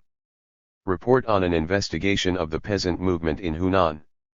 Maria Tegui, the founder of the party, defined the basic problem in the general political line. Speaking of the indigenous peasants, he said, the indigenous hope is absolutely revolutionary, and reminded the PCP that in order to organize workers and peasants with a class character, and to stimulate first and afterwards perform the tasks of the bourgeois democratic revolution, or to lead the agrarian revolution.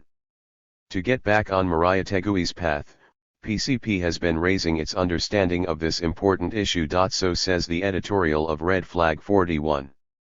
Without revolutionary work among the peasant masses, this is politically guided by Marxism-Leninism, led by the Communist Party, there can be no development of the armed forces nor may there be people's war. In conclusion, there can be no national liberation, nor, for that reason, destruction of imperialist and feudal exploitation. 2. The peasant movement and the national democratic revolution.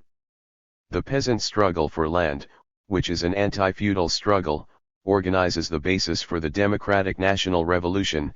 This follows from the general laws of the class struggle of our revolution, laws codified by Maria Tegui as the general political line. Our society has a semi-colonial and semi-feudal character, where the Peruvian people suffer exploitation and oppression of imperialism, the feudal landlords and bureaucratic capitalism. This is where the need to overthrow these classes and sweep their dominion is born. This is what the current stage of the revolution calls for. Its content is bourgeois democratic, which does not pit itself against the entire bourgeoisie but only against a part of it, the bureaucratic bourgeoisie, as well as fighting the feudal landlords and imperialism. We emphasize the role of bureaucratic capitalism, which through its development matures the final conditions for the triumph of the national democratic revolution. Mao teaches us that this monopolistic capital associated with state power, as well as subject to and closely linked to imperialism and to the landlords, forms a monopolistic, comprador and feudal state monopoly capital. In this manner it reaches the peak of its development and prepares sufficient material conditions for the new democratic revolution, leaving the task of confiscating the land of the feudal class and giving it into the hands of the peasants and seizing monopolists' capital. In our country, this bureaucratic capitalism increasingly deepens and employs the state monopoly capital as the lever of the economy, seeking to amass huge amounts of capital and to monopolize the vital arteries of the economy. All of which leads inevitably to the same conclusions that were made by Mao Zedong on the topics of national democratic revolution and peasant war. To analyze the Chinese Revolution, Mao Zedong established the extent at which the deeply linked to one another peasant problem and the problem of war are absolute conditions of a bourgeois democratic revolution. Thus, the bourgeois democratic revolution in China has two main characteristics. 1. The proletariat either establishes a revolutionary national united front with the bourgeoisie, or breaks it when it feels obliged to, and 2. Armed struggle is the main form of revolution. We do not consider here the relationship between the party and the peasantry and its relationship with the urban petty bourgeoisie as a fundamental characteristic because first, these urban petty bourgeoisie as a fundamental characteristic because first, these relationships are in principle the same with all the communist parties of the world, and second, in China, when we talk about armed struggle, we mean at the bottom of the peasant war and the close relationship of the party with the peasant war and its relationship with the peasantry being one and the same thing. The motive being the appearance of the communist. It is thus clear that the armed struggle that we have to carry out is an agrarian revolution, which shall be made by peasants under the leadership of the proletariat, which constitutes a constant, the natural environment of the revolution. If the war has not yet been brought into motion, everything must serve to prepare it, and, once it starts, everything must serve to develop it. The Worker-Peasant Alliance. Maria Tegui has taught us. The strength of the revolution always resided in the alliance of agrarian land and labor, it is the worker and peasant masses. In agreement with this, workers and peasants will form the basic masses of the revolution. Once they are mobilized and organized, the exploiters be overthrown and the revolution will triumph. Based on the alliance of millions of workers and peasants, it will also be possible to unite the urban petty bourgeoisie and, under certain conditions, the national bourgeoisie.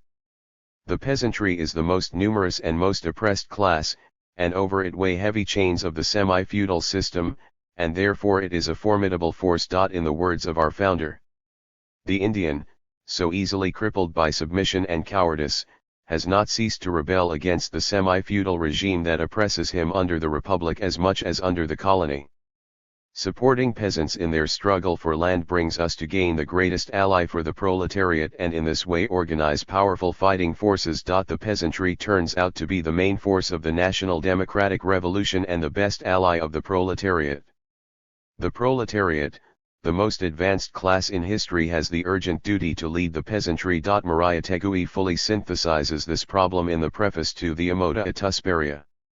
Farmers' claims did not succeed against feudalism in Europe, since they were not being expressed but rather in the Jacques Rise. They succeeded with bourgeois liberal revolution that transformed them into a program. In our Spanish America, still semi-feudal, the bourgeoisie has been unable or unwilling to carry out the tasks of the liquidation of feudalism. The following descendants of Spanish settlers had been unable to take over the claims of the peasant masses. This task consists of nearing to socialism. The socialist doctrine is the only one that can give a modern sense, constructive, to the cause of the indigenous peoples, which, located in its true social and economic fields, and raised to the level of a creative and realistic policy, seeks to carry out the task with the will and the discipline of a class that, even today, makes its appearance in our historical process, the proletariat. Giving proletarian leadership to the peasantry is the essence of the worker-peasant alliance, which means smelting the party with the peasantry and their struggles, give proletarian conception to peasants, win over activists from among them and build the party in the field. In concrete terms, mobilizing, organizing and arming the peasantry under the leadership of the working class represented by its party, the Communist Party. 3. The struggle for the land. The bureaucratic path. Throughout centuries, feudal oppression has manifested itself in the fact that ownership of the land is concentrated in the hands of a few landlords, in such that millions of peasants cannot take ownership of land, or if they do, the land is very little. As such, facing this gigantesque concentration of land, misused cruelly by the feudal class, a system of serfdom, which under different modes, free labor, wages in cash, allows the class of feudal landlords to live like a parasite in all luxury at the expense of limitless misery and oppression of the peasant, therefore sinking our people in backwardness and hunger. As such, latifundium and serfdom are maintained throughout the centuries as pillars of social, political and economic organization of Peru. The economy of landlordship is developed, though a very slow and prolonged process, towards a capitalist form, which follows the bureaucratic path that consists of introducing techniques and capitalist modalities that maintain the grand agrarian property and safeguards the power of the class of the landlords. In this way, the economy of landlordship has developed internally, and instead of liberating the peasant, takes advantage to the maximum of the exploitation of free labor and other feudal modalities to guarantee an accelerated accumulation of capitals. The peasant suffers painfully from this large process of transformation, which absorbs his work and his goods, and he finds himself stripped off his little land, and he is even chased outside the field. Landlordship and serfdom are maintained and shadowed under new names: agrarian cooperatives of production, CAP, agricultural societies for social interest, SAIS, social property, communal work, etc., linking themselves more closely to bureaucratic capitalism and state power. Maria Tegui explains this process in the following words. Capitalism, as an economic and political system, manifests itself in Latin America, as incapable of forming an economy that would be emancipated from feudal defects. The prejudice of the inferiority of the indigenous race grants to capitalism the maximal exploitation of the indigenous race's labor, and is not willing to renounce this privilege, from which many profits are obtained. In agriculture, the establishments of the wage earner, the adoption of machines don't efface the feudal character of the big property. They perfect, simply, the system of exploitation of the land and the masses of peasants. The peasant problem cannot be detached from the national problem. Maria Tegui has already told us, the problem of the Indians is not the problem of 3/4 of the population of Peru. It is the problem of the majority. It is the problem of nationality. The struggle against imperialism has its livelihood in the struggles of the peasantry, in the semi-feudal struggle. Detaching the two would be to fall in a false rationalism. The land belongs to those who work it. The founder of our party, in the scheme of the indigenous problem, says, the struggle of the Indians against the landlords has always rested invariably in the defense of their land against absorption and dispossession. Therefore, an instinctive and profound indigenous claim exists, the claim to the land.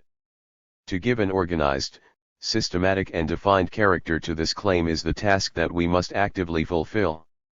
Maria Tegui thus summarizes hundreds of years of peasant struggle, as well as the necessity to channel this peasant aspiration of the land belongs to those who work it, therefore only the proletariat organizing with the peasant in the struggle for the land will have a good result. The transfer of the land to the peasant after crushing the class of landowners and its state will permit the erasure of serfdom forever, emancipating thus the peasant from the feudal agrarian relations. With the peasant way in agriculture, the perspective of a capitalist growth emerges in the best of possible conditions for the peasant. It is in the second phase of the revolution, the socialist phase, that these capitalist relations are limited and restricted to give way for the collectivization of the field. As such, as a part of the democratic way, the peasants push for an agrarian reform, which would liquidate feudalism. This reform means destruction of latifundium, and its repartition to the peasants, confiscation or expropriation without compensation, execution by force, for the peasants' war, for the people's power. For people's war is the peasants' war. War is an absolute necessity for the realization of our revolution. Mariátegui has instilled this Marxist-Leninist principle of universal validity in the Peruvian Communist Party, PCP, and in the Peruvian proletariat in the following words. Power is conquered with violence. Power is maintained only through dictatorship. To train the vast masses to the use of revolutionary violence is key to achieving the liberation of our people, and this is even more urgent in a country lagging behind, that finds itself a semi-feudal and semi-colonial condition like ours. War is the main form of struggle. The victory of the proletariat and of the people over their enemies is the inevitable future. The current situation of the weakness of the people and the power of the enemy is merely apparent and temporal, thus seeing things in their whole, the reaction is nothing more than a paper tiger, while the people are an iron wall, the people are invincible. This concept of Mao Zedong is fundamental for the certainty of victory in the struggle, according to his own words. The enemy has a fragile basis, it is disintegrating internally, it is separated from the people and submerged in inextricably economic crises and therefore can be defeated, and at the same time the masses, the millions and millions of men who support in all sincerity the revolution. This is the real iron wall that no force can break. Fearing the enemy as if they were omnipotent is right-leaning that halts action. In their fear of the enemy, some will come to say, fascism is the destruction of the people's movement and its organizations, and they will opt for occultism, in the name of doing the withdrawal or being made illegal. The reactionaries have a great army, but their economy finds itself in big contradictions and it undertakes a serious economic, political, and ideological crisis.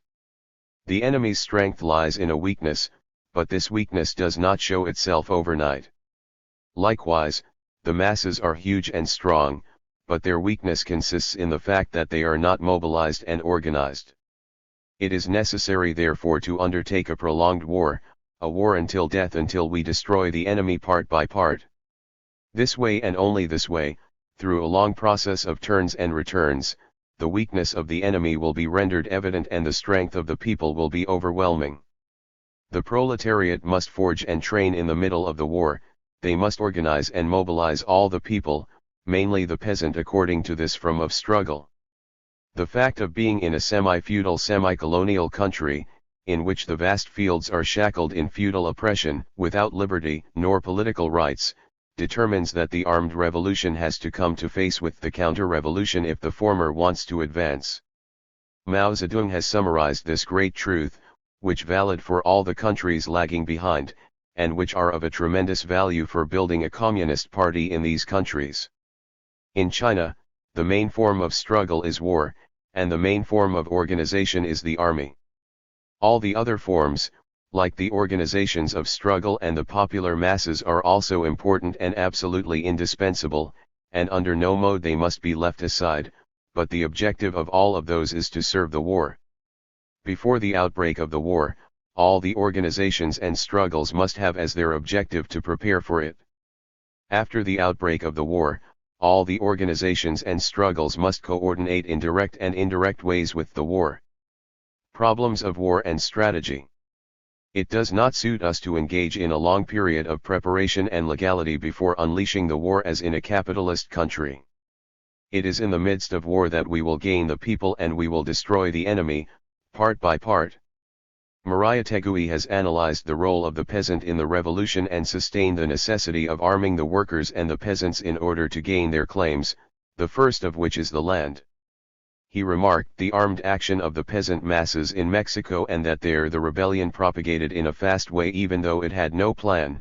Its first concrete claim was the claim to the land taken by the landlords. Themes of our America.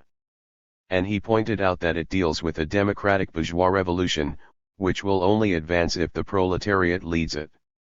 Otherwise, the revolution will march backwards. The hegemony of the proletariat in the national democratic revolution, once aligned with the right path, is measured by the influence it exercises on the peasant movement. The party must be concerned with the mobilization of the peasant and the organization of the peasant as a powerful force in the combat. The path of the revolution is from the field to the city.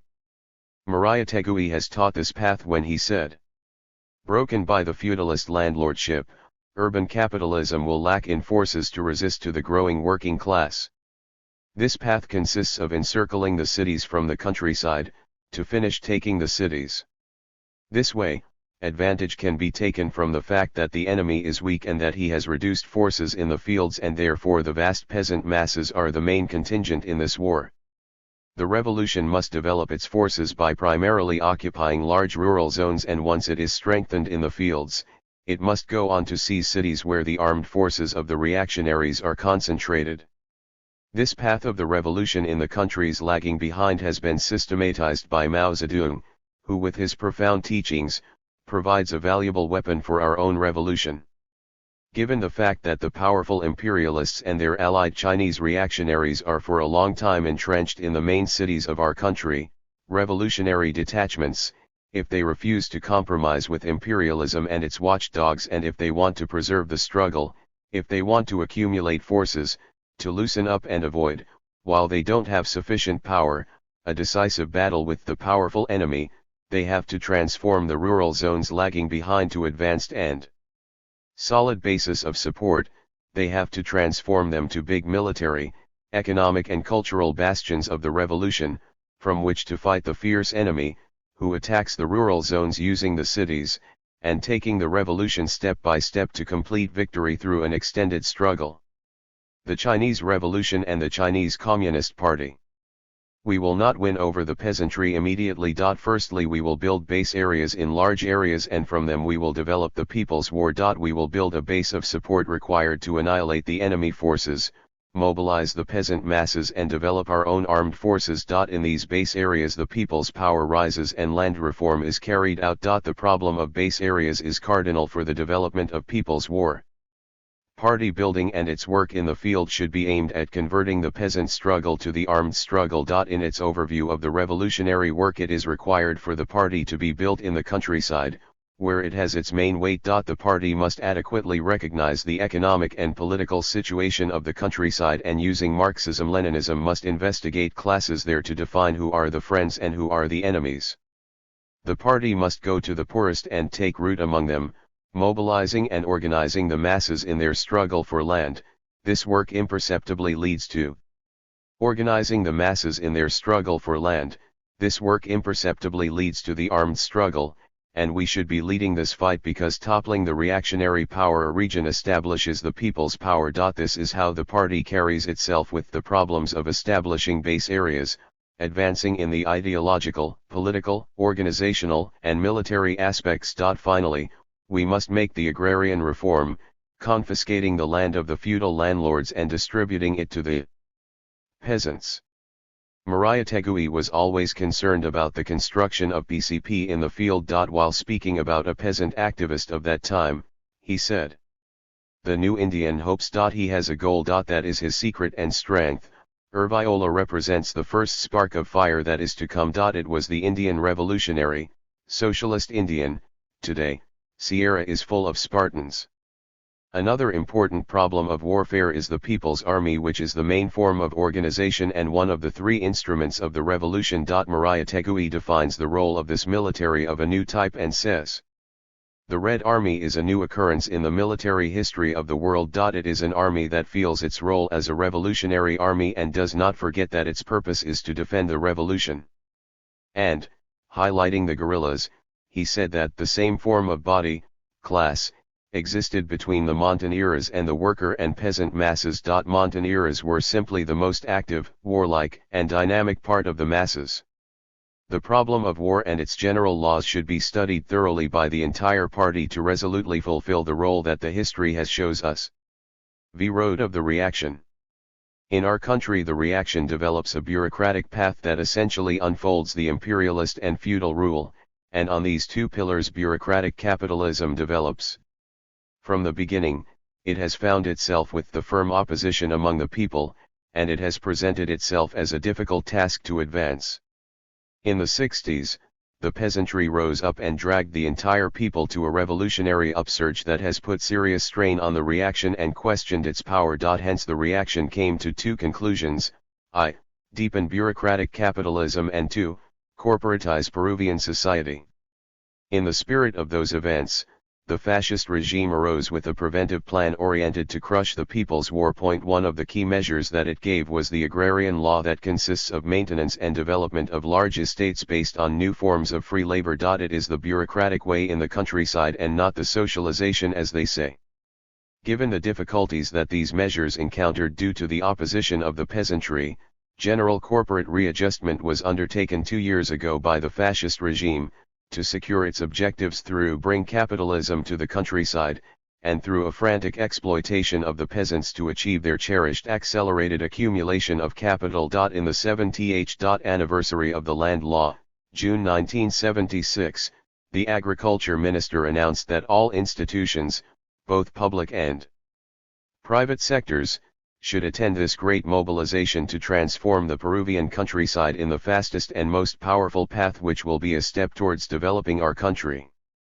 Actually, with these measures of bureaucratic capitalism in the countryside, the path towards the revolution will be made. Engels had made this problem clear long time ago: transformation of all the small rural house owners into industrial domestic workers, the destruction of the old isolation, and with it the destruction of the political insignificance of the small peasants who would be dragged into the social whirlpool, the extension of the industrial revolution over the rural areas, and thus the transformation of the most stable and conservative class of the population into a revolutionary hotbed, and, as the culmination of the whole process, the expropriation by machinery of the peasants engaged in home industry, driving them forcibly into insurrection. Peasants engaged in home industry, driving them forcibly into insurrection. 6. Road for the people. The Peruvian people have a unique way towards liberation. This is the path of Mariátegui. This road tells us about the urgency of knowing that the national democratic revolution will go forward only if we use rifles, program, and doctrine. As Mariátegui literally said, what is now known as the three instruments of the revolution: party, army, and the united front. Currently, the main trend of the development of the masses is that in which the free people increase their struggles and develop all aspects of life, ideological, political, and organizational. The deepest and the most backward masses of the country live through this situation intensely, with discontent spreading in them as they prepare to unleash great revolutionary storms. This foremost tendency necessarily lead to a rise of the masses. Let us recall the experience of the 60s. The rise of the masses firstly means the rise of the peasantry. At that time the peasants took the land and, unknown to the courts, came the violent confrontation with the reaction. Certainly we live in such a situation that, as Mao Zedong said, a single spark can start a prairie fire in which all contradictions are sharpened and the most sound people appear out a colossal and self-powered mass. Mariátegui masterfully analyzes a situation similar to ours, that of Mexico in the moments before its revolution. But the people that have fought so persistently for their right for the possession of the land, could not bring themselves to this feudal regime and give up their claims. In addition to the growth of the factories, it created an industrial proletariat to which the foreign immigration brought the pollen of new social ideas. A new corps of unionists and socialists appeared. And, above all, it created the sour revolutionary mood in the countryside. A leader, a skirmish, anything could burn the country. Issues of Our America, p. 39. In this intense situation PCP was driven towards reconstitution and merging with the masses, mainly farmers. Let us conclude with the full confidence in these wise words of Mao Zedong. The correctness or incorrectness of the ideological and political line decides everything. When the party's line is correct, we have everything. If we don't have men, we will have them; if we don't have guns, we will get them; and if we don't men, we will have them; if we don't have guns, we will get them; and if we don't have the power, we will conquer it. If the line is incorrect, we will lose what we have already achieved. 1976, Eternal glory to President Mao Zedong. The great leader of the international proletariat, the oppressed peoples and the world revolution. Message of the Central Committee of PCP to Central Committee of CPC, September 10, 1976. To the Central Committee of the Communist Party of China. With profound grief and deep sentiments, we express our great regret to the Central Committee of the Communist Party of China and through it to the working class and the people of China for this immense and irreparable loss, which is the death of President Mao Zedong, founder and guiding light of the PCCH, wise and unwavering leader of the Chinese Revolution and the great teacher of the international proletariat, the oppressed peoples and the world revolution. The working class and the international communist movement in its great history of struggle, has had moments of tremendous loss and deep sorrow at the disappearance of its great founders, teachers, and leaders, like Marx and Engels, Lenin, and Stalin, which clearly affected the course of history. Today, we are also facing one of these serious and painful trances, and just like yesterday, we must lift higher up the invincible flags of how we raise higher yesterday invincible banners of Marxism so that the program of the working class that Marx, Lenin, and Mao launched would reach more and target more efficiently its goal, the emancipation of the working class and the final construction of the classless society, the goal of all humankind. In the great whirlwind of class struggle of the Chinese Revolution, Chairman Mao Zedong, believing in the indispensable leadership of the proletariat, established the strategy of searching for cities from which the struggle could be led, as he built support bases and gradually unleashed a heroic people's war. Under the direction of the Communist Party of China, by means of a protracted people's war with setbacks and victories, a united front based on a worker-peasant alliance was forged, an armed struggle was waged that, in turn, created a large people's army and constantly strove for the construction of the party. In 1949 the working class and the Chinese people led the new democratic revolution. The main laws of the revolution that Chairman Mao Zedong accepted remained consecrated in the same manner as the path that must be traveled by those who continue struggling against the dominion of imperialism and feudalism. More than his extraordinary collection of works, Chairman Mao Zedong is a major influence through the conduction of the socialist revolution in Chinese People's Republic that he himself created. He determined the fundamental line of socialism based on the principle of class struggle, stating that classes and class struggle define socialism, and by synthesizing the global experience, he developed the Marxist theory of the continuous revolution under the dictatorship of the proletariat, driving the most colossal mass mobilization in history, the Great Proletarian Cultural Revolution, as the continuation of the revolution that protects against capitalist restoration and serves the development and construction of socialism. In this manner, Chairman Mao has led the way toward the communist future, calling the masses to fight under the great devise of rebellion is justified and proletarian philosophy is the philosophy of struggle in order to sweep the monsters that every so often escape from the cage and are expressed by the supporters of the bourgeois capitalist road within the party itself. All in order to strengthen the proletarian dictatorship, the instrument indispensable in the march toward the fulfillment of the historical means of the working class. Chairman Mao Zedong, in more than 60 years of fighting in the center of the Chinese Revolution and the international proletariat, adhered to Marxism and developed it by fusing it with the reality of his country. Marxist philosophy, political economy, and scientific socialism have been stamped by his non-perishable contributions. The defense of Marxism led him to fight against Khrushchev's revisionism that was eventually unmasked before the world as a denial of Marxism, as a bourgeois monster that must be beaten in order for the revolution to advance.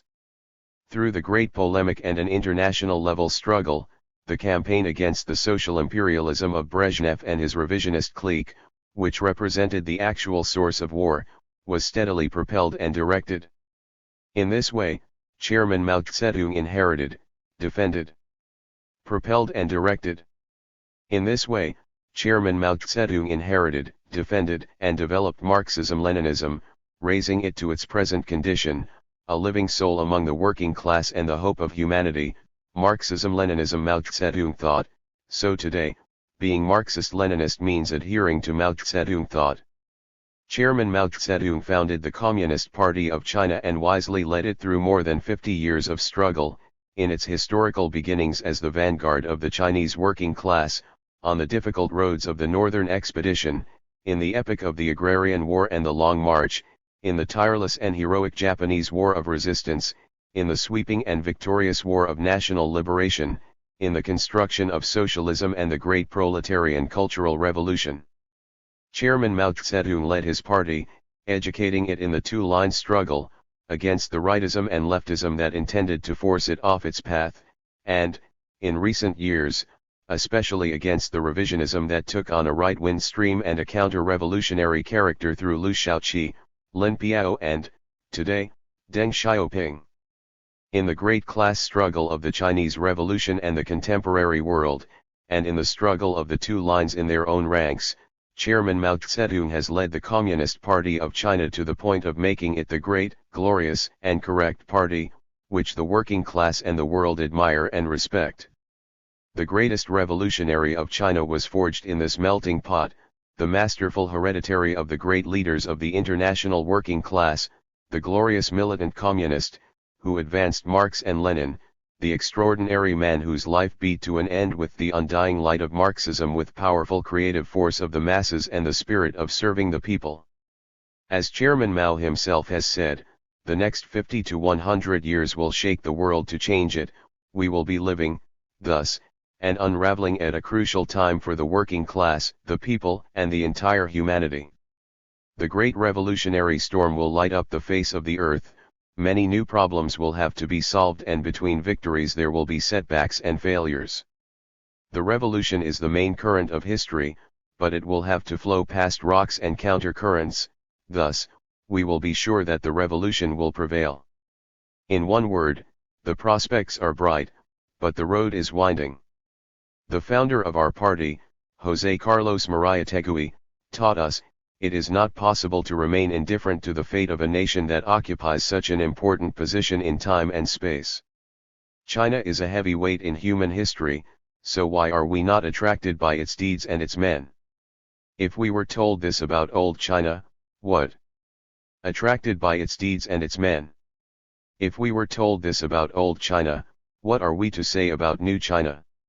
So, for our party, for the Peruvian communists and people, the historical perspective demand nowadays more than ever, in this great painful trance for the working class and the world revolution, to adhere to Marxism, to consider the philosophy of struggle, convert grief into strength, and to pull the strings around the red line of the Communist Party of China that holds high the flag of the undefeated Chairman Mao Zedong, to advance with the parties faithful to Marxism, with the working class and the peoples of the world, solemnly promising to march under the red and victorious flags of Marx, Lenin, and Mao Zedong. Chairman Mao Zedong died, but his ideology and actions live on in the working class, among the oppressed peoples and the masses of the world, and wherever the revolution leads the struggle, Marxism-Leninism Mao Zedong thought will live eternally. Eternal glory to President Mao Zedong, great teacher of the international proletariat, the oppressed peoples and the world revolution. 1976, eternal glory to Chairman Mao Zedong. Coordinating Committee. Organizations adhered to Mariátegui. VP. Number 6, December 76. Lima, September 18, 1976. In thousands of years of incessant struggle to pass through the kingdom of necessity to the one of liberty, humanity generated the working class, and this class, with its inexhaustible and growing strength, has given Marxism-Leninism, synthesized in Marx and Engels, in Lenin and Stalin. Thus, since the appearance of Marxism, the working class, the oppressed peoples and the whole humanity have a goal and a hope, to construct the new society, the communist society toward which they march with vehemence and active faith. In the epoch of imperialism or monopolist, parasitary, and agonizing capitalism, epoch in which the working class by means of their strength rising up in arms conquer political power, and in which the increasing and furious imperialist oppression, the Chinese Revolution is developed that teaches and astonishes the world. In this historical crucible the international working class was concreted in Chairman Mao Zedong, who in 1921 founded the Communist Party of China, the organized vanguard that conducted the new democratic revolution triumphantly culminated with the foundation of the People's Republic of China, the party that today through the great proletarian cultural revolution develops the socialist revolution and strengthens the proletariat's dictatorship. Thus Mao Zedong thought emerged. In this manner Marxism-Leninism found the path in order to guide and to incorporate the oppressed peoples to the unrestrainable torrent of the world revolution. In this way Marxism-Leninism found the path in order to develop uninterruptedly the socialist revolution and to march toward its future inexorable goal, the communist society. In the grandiose frame of class struggle, in his great country and in the world. In the grandiose frame of class struggle, in his great country and in the world, Chairman Mao Zedong inherited, defended and developed Marxism-Leninism. He defended it against the revisionism that today, unmasked as Soviet social imperialism, is the main source of war at the present time. And he developed it in all the fields, raising it to his present situation of Marxism-Leninism. Mao Zedong thought. Thus Marxism, in the flames of class struggle and the action of the great masters of the proletariat, became Marxism-Leninism, and this in Marxism-Leninism Mao Zedong thought. Therefore, today, to be a Marxist is to adhere to Marxism-Leninism. Mao Zedong thought. Chairman Mao Zedong has died. His great heart has ceased to beat, his pulse has stopped and his life, has gone. A deep sorrow, dense and heavy, falls upon the working class and the oppressed peoples of the earth, and the red banners at half-staff toll in universal mourning. The great master of the international proletariat has passed away and his unsoundable absence is felt in the whole world. It is the great absence that Marx left us, it is the great absence that Lenin left us, but yesterday as well as today the working class and people's masses, turning their sorrow into strength and through the storm, will continue towards its luminous goal, hoisting always the unconquered banners of Marx, Lenin, and Mao Zedong. The organizations adhered to Maria Tegui, in this hour of sorrow, expressed to the Chinese people, to the Chinese working class and to the great, glorious, and correct Communist Party of China their most profound sorrow for the decease of Chairman Mao Zedong, great master of the international working class, of the oppressed peoples of the world and of the world revolution, whose thought illuminates the world and will always illuminate it. Eternal glory to Chairman Mao Zedong. 1977, to be a Marxist is to adhere to Marxism-Leninism. Mao Zedong thought. Chairperson Mao Zedong, on the basis of Marxism-Leninism, has systematized the development of world revolution and has established fundamental theses that develop Marxism, and that we must bear in mind in order to orient ourselves in the understanding of the present international situation. In his great work, on New Democracy, he emphasized that with the First World War and with the October Revolution, history had entered a new era, of the New World Revolution, the proletarian socialist world revolution, and that, in consequence, every revolution undertaken by a colony or semi-colony against imperialism, that is, against the bourgeoisie or international capitalism, will no more belong to the old category of world democratic bourgeois revolution, but to the new category. Thus, he conceived that the powerful revolutionary movement of colonies and semi-colonies was a part of the revolution that the international proletariat leads on a world level. He emphasized, after the Second World War, that the peoples of Latin America are not submissive slaves of the U.S. imperialists, that in the whole of Asia a great national liberation movement had come forth, and, calling the Asian countries to combat imperialism and the internal reactionaries, having as their goal the emancipation of the oppressed of Asia, he said, we must take our destiny entirely into our own hands. We must extirpate from our ranks any idea which is an expression of weakness or impotence. Any point of view which overestimates the strength of the enemy and underestimates that of the people is wrong. We live in a historical epoch in which capitalism and imperialism in the entire world hasten towards ruin, and socialism and democracy in the entire world march towards victory. Condensing the forthcoming struggle, he characterized the present epoch: the next 50 to 100 years from now, more or less, will be a great epoch of radical change in the social system in the world, an epoch which will shake the earth, an epoch with which no epoch before it will be able to compare itself. Living in an epoch like this, one must be ready to wage a great struggle whose forms will. Epoch like this, one must be ready to wage a great struggle whose forms will have many characteristics different from the past epochs. Analyzing this epoch of the proletarian revolution, Chairperson Mao Zedong established his great thesis on the reactionaries: all the reactionaries are paper tigers. In appearance, the reactionaries are terrifying, but in reality they are not so powerful. From a long-term point of view, it is not the reactionaries but the people who are really powerful. In Talk with Anna Louise Strong, where the above quotation is found, analyzing the contradictions and the distribution of social forces, he also stated, "The United States and the Soviet Union are separated by a vast zone which includes many capitalist, colonial and semi-colonial countries in Europe, Asia, and Africa. Before the US reactionaries have subjugated these countries, an attack on the Soviet Union is out of the question." To these statements of 1946, the following of Chairperson Mao's analyses on the contradictions among the imperialists themselves and between the imperialists and the oppressed nations and contending forces must be added.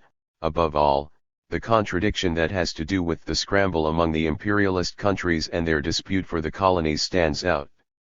What they are doing is to take as an excuse the contradictions that they have with us in order to cover up their own contradictions. In this conflict, the Suez Canal event, that is occurring there, two types of contradictions and three different forces converge. These two types of contradictions are, first, the inter-imperialist contradictions, that is, the contradictions between the United States and England and between the United States and France, and second, the ones that exist between the imperialist powers and the oppressed nations. Of the three forces involved, the first is the United States, which is the major imperialist power, the second is England and France, imperialist countries of a second order, and the third is the oppressed nations. In January of 1964, Chairperson Mao pronounced a declaration in support of the people of Panama. In it, after emphasizing that U.S. imperialism has continued oppressing the peoples of Latin America, pillaging them and repressing in those countries the revolutionary national democratic struggle, after denouncing that it has converted parts of Korea and Vietnam into its colonies, keeps Japan under its control and semi-military occupation, and intervenes and assaults other Asiatic countries, after pointing out that in Africa, U.S. imperialism continues intensifying its neocolonialist policy, tries by all means to replace the old colonialists, loots and enslaves the peoples of Africa, undermines and suffocates the national liberation movements, asking for vigilance against the Yankees' aggression and war, intends firmly to put into practice its policy of peaceful evolution in the socialist countries, and that even with their West European, North American and Oceanian allies, the U.S. imperialists are West European, North American and Oceanian allies, the U.S. imperialists are applying the policy of the law of the jungle, and constantly try to step on them, he concludes, calling, the peoples of the countries of the socialist camp should unite, the peoples of the different countries of Asia, Africa, and Latin America should unite, all the peoples of the different continents should unite, all the peace-loving countries and all the countries submitted to the aggression, control, intervention, and humiliation of the United States should unite. All of them should form the widest united front of opposition to the U.S. imperialists' policy of aggression and war, in order to safeguard world peace. In this way, he denounces U.S. imperialism, calling us to combat it. But the revisionists usurped power in the Soviet Union, restoring capitalism and converting it into a social imperialist country, which, as such, extended its penetration, subversion, control, and domination, contending with Yankee imperialism for world domination. Focusing on the referred to intermediate zone, Chairperson Mao declaimed, "The Soviet Union is at present under a bourgeois dictatorship, a grand bourgeois dictatorship, a German fascist-type dictatorship, a Hitlerian-type dictatorship." And calling for the struggle against the two superpowers, he put down the following important theses: the United States is a paper tiger. You shouldn't believe in it. It can be pierced by one stroke. The revisionist Soviet Union is also a paper tiger. Soviet revisionism and US imperialism, entering into conspiracy themselves, have perpetrated so much wickedness and infamy that the revolutionary peoples of the whole world will not let them go unpunished. The people of all the countries are rising up. A new historical period of struggle against US imperialism and Soviet revisionism has begun. Peoples of all the world, let us unite and oppose the war of aggression that any imperialism or social imperialism might unleash. Let us oppose especially a war of aggression in which atomic bombs are used as weapons. If such a war explodes, the peoples of the whole world must eliminate it with a revolutionary war, and we must get ready right now. So was fixed the period of struggle that has opened against the two superpowers, the United States and the Soviet Union, and, within this perspective, reiterating the role of the peoples of the world, he made his famous statement in May 1970, "Every time when the people of a small country dare to rise up in struggle, venture to grasp weapons and hold in their hands the destiny of their own country, they will unfailingly be able to defeat the aggression of a big country." This is a law of history. Chairperson Mao Zedong always gave a lot of. This is a law of history. Chairperson Mao Zedong always gave a lot of attention to tactical principles. With regard to this, his work on policy is of the greatest importance. There he set down the fundamental policy, in the relations with the different classes of the country, apply the fundamental policy of developing the progressive forces, win over the intermediate ones, and isolate the anti-communist diehards, to have a revolutionary dual policy against the diehards, and in order to combat them apply, in the struggle against the anti-communist diehards, our policy is to make use of contradictions, win over the many, oppose the few and crush our enemies one by one, and to wage struggle on just grounds, to our advantage, and with restraint. These criteria, first established for the struggle in China, are applicable to the struggle against the imperialists. In the year 1957, Chairperson Mao summed up the strategical and tactical ideas in the struggle against the enemy. We have developed a concept over a long period for the struggle against the enemy, namely, strategically we should despise all our enemies, but tactically we should take them all seriously. In other words, with regard to the whole we must despise the enemy, but with regard to each specific problem we must take him/her seriously. If we do not despise him/her with regard to the whole, we shall commit opportunist errors. Marx and Engels were but two individuals, and yet in those early days they already declared that capitalism would be overthrown throughout the world. But with regard to specific problems and specific enemies, if we do not take them seriously, we shall commit adventurous errors. In war, battles can only be fought one by one and the enemy forces can only be destroyed one part at a time. Factories can only be built one by one. Peasants can only plow the land plot by plot. The same is even true of eating a meal.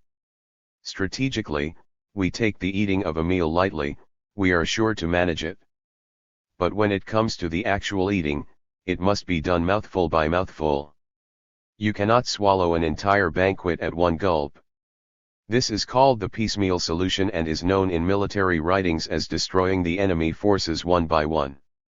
Up to here we have the fundamental problems on the historical period in which we are living, the contradictions and the developing forces and the tactics, all substantive problems of strategy and tactics, but furthermore, Chairperson Mao Zedong also devoted himself to sum up the experience of the socialist revolution, setting forth his great theory and practice of the continuation of the revolution under proletarian dictatorship.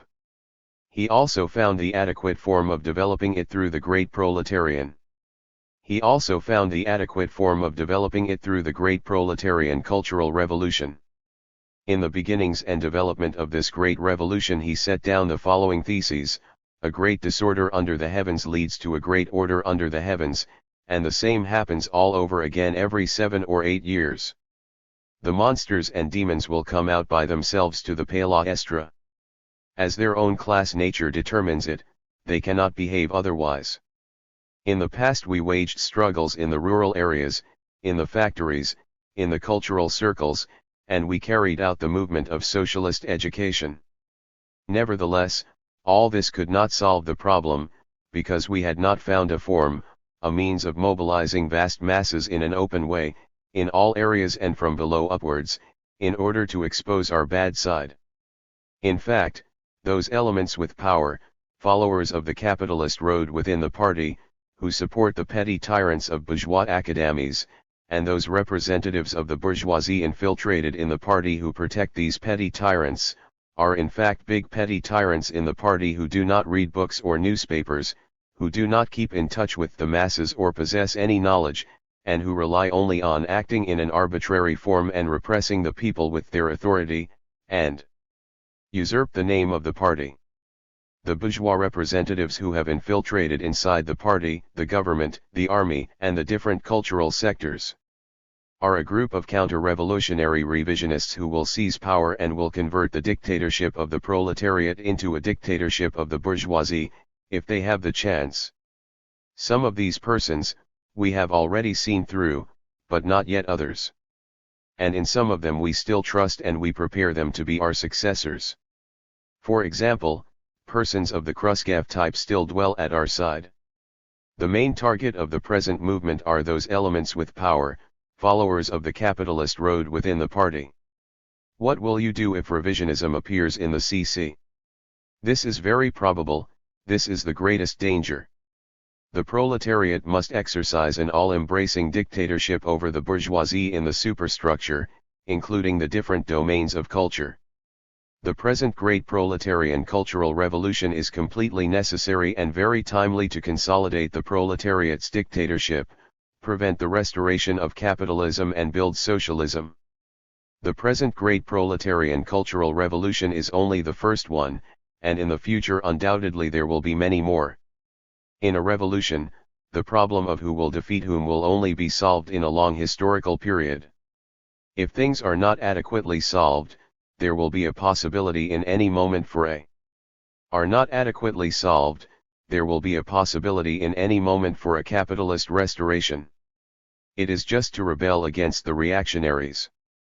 Proletarian revolutionaries, unite to snatch power from the handful of leaders inside the party who are followers of the capitalist road. The great proletarian cultural revolution hit the counter-revolutionary bourgeois headquarters headed by Liu Shaokai, the Chinese Khrushchev, whose deputy is Deng Xiaoping, another top element with power following the capitalist road within the party, and it also crushed the counter-revolutionary conspirator headquarters headed by Lin Biao. Thus, the great proletarian cultural revolution was developed in order to consolidate the proletariat's dictatorship, to prevent the restoration of capitalism and to build socialism, and whose summation was made in the 9th Congress of the CP China, which was a great landmark in the history of the CP China and the international communist movement.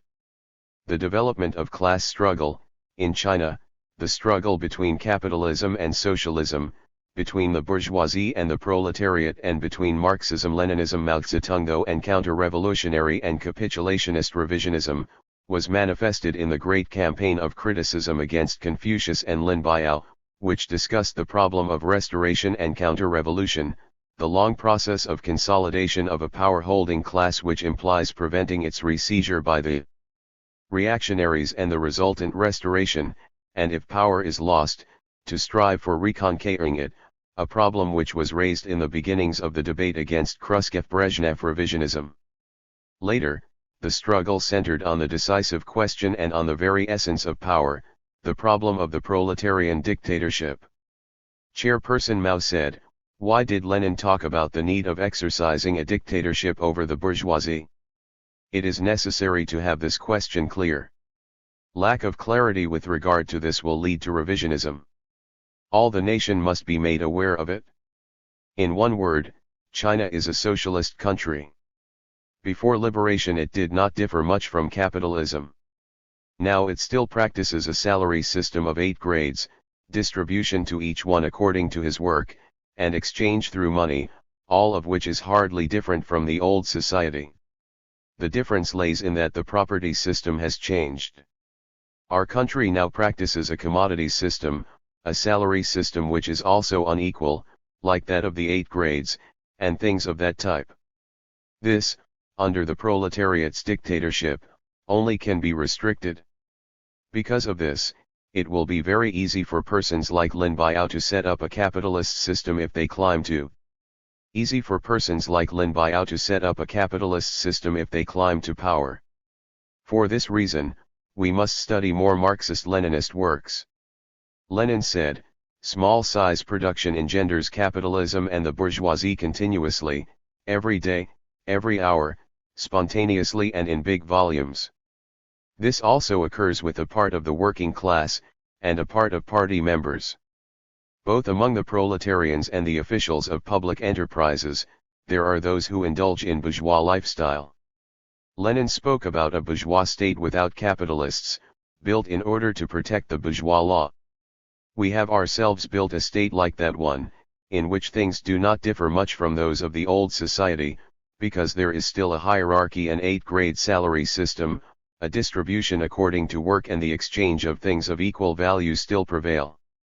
These theses and the former ones are, evidently, the continuation and development of the basic principles of Marxism-Leninism.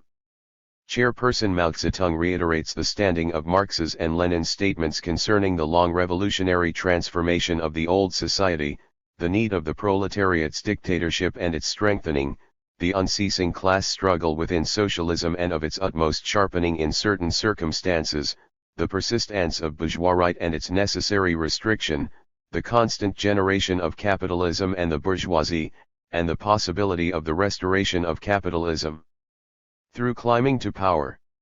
He establishes, furthermore, the need of aiming against the capitalist roaders within the party, and of continuing the revolution under the proletariat's dictatorship by means of the Cultural Revolution. In January 1975, Deng Xiaoping became vice-chairperson of the Central Committee, which he had joined in the ex-Congress. In September the same year, the unfolding of criticism against On the Water's Margin was called for. Chairperson Mao called for paying attention to capitulation, which is an essential issue in revisionism, he says. The merit of the narrative On the Water's Margin lays precisely in the description of capitulation. Serving as a teaching material in the negative sense, it helps the people to know the capitulationists. On the Water's Margin opposes only the corrupt officials, but not the emperor. It excludes Chao Kai of the 108th. Sung Chang capitulates, practices revisionism, changes the name of Chuyi Parlor, given by Chao Kai, into that of Changyi Parlor, and accepts the offer of amnesty and enrollment. The struggle between Sung Chang and Cao Chu is a struggle waged by a fraction against another among Chang and Cao Chu is a struggle waged by a fraction against another among the landlord class. Sung Chang capitulates and then goes to combat Fang La. Chao Kai, founder of the peasant rebel army, in the narrative, the 108, the rebel captains, Sung Chang, a character who usurps the rebel army's leadership. Chuyi Parlor means to get together and to rise up in rebellion, and so the rebel leader gave that name to the parlor where they met. Changyi Parlor means to profess loyalty to the emperor, an evil trick employed by the usurper. Let us emphasize that capitulationism implies class capitulation before the bourgeoisie in the country, and capitulation of the nation before imperialism on an international level, and that capitulationism is revisionism. In these circumstances, the struggle is waged against the restorationist, anti-cultural revolution rightist wind. In it Chairperson Mao states, after the democratic revolution, the workers, the poor peasants and the low-middle peasants have not stopped and want to make the revolution. Contrariwise, a part of the militants of the party are reluctant to continue forward, and some have gone backwards and have placed themselves against the revolution. Why? Because they, as high officials that they have come to be, try to protect the interests of the high officials. It so happens that the socialist revolution falls on their own heads, and in this way during the agricultural cooperativization there were already those in the party who opposed it, and when bourgeois right is criticized, their feeling is that of rejection. The socialist revolution is being carried ahead, however, it is not well understood where the bourgeoisie is. It is exactly in the Communist Party, the leaders following the capitalist road in the party. The capitalist roaders still follow their road. To revoke just verdicts goes against the will of the people. It is impossible to advance without struggle. Being 800 million people, can we do without struggle? What is that about? Take the three instructions as the key link point. Stability and unity do not mean renouncing the class struggle. Class struggle is the key link of the net and all the rest are males. This person does not persist in class struggle, he has never mentioned this key link. He still continues with his white cat or black cat, making no distinction between imperialism and Marxism.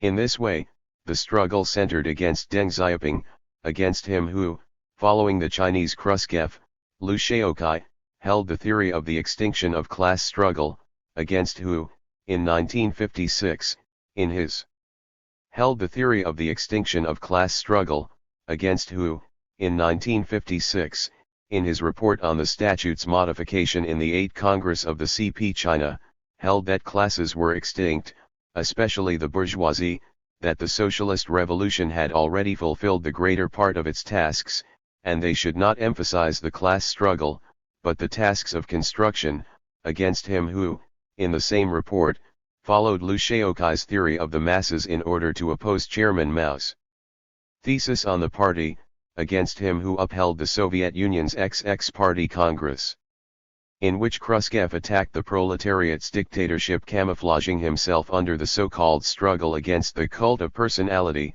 considering the Congress of possessing important merits. Precisely for him one of the most important merits is that struggle against divinization which he used to combat Chairperson Mao Zedong. The great proletarian cultural revolution's campaign to counter-attack the revoking, revisionist wind centered against Deng Xiaoping. Against the tenacious defender of Peng Dehuai, the climber and conspirator military chief sanctioned in 1959 and defended by Liu Shaoqai and his reactionary headquarters, it aimed against Deng Hu, forming a gang with the Chinese Khrushchev in the difficult years 1959 to 1961, attacked the three red banners, the General Line, the Great Leap Forward and the People's Commune. Against him who advocated the increase of lands for private use, free markets, enterprises responsible for their own profits and losses, and agricultural production shares based on each family, unleashing a revisionist wind of individualistic agricultural labor. Against him who held, be it black or white, if a cat hunts mice, it is a good cat. This the Deng Xiaoping of the 1950s and 60s, another leading element with power, capitalist roader within the party as he was typified, Liu Shaoqai's lieutenant, who performed as Secretary General and whom the great proletarian cultural revolution overthrew. The struggle that Chairperson Mao led in order to counter-attack the reactionary revisionist wind aimed at Deng Xiaoping, who since the 50s held a counter-revolutionary program and who, like others, as soon as he returned to leading posts continued his old road, unfolding anew an opposing program based on take the three instructions as the key point, aiming at conquer the ideological stand as a means to form public opinion, take into account first of all, the leading bodies, in order to take hold of organizational positions, they rectified in all aspects. It was a program oriented at revoking the GPCR, usurping the leadership in order to promote restoration, undermining the proletariat's dictatorship. Order to promote restoration, undermining the proletariat's dictatorship, divulging the extinction of class struggle and centering in the development of the productive forces. It was a program that fought the GPCR, imputing that it injured the experienced cadres and served to overthrow good cadres of the party, typifying it as ultra-leftist for combating the capitalist roaders. This struggle to counter-strike the revoking wind led to Deng Xiaoping's removal from all his posts inside and outside the party, a resolution taken according to the proposal of the great leader Chairperson Mao Zedong. Chairperson Mao Zedong's decease, as the death of all the proletariat's great leaders, has generated deep commotions and wide repercussions in China and in the world, and, in the conditions in which the struggle developed in China, it propitiated the circumstances for the rightists staging a coup d'état, usurping the power of the proletariat's dictatorship. It helped them undermine the conquests of the great proletarian cultural revolution and open the doors to capitalist restoration, to capitulation and to revisionism. Class struggle in China between revolution and counter-revolution, between Marxism-Leninism, Mao Zedong thought and revisionism, between Chairperson Mao's proletarian line and the revisionist bourgeois counter-revolutionary and capitulationist line, headed by Deng Xiaoping, has entered into crucial, complex, and difficult moments. Strange and surprising methods are resorted to in the dealing with problems and the struggle. Important and vast changes in the leadership and in the organizations, mainly of the party, were produced. At the same time, the criticism campaign against Deng Xiaoping's revisionist revoking wind is suspended, the great proletarian cultural revolution is openly questioned, capitulation is developed, especially national capitulation, and Deng's counter-revolutionary program is hoisted as a banner. All this is nothing but a rightist coup in the sharp two-line struggle in the period of the continuation of the revolution, taking advantage of the circumstances and the repercussions of Chairman Mao Zedong's death. The situation that arose in China is not an unimportant problem. It is, on the contrary, a transcendent problem for revolutionaries and communists of the world, and we all must give it a very special attention, because from the usurpation of power derives the general change of the line, both in the development of socialism and in the international policy. The key question of Marxism is the proletariat's dictatorship, it is its essence, and a rightist coup and its usurpation is a problem of the utmost seriousness and importance, and it is. Its usurpation is a problem of the utmost seriousness and importance, and it is not a question in China alone, it is a question for all communists, since its repercussions have to do with world revolution. The experience of restoration and of usurpation of power in the USSR are recent lessons that we cannot forget. Maria Tegui has taught us, it is not possible to be uninterested in the destiny of a nation that occupies such a principal place in time and space. China weighs too much in human history for us not to be attracted by its deeds and men. This great truth continues to be valid today more than ever for all communists and revolutionaries in the country. But although the events in China, especially after Chairperson Mao Zedong's death, move us to a just concern and to the duty of defending the banners of Marxism, precisely to be able to defend them, let us guide ourselves by his own forecasts. If the rightists carry forward an anti-communist coup d'état in China, I am sure that it will not know peace either, and very probably its domination will be short-lived, because it will not be tolerated by any of the revolutionaries who represent the people's interests, more than 90% of the population. Let it be in China or in other countries of the world, broadly speaking, more than 90% of the population will finally support Marxism-Leninism. Many persons who, owing to the deceit of social democracy, revisionism, imperialism, and all the reactionaries, have not taken yet political consciousness. But in any way they will gradually wake up and will support Marxism-Leninism.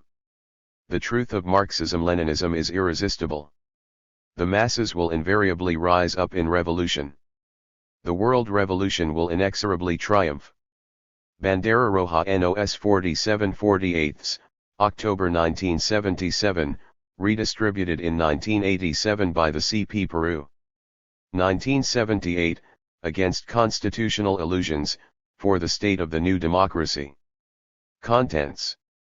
1. Against Constitutional Illusions, for the State of the New Democracy. 2. Fundamental Questions, the State, Violence, and Elections. 3. On the State. 4. On Violence. 5. On Elections. 6. The Economic Situation and Crisis. 7. 3. Political Situation and the People's Road. 8. On the Convergence of Classes, Factions and Parties in the Reactionary Camp. 9. On the Opportunist Line in Elections. 10. On the Road of the People.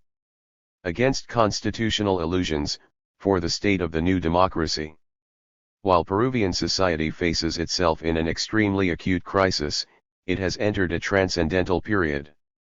In periods like this one, important political situations are defined, and the parties set positions and initiate actions which may lay out their future for many decades.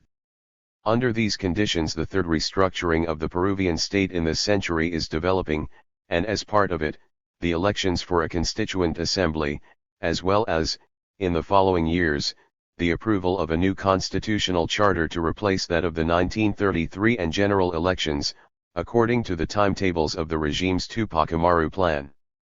For this reason, it is necessary to analyze the current process in the country and be able to guide ourselves with certainty and decisiveness, since, today more than ever, we must navigate in turbulent waters toward our unavoidable goal, the Peruvian Revolution, whose road was established by Maria Tegui, and after 50 years, it has been proven to be right. Fundamental questions, the state, violence and elections. The analysis of the current situation must be based on the fundamental problems of the working class, which through its party and in the light of Marxism, have been established and proven in our country. On the state. The Peruvian state is a landowning bureaucratic state.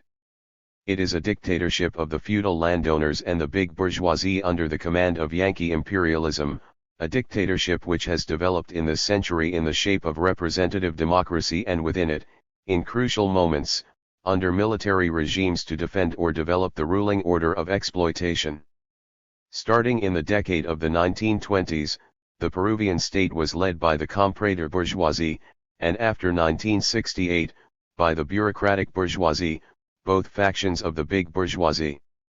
The Peruvian state is a type of state most commonly found in semi-feudal and semi-colonial societies, in which it exerts a joint dictatorship of two classes, feudal landowners and big bourgeoisies, comprador or bureaucratic, as the case may be, under the leadership of the latter, but within the domain of imperialism or, lately inroads of social imperialism.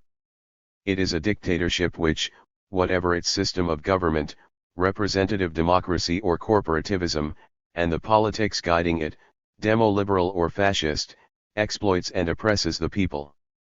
On violence.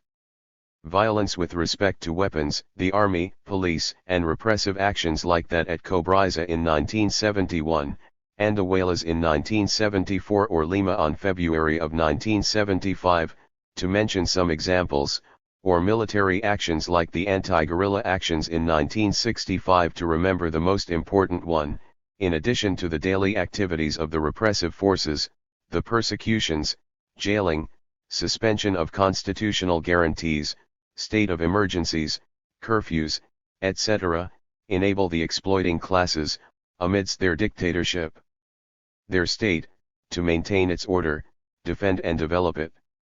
Violence in our country helps and sustains the landowning bureaucratic state, unleashing it against the people, especially against the proletariat and the peasantry, who are well aware of it, as they have experienced it as part of their daily struggle. However, violence is not only reactionary. There is also revolutionary violence, from the people, which mobilizing peasants under the leadership of the proletariat generates a people's army led by the Communist Party.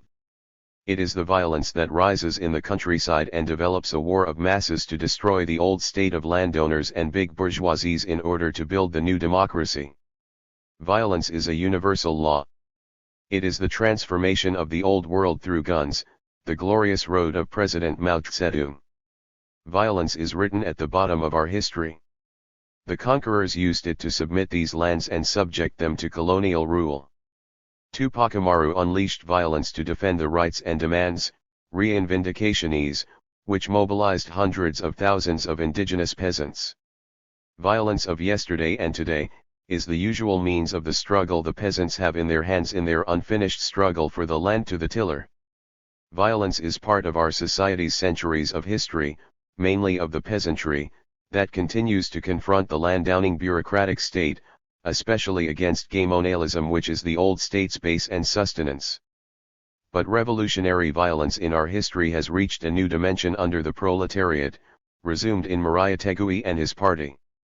In this way, since the last 50 years, in which the PCP was founded, the old bourgeois revolution became a revolution of a new democracy. It became an anti-imperialist and anti-feudal revolution which only the proletariat through its party is able to lead. Revolutionary violence manifests itself as a peasant war led by the party, to follow the road of surrounding the cities from the countryside. This is the only. Follow the road of surrounding the cities from the countryside. This is the only road to follow and which has been conclusively proven, even by the heroic guerrilla of 1965, whose defeat did not negate Mao Zedong's theory of the People's War nor the road of Maria Tegui. On the contrary, it demands from us its accomplishment, putting in command the correct general political line established by Maria Tegui with tenacity and firmness, and following the development of the class struggle in more than 50 years, especially the great lessons of the 1960s. On elections. Marx pointed out, every so many years the oppressed are authorized to decide which members of the oppressor class will represent them and crush them in parliament. And that is still more valid when it comes to elections to approve constitutional charters. That way, if the elections are the regular order of renewing the bourgeois dictatorship of capitalist societies, including the most democratic ones, one could imagine the normal course of its political functioning for the preservation and development of capitalism. In the landowning bureaucratic states, like those of Latin America, in which they have accomplished their role of changing governments, and in the circumstances when they have respected the norms of the demo-liberal bourgeois system, elections have only been the tools at the service of the feudal landowners and big capitalists, whether it is a periodic renewal, as is being done lately in Colombia, or the end of a military government, as in Argentina for example. The above is easily verifiable in the country. With important interruptions by the military governments during the periodic electoral processes, especially interruptions linked on the one hand to the development of the people's struggle, and on the other, to the contradictions between feudal landowners and between the comprador bourgeoisie, and the bureaucratic bourgeoisie, it is important to note that the military regimes themselves have been instrumental in implementing elections, be it to normalize their own situation, end their rule, or to guarantee them. Elections in Peru have undoubtedly served to preserve or develop the old Peruvian state, the formal republic, the dictatorship of feudal landowners and the big bourgeoisie. Therefore, elections have been, and it could not have been any other way within the context of the ruling social order, tools in the hands of the comprador bourgeoisie first, and then a tool of the bureaucratic bourgeoisie. This has been the most important aspect of the electoral processes of the Peruvian state in this century, and it's what has determined the class character of elections in the country. These fundamental questions are summarized as follows.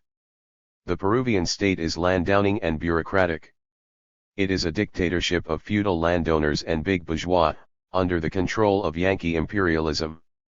Against this, the people's struggle must destroy the old existing order in order to build a state of new democracy. The Peruvian state, like every state, sustains, defends and develops itself using violence. It faces what the people need, which is, and develops itself using violence. It faces what the people need, which is revolutionary violence following the road surrounding the cities from the countryside. Elections are means of domination by landowners and big bourgeois capitalists.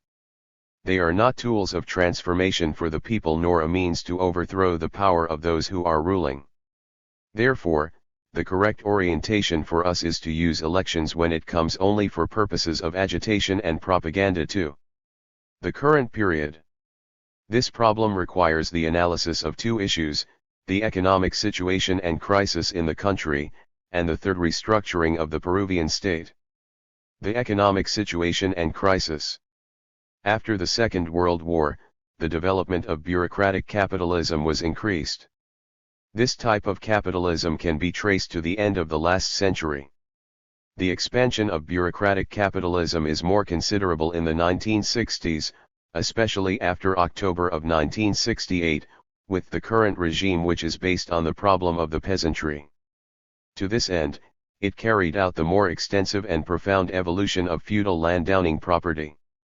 As a result, there is a greater concentration of the property land, the preservation of servile forms of exploitation, bureaucratic management systems and direct control by the state over territorial rents. Thus, the state lays the roots for bureaucratic capitalism in the countryside.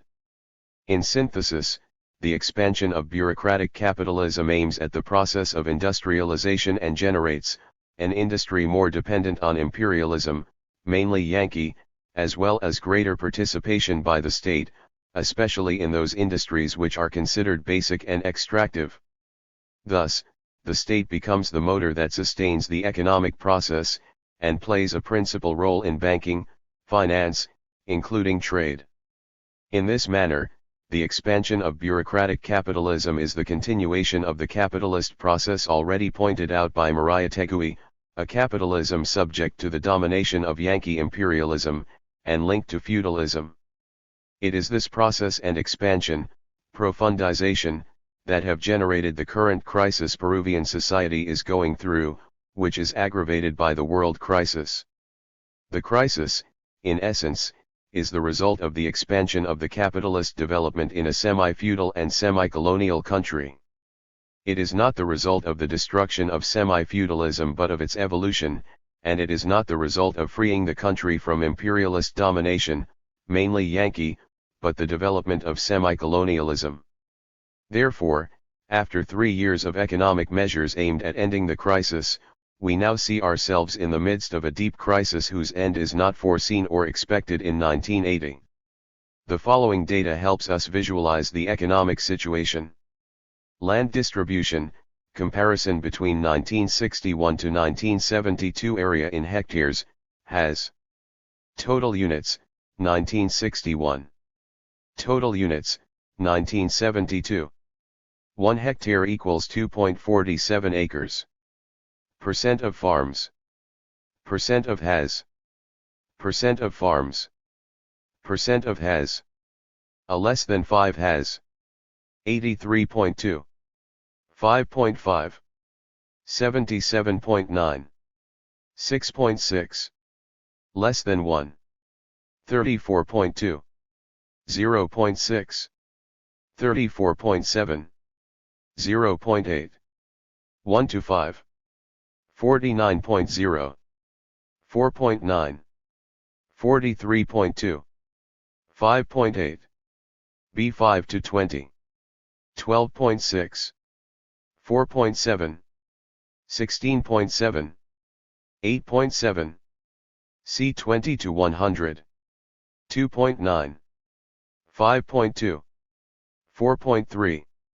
9.3. D more than 100. 1.3. 84.6. 1.1. 75.4.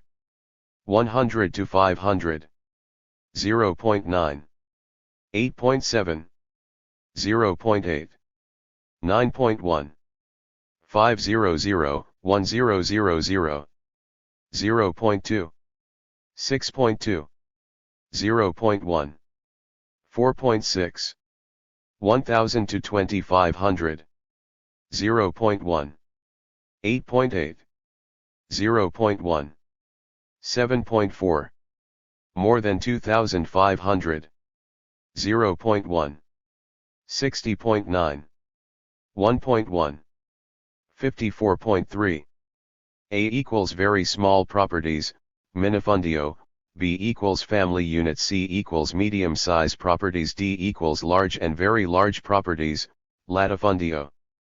If we add the agrarian debt of tens of thousands of soles, 68% of which total is payable to the landowners, 24% of which is payment for credits due to the bankers, and 8% of which is bureaucratic expense, and if we bear in mind that the state has extracted 6.473 billion soles for real estate taxes from the production of agrarian cooperatives in the 5-year period 1971 to 1975, of which 3,639 billion, more than 50% was taken in 1975, can anyone then speak of the old semi-feudal system as having been destroyed?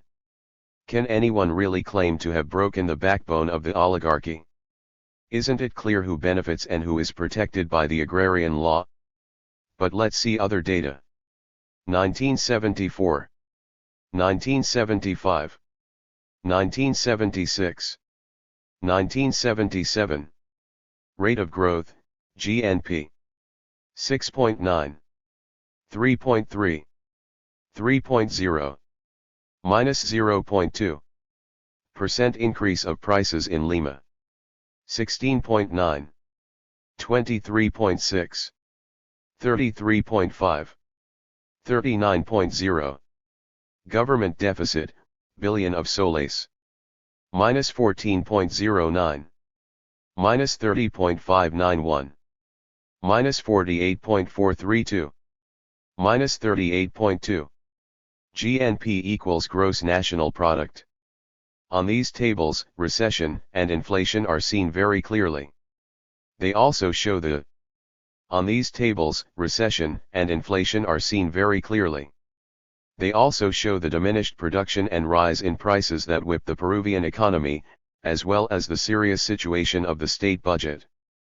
But let's point out, that while wages were multiplied by 4 from 1968 to 1976, profits for enterprises or businesses were multiplied by 7 in the same period.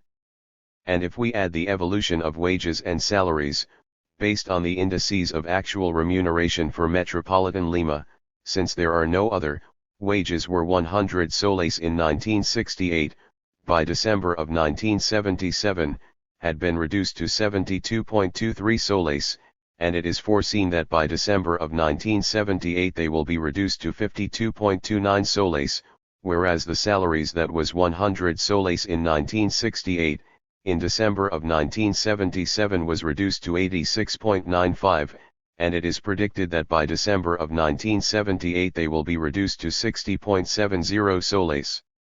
These figures are enough to see the situation in which the economic production develops, who benefits from it and whom it hits, and the above does not take into consideration the bankruptcies, factory closings, layoffs, etc., which added on to the above show the serious crisis and the ongoing process of greater concentration of capital for the benefit of the landowners, the big capitalists and imperialism. To complete this trend, let's see the problem of the foreign debt and the real value of the sol, which shows clearly, the domain of imperialism and the dispute between the superpowers.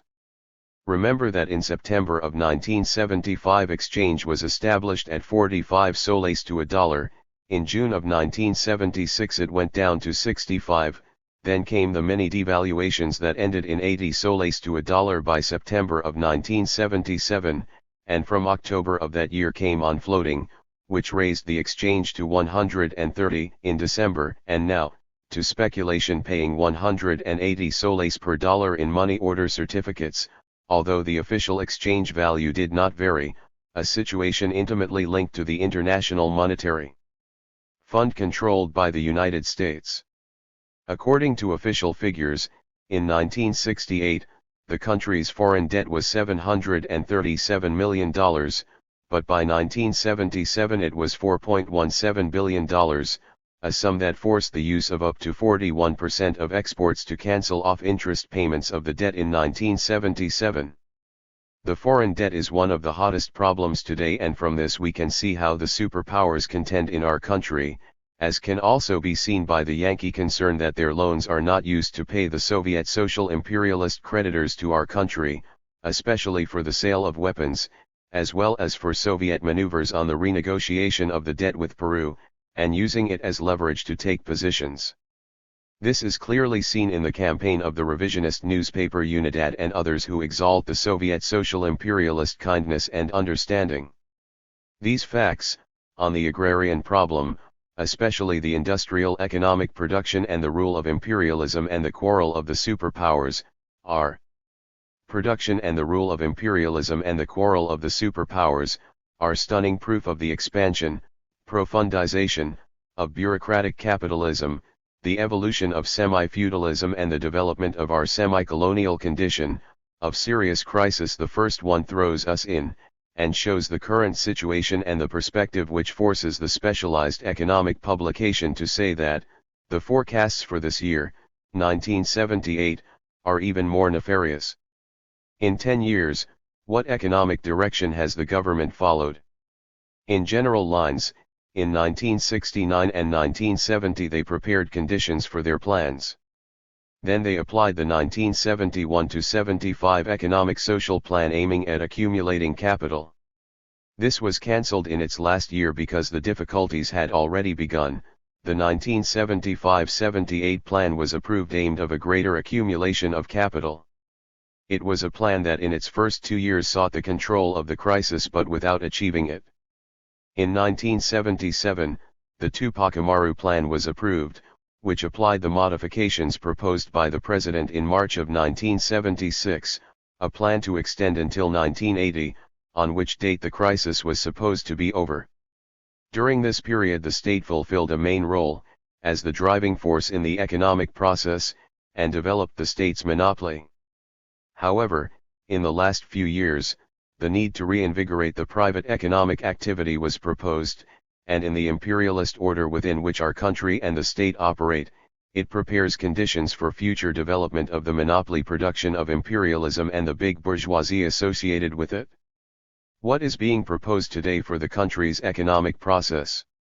Concretely, that the non-state monopoly, or private sector, is the motor reinvigorating the economy, so that the expropriation, or privatization, of the great means of production which the state has been managing and concentrating, especially in the last 10 years, and the greater concentration of property derived from the crisis, as well as the establishing of new forms incrementing the exploitation of the labor forces, to restrict or cancel the benefits, rights, and conquests of the masses.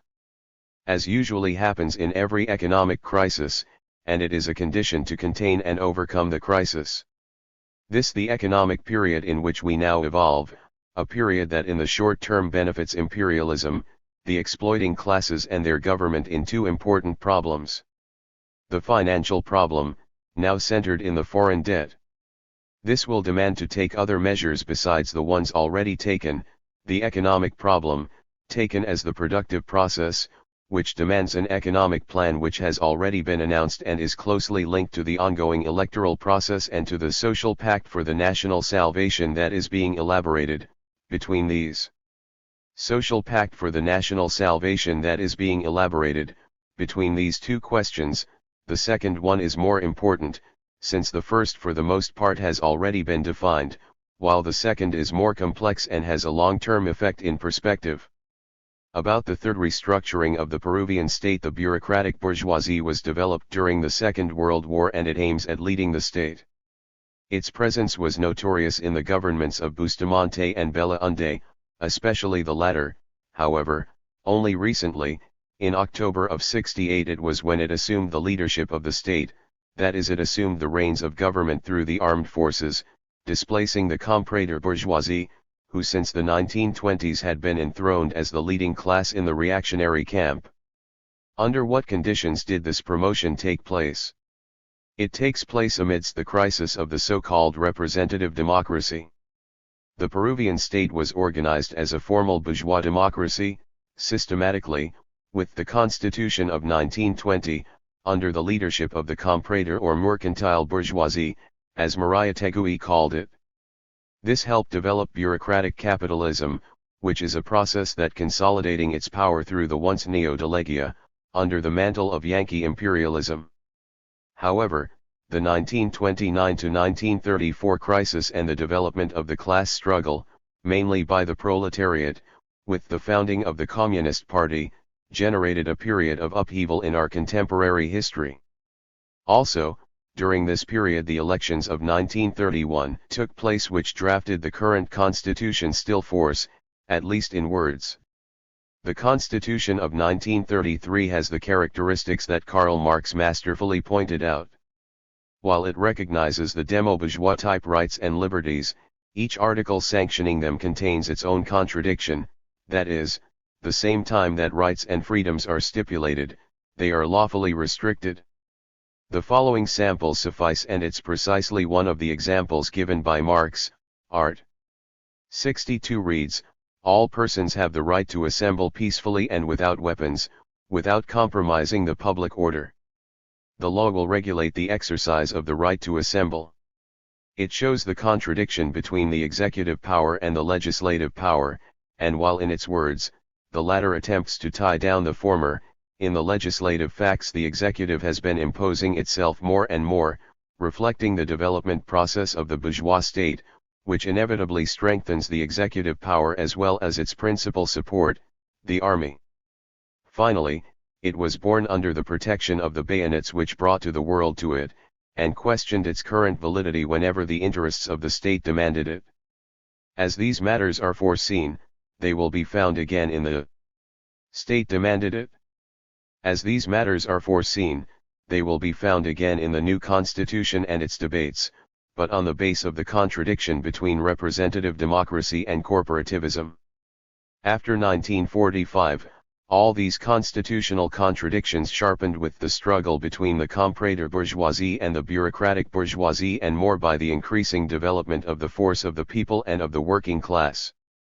During the government of Bustamante, the contradiction parliament executive sharpened, and the president himself had to propose the need for a new constitution. The problem surfaced again during the Belaunde government and there were many disputes about a referendum and reform of the constitution, which in 1965 took Action Popular to draft and introduced a bill about the functional Senate, a corporativist modality established by Article 89 of the Constitution, but never implemented up to this day, since even the Action Popular's bill was rejected by the Opera Adria coalition. This direction, on the base of deepening bureaucratic capitalism, and the contradiction in the midst of the big bourgeoisie between the comprador and bureaucratic factions and, above all, the development of the proletariat, its return to Marxism-Leninism, Maoism, Mao Zedong thought and the road of Maria Tegui, and the upsurge of the people's movement, mainly the great surge of the peasants' movement which shook Peruvian society profoundly, and the 1965 guerrilla struggles, which provoked the crisis of representative democracy, a similar problem occurring in contemporary Latin America. Under these circumstances the armed forces took over the leadership of the state in function, mainly the interests of the bureaucratic bourgeoisie, with two tasks to fulfill, the first one, to carry forward the expansion of bureaucratic capitalism and, second, to reorganize Peruvian society. That is how the current regime began, guided by a fascist political conception, developing the corporativization of the Peruvian society, which is a process that is taking place through the following three phases. 1. Basis and development of the corporativization, in which all past practices are questioned, labeled as the old pre-revolutionary order, the bases of organization are set and the so-called ideological bases are established. This lasted all the way to 1975.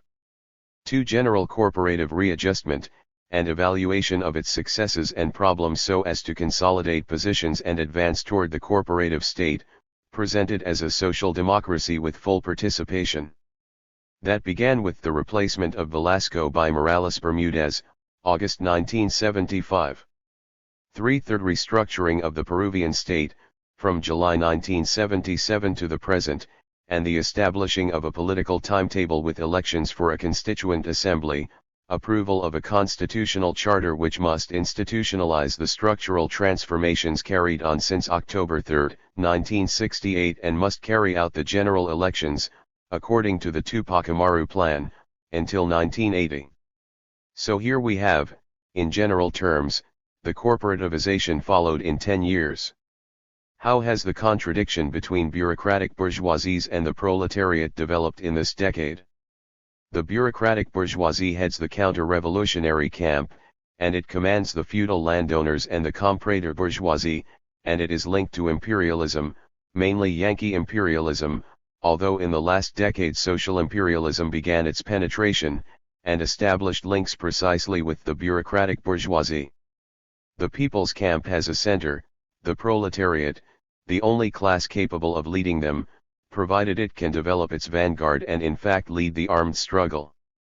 Thus, it will be able to forge the worker-peasant alliance as its great ally, to win over the petty bourgeoisie as a sure ally and, under certain conditions and circumstances, to unite even with the national bourgeoisie.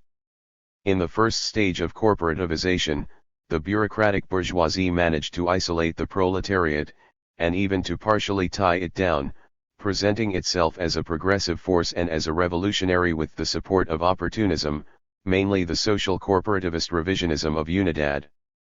In the second stage, the general readjustment of corporativism, the influence of the bureaucratic bourgeoisie in state affairs began to decrease, its mask fell and it shed its disguises, making it more difficult for opportunism to tie down the proletariat to the tail of its enemy.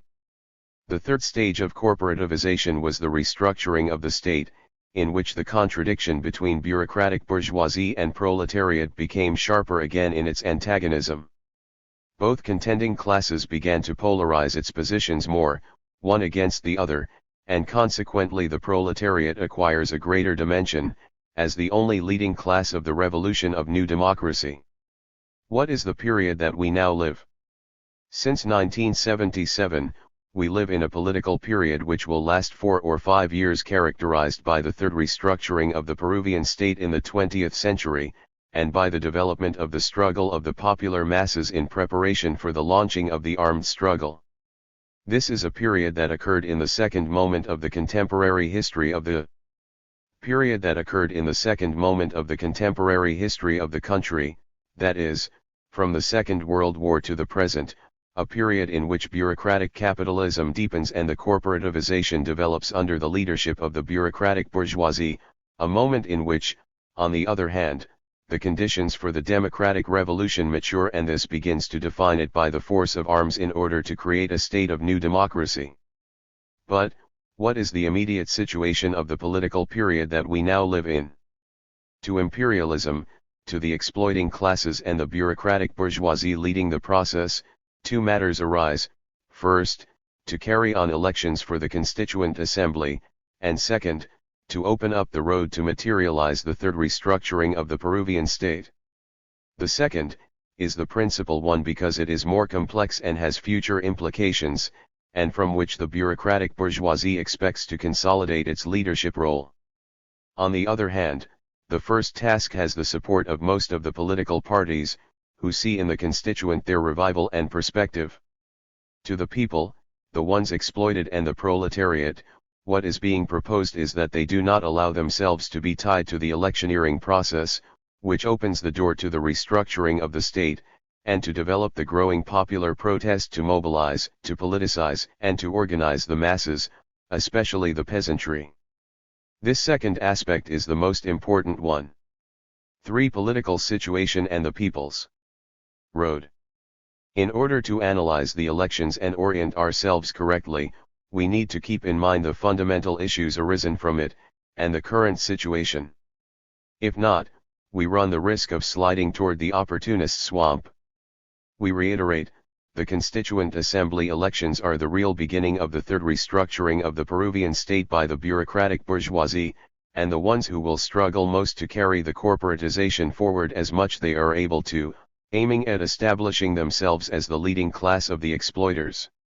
The ongoing state restructuring is a consequence of the expansion of bureaucratic capitalism and the corporatization of Peruvian society, and the elections are in fact its beginnings. They are a preamble to institutionalize the structural transformations whose consequences for the people are in sight. Well then, the Constituent Assembly elections help first and foremost the bureaucratic bourgeoisie. That is our main concern. This is the starting point in taking a position with regards to the ongoing electoral process, and in doing it that way, we, and those who follow Marxism-Leninism Mao Zedong thought, those who really follow the road of Maria Tegui and who are at the service of the proletariat and the people, cannot fail to take into account this basic question and must judge it from the position of the working class, in function of the Peruvian Revolution. Let's analyze briefly some of these problems. On the convergence of classes, factions and parties in the reactionary camp. For years, the bureaucratic bourgeoisie and more specifically the armed forces, in its name, have wanted to exercise leadership of the state and do away with the comprador bourgeoisie and the feudal landowners, outside the margin ordered by the Constitution, and conform themselves to their own statutes, concentrating all state powers, postponing the political organizations and even casting aside civilians for the benefit not just of the military in active service, but even the retired military. This contradiction does not mean that it has not represented and kept in mind the interests of its allies, the comprador bourgeoisie and the landowners, but that the need to assume the leadership of state power took the bureaucratic bourgeoisie, during the crisis of the representative democracy, to appeal to the armed forces as sustenance of power itself, which was the institution in a position of power to advance its interests. But 10 years have elapsed, and today their main purpose is the restructuring of the state, which will generate the convergence of the exploiting classes, its factions, and its parties. Is this anything strange? No, as Marx demonstrated. Thus, the restructuring of the state will cause a convergence of the two factions of the big bourgeoisie, the comprador and the bureaucratic factions, and especially of the bureaucratic bourgeoisie with the feudal landowners. However, this convergence does not exclude their discrepancies, but the need of restructuring the state and the situation of crisis in which this develops, enlivens those endeavors, both for the landowners and for the comprador bourgeoisie, to recover positions and to defend their interests. In that way, the need to restructure the state benefits the exploiting classes, and what takes them to a convergence, because they must restructure the state order which enables them to preserve and develop their exploitation and rule, and provides them with a constitutional order allowing a normal and periodic process of renewal of the powers of the state. But at the same time, the endeavors to have the interests of their class or faction prevail, and above all their contention for the leadership of the state enlivens their divergences. The historical tendency of the exploiters under the rule of imperialism, mainly Yankee, is the development of the process of corporativization, which at this time, is the convergence in order to restructure the state. Their proposals on the social pact is a good example, but this. The state. Their proposals on the social pact is a good example, but this convergence or collusion of interests develops amidst sharp contradictions which become more intense as the people's struggle develops. In the context of the collusion and collision between the two factions of the big bourgeoisie, we are able to understand the positions and actions of their political parties. These parties are grouped in two, those of demo-bourgeois roots, among them the Peruvian Democratic Movement, MDP, Popular Christian Party, PPC, Acción Popular, AP, principally APRA. Those of corporativist tendencies, among them Popular Socialist Action, APS, Christian Democracy, DC, Socialist Revolutionary Party, PSR, and mainly the social corporativist revisionism of Unidad. Those of demo-liberal roots, more are linked to the comprador bourgeoisie, generally support representative democracy and differ among themselves in those wanting to strengthen the executive, such as APRA, facing the current political timetable. Some demand immediate general elections, such as PPC and AP, others support the fulfillment of the Constituent Assembly, such as APRA. Those of a corporativist tendency, who are more linked to the bureaucratic bourgeoisie, generally support the corporative organization of society, although differing in form but not in substance.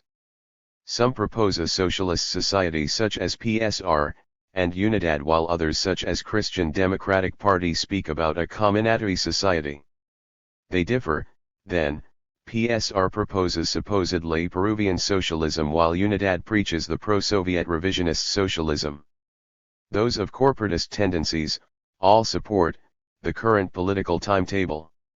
Some such as DC, Christian Democrats, labeled it as rushing the call for a constituent assembly, taking time to decide whether or not to participate. Similarly, facing the constituent, if all were for the participation of the grassroots organizations, PSR was against it. In conclusion, we must bear in mind the collusion and collisions taking place in the camp of reaction among its classes, its factions, and its parties. This enables us to understand the particular decisions and positions of each one, and, furthermore, this will enable us to analyze and orient ourselves in the correlation of forces now emerging and which will define them during and after the June elections. On the opportunist line in elections. Right opportunism has a long electoralist tradition in the country, which is intimately linked to Del Prado and Company, and revisionism, which has as its voice Unidad.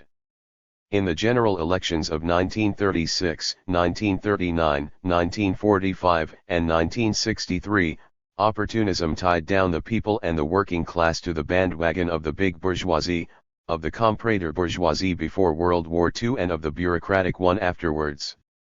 The essence of this electoral line and of parliamentary cretinism is synthesized in the following proposals which sustained the 1945 elections. The workers as a whole have the historical task of struggling for an alliance with the bourgeoisie. We no longer launch candidates with the aim of agitation and propaganda.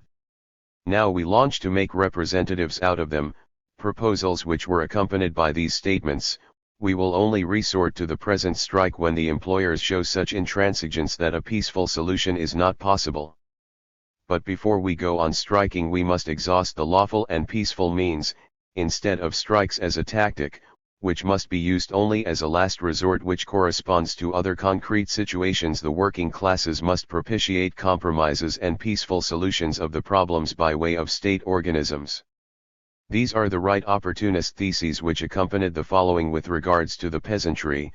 We must take into our hands the slogan of making conscious voters out the thousands of peasants and indigenous individuals.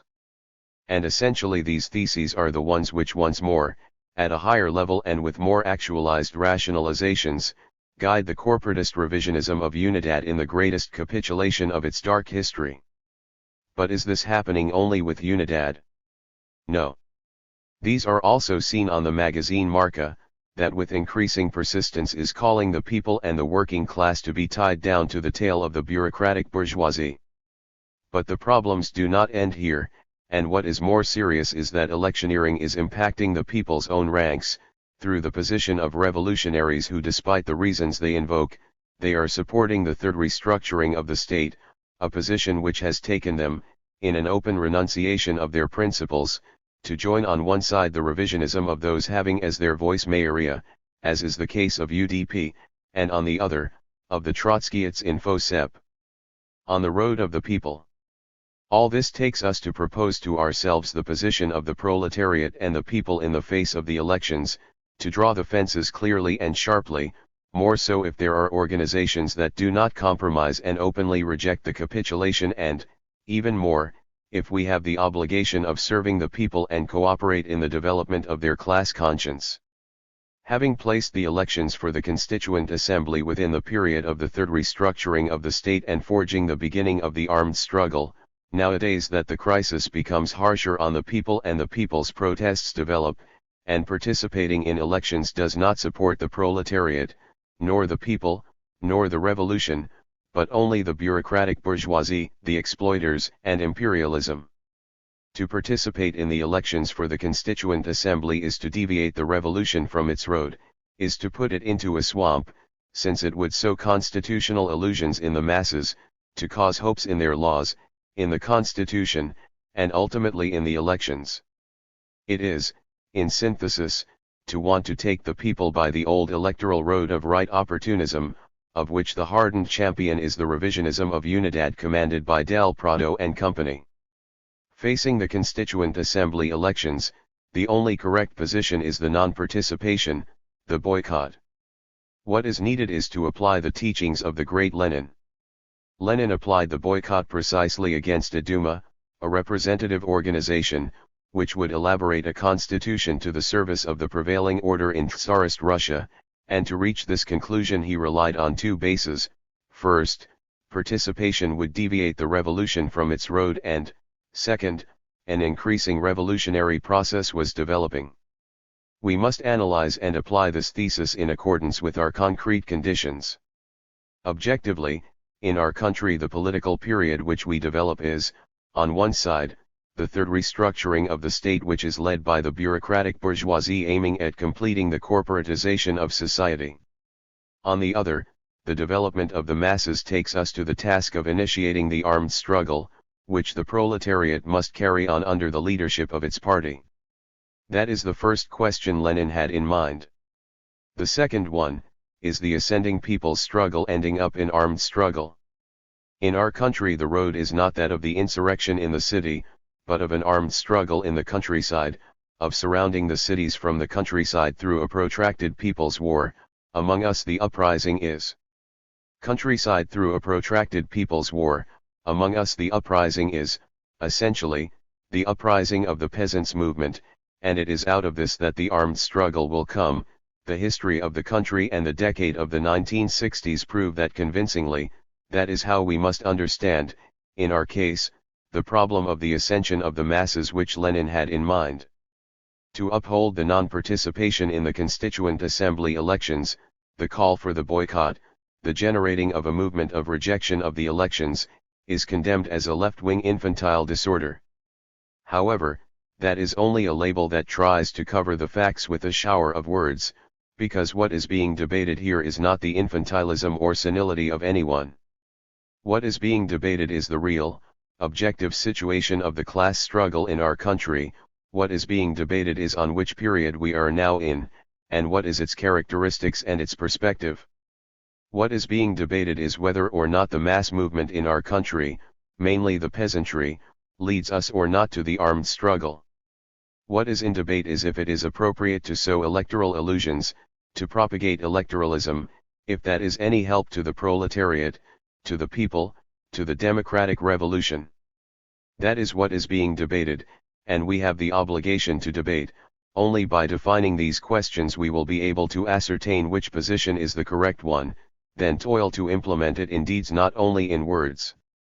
Any other attitude, and even those who want to silence with words, with labels and mountains of paper, are old and obsolete maneuvers of right opportunism, here and everywhere else. This is the position of the road of the people, of the road of Maria Tegui, confronting today the ongoing electoral process and facing the restructuring of the state. This is a road which today demands from us, more insistently than yesterday, that we struggle to mobilize, to politicize, and to organize the masses of the workers, and especially the peasantry as the principal force of our revolution, and the proletariat as the leading force whose direction is synthesized in its organized vanguard, by its Communist Party, the party of Maria Tegui, whose reconstitution is about to be crowned. Let's guide ourselves by the words of President Mao Zedong: only when the workers and peasants, who constitute 90% of the population, have been mobilized, will be possible to overthrow imperialism and feudalism. Let's apply the order of Maria Tegui. The organization of workers and peasants on a strict class consciousness character is the objective of our effort and our propaganda. Against the constitutionalist illusions, for the state of new democracy. Let's retake Maria Tegui and reconstitute his party. Long live Marxism-Leninism, Mao Zedong thought. 1979, for the new flag. Contents. 1. The flag. 2. Concerning 3 chapters of our history. 2.1i. How darkness prevailed. 2.22. How the light emerged and the steel was forged. 2.33. How the walls collapsed and the dawn unfolded. 3. We begin to topple the walls and unfold a new dawn. 3.1i. The masses clamor to organize the rebellion. 3.22. Let the actions speak.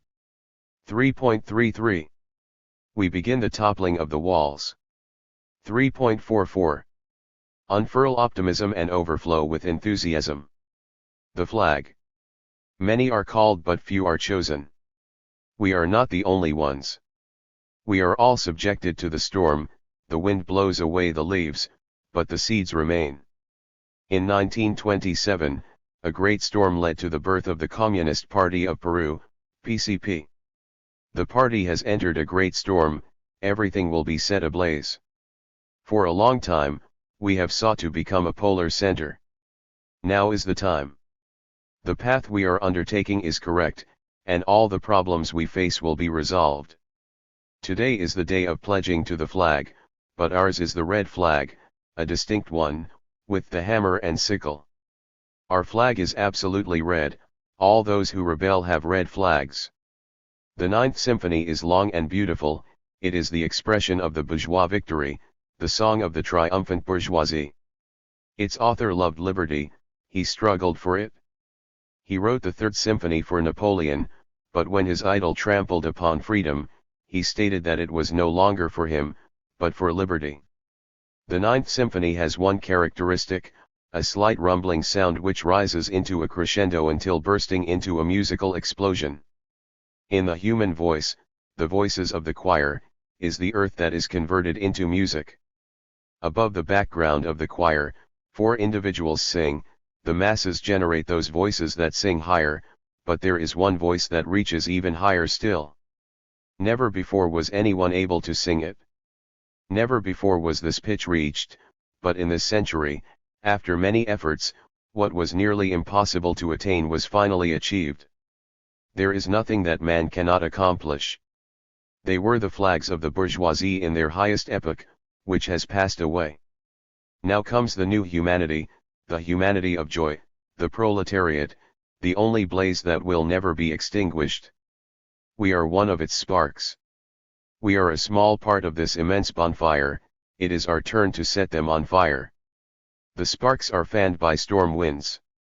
Let everyone fulfill their journey and allow the proletariat to carry out its historical tasks. The working class will define its path itself, nothing will prevail against it, it will destroy all obstacles and a world full of light will inevitably come. Who will be able to contain us? What are we? Sparks. What can we fear? Can muffles silence the fury of the cannons? Can a spark arise against the bonfire? Can the old foam survive in the storm? Much scum will rot in the stagnant sea. Scum will rot in the stagnant sea. How can silence calm the thunder? The sparks cannot contain the flames, the upheavals are born in the vortex of fire and nothing can detain them. The hammer is brandished by the working classes, the anvil is the struggle, everyone will fulfill their tasks. It is foolish to try to destroy the matter. Silence can occur to people but not for the class. The class gives birth to the party and the party rises and begins to walk, it is the child of the revolution. The party can never be crushed or destroyed. The party will inevitably triumph. This party forged itself, Maria Tegui is its founder. It is done. How can history be repeated? The reconstitution came and the deed was done, it cannot be turned back. Our eyes turn towards other dawns, other things arise, why look back? A fact is a fact, it cannot be redone. Are we going to repeal time, our acts that are sealed in matter? Our struggle should be taken towards other paths since we are already concluding our summit. There is an old song. Who is that who has her sights like the sun rises, beautiful as the moon, illuminating as the sun, imposing like the armies of waving flags? Why look backwards when the decision has already been taken? We need to look forward to see the dawn and what arises out of the fire of the revolution. We will carry out the armed struggle and that is what we must do. We repeat, that is what we must do, and we must do it. It will be carried out because it is necessary and nothing can detain us, absolutely nothing can detain us.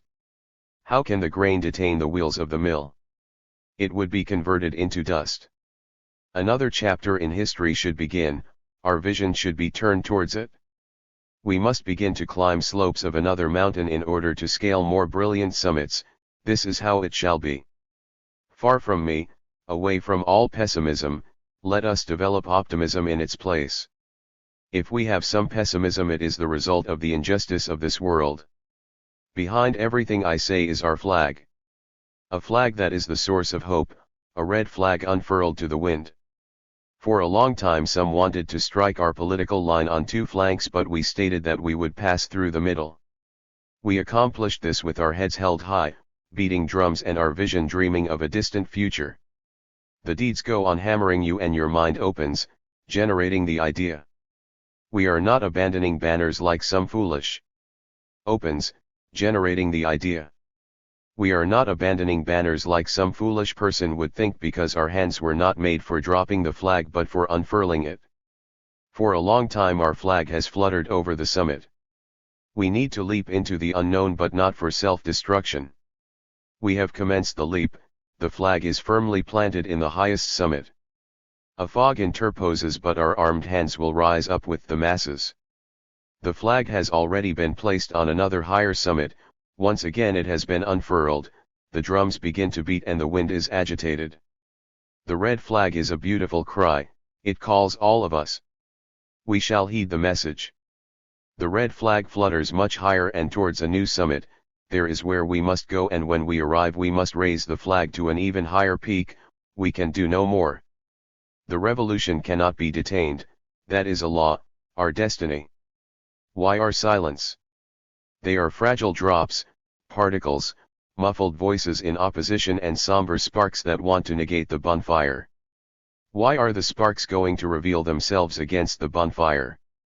Because some have little faith, hope and charity while our spirits should be great.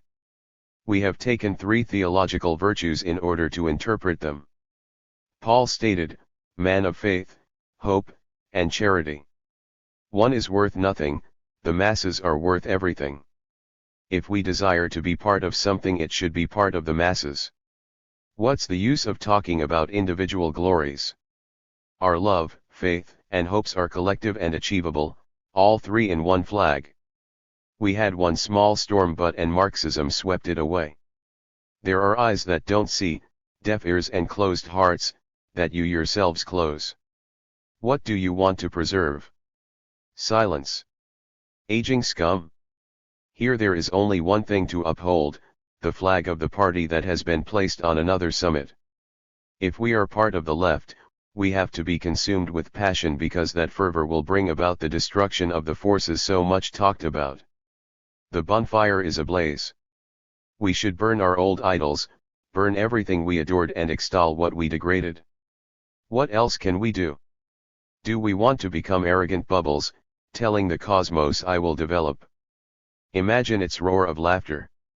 They say that this part of the cosmos structured itself as Earth over 15 billion years, billions of years, in order to develop communism. How long does one man last, much less the simple twinkling of a dream? We are nothing more than a pale shadow which pretends to rise up against all this process of matter. We will be its dream at its conclusion. Arrogant bubbles, is this what we want to be? An infinitesimal part that wants to rise up against 15 billion years. What? An infinitesimal part that wants to rise up against 15 billion years. What arrogance, what rot. Old, aging seas, rotten by time, feudal, bourgeois and imperialist periods, sewage in decomposition. What else is it? Ridiculous stench. Let us be materialists. Communists. Let us demonstrate it, it is necessary and no one can oppose necessity. Marx understood the new road to traverse, Lenin assumed responsibility for starting the bonfire. Mao is Mao because he soared like no other, he had a historical vision, he foresaw the centuries, he showed us thousands of years in brief pages, and he completed his mission and role. He stated, I have made the revolution by overthrowing Chiang Kai-shek and creating the great cultural revolution, I have served nothing else and our advancement is small in comparison to where it should be. I wanted to reach a more definitive summit but I failed. He tells Chang Qing, you can do it, if you fail you will be hurled off the heights, and if you fall then the guerrilla war must begin. As communists in formation, what path do we want to follow? Who are we? We are nothing except communists. It is necessary to define the problem today. We face the same problems faced by the right opportunist line, but we are the left. Here the right is subsidiary, our problem is not with them, if they want to fulfill their role, let them adopt self-criticism. The problem is with us, the left, because it is the party, the salt of the earth, the living tree, the others are parasites. The left should burn the feudal, it should wash itself, cleanse itself, remaining clean. It should clean its stable and shed the old crust in a frank, truthful, and honest way. Each of us responds to what happens to the other, we are children of the same cause. It is easy for us because we are the left. Let everyone demonstrate his/her condition as a communist. We made the party and that is what we are. The masses are ready, they are awaiting us. They want light not shadows, swords not butter, fire not ice. The left should fulfill its role. The problem is simple, even for those with a hard spirit. The problem is to open your hearts with resolution. It is easy to do. The revolution demands it. Enough of the sewage of individualism. In this new epoch we must wash our souls and wash them well. Think of the revolution and the party which implies the people and the class. Necessity demands it. Let us go to the root of our problems but without involving our egos. Let us go to the root of our positions in order to nail our spirits definitively to the flag of the party. Some see only themselves, they live in a house of mirrors. You are communists. Some see only themselves, they live in a house of mirrors. You are communists. Raise your fists, strike out, and once again the blood will boil to tear down the wall. That is what must be done. The problem is having two flags in the soul, one black and the other red. We are leftists. Let us make a holocaust with the black flag. It is easy for everyone to do so. If not, the rest will do it. The red flag will prevail, the black flag will be uprooted. Let everyone demonstrate his or her condition as communist. The flag flutters on a higher summit. Many already recognize this. Other winds are blowing in our country and everyone analyzes their problems within their line and muddies their worn flags. Something helps us, our flag is much higher. How can we not fulfill our role? I hope we can complete it. I hope. 9 Plenary Session of the Central Committee, June 7, 1979. Concerning 3 chapters of our history. We have been saying for a few days that we wanted to talk on certain issues. There are moments when men resort to talking in symbols, metaphors, or in less intellectual forms. But we would prefer that our group of communists speak for us in a direct and broad manner. We want to briefly talk about how the history of today will be seen decades from now.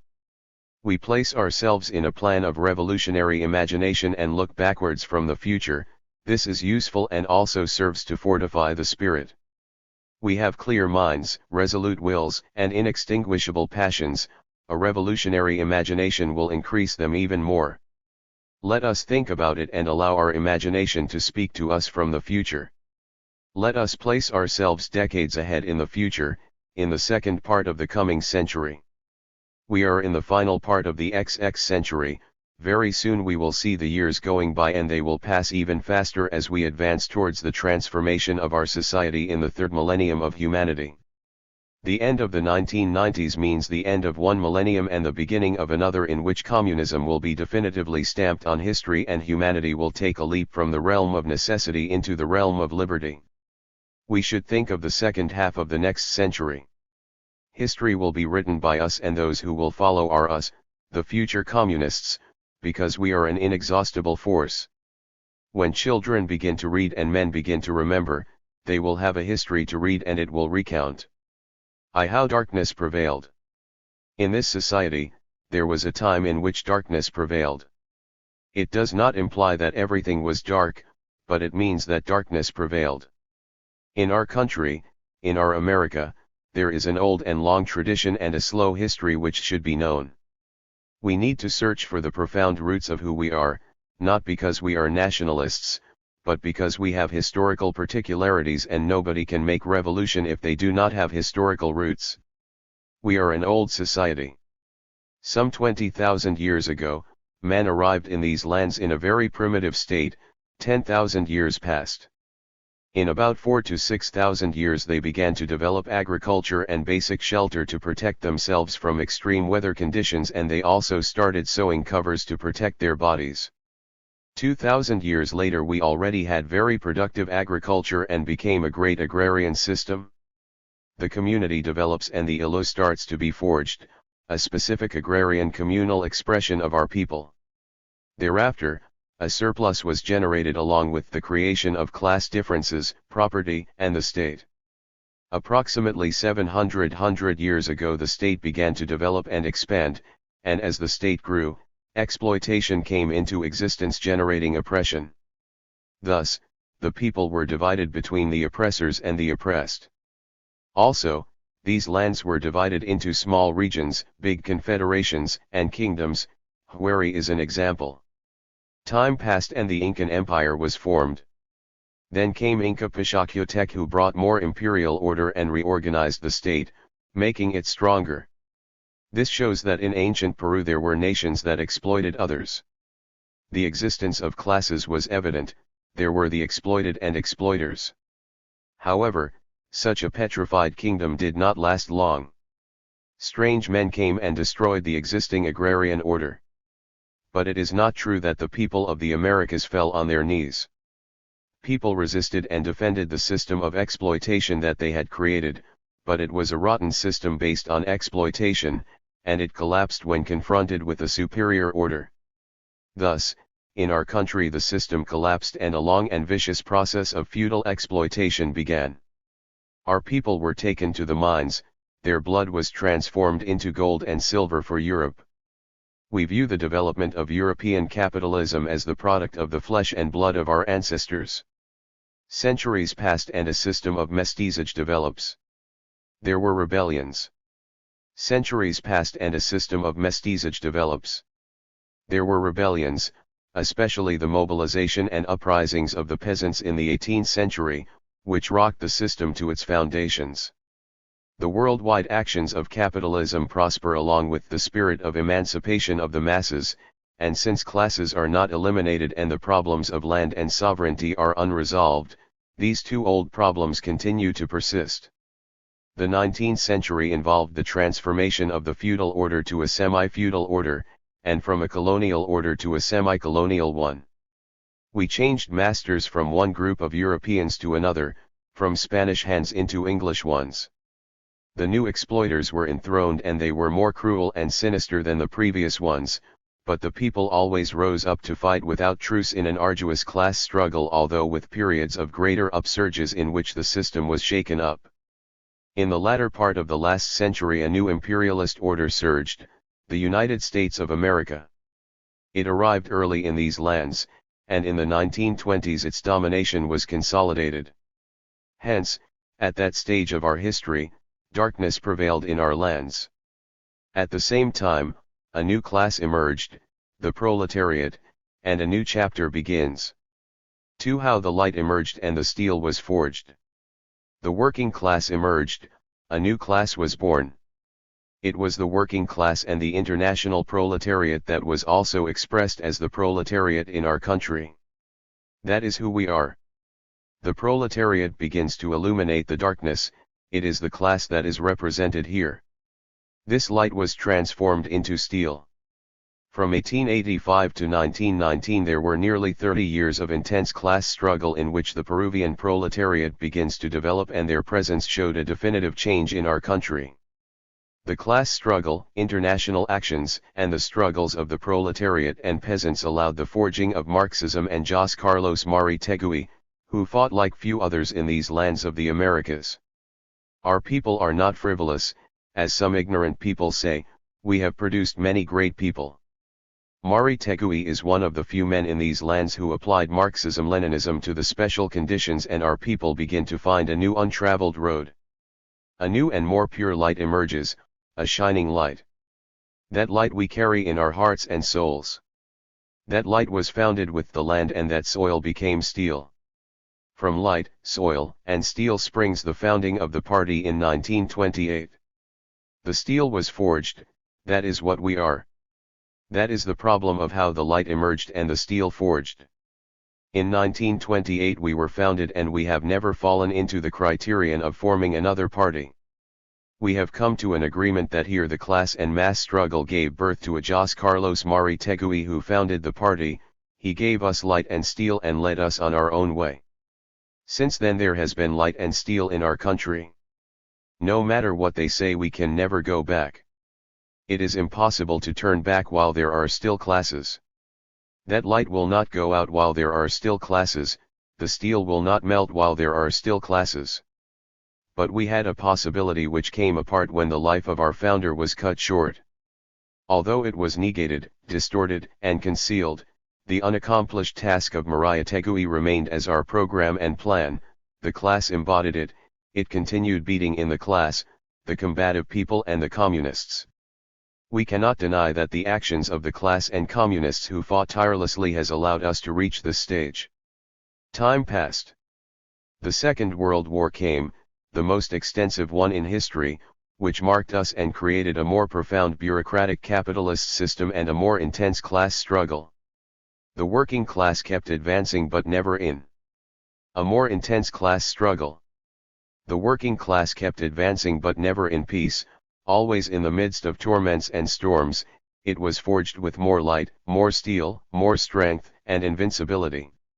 Our people were illuminated by a more intense light, Marxism-Leninism Mao Zedong thought. We were at first dazzled by the eruption of this unending light, and nothing else, but little by little our retinas began to comprehend this light.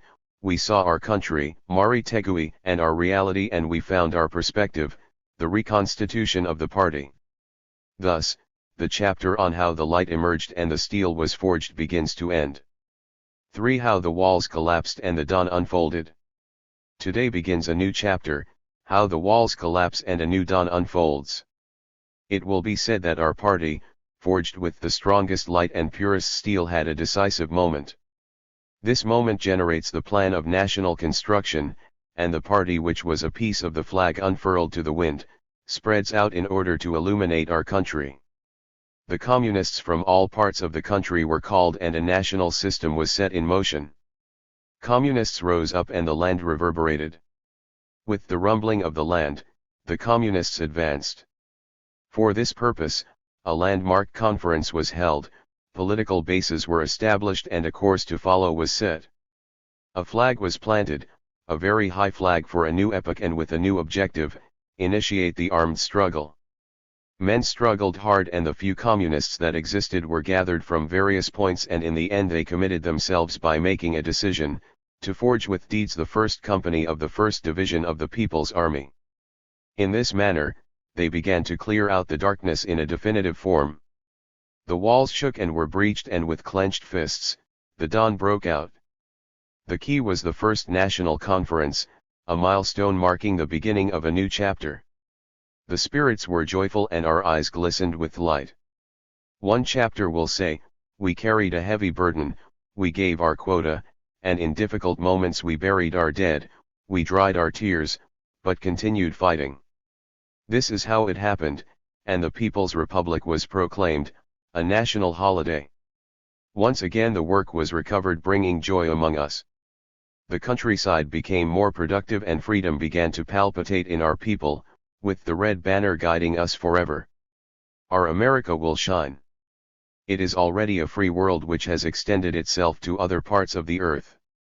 Today old empires sink. They are dirty waters and poisoned ashes which are being swept away. Work is redeemed and the fields flourish in the Red Republic.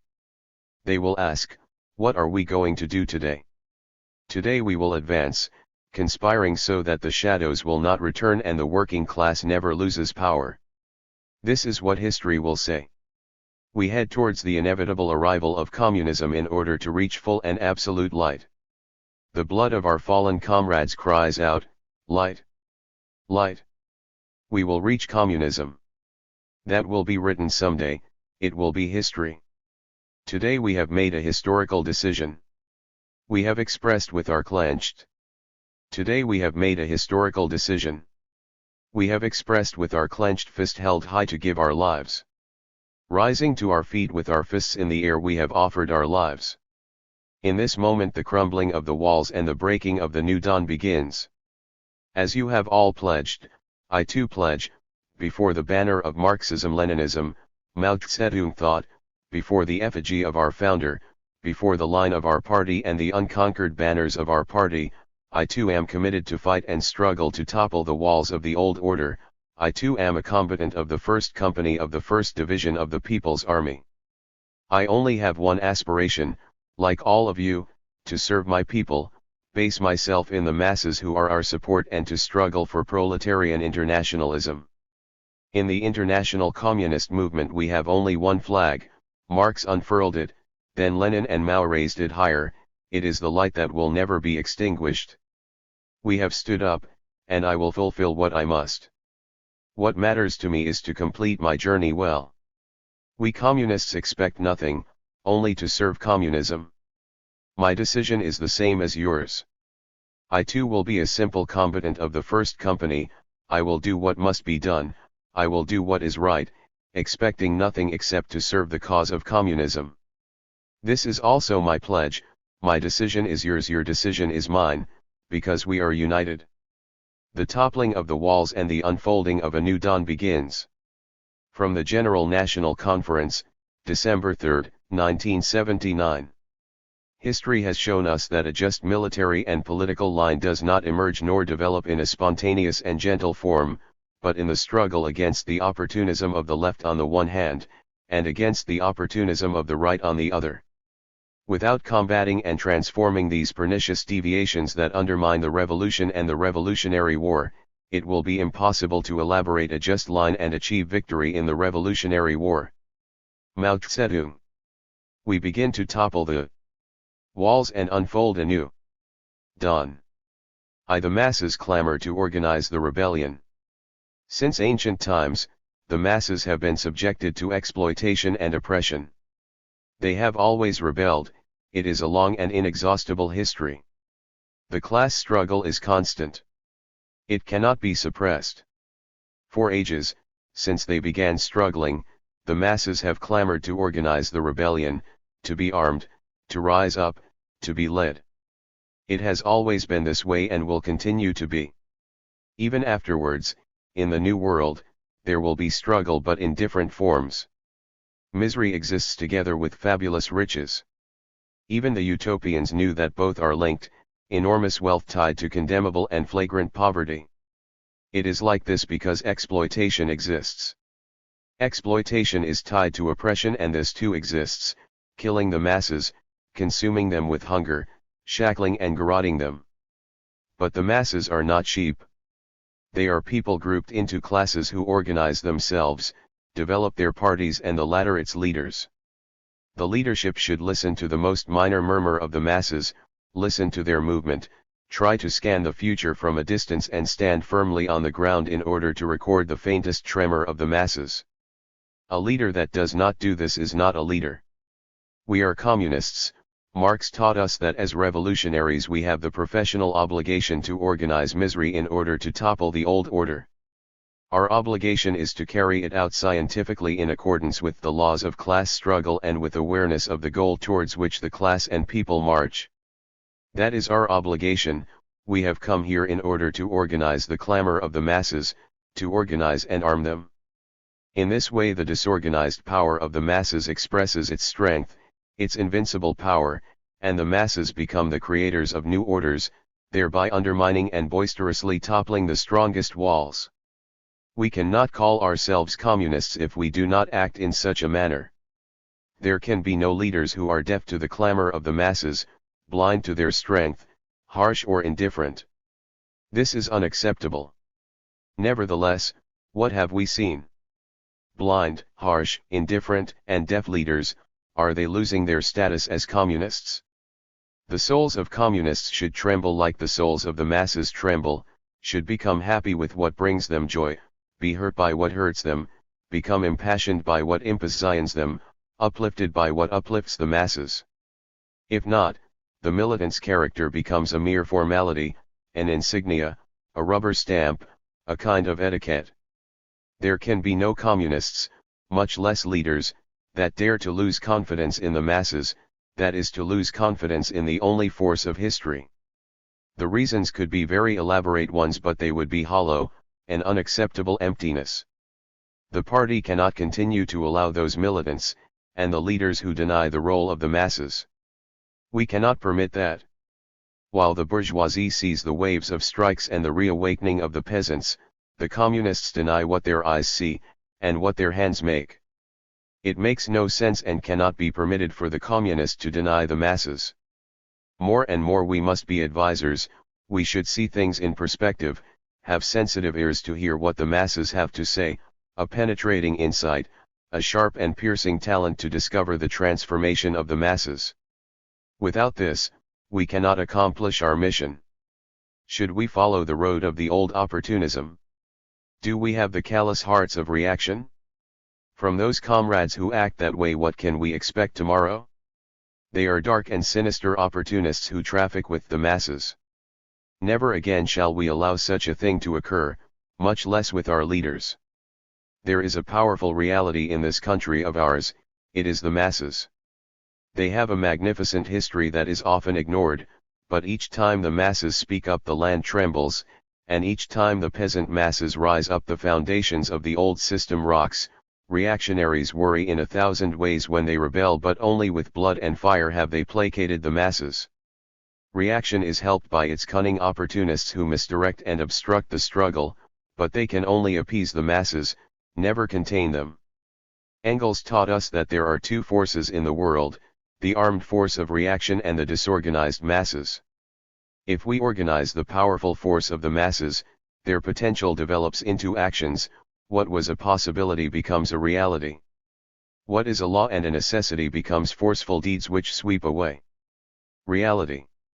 What is a law and a necessity becomes forceful deeds which sweep away all that is believed to be firm. Nothing is permanent. Everything is a house of cards, if it is not sustained by the masses. And when the masses speak up, everything shudders, the order begins to tremble, the high summits stoop and the stars change their course, because the masses are capable of anything. If this conviction begins to falter within us, the communist spirit commences to fall apart. We must be vigilant, and what we have lived through in this plenary session should be a warning to us. It must never happen again. If a party has leaders who are deaf to the masses, its days are numbered. If it occurs, our duty is to crush and destroy such a bureaucratic machine, since it is not a party any longer, but a monster that must be dismantled. What did Chairman Mao tell us on this matter? He said, "We atheists have only one divinity, the masses. We invoke those gods in order for them to hear us, so when that happens, exploitation will be eliminated." We must forge our militants with this view today more than ever, and even more so tomorrow. The masses clamor to organize the rebellion. Therefore, the party, its leaders, cadres and militants have an urgent obligation and destiny, to organize the disorganized force of the masses, and this will only be accomplished with arms in hands. The masses must be armed gradually, part by part, until the arming of the entire people, and when this comes about there will be no more exploitation on earth. 2. Let the actions speak. The plenary session of the Central Committee has already a timbre of glory, a timbre that characterized it with the decision to develop the militarization of the party through actions. The communists have paid dearly through their violent struggle to establish a new flag, initiate the armed struggle. We are all witnesses to the tough ideological struggle to conclude the development of our line, initiate the armed struggle, ILA. We have taken firm and decisive steps in as much as we are sure of what we want and where we go. Let us remember Lenin, we will triumph because we know what we want. It is good to pause for a few minutes and ask ourselves, how have we arrived at this great determination to develop the militarization of the party through actions? It has been in the midst of an intense struggle. Perhaps it has not been as strident as others, but it is deeper, more turbulent, and it has a very wide perspective. Two positions have been in clear contention. Those of us who since the Sixth Plenum have inculcated the idea of converting words into actions, today convert the verb into armed actions. That is a decisive materialization and transcendental development. What we have agreed upon is to develop military actions, which ring in our minds, palpitate in our hearts, clamor in our heads, and agitates our wills when we speak about action. Some of us have struggled for agreement on passing over to the language of military actions, and others have obstinately opposed this with sophisticated maneuvers and even slyness. But this decision has been imposed on us and determined because our country demands determination, because our people demand actions. Our people clamor and we respond to that cry, to their demand. We feel what they feel and want what they want their hands to speak the precise and convincing language of armed deeds. Yes. Developing actions are always the deeds of the masses, of the people. When the trench is dug, it is the action that speaks. When the anvil is forged, it is the action that speaks. When men investigate, they derive laws, it is the action that speaks. And when armed hands are raised, it is the people who fight. First comes the deed and then the idea, and are raised, it is the people who fight. First comes the deed and then the idea, and that idea will carry you to higher levels of action each time. We are sure and just reflections of our reality. We have preached extensively, called to arms for the armed struggle. Our voices have not fallen in the desert, the seed fell in a good furrow and has begun to sprout. The voices we launch are very powerful and with growing echoes that will thunder throughout our land. Those who we called upon to stand up, to rise up in arms, to sow with their wills, respond, "We are here ready, lead us, organize us, let us act together." And each day we will continue to progress and do more. Either we fulfill our promises or we will become the laughing stock and unfaithful traitors. And surely we are not these. If we have planted, preached, and organized and all this bears fruit, then our obligation is to lead, because the march has begun. Let the armed actions confirm our words. May our blood be joined with the blood of those who must shed it. We don't have the right to let that blood shiver alone, let its frigidity mix with the warmth of our own, or else we are not what we are. In an almost insensible form we became communists. It is like a long trail, like walking. Moving with one foot demands you step with the other, and if you get tired, it is not to straggle but to take a smooth and calm rest, and then continue climbing. Tomorrow matter will take us in with its belligerent peace, there we can rest definitively. That is why we have been formed as communists. For this reason Marx, Lenin, and Mao came forward to teach the rest, to teach them to fulfill their responsibilities, in order to assemble others, organize them, and raise them up. For this reason the class generated us. What have we seen here? Some comrades and leaders have opposed the party's most decisive step of its history to initiate the armed struggle. On what grounds? Because of the supposed lack of conditions. And in their trembling voices who speaks? It was the black gullet of oppression and exploitation, the black gullets filled with bile and blood. Don't forget, that reaction needs to shed torrents of blood in order to pacify and subdue the people. It is their dream of fire and steel, but that sinister dream is the most obvious proof that it is in decomposition. And when comrades and leaders want to steal our souls and minds, should we permit it? No. Their arguments went up in smoke, their threadbare considerations and their paper steadfastness are rotting in the sun. Never again in our party should we have to listen to those sinister voices among communists and even less so among leaders. And all those daring to stand up, crush and destroy them like they deserve. Today this is much more urgent, this is less permissible now because it is undermining and destroying the hopes of the masses, the labor of 5 years, and precisely when the masses begin to express themselves concretely in reality. In these times these pacifists are shameful. Many lessons are obtained for all of us from these meetings, for some there should be deafening warnings and forceful calls to our attention. Never again. We have a clear and definite orientation, let actions speak. To develop the militarization of the party through actions. To convert this into reality is an urgent task. It is a call to order, the class, history and the people demand it. We cannot work in any other way. It is a necessity. What we have accomplished in the past has brought us here. The road is defined and the actions are established, let us carry them out. We have no other right. This is the order of the day, let actions speak. 3. We begin the toppling of the walls. We have already agreed to the development of the militarization of the party through actions. What shall we do next? We should commence to topple the walls. Now is the time, at once. There are those who have opposed, resisted, and even someone who fled in cowardice, deserting for a second time, and who has been defended.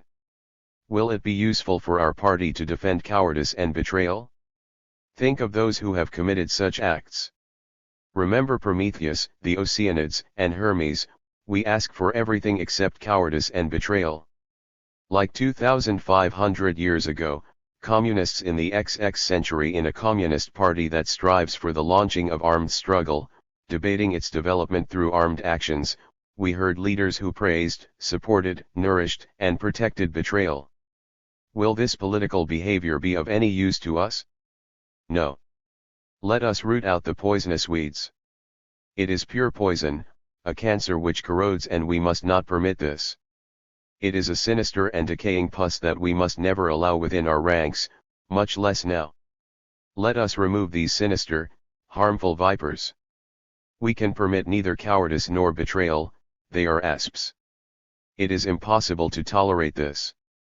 It manifests itself within us and in our leaders. This is unacceptable, condemnable, and marked for fire. We must begin to root out that poison. We must forge ourselves in another temperament and with another spirit. Let us root out and burn the leeches, otherwise the poison will be general. If we don't destroy it, the vigor of the party's healthy body will dissipate. It is urgent and pressing to finish with this. We must not leave a trace. A purge should serve this purpose, clarified with facts. Those who have exhibited that behavior should be the first ones to leave. It will be a sign of our advancement. In order to topple the walls, we should sweep away the debris and eliminate poisons. In order to begin the toppling of the walls, we need to fortify ourselves, and this fortification is to sweep away the rot of rightism in general. Let us take this challenge very seriously so that we can accomplish our tasks with the highest vigilance. We must preserve the left, and those with difficulties will advance. That will be the sign of our actions, our commitment. We will go to our bases. We will transmit to them our message to raise actions. Having unleashed the struggle against a beheaded right is a great and magnificent step forward. We, along with those with problems, will exemplify our determination and assurance as part of the left and be ever vigilant. It is determination and assurance as part of the left and be ever vigilant. It is essential to do this in order to advance, and fortify ourselves and become powerful. There is no need to call those with problems powerless. Power will come from actions. Action is the toppling of the walls. Let us carry out military actions. We will be tempered by them. From the novices we will become experienced combatants. Thus, by applying the development of the militarization of the party through actions, the walls will be profoundly undermined and their toppling will begin. The keys to this are the armed groups without arms. May your unarmed hands snatch away the arms of those who own them with creativity, then utilize them shrewdly and with clear ideas. Let us expand the groups, let us act in boycotts, harvests, land seizures, sabotage, terrorism, and principally with guerrilla actions. This is our desire and destiny.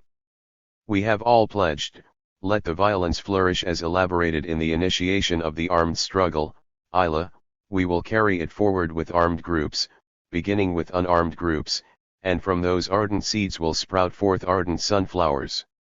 We have a sun that will illuminate us, Marxism-Leninism Mao Zedong thought, we have a fertile land that will fortify us, the increase of the class struggle of the masses. What do we lack? The sprouting and flourishing of armed groups without arms. From those humble seeds and blossoms, monuments of the class capable of toppling the walls will grow. That's the way the dawn will appear in our country.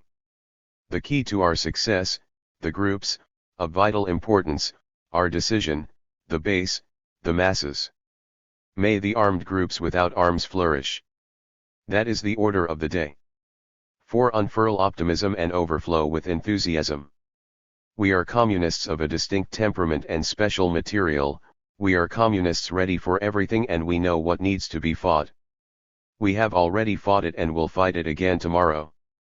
What will be confronted tomorrow will be the child of the present, it will be harder but by then we will be tempered by the past, and as we forge ourselves today, we will temper our souls in the revolution, this is the only flame capable of forging us. We need a great deal of optimism and there is a reason for it. We are the makers of tomorrow, we are guides, the garrison of the invincible triumph of the class. This is why we are optimists. We are enthusiastic by nature.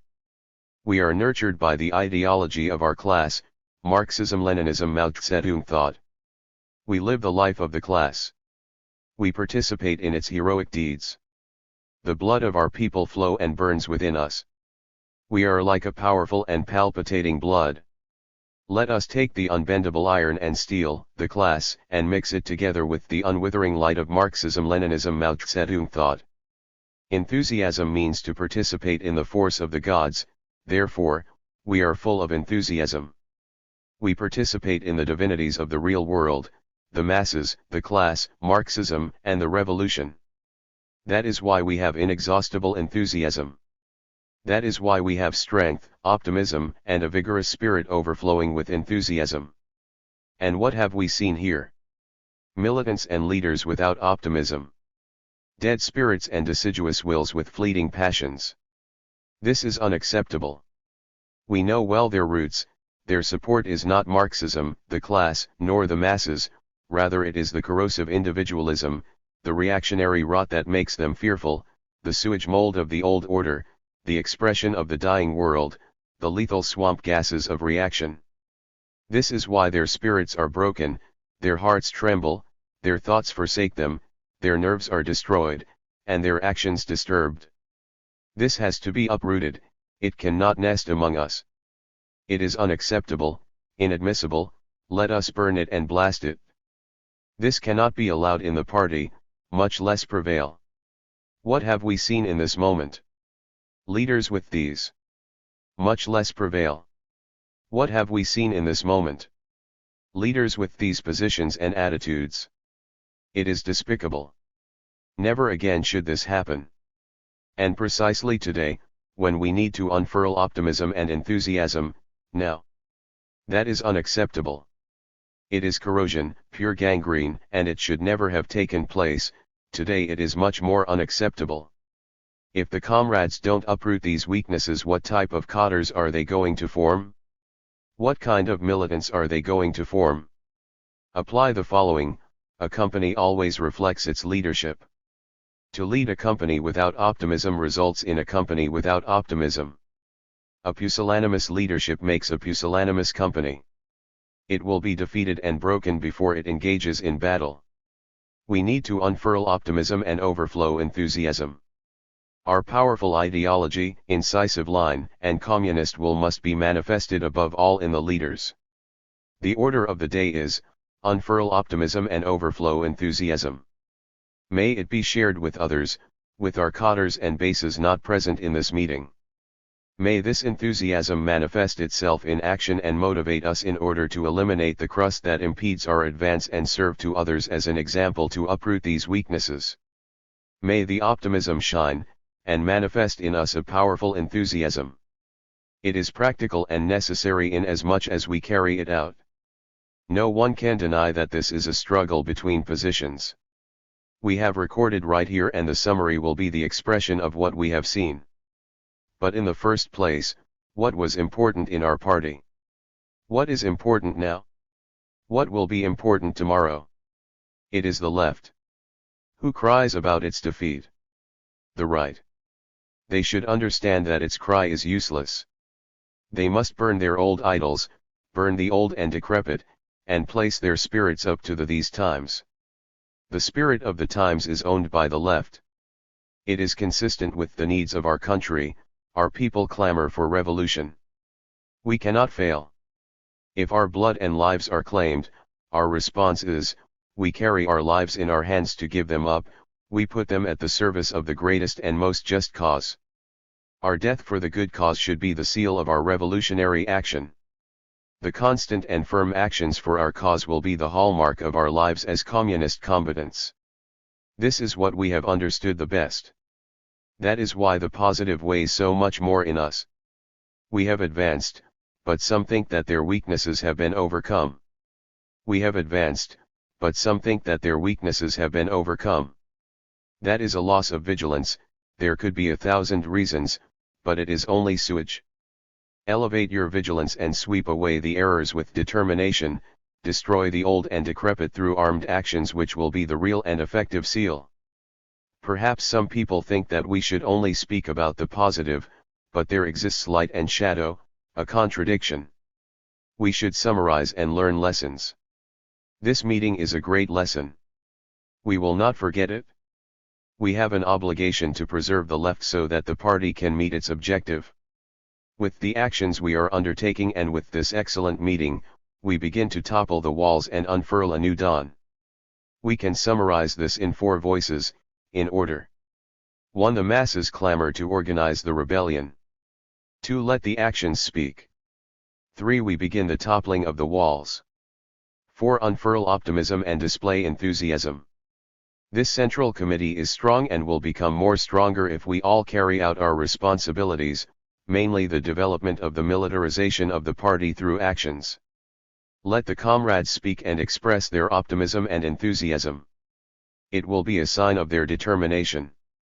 Do not let my words become a pretext to some comrades for losing optimism and a retreating of enthusiasm. I believe we have reached the moment of overcoming the old defects of 50 years. Another world is opening up for us. We have begun to define it ourselves. This meeting is one of definition. Let every thought, word, action, feeling, and will of ours affirms this. It is feasible, indispensable and necessary. We can and must do it. And we will, because we know what we want. This meeting is very good, it has united and bonded us even more.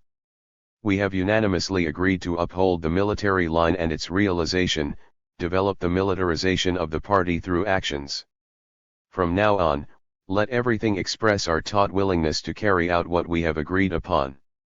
Our taut willingness to carry out what we have agreed upon. From the 2 plenary session of the Central Committee, March 28, 1980. In the history of the world there have been no wars that began and ended with a continuous victorious offensive. If there were, they were an exception. That is true even in common wars. But when the fate of a class is at stake, when the alternative is capitalism or socialism, is there a basis or logic to suppose that a nation which confronts this problem for the first time can immediately discover the correct method, free of errors? What reasons are there to suppose this? None. Experience teach us the contrary. None of the problems we faced could be resolved at once, but only after repeated attempts. To suffer a defeat, commence anew, redoing everything. To discover the method for the approximate solution, a definitive solution or at least a satisfactory one, that is how we have been working and should continue to do so. Given the challenges that are presented to us, if there were no unanimity in our ranks, it would be a sad indicator of a weak and very dangerous spirit that had penetrated the party. On the contrary, if we do not fear speaking the truth, no matter how hard and bitter it is, we will learn. And it is entirely certain that we will learn to overcome each and every difficulty. Lenin. 1979, Develop the Growing People's Protest. Contents. 1. Develop the Growing People's Protest. 2.1. We live in a revolutionary situation in development. 2.1 The National Democratic Revolution in the country. 2.2 Lenin and the revolutionary situation. 2.3 Mao Zedong and the objective situation in the backward countries. 2.4 Today we live in a revolutionary situation in development. 2.5 The reactionary plan, restructuring and general elections. 2.6 The democratic road, developing the increasing people's protest. Develop the growing people's protest. Whether it is correct or not, ideological and political line decides everything. If the party's line is correct, we have everything. If we don't have fighters, we will have them. If we don't have weapons, we will get them, and if we don't have power, we will conquer it. If the line is incorrect, we will lose all we have obtained. Mao Zedong. Politics, which is the class struggle for power, has entered into our country in a moment of great importance.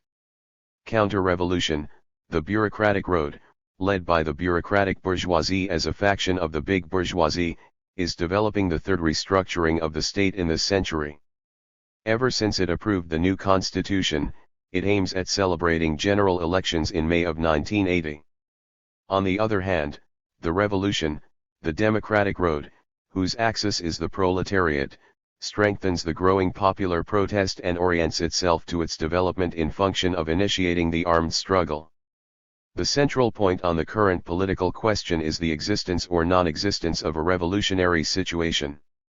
The definition of this problem is of vital transcendence for the people and is the object of persistently hard and fundamental debate. To us, in the light of Marxism, our country is going through a developing revolutionary situation, and consequently, the strategy and tactics to follow must depart from this reality. Furthermore, all Peruvian politics at the present time, the struggle between revolution and counter-revolution, cannot be treated outside the frame of analyzing this situation. Today in Peru, the problem of the revolutionary situation is not understood, and as a result the monumental political mistakes made on the people's side, follows. From the understanding of the existence of a developing revolutionary situation in the country, derives the correctness or incorrectness of the ideological and political line of the proletariat, its application and perspective. These problems cannot be judged with certainty, but in the light of Marxism-Leninism Mao Zedong thought, specifically by the application of Mao Zedong thought to the backward countries, that is, semi-feudal and semi-colonial countries, and from the analysis of the class struggle in our society in the present situation. Only in this way, is it possible to understand the class struggle today, manage its laws and develop the road of the people from the position of the proletariat. 1. We live in a revolutionary situation in development. Peruvian society lives in a revolutionary situation in development. That is the fundamental question and the only correct point of departure for the politics of the proletariat. We can arrive at the understanding of this reality if we base ourselves on the conception of the proletariat, from the study and application of the theses of Marxism-Leninism Mao Zedong thought on the revolutionary situation, theses which are simple and clear and which, however, are crudely twisted from the position of right opportunism, a position expressed mainly in the people's camp by revolutionarism.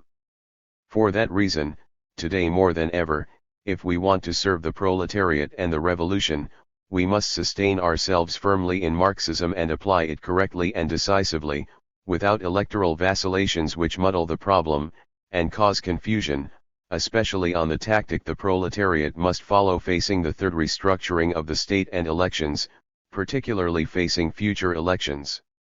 These are the errors whose principal consequence is to focus in the plan of reaction, and not in the development of the revolution. The National Democratic Revolution in the country. When he founded the Communist Party, Mariátegui established that in Peru, the revolution would have two stages, democratic and socialist. The first one is the prerequisite and condition for the second, and can only be led by the proletariat through its party, the Communist Party. It is in the first stage of the revolution that President Mao Zedong defined as the new democratic revolution, that is, anti-imperialist and anti-feudal, since it has to scrub away the feudalism that subsists and break off the imperialist domain. As history has proven to society, this can only be accomplished by the armed struggle, that is the people's war, following the path of surrounding the cities from the countryside. This is a fundamental truth from which all proletarian politics must be based. The road of the armed struggle starts from the countryside to the cities, is supported mainly by the peasantry, who rise up in arms, under the leadership of the Communist Party, generates the people's armed forces as the principal form of organization. It is the form in which revolutionary violence is synthesized in of organization. It is the form in which revolutionary violence is synthesized in semi-feudal and semi-colonial countries. This is a revolutionary violence which is precisely the very essence of Marxism. So being a Marxist, applying in theory and in practice the conception of the proletariat, in countries like ours, demands to subordinate ourselves to the armed struggle and, therefore, center the activity in starting it, if it has not started, and developing it if it has already started. This matter is clear and simple and there is no way to twist it if we sustain ourselves in Marxism-Leninism Mao Zedong thought, and it is also clear if we truly serve the proletariat, the people and the revolution in deeds, and not merely in empty words. All the above are elemental truths of the international experience and were thoroughly debated in our country in the decade of the 1960s, a time when Peruvian communists reaffirmed and upheld the great theses of Mariátegui and adhered themselves to the great development which Mao Zedong thought meant for Marxism-Leninism, and concluded that in the country the revolution is democratic and can only be fulfilled by armed struggle and not by elections, following the road from the countryside to the city and taking as its main force the peasantry, especially the poor peasantry. This is a great experience of our people, of our class and of communism in Peru. It is an experience which nobody who upholds Marxism can forget to take into account the current conditions of development. We the communists in the country, and all the revolutionaries must ask ourselves a simple question: why is it that the working class has not yet conquered power in our country? The answer is concise: it is because up to now, an armed struggle has not been developed, nor have we initiated it nor applied the principles of Marxism-Leninism Mao Zedong thought. There is in Peru a long electoral experience, and many times the people have been called, and the revolutionaries have been taken to participate in elections. As a result, there have not been any fundamental benefits for the class or for the people, and much less, of course, conducive to the conquest of power. The class and the people have been called to participate on the supposition that transcendental decisions and consequences were at play or stake. That way, the masses of the people put their hopes and became focused on the elections as the main task, which disoriented them and took them away from their own road. What have the class and the people gotten out of such electoral activities? Other than a few spots in the Chamber of Deputies or the Senate, which ultimately only benefit their supposed representatives, have only helped to sow parliamentary cretinism, fuel up opportunism and reap disillusionments. Well then, in our country, there is a very dark electoral trajectory and a bitter experience we cannot forget. Dark electoral trajectory and a bitter experience we cannot forget. We must remember that in every electoral process in the country, opportunism goes wild, sowing illusions, dreaming about taking up positions in government, invoking a feigned defense of the masses, offering great democratic advances and generating uncontrolled greed and appetite.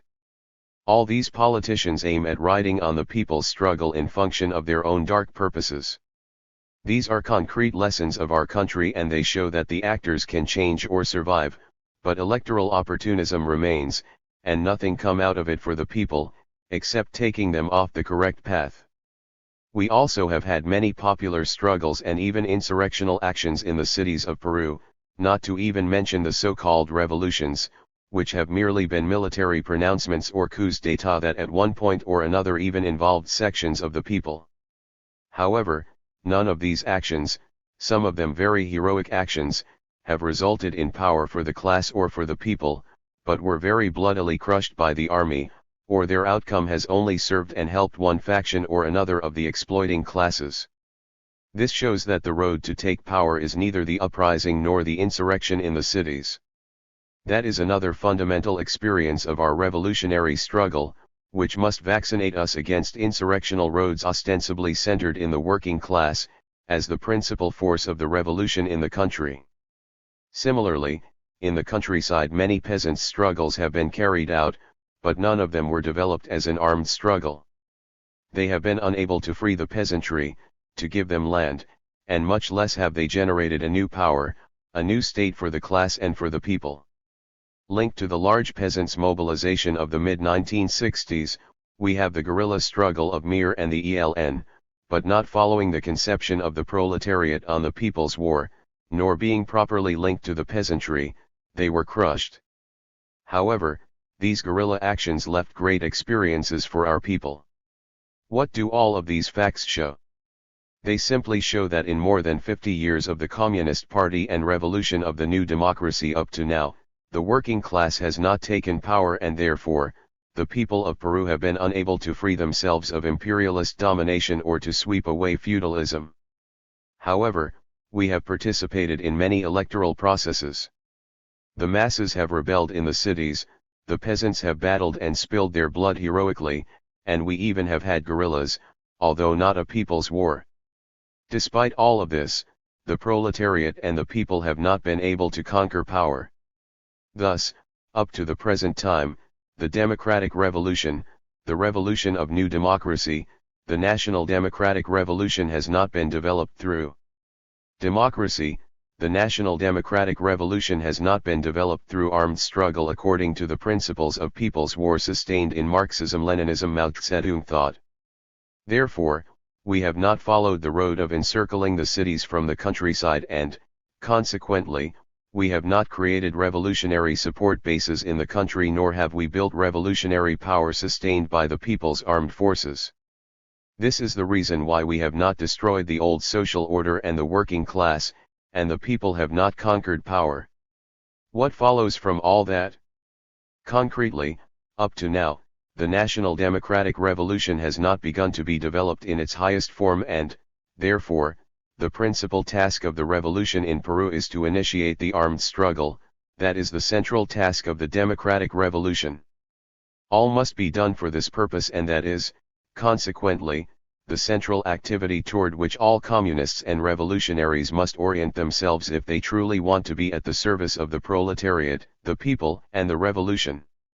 In that way, the pending task of the democratic revolution in our country is to begin the armed struggle. In general terms, many revolutionaries and some organizations in the midst of the people are in agreement with the above, but claim that while that is the strategy to follow, current conditions do not allow us to focus on initiating the armed struggle. According to them, there is no revolutionary situation, and therefore, we must center ourselves on activities like mobilizing the masses even on elections, precisely, they say, to generate a revolutionary situation. Thus, the debate on whether or not a revolutionary situation exists in the country, has become a fundamental problem of our politics, which must be judged very seriously in the light of Marxism and the analysis of our own reality. Let's address this issue taking as a basis the thesis of Lenin and Mao Zedong. Lenin and the revolutionary situation. Lenin set forth fundamental theses about the revolutionary situation. Analyzing the great strike movements of the working class and the people's struggle in the second decade of the century in the old Tsarist Russia, he established that their roots, and their cause, were the existence of a revolutionary situation. To illustrate this matter he wrote the following: Russia lives in a revolutionary situation because of the crushing oppression of the vast majority of the population, not just the proletariat, but 9/10 of the small producers, mainly the peasants, has sharpened to the maximum, and the obvious sharpened oppression, the hunger, the misery, the denial of their rights and the humiliation inflicted upon the people, is in blatant disagreement with the state of productive. Inflicted upon the people, is in blatant disagreement with the state of productive forces in Russia, with the degree of conscience and the level of the reivindication of the masses. Can we say that such conditions do not exist today in our country, and for many years? It is evident that these conditions are present in Peruvian society and, furthermore, such conditions have entered these past few years in a process of profound worsening. Do we need to prove this? Do we need to prove that 9/10 of especially the peasantry of Peru, are subjected to a growing oppression and exploitation of the Peruvian proletariat? Do we need to prove that the hunger, the misery, the denial of their rights and the humiliation is inflicted upon the people of Peru? All that is so evident that nobody can deny it, and, moreover, we don't need to look at the distant past, and all that has been worsening since 1968, since the present regime took over power. It has been getting worse by the day up to the crisis we suffer today, since 1975. Can anyone deny the harsh reality our country suffers? Nobody. No one who is based on the most elementary objective analysis of our reality can deny it. Precisely, the existence of these conditions of oppression and exploitation are themselves the base of the revolutionary situation. For this situation to emerge clearly, we also need another condition, as Lenin himself says: oppression, however great, not always results in a revolutionary situation in a country. For the revolution to explode, it is not sufficient that the ones below do not want to go on living as before. It is also necessary that those above are not able to go on managing, and ruling as they did up to that time. That is how Lenin defined what a revolutionary situation is, and what the objective conditions is. He synthesized them in two cases: that those below don't want to go on living as before, and, those above are unable to go on managing and ruling as they did up to now. Those are the two conditions that generate mobilization of the masses, their struggles, and the strike movement of the proletariat, among others. It is not, then, the mobilization of the masses that generates the revolutionary situation, but the opposite, the revolutionary situation, the objective condition of the revolution, is what caused the mobilization. This is their effect. In addition, it is very important to note that Lenin considers that the revolutionary situation generates a political crisis at the very base of the state. In his own words, he states, Russia is in the middle of a political crisis on a national scale, and it is precisely a crisis which affects the bases of the state structure, and in no way some minor part of it. It affects the foundations of the building and not this or some minor part of it. It affects the foundations of the building and not this or that accessory, this or that floor. This is fundamental, and the revolutionary situation affects the very bases, the foundations of the state, and therefore a reformist exit of the situation is not possible. Patches or sutures are inadequate, and the only possible solution is a revolutionary exit. Lenin himself, masterfully summarized the revolutionary situation, as follows.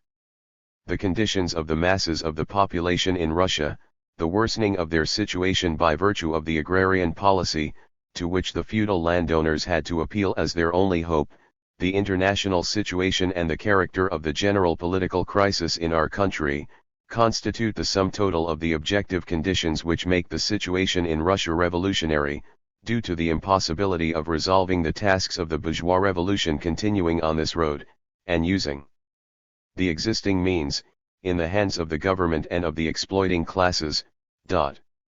All that seems to have been written for our country today. We highlight the problem of those above.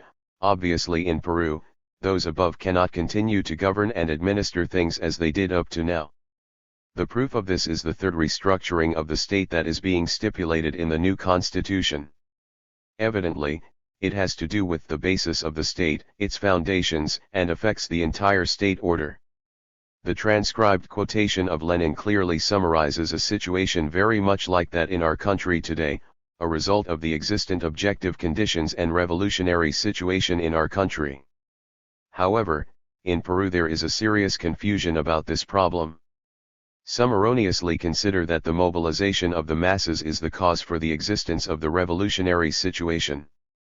This idea obviously contradicts the exceedingly clear theses formulated by Lenin, and it has a purpose, to prioritize the reformist struggle, movimento reivindicativo, of the masses in order to postpone the revolution, the seizure of power and, ultimately, to block revolutionary violence in order to go after the electoral processes, and propagate parliamentary cretinism. Others in the country formulate that the revolutionary situation derives and develops by complementing the objective conditions with the subjective conditions, which indicates another serious error. Subjective conditions, to Lenin, imply the class and the instruments to carry forward the revolution, as he stated in the following, neither the oppression of those below nor the crisis of those above, is enough to produce the revolution. The only thing these will achieve is the putrefaction of the country, if the country in question lacks a revolutionary class capable of transforming the passive state of oppression into revolutionary class capable of transforming the passive state of oppression into an active state of wrath and insurrection. Therefore, a revolutionary situation or objective conditions of the revolution, are not the same as the subjective conditions. The latter are the class and the instruments capable of converting the revolutionary situation into revolutionary violence, which in our country means an armed struggle, the united front, a party to manage both, a proletariat capable of leading and fulfilling its role as the leading class, and a peasantry capable of rising up in arms. Mao Zedong and the objective situation in the backward countries. President Mao Zedong uses the term objective situation to analyze the revolutionary situation or the objective conditions of the revolution and their development in backward countries, that is, semi-feudal and semi-colonial. He starts off from the need to penetrate to the essence of things and not stay with simple appearances. To him, the main thing is to consider the semi-feudal base and imperialist oppression of the backward countries. Under these conditions, the revolution is democratic, that is, anti-feudal and anti-imperialist, whose development demands the armed struggle from the countryside to the city through revolutionary support bases as the new state, which begins to emerge, and simultaneously, the old bureaucratic land-downing reactionary state is being destroyed.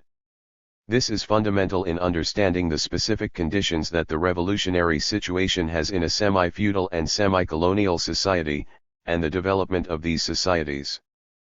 President Mao Zedong establishes the conditions that conform to the objective situation and also the contradictions that exist, and from which the road of the revolution derives, which in essence is the armed struggle, and the inevitable triumph of the revolution.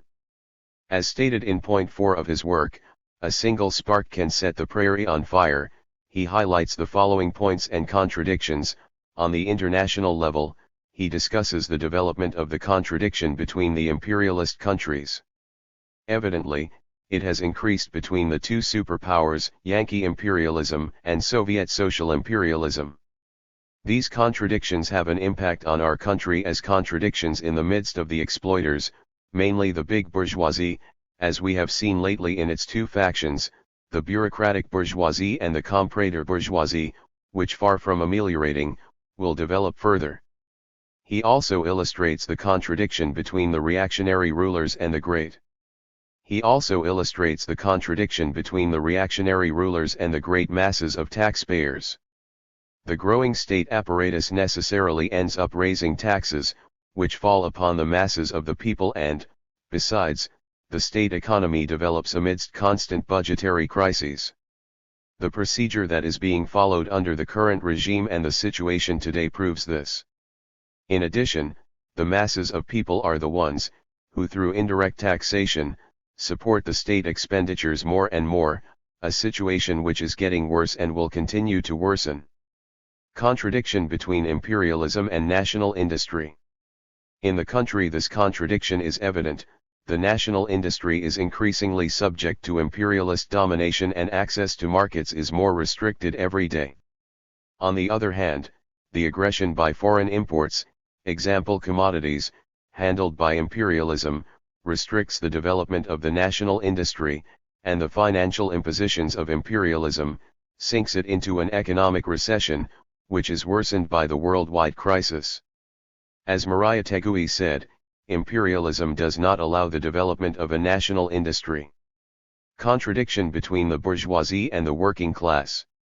The capitalists, trying to elude the crisis and solve their problems, deepen the exploitation of the workers, who in turn oppose and resist these measures. This statement of fact by President Mao is proven to satiety every day among us. We see today the profound crisis the country has been suffering in the last few years. In synthesis, we see how brutally salaries have been cut.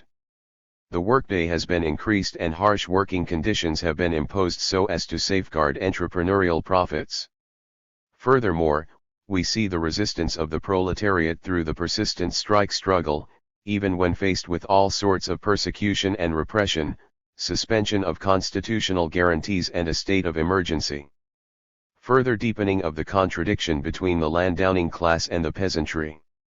In the country, the state has assumed collection of land rents through the agrarian debt, imperialist investment mainly through the agrarian bank and control of the entire system of associations, cooperatives, SAIS, etc., in agricultural production and, besides, it maintains servile forms of production, and is included in the old landowners' feudal exploitation. In this way, the situation of the peasantry has worsened by the evolution of feudalism resulting from the agrarian law, and the penetration of bureaucratic capitalism into the countryside. Merchants in national commodities and independent producers see themselves pushed more and more toward bankruptcy. Today, the economic crisis clearly shows the validity of this premise. It suffices to recall the situation of bankruptcy confronted by the small industrial producers and small merchants. Of bankruptcy confronted by the small industrial producers and small merchants, as well as small miners. We must highlight the serious situation faced by the ambulatory merchants who are affected by a brutal repression, and much repression falls upon them. But the crises hit the medium producers as well. The reactionary government increases its troops without limits. Throughout the country the development and reinforcement of the reactionary armed and police force is evident, both in size of contingents and in weaponry. This is shown by the creation of new repressive bodies of the state and the widening of their functions, and the greater control they exert over society. Inevitably, this process will develop further. Hunger and banditry extends throughout the country. The popular masses of Peru suffer chronic hunger, but today, the crisis is even worse. The masses, the peasantry, especially the poor peasants, has absolutely nothing to feed themselves, and hunger is paired with sickness, which mostly affects infants and youth. Criminality increases more and cow thievery, abajito, grow in the countryside protected by the authorities themselves. The majority of the peasants' masses and the poor in the cities find themselves in a situation in which they are barely able to survive. This comparison, which President Mao made in China, is also a cruel reality that prevails among us. Misery entrenches itself more and more amidst the popular masses of our nation. Because of the lack of budget funds, many students fear that they will not be able to continue their studies. This is also a reality for the country, as the educational budget as well as the health budget is cut. The education sector is faced with a profound financial crisis.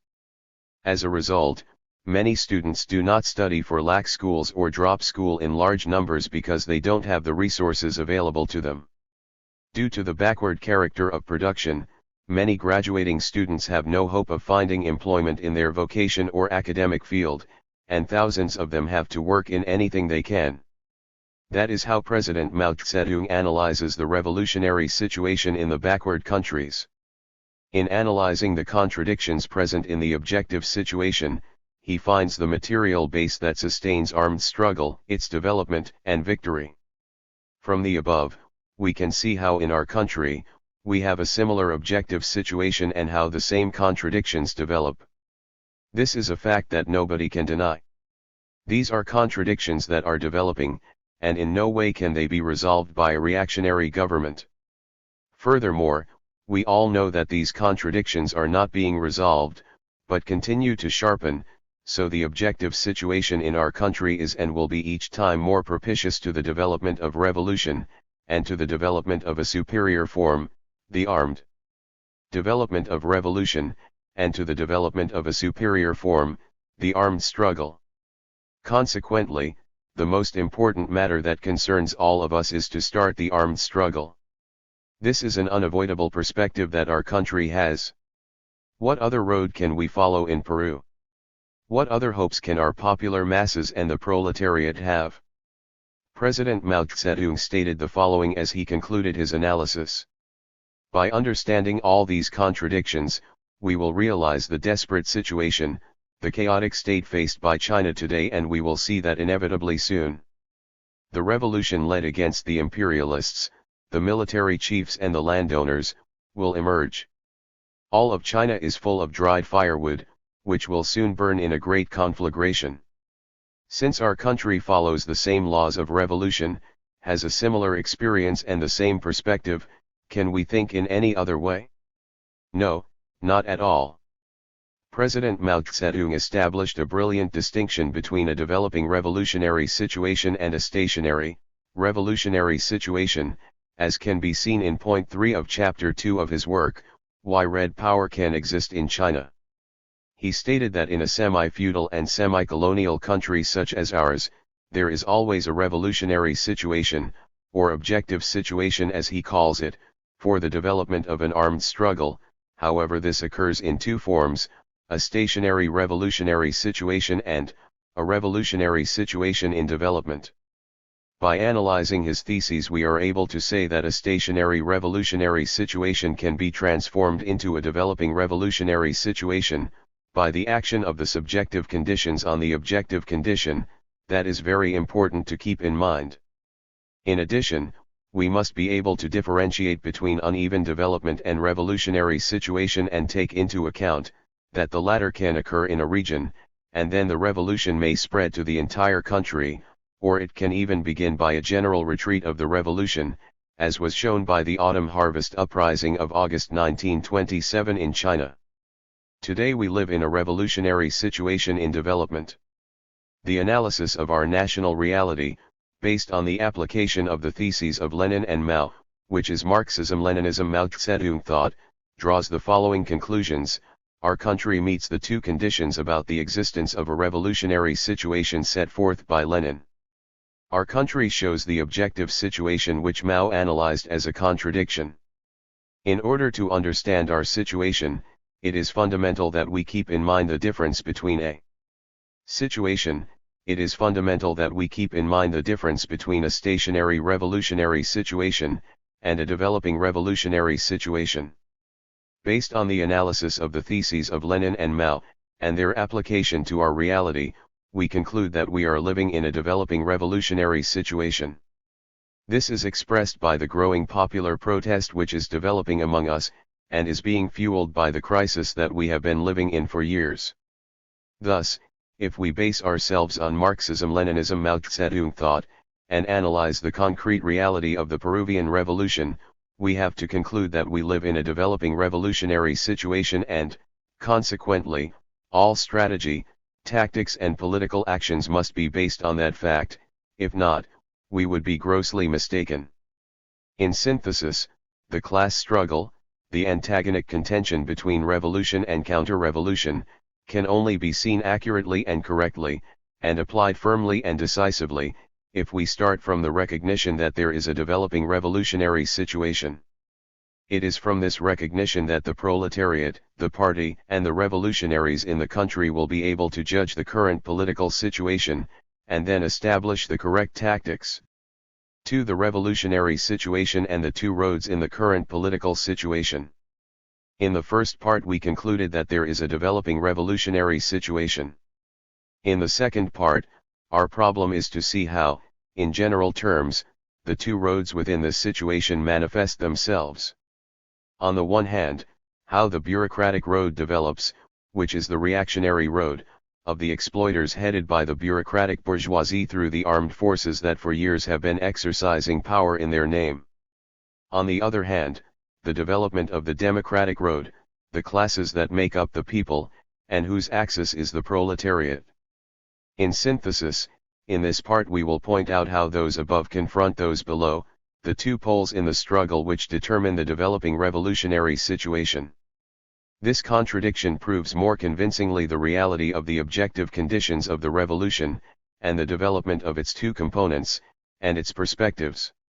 The reactionary plan, restructuring and general elections. Since July 1977, the bureaucratic road continues the third restructuring of the Peruvian state in this century. It celebrated elections for the Constituent Assembly which in a year approved a new constitution and recently convoked. Assembly which in a year approved a new constitution and recently convoked for a general election to be held in May 1980. What does it mean? Has the state been fortified? Has it overcome the crisis afflicting it for such a long time? Let's analyze this.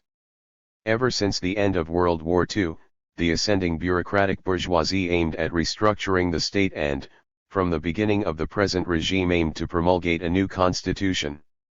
That was the purpose of its corporative and fascist policies.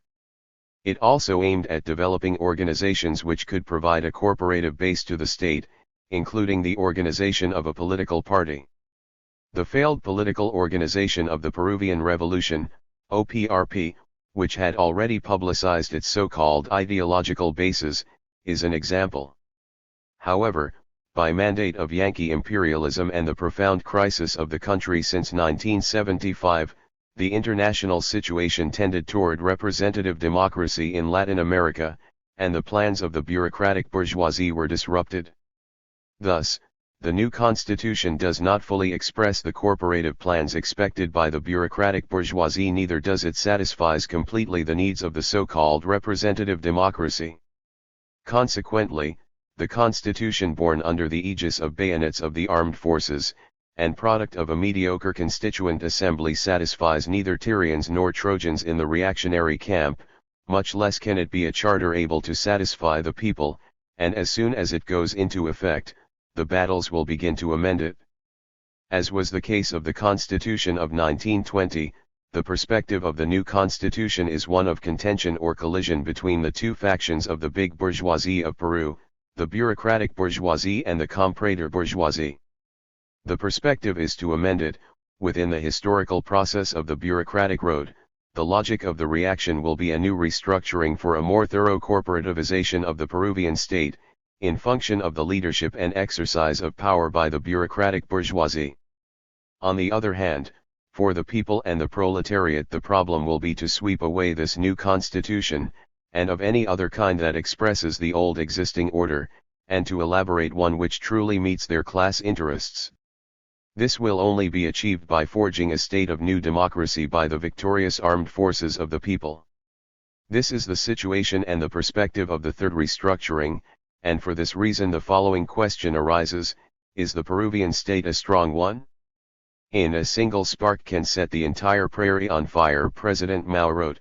Although the subjective forces of the Chinese Revolution are weak at the present time, the whole organization, the power, the armed forces, the parties, etc., of the reactionary ruling classes, an organization-based forces, the parties, etc., of the reactionary ruling classes, an organization based on the backward and fragile social and economic structure of China, is also weak. And even though the subjective forces of revolution in China are now weak, no doubt the revolution advances to its summit quicker than in Western Europe. That is because here the forces of the counter-revolution are relatively weak as well. This great truth formulated in 1930, and was historically proven in China and in other backward countries, and we must keep this in mind without forgetting our specific conditions. And, why does this fragility of the state happen? If we analyze the theses of President Mao on the state in the backward countries, we will understand why. In his work on the new democracy, in treating the systems of the various states, he states, the first kind is the state of the old democracy. Today, after the Second World War began, no traces of democracy remain in many capitalist countries.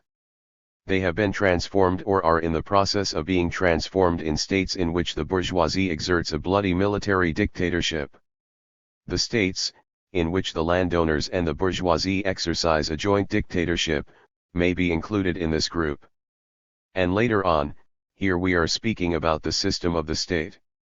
Decades of disputes, which began in the last years of the Qing dynasty, have not been able to clarify this matter.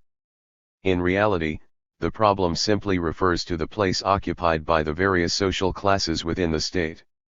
The bourgeoisie always hides the place occupied by the classes, and exercises its dictatorship of one class under the label of national. This cover-up does not benefit the revolutionary people at all, and for this reason, this matter must be explained clearly to them. Also, he says, with respect to the question of the system of government, it is the shape in which power is organized, the shape in which a given social class impresses upon the organs of power it establishes so as to fight off its enemies and protect itself. Without adequate organs of power representing them, there is no state. President Mao Zedong developed the Marxist theory on the state. He resolved the problem of the state in the backward, semi-feudal and semi-colonial countries. He started off by pointing out that it is the joint dictatorship of two classes, of bourgeois and of landowners.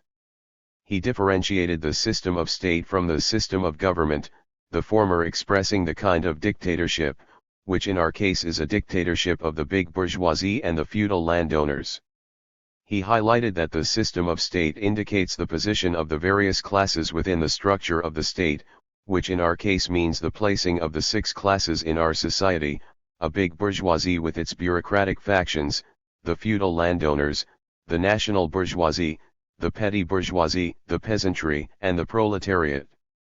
The system: bourgeoisie, the petty bourgeoisie, the peasantry, and the proletariat. The system of government, as Marx clearly states, is the shape in which power is organized to exercise the dictatorship, an organization which in our case has the form of a republic sustained by the so-called representative democracy. This is the organizational form upon which it sought to incorporate corporative forms, but it had not succeeded fully by the new constitution. It simply followed the process of development of the state, has sanctioned the strengthening of the executive power, setting down the basis for corporativization and establishing a more direct participation by the armed forces in the structure of the state and in the exercise of power. It also expanded the actions of the repressive forces through the so-called states of emergency to fight against the people's struggles and the revolution. If we keep in mind these substantive theses by President Mao Zedong and at the same time apply what was said about revolutionary situation and fracture of the state, then we understand clearly that as a whole, and in perspective, the Peruvian state and its organizations are weak due to the economic and social backwardness sustaining them. This is a base upon which we have 6 classes, of which 4 suffer from oppression and exploitation, mainly the 2 fundamental classes, the proletariat and the peasantry. Therefore, we have a broad base that is failing, a fracture of the foundations of the state upon which the big bourgeoisie and feudal landowners exercise joint dictatorship. Additionally, upon this fragile structure imperialism operates with its contentions and contradictions. Especially today, Yankee imperialism dominates us, and Soviet social imperialism is trying to undermine such domains, which is an inter-imperialist contention which aggravates the fragility of the system of the state in general, and especially that of the system of government itself. It is developing the contradictions between the classes which exercise dictatorship and the various factions through which the imperialists pretend to maintain their imperialist supremacy or undermine each other. Besides the fragility of the Peruvian state, in terms of state system and government, which is essential and incurable due to its condition as a semi-feudal and semi-colonial country, condition that will develop further, we must add the contradictions and difficulties derived from the third restructuring of the state and its ongoing implementation, including the general elections. The general elections will be conducted after 17 years and from which a civilian government must emerge to substitute the armed forces in the exercise of power after 12 years. This fragility is stressed by the insurmountable circumstances that This fragility is stressed by the insurmountable circumstances that continue to develop amidst the worst crisis Peru has seen in this century. This is a situation in which a new constitution must be applied, implemented and even modified in order to confront a popular movement in development. Furthermore, the increasing protests will increase the demands for better living conditions. It will generate an overflow of the masses to meet its most basic demands, and thus will advance its political process. All of this shows us clearly the fragility of the Peruvian state and the essential fracture of its own foundations, the weakness of its basic structure, and the difficult political juncture is developing today and in the future. In the face of this reality, the state will appeal to violence and its repressive means to maintain its obsolete system, and preserve the interests of the exploiters and imperialists. The democratic road, developing the increasing people's protest. What is the situation in which those below find themselves? They are suffering a deep crisis, sunk in an increasing pauperization and misery. The following table shows the situation of this crisis.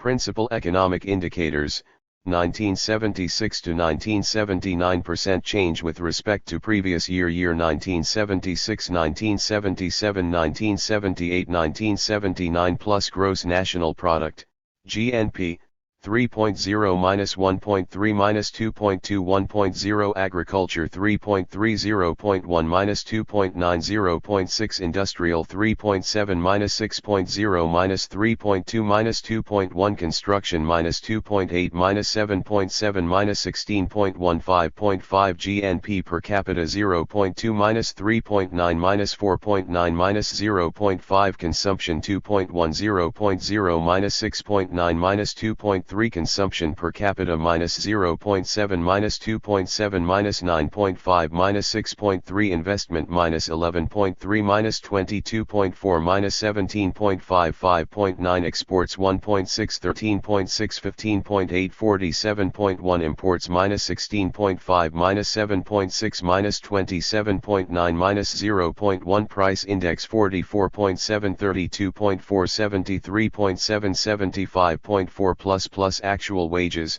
white collar, -15.5 -9.6 -18.9 -7.4 actual wages, blue collar, 3.2 -16.6 -15 -4.8 actual wages, blue collar, 3.2 -16.6 -15 -4.8 minimum wage -12.1 -9.4 -26.4 -9.1 economically active population plus 5,332 5,657 5,884 6,083 employed 2,511 2,368 2,326 2,335 underemployed 2,196 2,458 2,559 2,684 unemployed 260 298 402 437 hidden unemployment 365 533 597 627. Source, Revista Actualidad Económica number 17. Plus projected for the entire year based on January-March 1979. Plus March of 1979 with respect to March of 1978. Plus in thousands of workers. EAP refers to those who are able and willing to work. Employed are those who receive income equal or higher than the minimum vital salary and have steady work 36 or more hours per week. Subemployed are those not perceiving that income nor working that many hours. Unemployed are those who have no work and actively seek work. The hidden unemployed are those who do not work, although they are able to work but do not actively seek work. This is the economic situation the country is living in. The reduction of production, which reflects the economic recession, can be observed in the reduction of the GNP per capita, of consumption, of investments, of imports, the rising prices or inflation, the reduction in salaries and wages, and the large and still growing unemployment.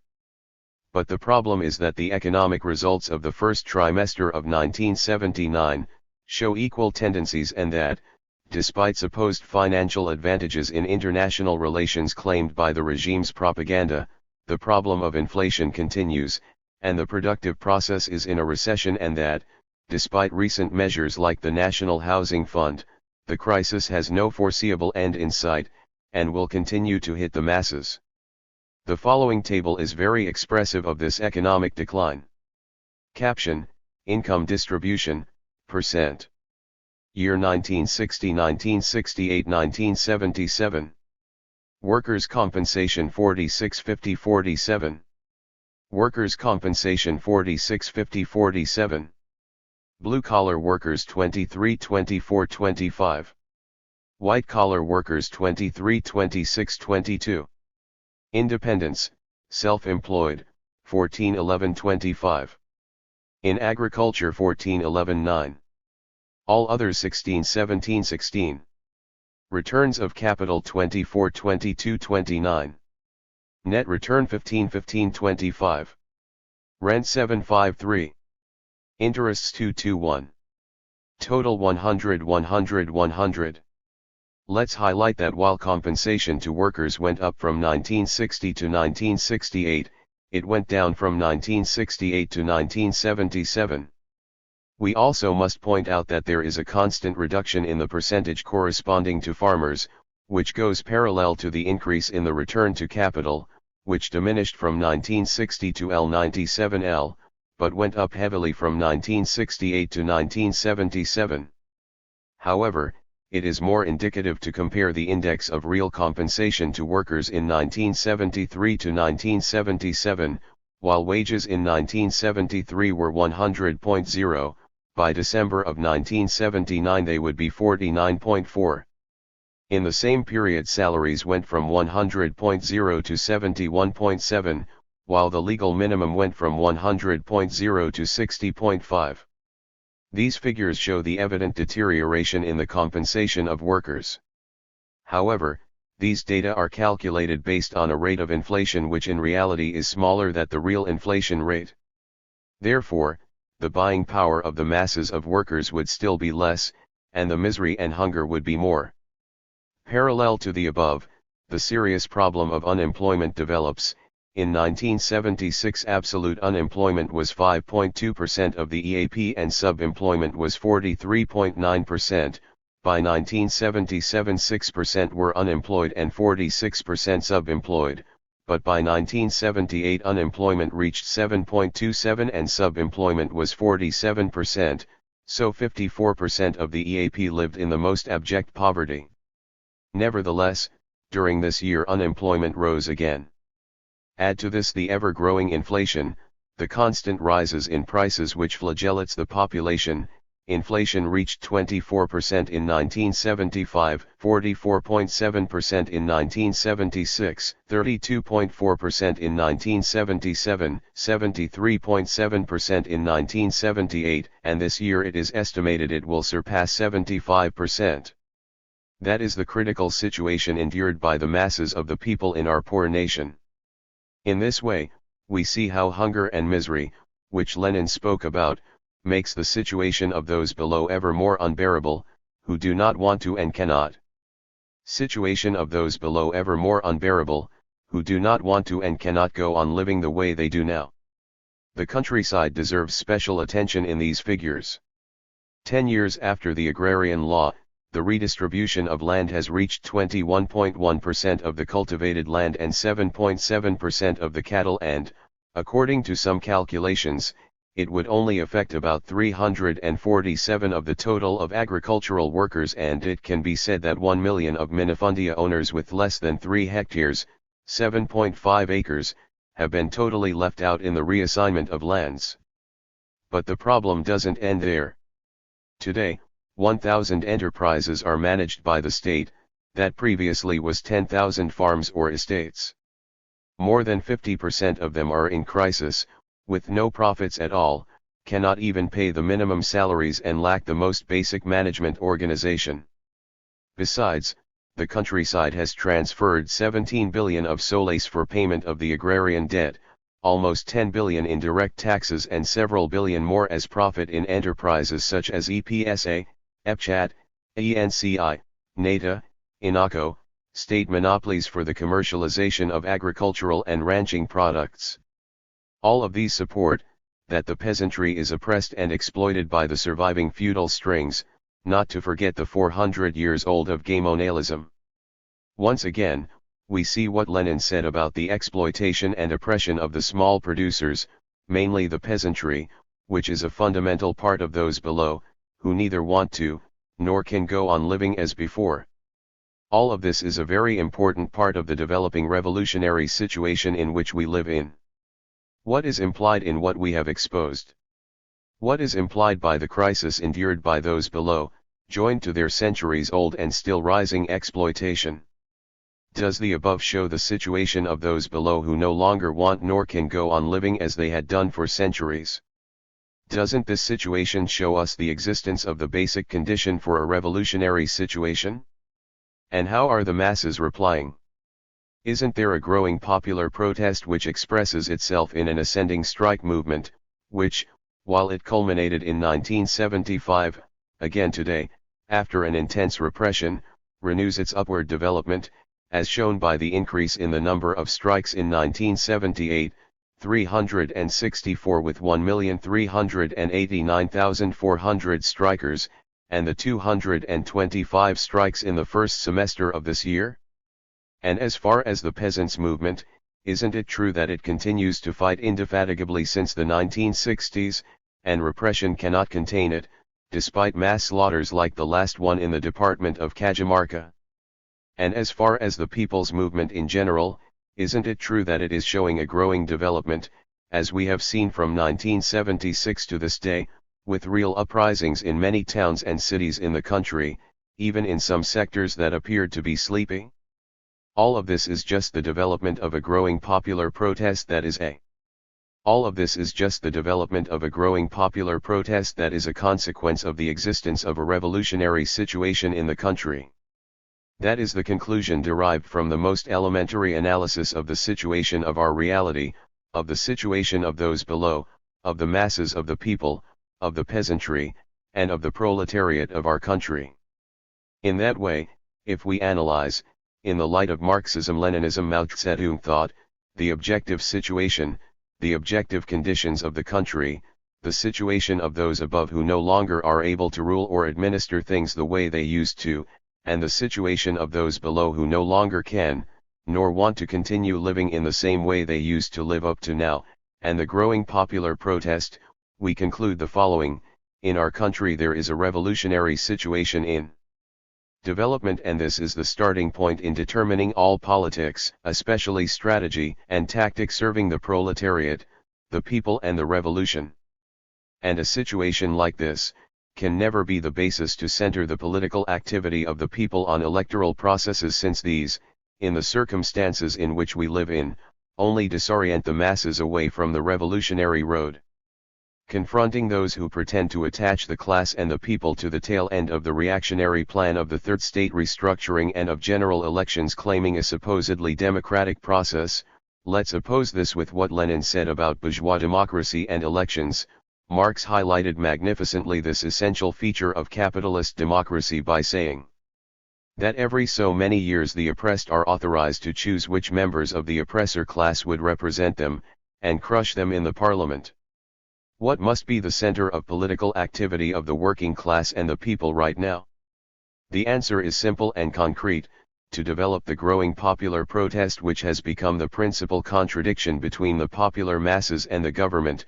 By government we mean the organized expression of power of the Peruvian state, pointing to an overflow of the people, that is, to the development of the struggle of the masses to go beyond what is allowed by the reactionary state order, surpassing the legal order of the existing system, all in function of initiating the armed struggle and thus elevate the democratic national revolution to the superior form of the struggle, the people's war, that following the road of encircling the cities from the countryside, will create revolutionary support bases, progressively destroying the old reactionary land-owning bureaucratic state so as to create a republic of new democracy. This is not an easy task, but Marx taught us, obviously making history would be too comfortable if we wouldn't start the struggle unless our probabilities make victory absolutely certain. Let's keep in mind those words by the founder of Marxism, and starting from the existence of a revolutionary situation in development, let's center ourselves on developing the subjective conditions of our revolution, and on the instruments to carry it forward: party, united front, and armed struggle, mainly on the first, since it is the heroic fighter who commands the other two, with the criterion that the united front is to serve the armed struggle, and this one is the crucible in which we forge and develop the united front and the party itself.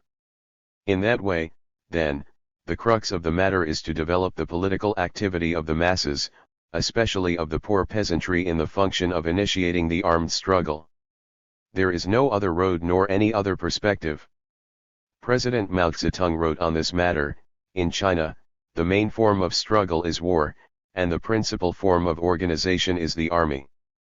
All the other forms, such as organizations and struggles of the masses of people, are also very important and absolutely indispensable, and in no way should they are cast aside. However, but the objective of all of them is to serve the war. Before the war starts, the objective of all organizations and struggles is to prepare the war. These wise words, without forgetting our specific conditions, are completely valid for us.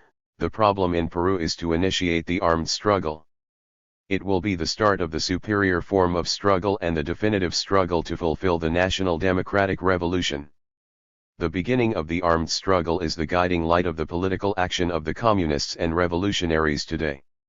Our immediate task, then, today, is to develop the increasing popular protest in function of initiating the armed struggle. Let's develop the increasing people's protest.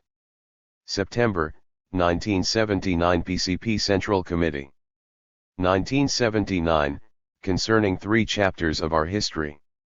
From the General National Conference, December 3, 1979. We have been saying for a few days that we wanted to talk on certain issues.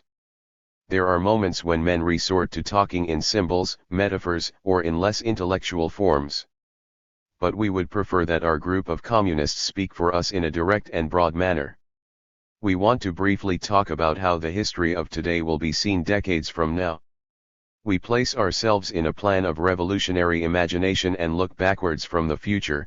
This is useful and also serves to fortify the spirit. We have clear minds, resolute wills, and inextinguishable passions. A revolutionary imagination will increase them even more. Let us think about it and allow our imagination to speak to us from the future. Let us place ourselves decades ahead in the future, in the second part of the coming century. We are in the final part of the XX century. Very soon we will see the years going by, and they will pass even faster as we advance towards the transformation of our society in the third millennium of humanity. The end of the 1990s means the end of one millennium and the beginning of another, in which communism will be definitively stamped on history and humanity will take a leap from the realm of necessity into the realm of liberty. We should think of the second half of the next century. History will be written by us and those who will follow are us, the future communists, because we are an inexhaustible force. When children begin to read and men begin to remember, they will have a history to read and it will recount. How darkness prevailed. In this society, there was a time in which darkness prevailed. It does not imply that everything was dark, but it means that darkness prevailed. In our country, in our America, there is an old and long tradition and a slow history which should be known. We need to search for the profound roots of who we are, not because we are nationalists, but because we have historical particularities, and nobody can make revolution if they do not have historical roots. We are an old society. Some 20,000 years ago, man arrived in these lands in a very primitive state. 10,000 years passed. In about 4,000 to 6,000 years they began to develop agriculture and basic shelter to protect themselves from extreme weather conditions, and they also started sewing covers to protect their bodies. 2,000 years later we already had very productive agriculture and became a great agrarian system. The community develops and the ILO starts to be forged, a specific agrarian communal expression of our people. Thereafter, a surplus was generated along with the creation of class differences, property, and the state. Approximately 700 years ago the state began to develop and expand, and as the state grew, exploitation came into existence, generating oppression. Thus, the people were divided between the oppressors and the oppressed. Also, these lands were divided into small regions, big confederations, and kingdoms. Huari is an example. Time passed and the Incan Empire was formed. Then came Inca Pachacutec, who brought more imperial order and reorganized the state, making it stronger. This shows that in ancient Peru there were nations that exploited others.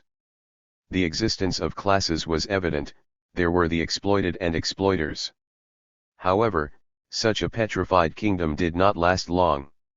Strange men came and destroyed the existing agrarian order.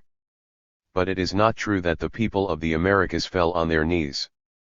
People resisted and defended the system of exploitation that they had created, but it was a rotten system based on exploitation, and it collapsed when confronted with a superior order.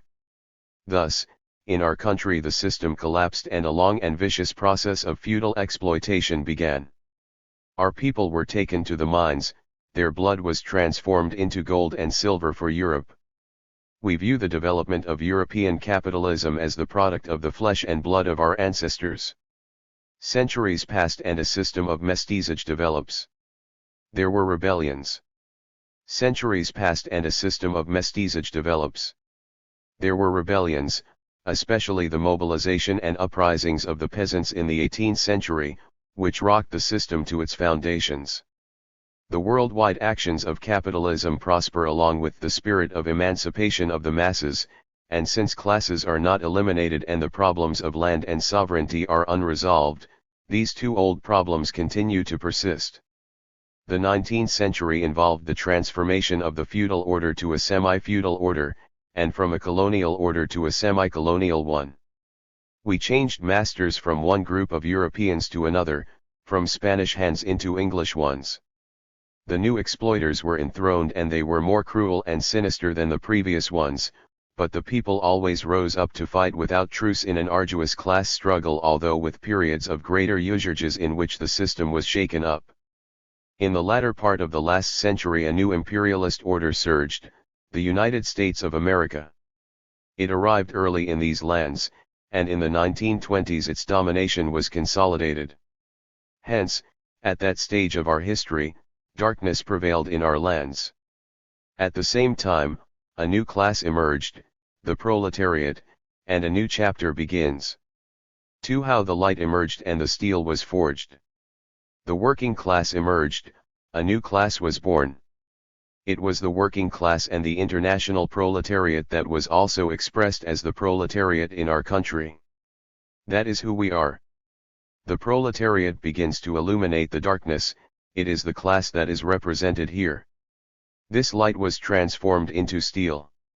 From 1885 to 1919 there were nearly 30 years of intense class struggle in which the Peruvian proletariat begins to develop, and their presence showed a definitive change in our country. The class struggle, international actions, and the struggles of the proletariat and peasants allowed the forging of Marxism and José Carlos Mariátegui, who fought like few others in these lands of the Americas. Our people are not frivolous, as some ignorant people say, we have produced many great people. Mariátegui is one of the few men in these lands who applied Marxism-Leninism to the special conditions, and our people begin to find a new untraveled road. A new and more pure light emerges, a shining light. That light we carry in our hearts and souls. That light was founded with the land, and that soil became steel. From light, soil, and steel springs the founding of the party in 1928. The steel was forged, that is what we are. That is the problem of how the light emerged and the steel forged. In 1928 we were founded, and we have never fallen into the criterion of forming another party. We have come to an agreement that here the class and mass struggle gave birth to a José Carlos Mariátegui who founded the party, he gave us light and steel and led us on our own way. Since then there has been light and steel in our country. No matter what they say, we can never go back. It is impossible to turn back while there are still classes. That light will not go out while there are still classes, the steel will not melt while there are still classes. But we had a possibility which came apart when the life of our founder was cut short. Although it was negated, distorted, and concealed, the unaccomplished task of Mariátegui remained as our program and plan, the class embodied it, it continued beating in the class, the combative people and the communists. We cannot deny that the actions of the class and communists who fought tirelessly has allowed us to reach this stage. Time passed. The Second World War came, the most extensive one in history, which marked us and created a more profound bureaucratic capitalist system and a more intense class struggle. The working class kept advancing but never in a more intense class struggle. The working class kept advancing but never in peace. Always in the midst of torments and storms, it was forged with more light, more steel, more strength, and invincibility. Our people were illuminated by a more intense light, Marxism-Leninism, Mao Zedong thought. We were at first dazzled by the eruption of this unending light, and nothing else, but little by little our retinas began to comprehend this light, we saw our country, Mariátegui, and our reality, and we found our perspective, the reconstitution of the party. Thus, the chapter on how the light emerged and the steel was forged begins to end. 3. How the walls collapsed and the dawn unfolded. Today begins a new chapter, how the walls collapse and a new dawn unfolds. It will be said that our party, forged with the strongest light and purest steel, had a decisive moment. This moment generates the plan of national construction, and the party, which was a piece of the flag unfurled to the wind, spreads out in order to illuminate our country. The communists from all parts of the country were called and a national system was set in motion. Communists rose up and the land reverberated. With the rumbling of the land, the communists advanced. For this purpose, a landmark conference was held, political bases were established and a course to follow was set. A flag was planted, a very high flag for a new epoch and with a new objective: initiate the armed struggle. Men struggled hard and the few communists that existed were gathered from various points and in the end they committed themselves by making a decision, to forge with deeds the first company of the 1st Division of the People's Army. In this manner, they began to clear out the darkness in a definitive form. The walls shook and were breached and with clenched fists, the dawn broke out. The key was the First National Conference, a milestone marking the beginning of a new chapter. The spirits were joyful and our eyes glistened with light. One chapter will say, we carried a heavy burden, we gave our quota, and in difficult moments we buried our dead, we dried our tears, but continued fighting. This is how it happened, and the People's Republic was proclaimed, a national holiday. Once again the work was recovered, bringing joy among us. The countryside became more productive and freedom began to palpitate in our people, with the red banner guiding us forever. Our America will shine. It is already a free world which has extended itself to other parts of the earth. Today old empires sink. They are dirty waters and poisoned ashes which are being swept away. Work is redeemed and the fields flourish in the Red Republic. They will ask, what are we going to do today? Today we will advance, conspiring so that the shadows will not return and the working class never loses power. This is what history will say. We head towards the inevitable arrival of communism in order to reach full and absolute light. The blood of our fallen comrades cries out, light! Light! We will reach communism. That will be written someday, it will be history. Today we have made a historical decision. We have expressed with our clenched. Today we have made a historical decision. We have expressed with our clenched fist held high to give our lives. Rising to our feet with our fists in the air we have offered our lives. In this moment the crumbling of the walls and the breaking of the new dawn begins. As you have all pledged, I too pledge, before the banner of Marxism-Leninism, Mao Zedong thought, before the effigy of our founder, before the line of our party and the unconquered banners of our party, I too am committed to fight and struggle to topple the walls of the old order. I too am a combatant of the 1st Company of the 1st Division of the People's Army. I only have one aspiration, like all of you, to serve my people, base myself in the masses who are our support and to struggle for proletarian internationalism. In the international communist movement we have only one flag. Marx unfurled it, then Lenin and Mao raised it higher. It is the light that will never be extinguished. We have stood up, and I will fulfill what I must. What matters to me is to complete my journey well. We communists expect nothing, only to serve communism. My decision is the same as yours. I too will be a simple combatant of the 1st Company. I will do what must be done, I will do what is right, expecting nothing except to serve the cause of communism. This is also my pledge. My decision is yours, your decision is mine, because we are united. The toppling of the walls and the unfolding of a new dawn begins. History has shown us that a just military and political line does not emerge nor develop in a spontaneous and gentle form, but in the struggle against the opportunism of the left on the one hand, and against the opportunism of the right on the other. Without combating and transforming these pernicious deviations that undermine the revolution and the Revolutionary War, it will be impossible to elaborate a just line and achieve victory in the Revolutionary War. Mao Zedong. 1980, we begin to topple the walls and unfold a new dawn. Contents. 1.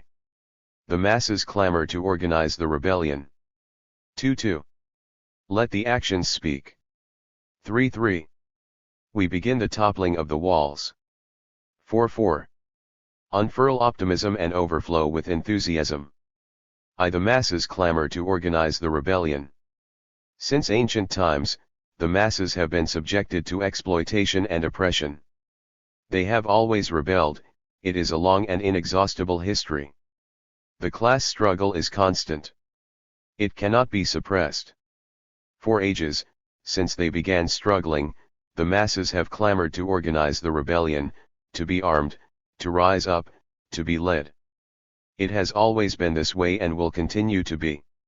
Even afterwards, in the New World, there will be struggle but in different forms. Misery exists together with fabulous riches. Even the utopians knew that both are linked, enormous wealth tied to condemnable and flagrant poverty. It is like this because exploitation exists. Exploitation is tied to oppression and this too exists, killing the masses, consuming them with hunger, shackling and garroting them. But the masses are not sheep. They are people grouped into classes who organize themselves, develop their parties and the latter its leaders.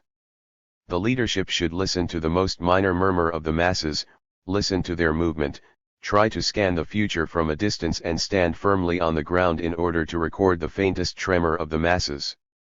A leader that does not do this is not a leader. We are communists. Marx taught us that as revolutionaries we have the professional obligation to organize misery in order to topple the old order. Our obligation is to carry it out scientifically in accordance with the laws of class struggle and with awareness of the goal towards which the class and people march. That is our obligation. We have come here in order to organize the clamor of the masses, to organize and arm them. In this way the disorganized power of the masses expresses its strength, its invincible power, and the masses become the creators of new orders, thereby undermining and boisterously toppling the strongest walls. We cannot call ourselves communists if we do not act in such a manner. There can be no leaders who are deaf to the clamor of the masses, blind to their strength, harsh or indifferent. This is unacceptable. Nevertheless, what have we seen? Blind, harsh, indifferent, and deaf leaders, are they losing their status as communists? The souls of communists should tremble like the souls of the masses tremble, should become happy with what brings them joy, be hurt by what hurts them, become impassioned by what impassions them, uplifted by what uplifts the masses. If not, the militant's character becomes a mere what uplifts the masses. If not, the militant's character becomes a mere formality, an insignia, a rubber stamp, a kind of etiquette. There can be no communists, much less leaders, that dare to lose confidence in the masses, that is to lose confidence in the only force of history. The reasons could be very elaborate ones but they would be hollow, an unacceptable emptiness. The party cannot continue to allow those militants, and the leaders who deny the role of the masses. We cannot permit that. While the bourgeoisie sees the waves of strikes and the reawakening of the peasants, the communists deny what their eyes see, and what their hands make. It makes no sense and cannot be permitted for the communist to deny the masses. More and more we must be advisors, we should see things in perspective, have sensitive ears to hear what the masses have to say, a penetrating insight, a sharp and piercing talent to discover the transformation of the masses. Without this, we cannot accomplish our mission. Should we follow the road of the old opportunism? Do we have the callous hearts of reaction? From those comrades who act that way, what can we expect tomorrow? They are dark and sinister opportunists who traffic with the masses. Never again shall we allow such a thing to occur, much less with our leaders. There is a powerful reality in this country of ours, it is the masses. They have a magnificent history that is often ignored, but each time the masses speak up the land trembles, and each time the peasant masses rise up the foundations of the old system rocks. Reactionaries worry in 1,000 ways when they rebel, but only with blood and fire have they placated the masses. Reaction is helped by its cunning opportunists who misdirect and obstruct the struggle, but they can only appease the masses, never contain them. Engels taught us that there are two forces in the world, the armed force of reaction and the disorganized masses. If we organize the powerful force of the masses, their potential develops into actions, what was a possibility becomes a reality. What is a law and a necessity becomes forceful deeds which sweep away all that is believed to be firm. Nothing is permanent. Everything is a house of cards, if it is not sustained by the masses.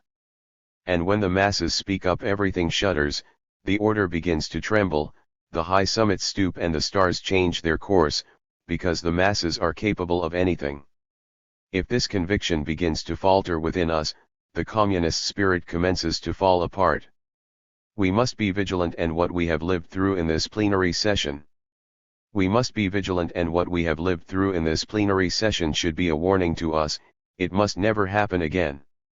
If a party has leaders who are deaf to the masses, its days are numbered.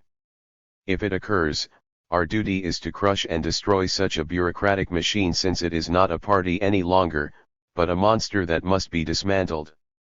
What did Chairman Mao tell us on this matter? He said, "We atheists have only one divinity, the masses. We invoke those gods in order for them to hear us, so when that happens, exploitation will be eliminated." We must forge our militants with this view today more than ever, and even more so tomorrow. The masses clamor to organize the rebellion. Therefore, the party, its leaders, cadres and militants have an urgent obligation and destiny, to organize the disorganized force of the masses, and this will only be accomplished with arms in hands. The masses must be armed gradually, part by part, until the arming of the entire people, and when this comes about, there will be no more exploitation on earth. 2. Let the actions speak. The plenary session of the Central Committee has already a timbre of glory, a timbre that characterized it with the decision to develop the militarization of the party through actions. The Communists have paid dearly through their violent struggle to establish a new flag, initiate the armed struggle. We are all witnesses to the tough ideological struggle to conclude the development of our line, initiate the armed struggle, ILA. We have taken firm and decisive steps in as much as we are sure of what we want and where we go. Let us remember Lenin, we will triumph because we know what we want. It is good to pause for a few minutes and ask ourselves, how have we arrived at this great determination to develop the militarization of the party through actions? It has been in the midst of an intense struggle. Perhaps it has not been as strident as others, but it is deeper, more turbulent, and it has a very wide perspective. Two positions have been in clear contention. Those of us who since the Sixth Plenum have inculcated the idea of converting words into actions, today convert the verb into armed actions. That is a decisive materialization and transcendental development. What we have agreed upon is to develop military actions, which ring in our minds, palpitate in our hearts, clamor in our heads, and agitates our wills when we speak about action. Some of us have struggled for agreement on passing over to the language of military actions, and others have obstinately opposed this with sophisticated maneuvers and even slyness. But this decision has been imposed on us and determined because our country demands determination, because our people demand actions. Our people clamor and we respond to that cry, to their demand. We feel what they feel and want what they want their hands to speak the precise and convincing language of armed deeds. Yes. Developing actions are always the deeds of the masses, of the people. When the trench is dug, it is the action that speaks. When the anvil is forged, it is the action that speaks. When men investigate, they derive laws, it is the action that speaks. And when armed hands are raised, it is the people who fight. First comes the deed and then the idea, and that idea will carry you to higher levels of action each time. We are sure and just reflections of our reality. We have preached extensively, called to arms for the armed struggle. Our voices have preached extensively, called to arms for the armed struggle. Our voices have not fallen in the desert, the seed fell in a good furrow and has begun to sprout. The voices we launch are very powerful and with growing echoes that will thunder throughout our land. Those who we called upon to stand up, to rise up in arms, to sow with their wills, respond, "We are here ready, lead us, organize us, let us act together." And each day we will continue to progress and do more. Either we fulfill our promises or we will become the laughing stock and unfaithful traitors. And surely we are not these. If we have planted, preached, and organized and all this bears fruit, then our obligation is to lead, because the march has begun. Let the armed actions confirm our words. May our blood be joined with the blood of those who must shed it. We don't have the right to let that blood shiver alone. let its frigidity mix with the warmth of our own, or else we are not what we are. In an almost insensible form we became communists. It is like a long trail, like walking. Moving with one foot demands you step with the other, and if you get tired, it is not to straggle but to take a smooth and calm rest, and then continue climbing. Tomorrow matter will take us in with its belligerent peace, there we can rest definitively. That is why we have been formed as communists. For this reason Marx, Lenin, and Mao came forward to teach the rest, to teach them to fulfill their responsibilities, in order to assemble others, organize them, and raise them up. For this reason the class generated us. What have we seen here? Some comrades and leaders have opposed the party's most decisive step of its history to initiate the armed struggle. On what grounds? Because of the supposed lack of conditions. And in their trembling voices who speaks? It was the black gullet of oppression and exploitation, the black gullets filled with bile and blood. Don't forget, that reaction needs to shed torrents of blood in order to pacify and subdue the people. It is their dream of fire and steel, but that sinister dream is the most obvious proof that it is in decomposition. And when comrades and leaders want to steal our souls and minds, should we permit it? No. Their arguments went up in smoke, their threadbare considerations and their paper steadfastness are rotting in the sun. Never again in our party should we have to listen to those sinister voices among communists, and even less so among leaders. And all those daring to stand up, crush and destroy them like they deserve. Today this is much more urgent, this is less permissible now because it is.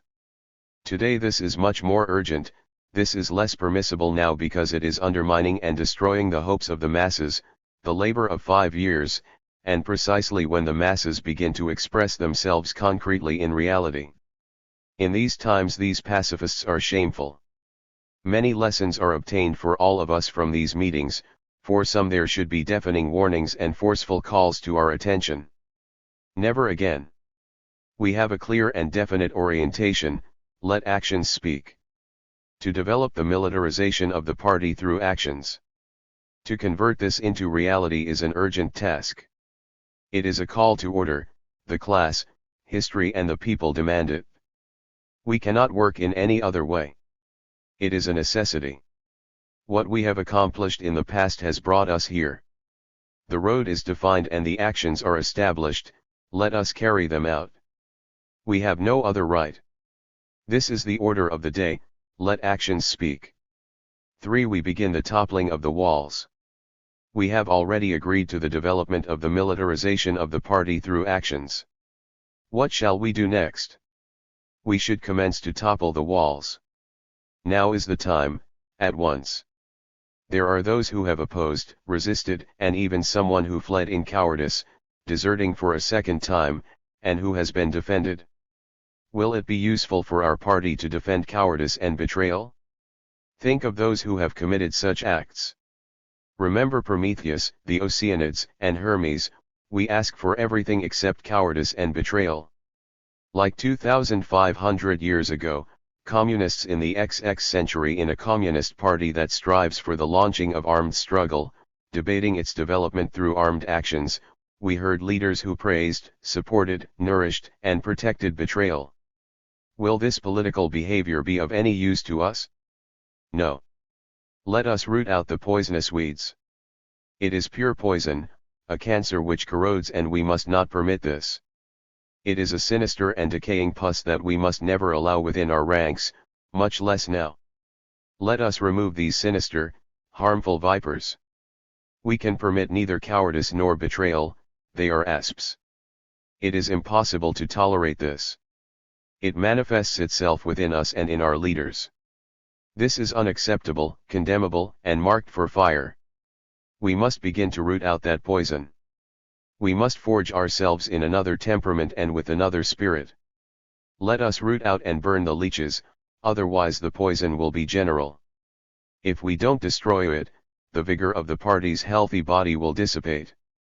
It is urgent and pressing to finish with this. We must not leave a trace, a purge should serve this purpose, clarified with facts. Those who have exhibited that behavior should be the first ones to leave. It will be a sign of our advancement. In order to topple the walls, we should sweep away the debris and eliminate poisons. In order to begin the toppling of the walls, we need to fortify ourselves, and this fortification is to sweep away the rot of rightism in general. Let us take this challenge very seriously so that we can accomplish our tasks with the highest vigilance. We must preserve the left, and those with difficulties will advance. That will be the sign of our actions, our commitment.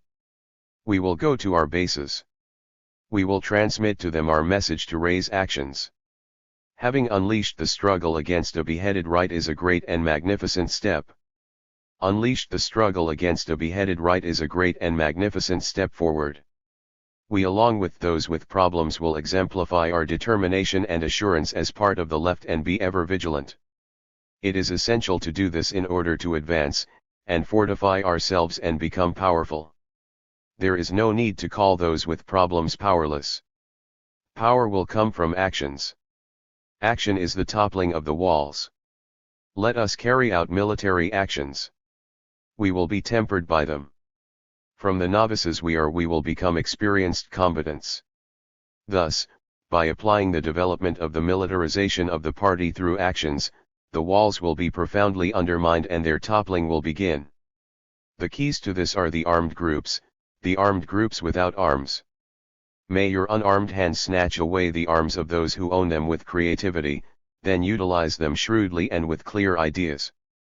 Let us expand the groups, let us act in boycotts, harvests, land seizures, sabotage, terrorism, and principally with guerrilla actions. This is our desire and destiny. We have all pledged, let the violence flourish as elaborated in the initiation of the armed struggle, ILA. We will carry it forward with armed groups, beginning with unarmed groups, and from those ardent seeds will sprout forth ardent sunflowers. We have a sun that will illuminate us, Marxism-Leninism Mao Zedong thought.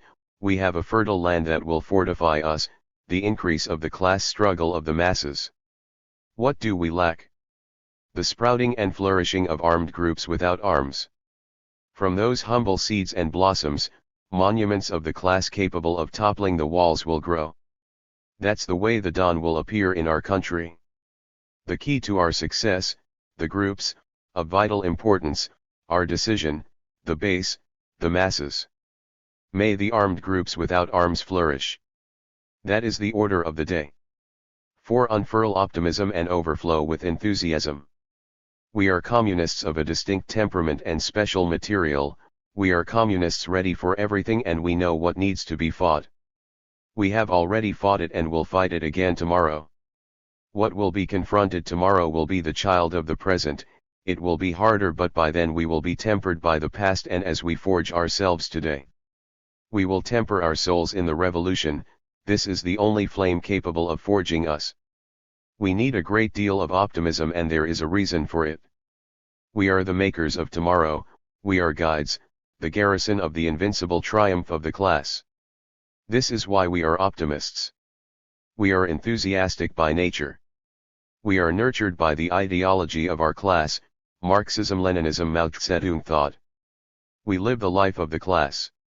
We participate in its heroic deeds. The blood of our people flows and burns within us. We are like a powerful and palpitating blood.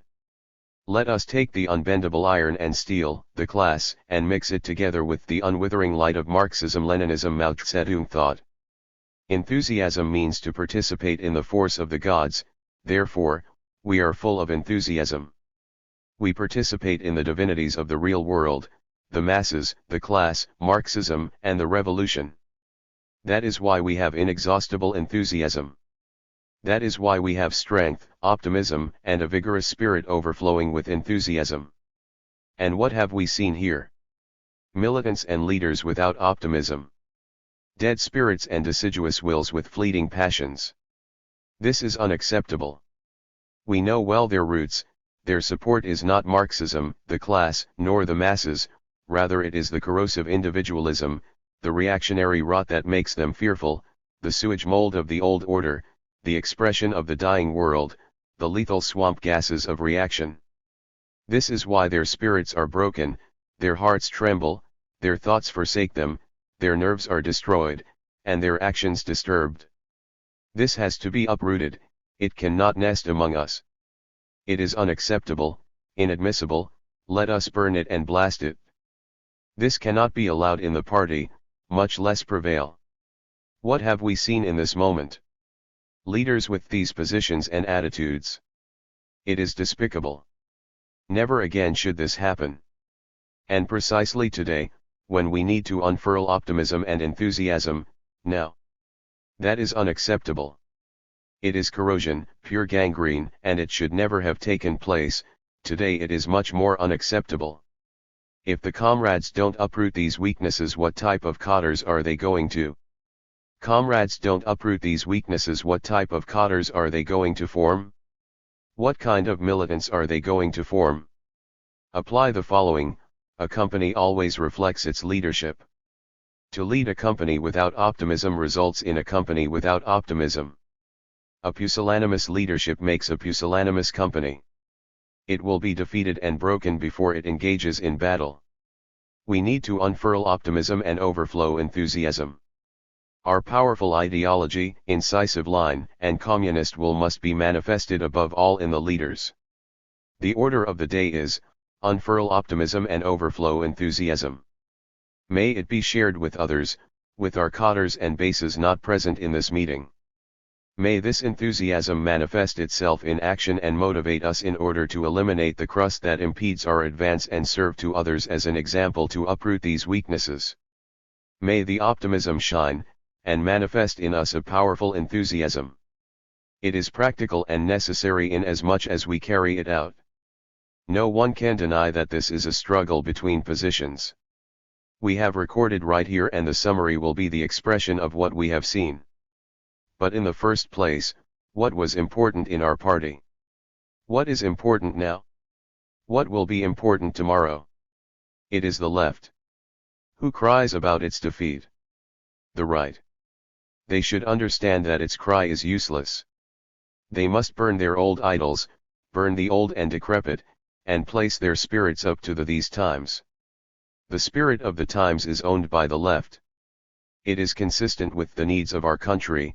Our people clamor for revolution. We cannot fail. If our blood and lives are claimed, our response is, we carry our lives in our hands to give them up, we put them at the service of the greatest and most just cause. Our death for the good cause should be the seal of our revolutionary action. The constant and firm actions for our cause will be the hallmark of our lives as communist combatants. This is what we have understood the best. That is why the positive weighs so much more in us. We have advanced, but some think that their weaknesses have been overcome. That is a loss of vigilance. There could be 1,000 reasons, but it is only sewage. Elevate your vigilance and sweep away the errors with determination. Destroy the old and decrepit through armed actions, which will be the real and effective seal. Perhaps some people think that we should only speak about the positive, but there exists light and shadow, a contradiction. We should summarize and learn lessons. This meeting is a great lesson. We will not forget it. We have an obligation to preserve the left so that the party can not forget it. We have an obligation to preserve the left so that the party can meet its objective. With the actions we are undertaking and with this excellent meeting, we begin to topple the walls and unfurl a new dawn. We can summarize this in 4 voices, in order: 1. The masses clamor to organize the rebellion. 2. Let the actions speak. 3. We begin the toppling of the walls. 4. Unfurl optimism and display enthusiasm. This Central Committee is strong and will become more stronger if we all carry out our responsibilities, mainly the development of the militarization of the party through actions. Let the comrades speak and express their optimism and enthusiasm. It will be a sign of their determination. Do not let my words become a pretext to some comrades for losing optimism and a retreating of enthusiasm. I believe we have reached the moment of overcoming the old defects of 50 years. Another world is opening up for us. We have begun to define it ourselves. This meeting is one of definition. Let every thought, word, action, feeling, and will of ours affirms this. It is feasible, indispensable and necessary. We can and must do it. And we will, because we know what we want. This meeting is very good, it has united and bonded us even more. We have unanimously agreed to uphold the military line and its realization, develop the militarization of the party through actions. From now on, let everything express our taut willingness to carry out what we have agreed upon. From the 2 plenary session of the Central Committee, March 28, 1980. In the history of the world there have been no wars that began and ended with a continuous victorious offensive. If there were, they were an exception. That is true even in common wars. But when the fate of a class is at stake, when the alternative is capitalism or socialism, is there a basis or logic to suppose that a nation which confronts this problem for the first time can immediately discover the correct method, free of errors? What reasons are there to suppose this? None. Experience teach us the contrary. None of the problems we faced could be resolved at once, but only after repeated attempts. To suffer a defeat, commence anew, redoing everything. To discover the method for the approximate solution, a definitive solution or at least the method for the approximate solution, a definitive solution or at least a satisfactory one, that is how we have been working and should continue to do so. Given the challenges that are presented to us, if there were no unanimity in our ranks, it would be a sad indicator of a weak and very dangerous spirit that had penetrated the party. On the contrary, if we do not fear speaking the truth, no matter how hard and bitter it is, we will learn.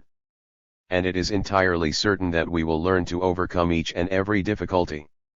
1980, we are the initiators. We are the initiators and we should keep this fact deeply in our spirits. This meeting is historic. Comrades, we will pass into history as the initiators. For some time, the party has been writing this history on indestructible pages. We are the initiators. This first party military school is both a seal and a breach, it concludes and begins. It concludes the time of peace and opens the time of war. Comrades, our tasks with unarmed hands have concluded, and today our armed words begin. Let us uplift the masses and peasants under the unfading flags of Marxism-Leninism Mao Zedong thought. One period has ended and the preparations for the new one have concluded. From here, the past deeds are sealed and we open the future. The key of the future is determined by actions, the objective is power. This we shall do, history demands it, the class urges it, the people have foreseen and want it. We must accomplish it and it will be accomplished. We are the initiators. We should discuss some problems. Just as you, I will also speak with an open heart, sincere words, and a rational sentiment. This also has a strict logic. We are entering the strategic offensive of the world revolution. Centuries of devastating exploitation have passed. The masses have been exploited, subjugated, forced to yield and implacably oppressed. But through all this time, the exploited masses have always resisted, because they have no other sentiment than the class struggle. However, throughout history, the masses were abandoned and had no direction. Their words, protests, actions, and rebellions were crushed and defeated. But the masses never lost hope. The class always has hope. The masses are the light of the world that forge themselves ahead. They transform and create instruments with their own hands. They are the social fabric, the inexhaustible beat of history. Thus, they have been generating ideas, science of the most advanced kind.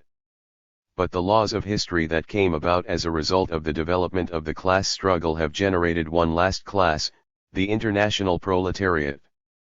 The class has surged up struggling in the midst of a sinister system, capitalism, which appeared sweating blood and muck from all its pores.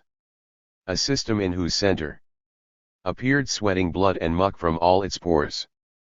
A system in whose center the combative proletariat developed unions, strikes, resistance, and revolutions.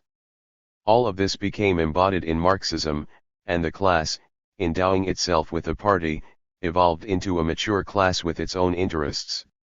The masses of the world finally have their liberator. In the old times, the masses awaited for a liberator. They used to put their faith in the hands of supposed saviors, until the powerful and invincible proletariat appeared, which is capable of creating a true new order. The class organized itself politically, and another history begins to unfold to become a reality. In 100 years of struggle, setbacks, and victories, the proletariat has learned how to fight and seize power with arms. The workers took it once in an embryonic form but were crushed with blood and fire. Nevertheless, we remember the Paris Commune, where those who were reviled are today heroes. And their example lives on, while their tormentors are forgotten. The workers with Lenin seized power in Russia and created a powerful state. The class continued fighting and with Mao Zedong paved a new road and resolved unsolved problems. The class began to fight under the flags of Marxism-Leninism. Mao Zedong thought. Around the Second World War, the revolution entered a strategic equilibrium, leaving behind the reactionary Holy Alliances and their previously untouchable tormentors and enemies.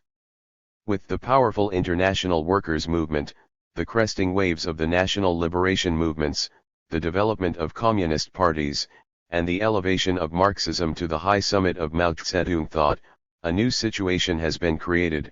We are entering the strategic offensive of world revolution. In the next 50 to 100 years, the domination of imperialism and all exploiters will be swept away. History cannot go backwards. In the hands of the working class, under the leadership of the communist parties and through the mighty force of poor peasants, the people's war will be sustained and grow each day until overthrowing the old order. The world is entering into a new situation, the strategic offensive of world revolution. This is of transcendental importance. As Chairman Mao said, the storm draws near and the wind roars in the tower. Thus, the vortex draws near, the vortex begins, and the invincible flame of the revolution grows, converting itself into lead and steel. And from the din of battle along its inextinguishable fires will come forth the light. From the darkness a light will appear and a new world will be born. The old order of reaction crackles, its old boat leaks and sinks in desperation. But comrades, nobody can expect reaction to retire gently. Marx warned us, even while drowning, the reactionaries were capable of. Marx warned us, even while drowning, the reactionaries were capable of inflicting asphyxiating chokeholds and desperate blows in order to see us sink. That is impossible. The reaction has the hyena's dreams of blood. Convulsive dreams shake their somber nights. Their hearts scheme sinister hecatombs. They arm themselves to the teeth but they cannot prevail. Their destiny is weighed and measured. The time has come for the settling of accounts. The imperialist superpowers, USA, USSR, and other powers seek to invade, penetrate, suffocate, destroy and drown everything with terror. But as Chairman Mao said, by attacking, assaulting, and launching offensives they overextend themselves and enter the powerful core of the people. The people rise up, arm themselves and rebel, putting nooses on the necks of imperialism and reaction. The people take them by the throat, threaten their lives and will strangle them out of necessity. The reactionary meat will be trimmed of fat, they will be torn to tatters and rags, the scraps sunk into mire, and the remainders burned. The ashes will be thrown to the winds of the world so that only the sinister reminder of what must never return will remain. Comrades, that is the world today. It has befallen on us to live in an extraordinary epoch. Thus it is written, mankind never had such a heroic destiny. To the people of today, to those people who breathe, struggle, and fight, has befallen the task of sweeping reaction from the face of the earth, the most illuminating and magnificent mission given to any generation. We find ourselves in this situation, the world revolution enters a strategic offensive. Nothing will prevail against it. The innumerable iron legions arise, and more will arise, inexhaustibly multiply, encircle, and annihilate reaction. Reaction, which unleashes its bloody claws tearing the flesh off the people, continues to sow discord, embroil, and seeks to sate itself with the blood of the people. but the people's blood ascends like furious wings and the stricken flesh converts itself into a powerful vengeful lash. Their muscles and actions are converted into steel battering rams in order to destroy the oppressor who will be irremediably crushed. Comrades, reaction will not prevail in any form. The hour has sounded, the revolution will triumph.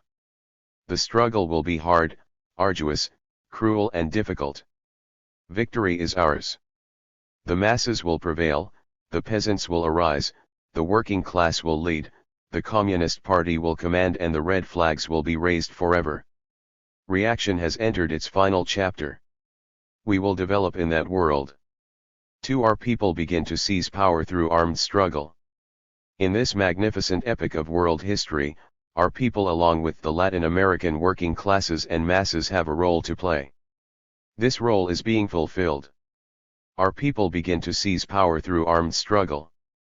It is hundreds of years of struggle in which the peasant movements have shaken the foundation of exploitation, but they have not been able to uproot it as yet. In this country the Communist Party was forged as pure steel. It brought light to the people by upholding Marxism-Leninism Mao Zedong thought. Comrades, in this country we are embarking upon a third epoch. The third epoch is a battle between armed revolution and armed counter-revolution, which are prepared for violence. Counter-revolution with its old and bloody violence, peace at the hands of bayonets, their damned wars that annihilate people in the prisons, schools, factories, in the countryside, and even assassinating children with hunger and misery in their maternal wombs. Today, that sinister violence meets its match. The revolutionary violence prepares to take up the battle in arms.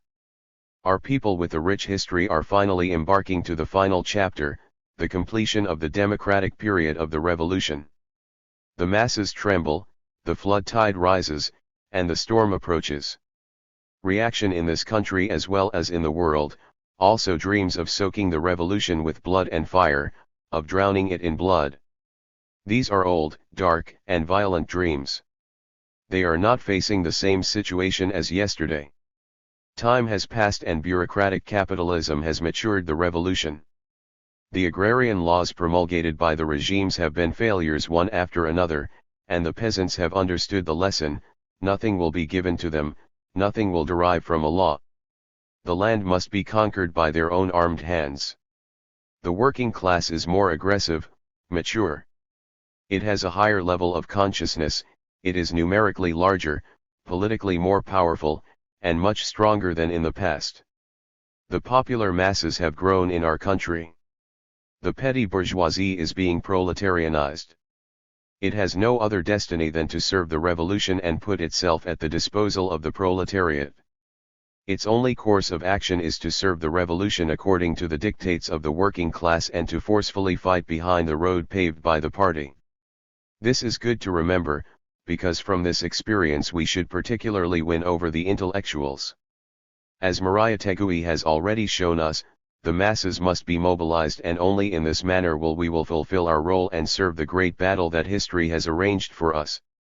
Comrades, we have concluded that we are embarking into the third epoch of contemporary Peruvian society. But we are embarking into the third epoch of contemporary Peruvian society.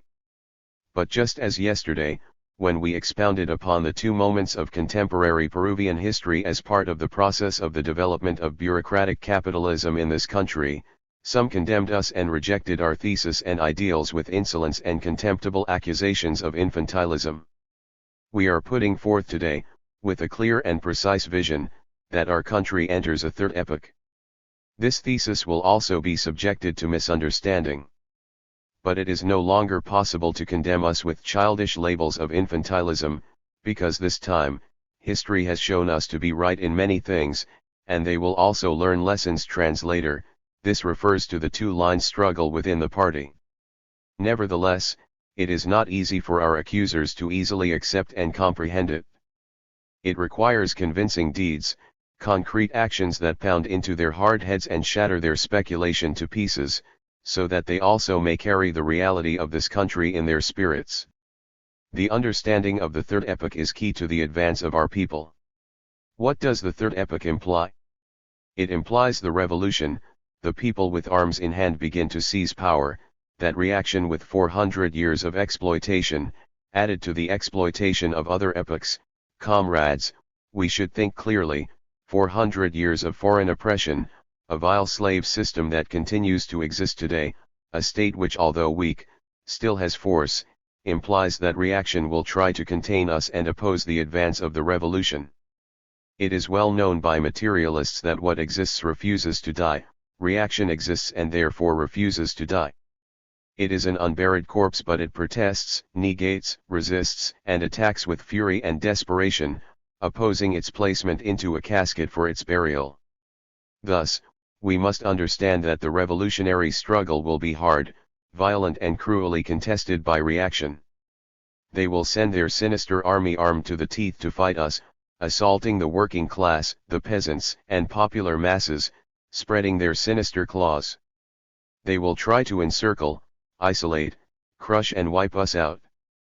But we are the future, the strength, and history. Comrades, revolution and counter-revolution are also contending forces in our country. They are two parts of a unity of opposites in constant struggle.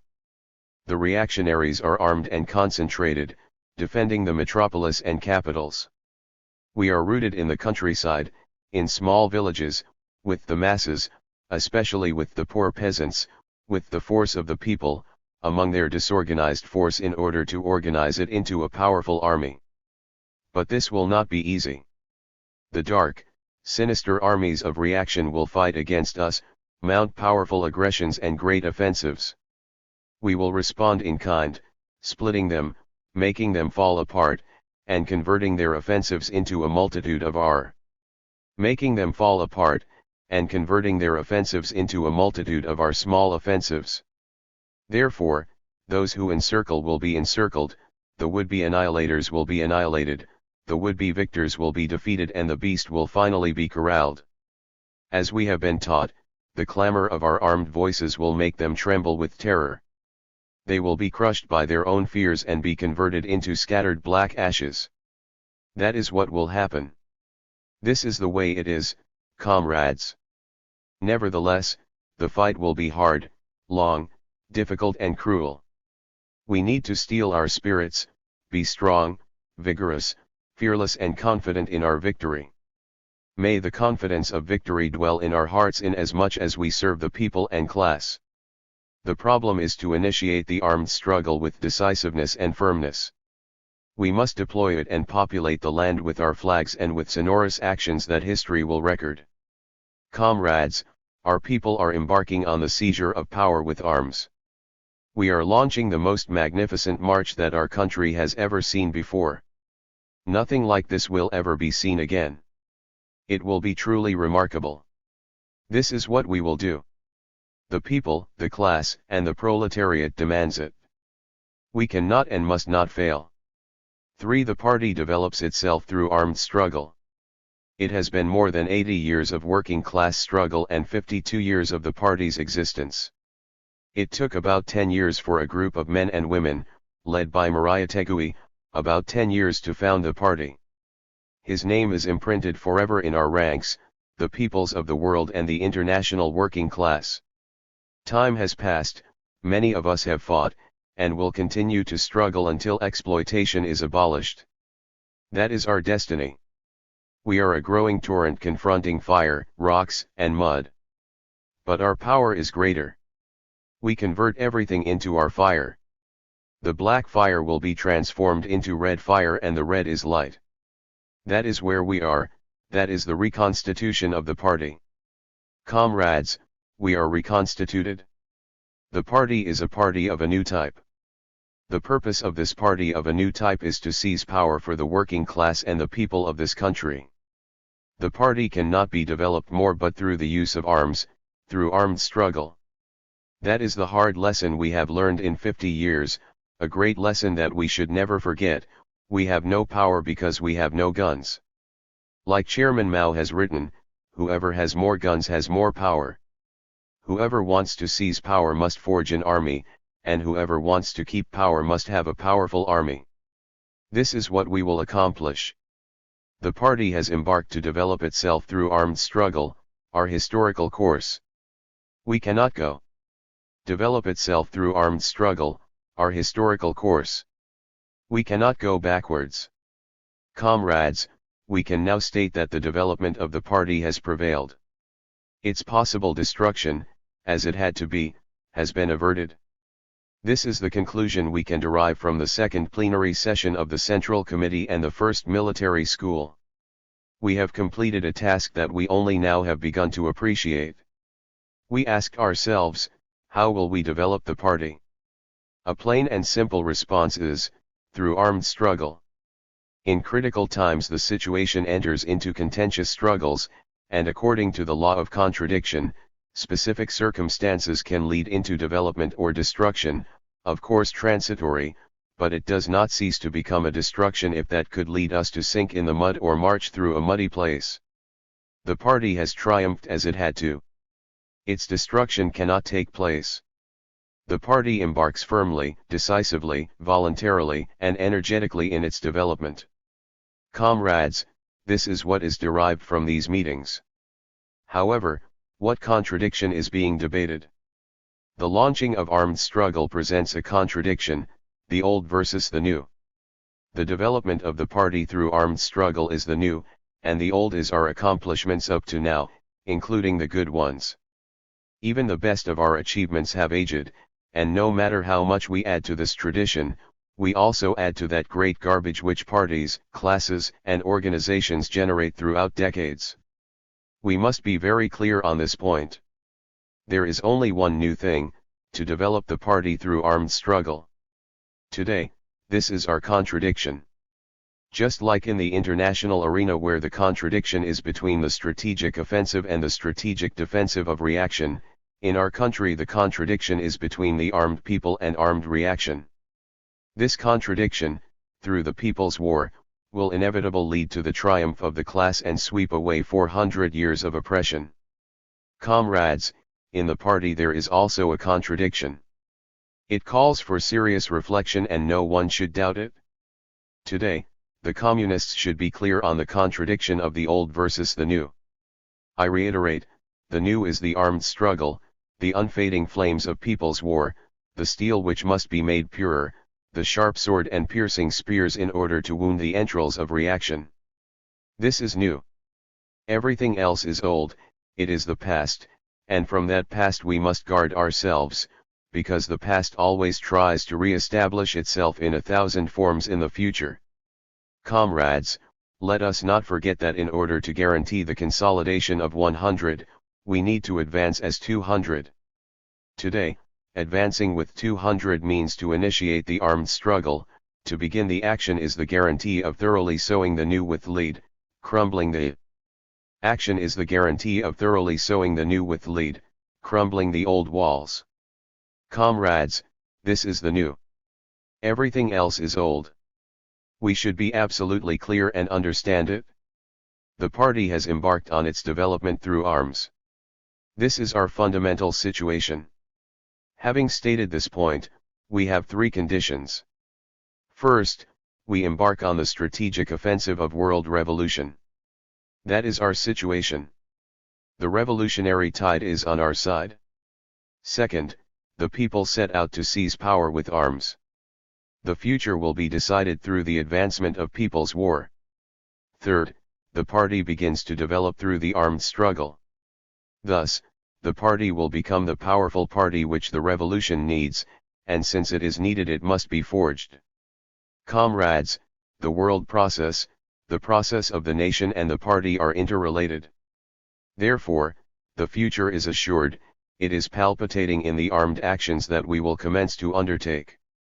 It is a delicate task that needs to be nurtured with the clamor of our arms, developed with guerrilla warfare, fortified with People's War, cared for and nourished like the seed of an army, giving birth to armed columns, allowing it to flourish into a guerrilla army that we must build into a powerful army. Comrades, these three conditions determine that the party leads the armed struggle of the masses. In our hearts, minds, and wills, the power of the people is alive, and we carry it with us. In the beginning we have no rearguard, or we will have one that is small, weak, fragile, and uncertain. Comrades, we must never forget the people's power, the state of the working class, the state of workers and peasants. This state marches with us, we carry it on the muzzles of our rifles, nestled in our minds, throbbing in our hands, and it will always be burning in our hearts. It is the first thing on our minds. We should never forget it. Comrades, the armed struggle will be born fragile and weak because it is new, but its destiny will be to develop through change, from the variation of fragility like a tender plant. The roots we plant at the beginning will be the future of a vigorous state. Comrades, all this begins to flourish with the modest and simple actions that tomorrow we will carry out. There are three interrelated things: world history, the history of our country, and the history of our party. These are three convergents, three realities, three combinations, and only one final conclusion, only one unmovable truth, only one future. We will respond to the flourishing revolution in our country. Revolution in our country. 4. We begin to develop the militarization of the party through actions and apply the plan of initiation. This is a derivation from the three issues discussed above. It is a logical, necessary, irrefutable, and irreversible conclusion. On the three previous issues, the party in the second plenary session of the Central Committee has concluded as follows: the development of the militarization of the party through actions. It ratified that through armed actions, the party will be transformed into a powerful and recognized vanguard of the Peruvian working class, and the legitimate center of the Peruvian revolution. The second plenary session has also ratified a plan of initiating the armed struggle that solves a problem unresolved until today, of how to begin the armed struggle. Comrades, this is not to instill ourselves with pride but to understand our immense responsibility. No trace of vanity should ever be in us. Modesty and simplicity should accompany us, and the more we fulfill our tasks, the more modest and simple we become, because we are the faithful servants of the people and class. We should learn to conduct ourselves in that manner. Many things will change, and even more profoundly among us. We have comrades by way of the actions of universal history, by Marxism-Leninism Mao Zedong thought, by the labor of our people that begin to define their history through arms, by the labor of 50 years of party struggle and of innumerable communists, and as a derivation from what our own founder initiated. We have resolved the problem of initiating the armed struggle. We have resolved the first fundamental military problem, how to initiate the armed struggle. We know what needs to be done and how to arm ourselves. Most importantly, we know how to raise up the peasantry so that through arduous struggles we can unleash guerrilla actions from that powerful land. We know how to confront and destroy their encirclements. Comrades, the problem of initiating the armed struggle in Peru is resolved. No one should have doubts about it. We have nothing to doubt. The problem is resolved. Take it for what it is, a derivation from Marxism-Leninism Mao Zedong thought, a result of our people embarking on the seizure of power with arms. A derivation from 50 years of the party. Thus, we will have a historical sense, a comprehension and knowledge of where we stand now, where we are going, and the safe port we will arrive. We arm ourselves in theory and practice to launch the people's war. We are arming ourselves in theory and practice with the military line and with the general political mobilization. We are forming detachments and developing actions to initiate the armed struggle. This should be indelibly recorded. This first military school is historic. We ask ourselves, what is this school? If the second session of the Central Committee is the chime of glory, what is this school? We will repeat it once more. It is the seal and breach, because it closes and opens. It concludes our unarmed life and begins our people's war. Comrades, that is the school. Here we have applied the agreements of the second plenary session of the Central Committee. We have successfully completed and resolved problems that the Central Committee shall ratify very soon. At the same time it arranges for the party's readjustment and the commencing of actions. Thus, the party, through its central organizations, its leaders and cadres, arms itself with the military line in theory and practice. Comrades, the last meeting is a demonstration of the distribution of forces, proof of the encirclement and annihilation of pessimism and opposition. It has burned and annihilated what among us and inside of us could have opposed. We have raised up optimism and are filled with enthusiasm. The victories to come have been unfurled. We must understand it in this way. We have seen the fighters march, we have seen advanced fighters with their leaders at the foreground, opening breaches, we have seen the ranks march in order to maintain and support the actions. We have seen at last the definitive action, a passionate and ardent faith to reach the summit. What we have done today is a demonstration of how to act militarily. That is why we say we are arming ourselves theoretically and practically. In this manner, arming the cadres and leaders for basic effectiveness, we have obviously entered the general political mobilization. Remember what Chairman Mao said, the key is to mobilize the cadres. That has been accomplished. The mobilization has begun, and what we have achieved here will be reverberated tomorrow in more powerful waves, because the masses yearn to hear the party say that we should begin to take action and they want to know how to do this. Comrades, let us inform the bases of the good news. We must apply the plan of initiation and we should start it tomorrow. It is what the beating hearts of the militants and the masses that work jointly with us desire to hear and dream of realizing. Comrades, the general political mobilization of the party is on the march. Forming armed detachments and developing military actions, we initiate the armed struggle. This begins from here, and that is why this meeting is both a seal and a breach. This meeting is both a seal and a breach. 6. We are the initiators. We are the initiators. We began by stating we are the initiators. And we end by stating we are the initiators. Initiators of what? Of the people's war and the armed struggle that is in our hands, shining in our minds, beating in our hearts and irrepressibly agitating in our wills. This is what we are, a handful of men and women, communists, paying homage to the leadership of the party, the proletariat, and the people. On this 19th of April, history will state, standing upright they expressed their declaration of revolutionary faith, with their hearts burning with an inextinguishable passion, with firm and resolute wills, and with clear and bold minds, assuming their historical obligation of being the initiators. What they decided on April 19 took shape in autumn with boycotts and the harvest, followed through with actions against the reactionary power, aiming at local authority, continued with land seizures, and with the peasant masses in rebellion the guerrillas were raised up. The guerrillas generated the powerful army we have become today, and the state based on it. Our country is free, that is what they will say, comrades. This is materialized in our party decision, apparently simple but of great historical importance. Comrades, do these 3 final issues also presents us with contradictions? Yes, they do.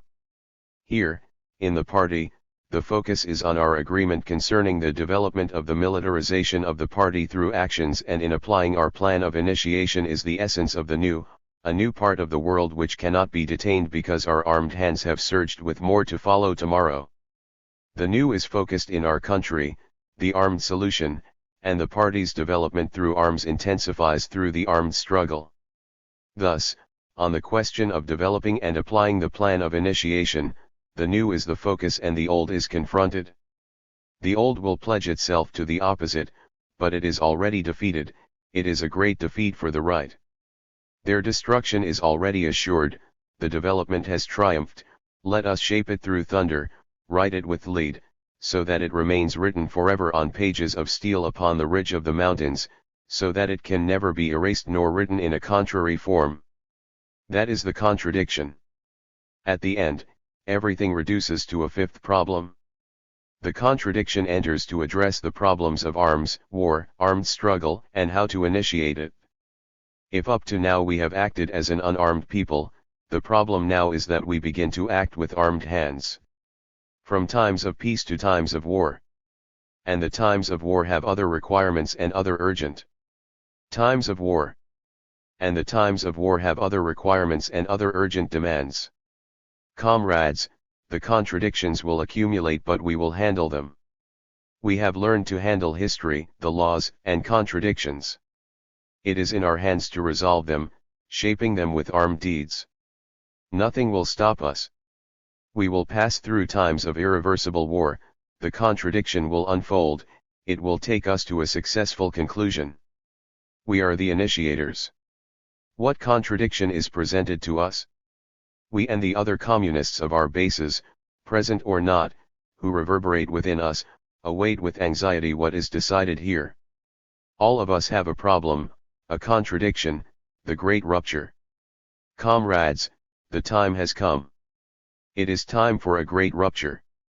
We will break all ties with what is old and rotten in order to completely and thoroughly destroy it, for if we have an interest in that decrepit world, we would not be able to destroy it. Men speaking individually can be weak. Each of us should think hard. As an individual, each person can be fragile and weak. But the revolution is all-powerful, and the armed revolution even more so, because it is sustained by the masses, who are the force of the land and led by the party, which is the light of the universe. Comrades, we begin the great rupture. We have stated many times that we embark upon that rupture and that many ties shall be broken since it links us to the old and rotten order, and if we don't do it, we could never demolish it. Comrades, the time has come, there is nothing more to discuss, the debate has been exhausted. It is time to act, it is the moment of rupture and it will not be done with slow and tardy meditation, nor in the halls nor in silent rooms. It will be done with the roar of armed actions. This is the form for carrying it out, a correct and adequate form, the only form. It is through actions, as we have studied, that the conscious capacity of people intensifies, the will is tenser, our passions more powerful and our energy enraged. Comrades, through actions we will find the energy, force, and sufficient capacity for the great rupture. We have embarked upon this. The trumpets begin to sound, the murmur of the masses grows and it will continue growing, it will deafen us, it will bring us to a powerful vortex, with one note, we will become the protagonists of history, conscious, organized and armed. Thus, the great rupture will be open and we will become the makers of a definitive dawn. This is what we have embarked upon, comrades. I want to conclude. This school, this first-party military school, is the seal and the breach, it seals the deeds done up to today and opens a breach for tomorrow. What we have. The deeds done up to today and opens a breach for tomorrow. What we have accomplished until now is very positive and has borne fruit. There is a saying that people are judged by their deeds. The deed is done, it is before us. There is nothing more to prove. What has been done until now is good. The breach, what we must do, will be even greater and definitively the only great thing we have to accomplish. It will come forth from arms, from the barrels of the guns. It will come forth from the direct action of the party upon the masses. It will come forth from the people's war. Comrades, this school is historic. We cannot understand its dimension, we cannot weigh it as it deserves unless we turn our gaze decades into the future. This is the school of the initiators. It is the name given to it by the Central Committee. In a word, it is IS 80, ILA 80, which means, initiate the armed struggle in 1980. It is a commitment and challenge. We are deployed. We will surpass it. I am not only saying that we will accomplish it, but we will surpass it, because it is a mandate and a historic necessity imposed upon us by our people, nobody can speak to the contrary. Comrades, the role of the School of Initiators, ILA 80 is, initiate the armed struggle in 1980. Decades later, in the future, it will interpret it like this, ILA 80, the armed struggle was initiated in 1980. ILA was done here. That word is beautiful, it has a double meaning, and if we look at it even more, it has a further meaning. It is the synthesis of what we done up to now. It shapes all the past.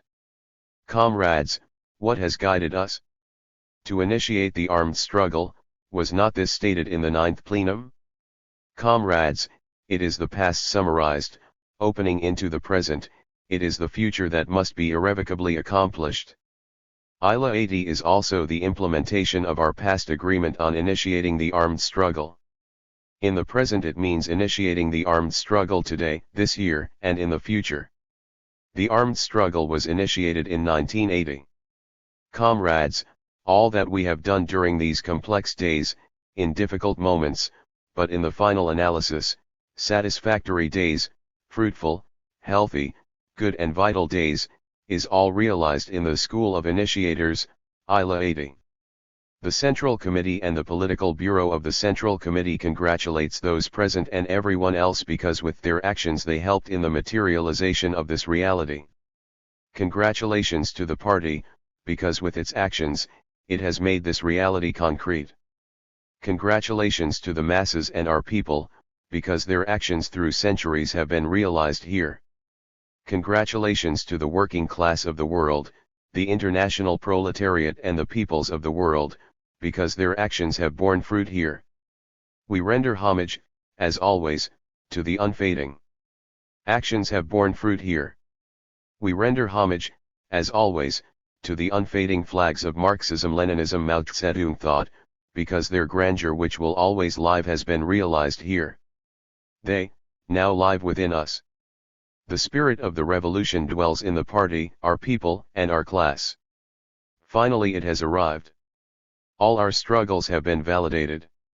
Comrades, finally it has been realized, initiate the armed struggle today. Everything that we have accomplished, including errors that have served as experience, are validated here. This is the essence of this school. The Central Committee, the Political Bureau of the Central Committee feels and expresses through the speaker an immense delight, because we have completed a simple and magnificent task, that the initiation of the armed struggle, ILA 80, dwells here and puts the final touches on the past, specifies the present and opens the future. Comrades, we have accomplished this. Thus the future opens with promise and hope. We remember the words of a wise old man, what life promises you, fulfill it yourself to life. Marxism-Leninism Mao Zedong thought, the international proletariat, the people of the world, the working class, the people of this country, the party with its bases, cadres and leaders, all this magnificent action through the centuries has been realized here. The promise blossoms and the future unfolds. ILA 80. Our duty is to fulfill it. What has been given to us as a future, we must fulfill it with our own lives, for the people, workers, and Marxism-Leninism Mao Zedong thought. Comrades, the efforts invested are a satisfaction, a delight in the accomplished tasks, pleased by what has been done, and seek no compensation. The future is in the barrels of the guns. The armed revolution has begun. Glory to Marxism-Leninism Mao Zedong thought.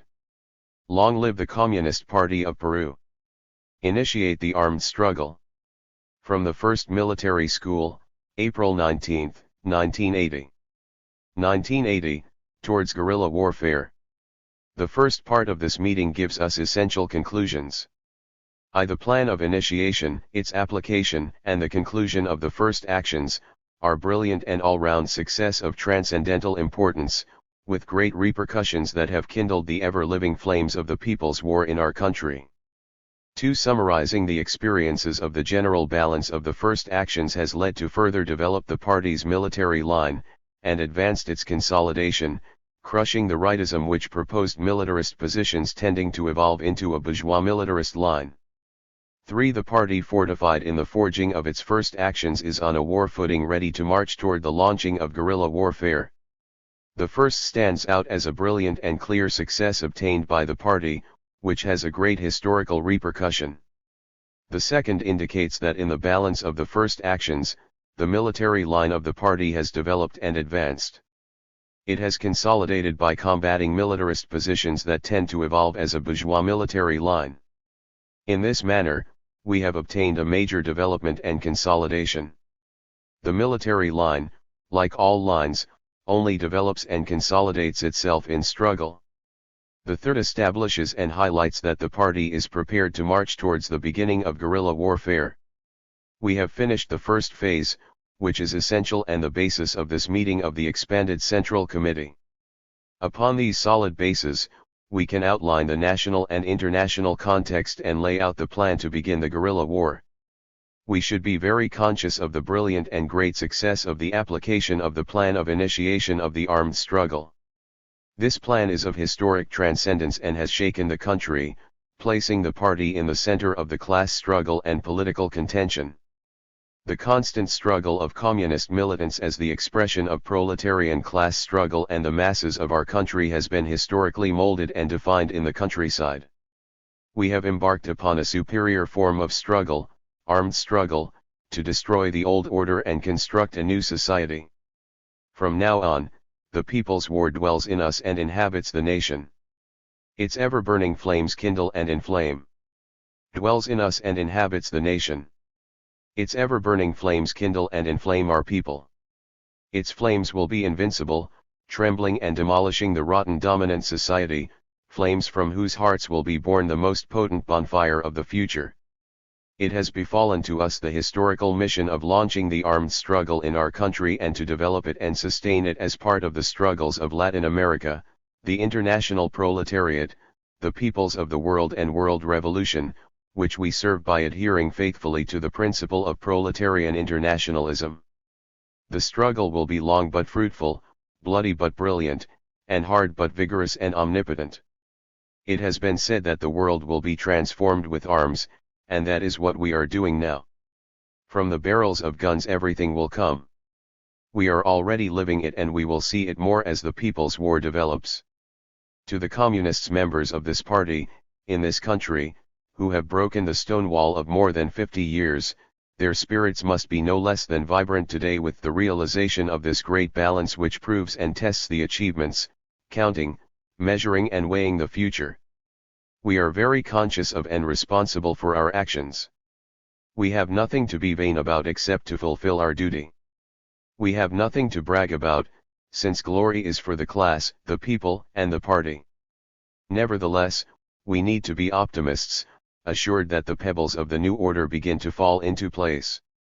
The future begins to be written. We will write the new history with flowers of stone in bronze forevermore.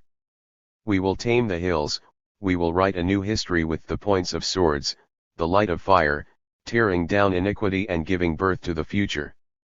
For every communist party that assumes its role as the armed vanguard of the proletariat, there comes a time to tear away the centuries of oppression.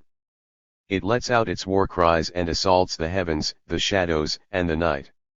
It begins to tear down the old and rotten reactionary walls, it begins to rattle and crackle like dry leaves before new and tender flames, before young but crackling bonfires. The people's war begins to sweep away the old order in order to inevitably destroy it. From the old, the new shall be born. And finally, like the pure and glorious phoenix bird, communism will arise for all time. We should unfurl optimism and overflow with enthusiasm, furthermore thinking that we serve to carry out a task that will last forevermore. We humans are mere fragments of time and heartbeats, but our deeds will remain for centuries stamped on generation after generation. Men march inevitably towards their end, but humanity, the working class and their creations will never end. We will people the earth with light and happiness. With us, with our armed struggle, the authentic and only true liberty begins to be born. We are trumpets of the future. Authentic and only true liberty begins to be born. We are trumpets of the future, the inextinguishable fire that crackles in the stormy present. Long live the irresistible march towards guerrilla warfare. Expanded Central Committee, August 24, 1980. 1981, to our heroic fighting people. PCP, Central Committee, January 1, 1981. Peruvian people. You are suffering 400 years of hard and cruel exploitation, under ignominious foreign domination, violent oppression of the native exploiters and bloody repression by the reactionary state. Peruvian people. Today, after 12 years of false revolution and real reinforcement of your chains under a fascist military regime, in the middle of the big crisis that you have endured, Today it is a new government that rules through outdated reactionary monstrosity of, so-called, representative democracy, false democracy of false rights and liberties, of false care for the basic needs of the people, and false democracy of the real oppression and exploitation in the service of the exploiting classes and its imperialist master, new reactionary government which is drowning you day by day in the hunger, unemployment, ignorance, illness, growing misery, and increasing repression. Peruvian people. Your history is not only the one of exploitation and bloody oppression that was imposed and keep imposing with the language of reactionary violence and the words of demagoguery of the false promises. Your history is the one of rebellion and struggle. It's the history of the proletariat as a leading class, of the peasants, especially of the poor one which struggles and fights for the land he lives off, of the popular masses which live off the sweat of their foreheads, of your best sons which offer up your life, of the peoples which wake up more and more to fight for your liberty, for your emancipation. In summary, our people, your history is the heroic one and unfading struggle of the popular masses. It's the struggle for the bread for your children, for the education, which clears the minds and makes them more conscious, for your conquered rights and liberties for the price of your blood, for the marching revolution, thriving for definitive emancipation, for the destruction of the old and rotten system of dominance, and definitely for the creation and forging of the new world for your sons. By your armed hands.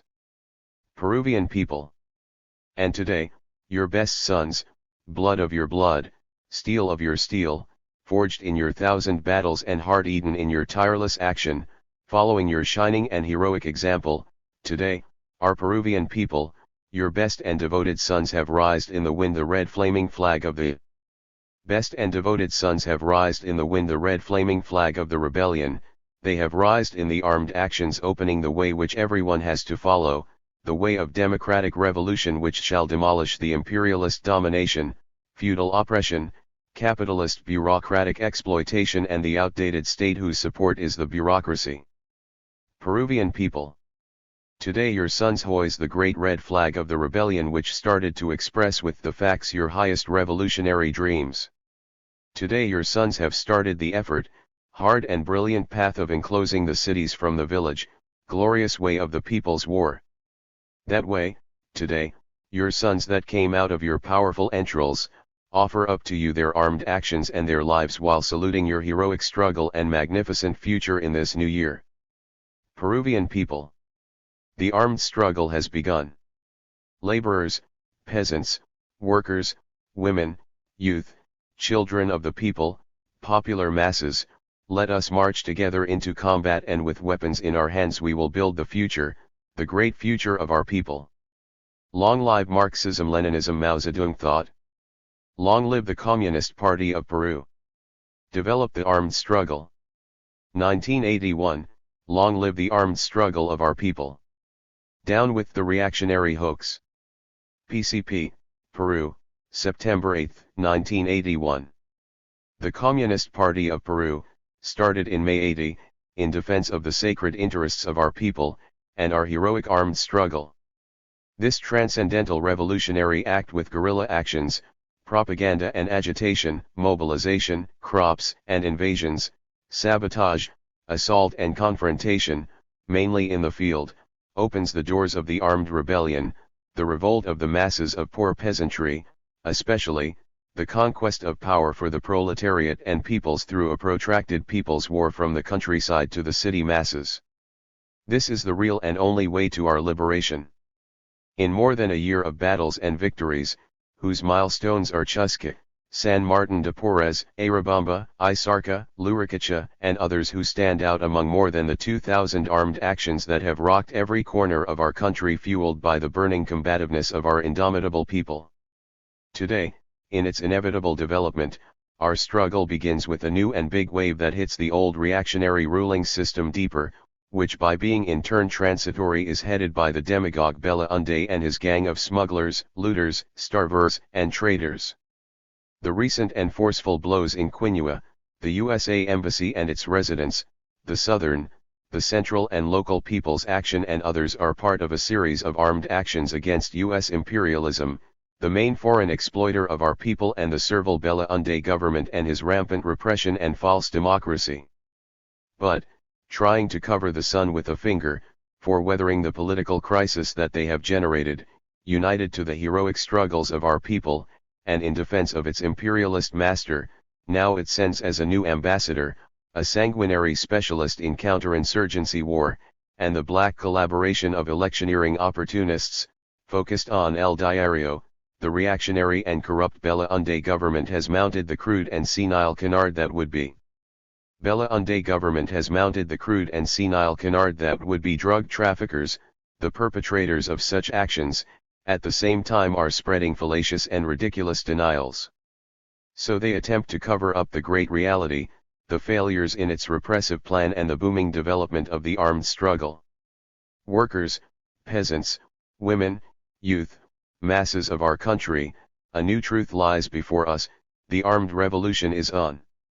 We greet the future hitting the reactionary power more and more strongly, with arms in hand and heart seething with hope as embodied in the unquenchable flames of our people's war. Down with the reactionary hoax. Long live armed struggle. Glory to Marxism-Leninism Maoism.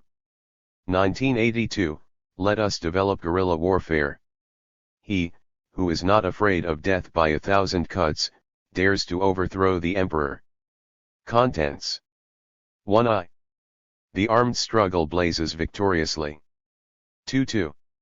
Counter-revolutionary action fuels our struggle. 3.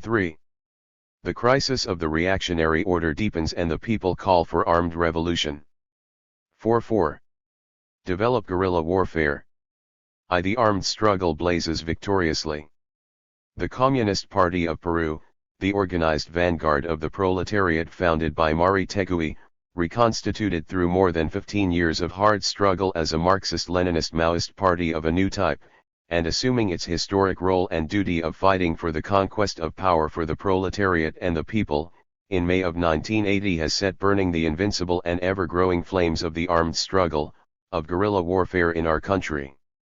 This struggle, which is rooted every day more deeply in the class struggle in our land, soon will become a raging hurricane of armed battle to demolish the old, rotten prevailing order, and to bring to life a really free, sovereign country that provides for the well-being of the millions of exploited and oppressed. In 21 months the party has vigorously initiated and developed the only means for our people's and nation's emancipation, the armed struggle, the guerrilla war which blazes victoriously in the 2,900 armed actions that have swept the land in all but 4 departments, that stirs the jungle, the coast, and the highlands most of all, that shakes the city and especially the countryside, whose struggle is served by the former. Thus, highlands and mountains, which made the countryside, are the powerful and natural support for any possible revolutionary war in our country. Therefore, this is a peasant war that is being led by the party of the proletariat. It is converting the countryside into an armed bastion of the revolution, concentrated in base areas in bases of the new state of workers and peasants, isolating the reactionaries and their imperialist masters in the cities, where the proletariat and the masses, by burning the solace of the enemy's bloody paws mainly through armed actions that serve the struggle in the countryside, the center of the storm, prepare conditions for the final assault on the cities and the total, complete and thorough defeat of the reactionary order and the reactionary army that maintains it. This road, the only road to revolution, is now open. This is the road on which more and more of the proletariat and the masses, our people, are moving toward their own armed emancipation, by their own hands, since, the people, and the people alone, is the motive force in the making of world history. 2,900 actions. These actions that began with the boycott of the general elections of 1980, carried in Chusky and many other places, striking with agitation and armed propaganda through the seizure of radio stations, leaflets, and posters, and direct actions that sow panic between the stations, leaflets, and posters, and direct actions that sow panic between the reactionaries and arouse the enthusiasm of the people with our rallying cries of armed struggle, government of workers and peasants, and down with the reactionary government. This showed a new world to win through the hammers and sickles that light the hills, and through the unfading red flags proudly waving on top of hills and heights proclaim its right to rebel. These actions are armed mobilizations that arouse the peasants, teach the people, and alarm the reactionaries such as those in Miraflores and San Isidro. Sabotage weakens and undermines the social and economic system of the ruling exploiters, as in demolishing electrical towers and producing blackouts in wide areas in the center and north of the country, including in the capital itself. Fires have hit ENCI in Huacho, San Martin de Porres, Fiat, Toyota, Hindu Hogar in Lima, and in the cane plantations of the north. Repeated actions have been taken against banks throughout the country, and against reactionary companies like Bata, Hardinger, Centraman, etc., or against renowned elitist colleges, which are concentrated and humiliating expressions of a fierce reactionary, pro-imperialist foreign education. Overwhelming actions that rock the semi-feudal foundations of the state, unleashing armed vindicating actions against big landowners, lords of the new and old type, like in Arabamba, Isarca, Urpihueta, Palermo, Toxima, and Pincos, among others, truly rejoicing of the peasants witnessing a vibrant re-emergence of their hopes and combativity which has never languished. To this list could be added the very important takeovers of cities like Vincos, Caara, Pomatambo, and Acroro, which intensely and profoundly stir the countryside and promoting the participation of the masses in the armed struggle. Solid actions have hit directly the interests of Yankee imperialism, the principal imperialist power on our soil, such as the attack against Southern in the south of the country, the series of actions against U.S. companies or those connected with them in the capital, and, especially, the resounding blows against the U.S. Embassy and the symbolic blasting of Kennedy's statue in Miraflores, as well as the blows at the Chinese Embassy, the sinister cave of the revisionist Deng Xiaoping and his lackeys, who is a notorious chum and accomplice of Yankee imperialism, and vile traitor to the international communist movement and principally to Marxism-Leninism-Maoism. In addition, powerful and important actions have been carried out against the state, its repressive apparatus and especially against the police forces. State, its repressive apparatus and especially against the police forces. Many actions have been conducted against the courts, government offices, tax offices, voters' registration offices, city halls, and ministries, and a great number of the offices of Acción Popular in all over the country, including their central headquarters in Lima, and even the national parliament and local offices of the police, GC, and the Republican Guard, GR, and PIP throughout the country, as well as the punishment against known agents of repression like those in Arequipa and Huaraz. Among others, and against certain arrogant landlords and petty landowners known to be enemies of the people and murderers of Maoist combatants. Above all, the very important and audacious assaults on police stations and outposts like those of Ocabamba, Luricacha, La Ramada, Quinua, Tapuc, Yali, Tambo, Quicapeta, Totos, Yanayarco, Aki, and in Puno and Tacna, whose effectiveness was highly expressed in the recent assault on San Jose and Iacchute, Desex, in the disarming of police in Lima and especially Ayacucho, and in the important raid on the naval air base at Callao which they have unsuccessfully tried to cover up.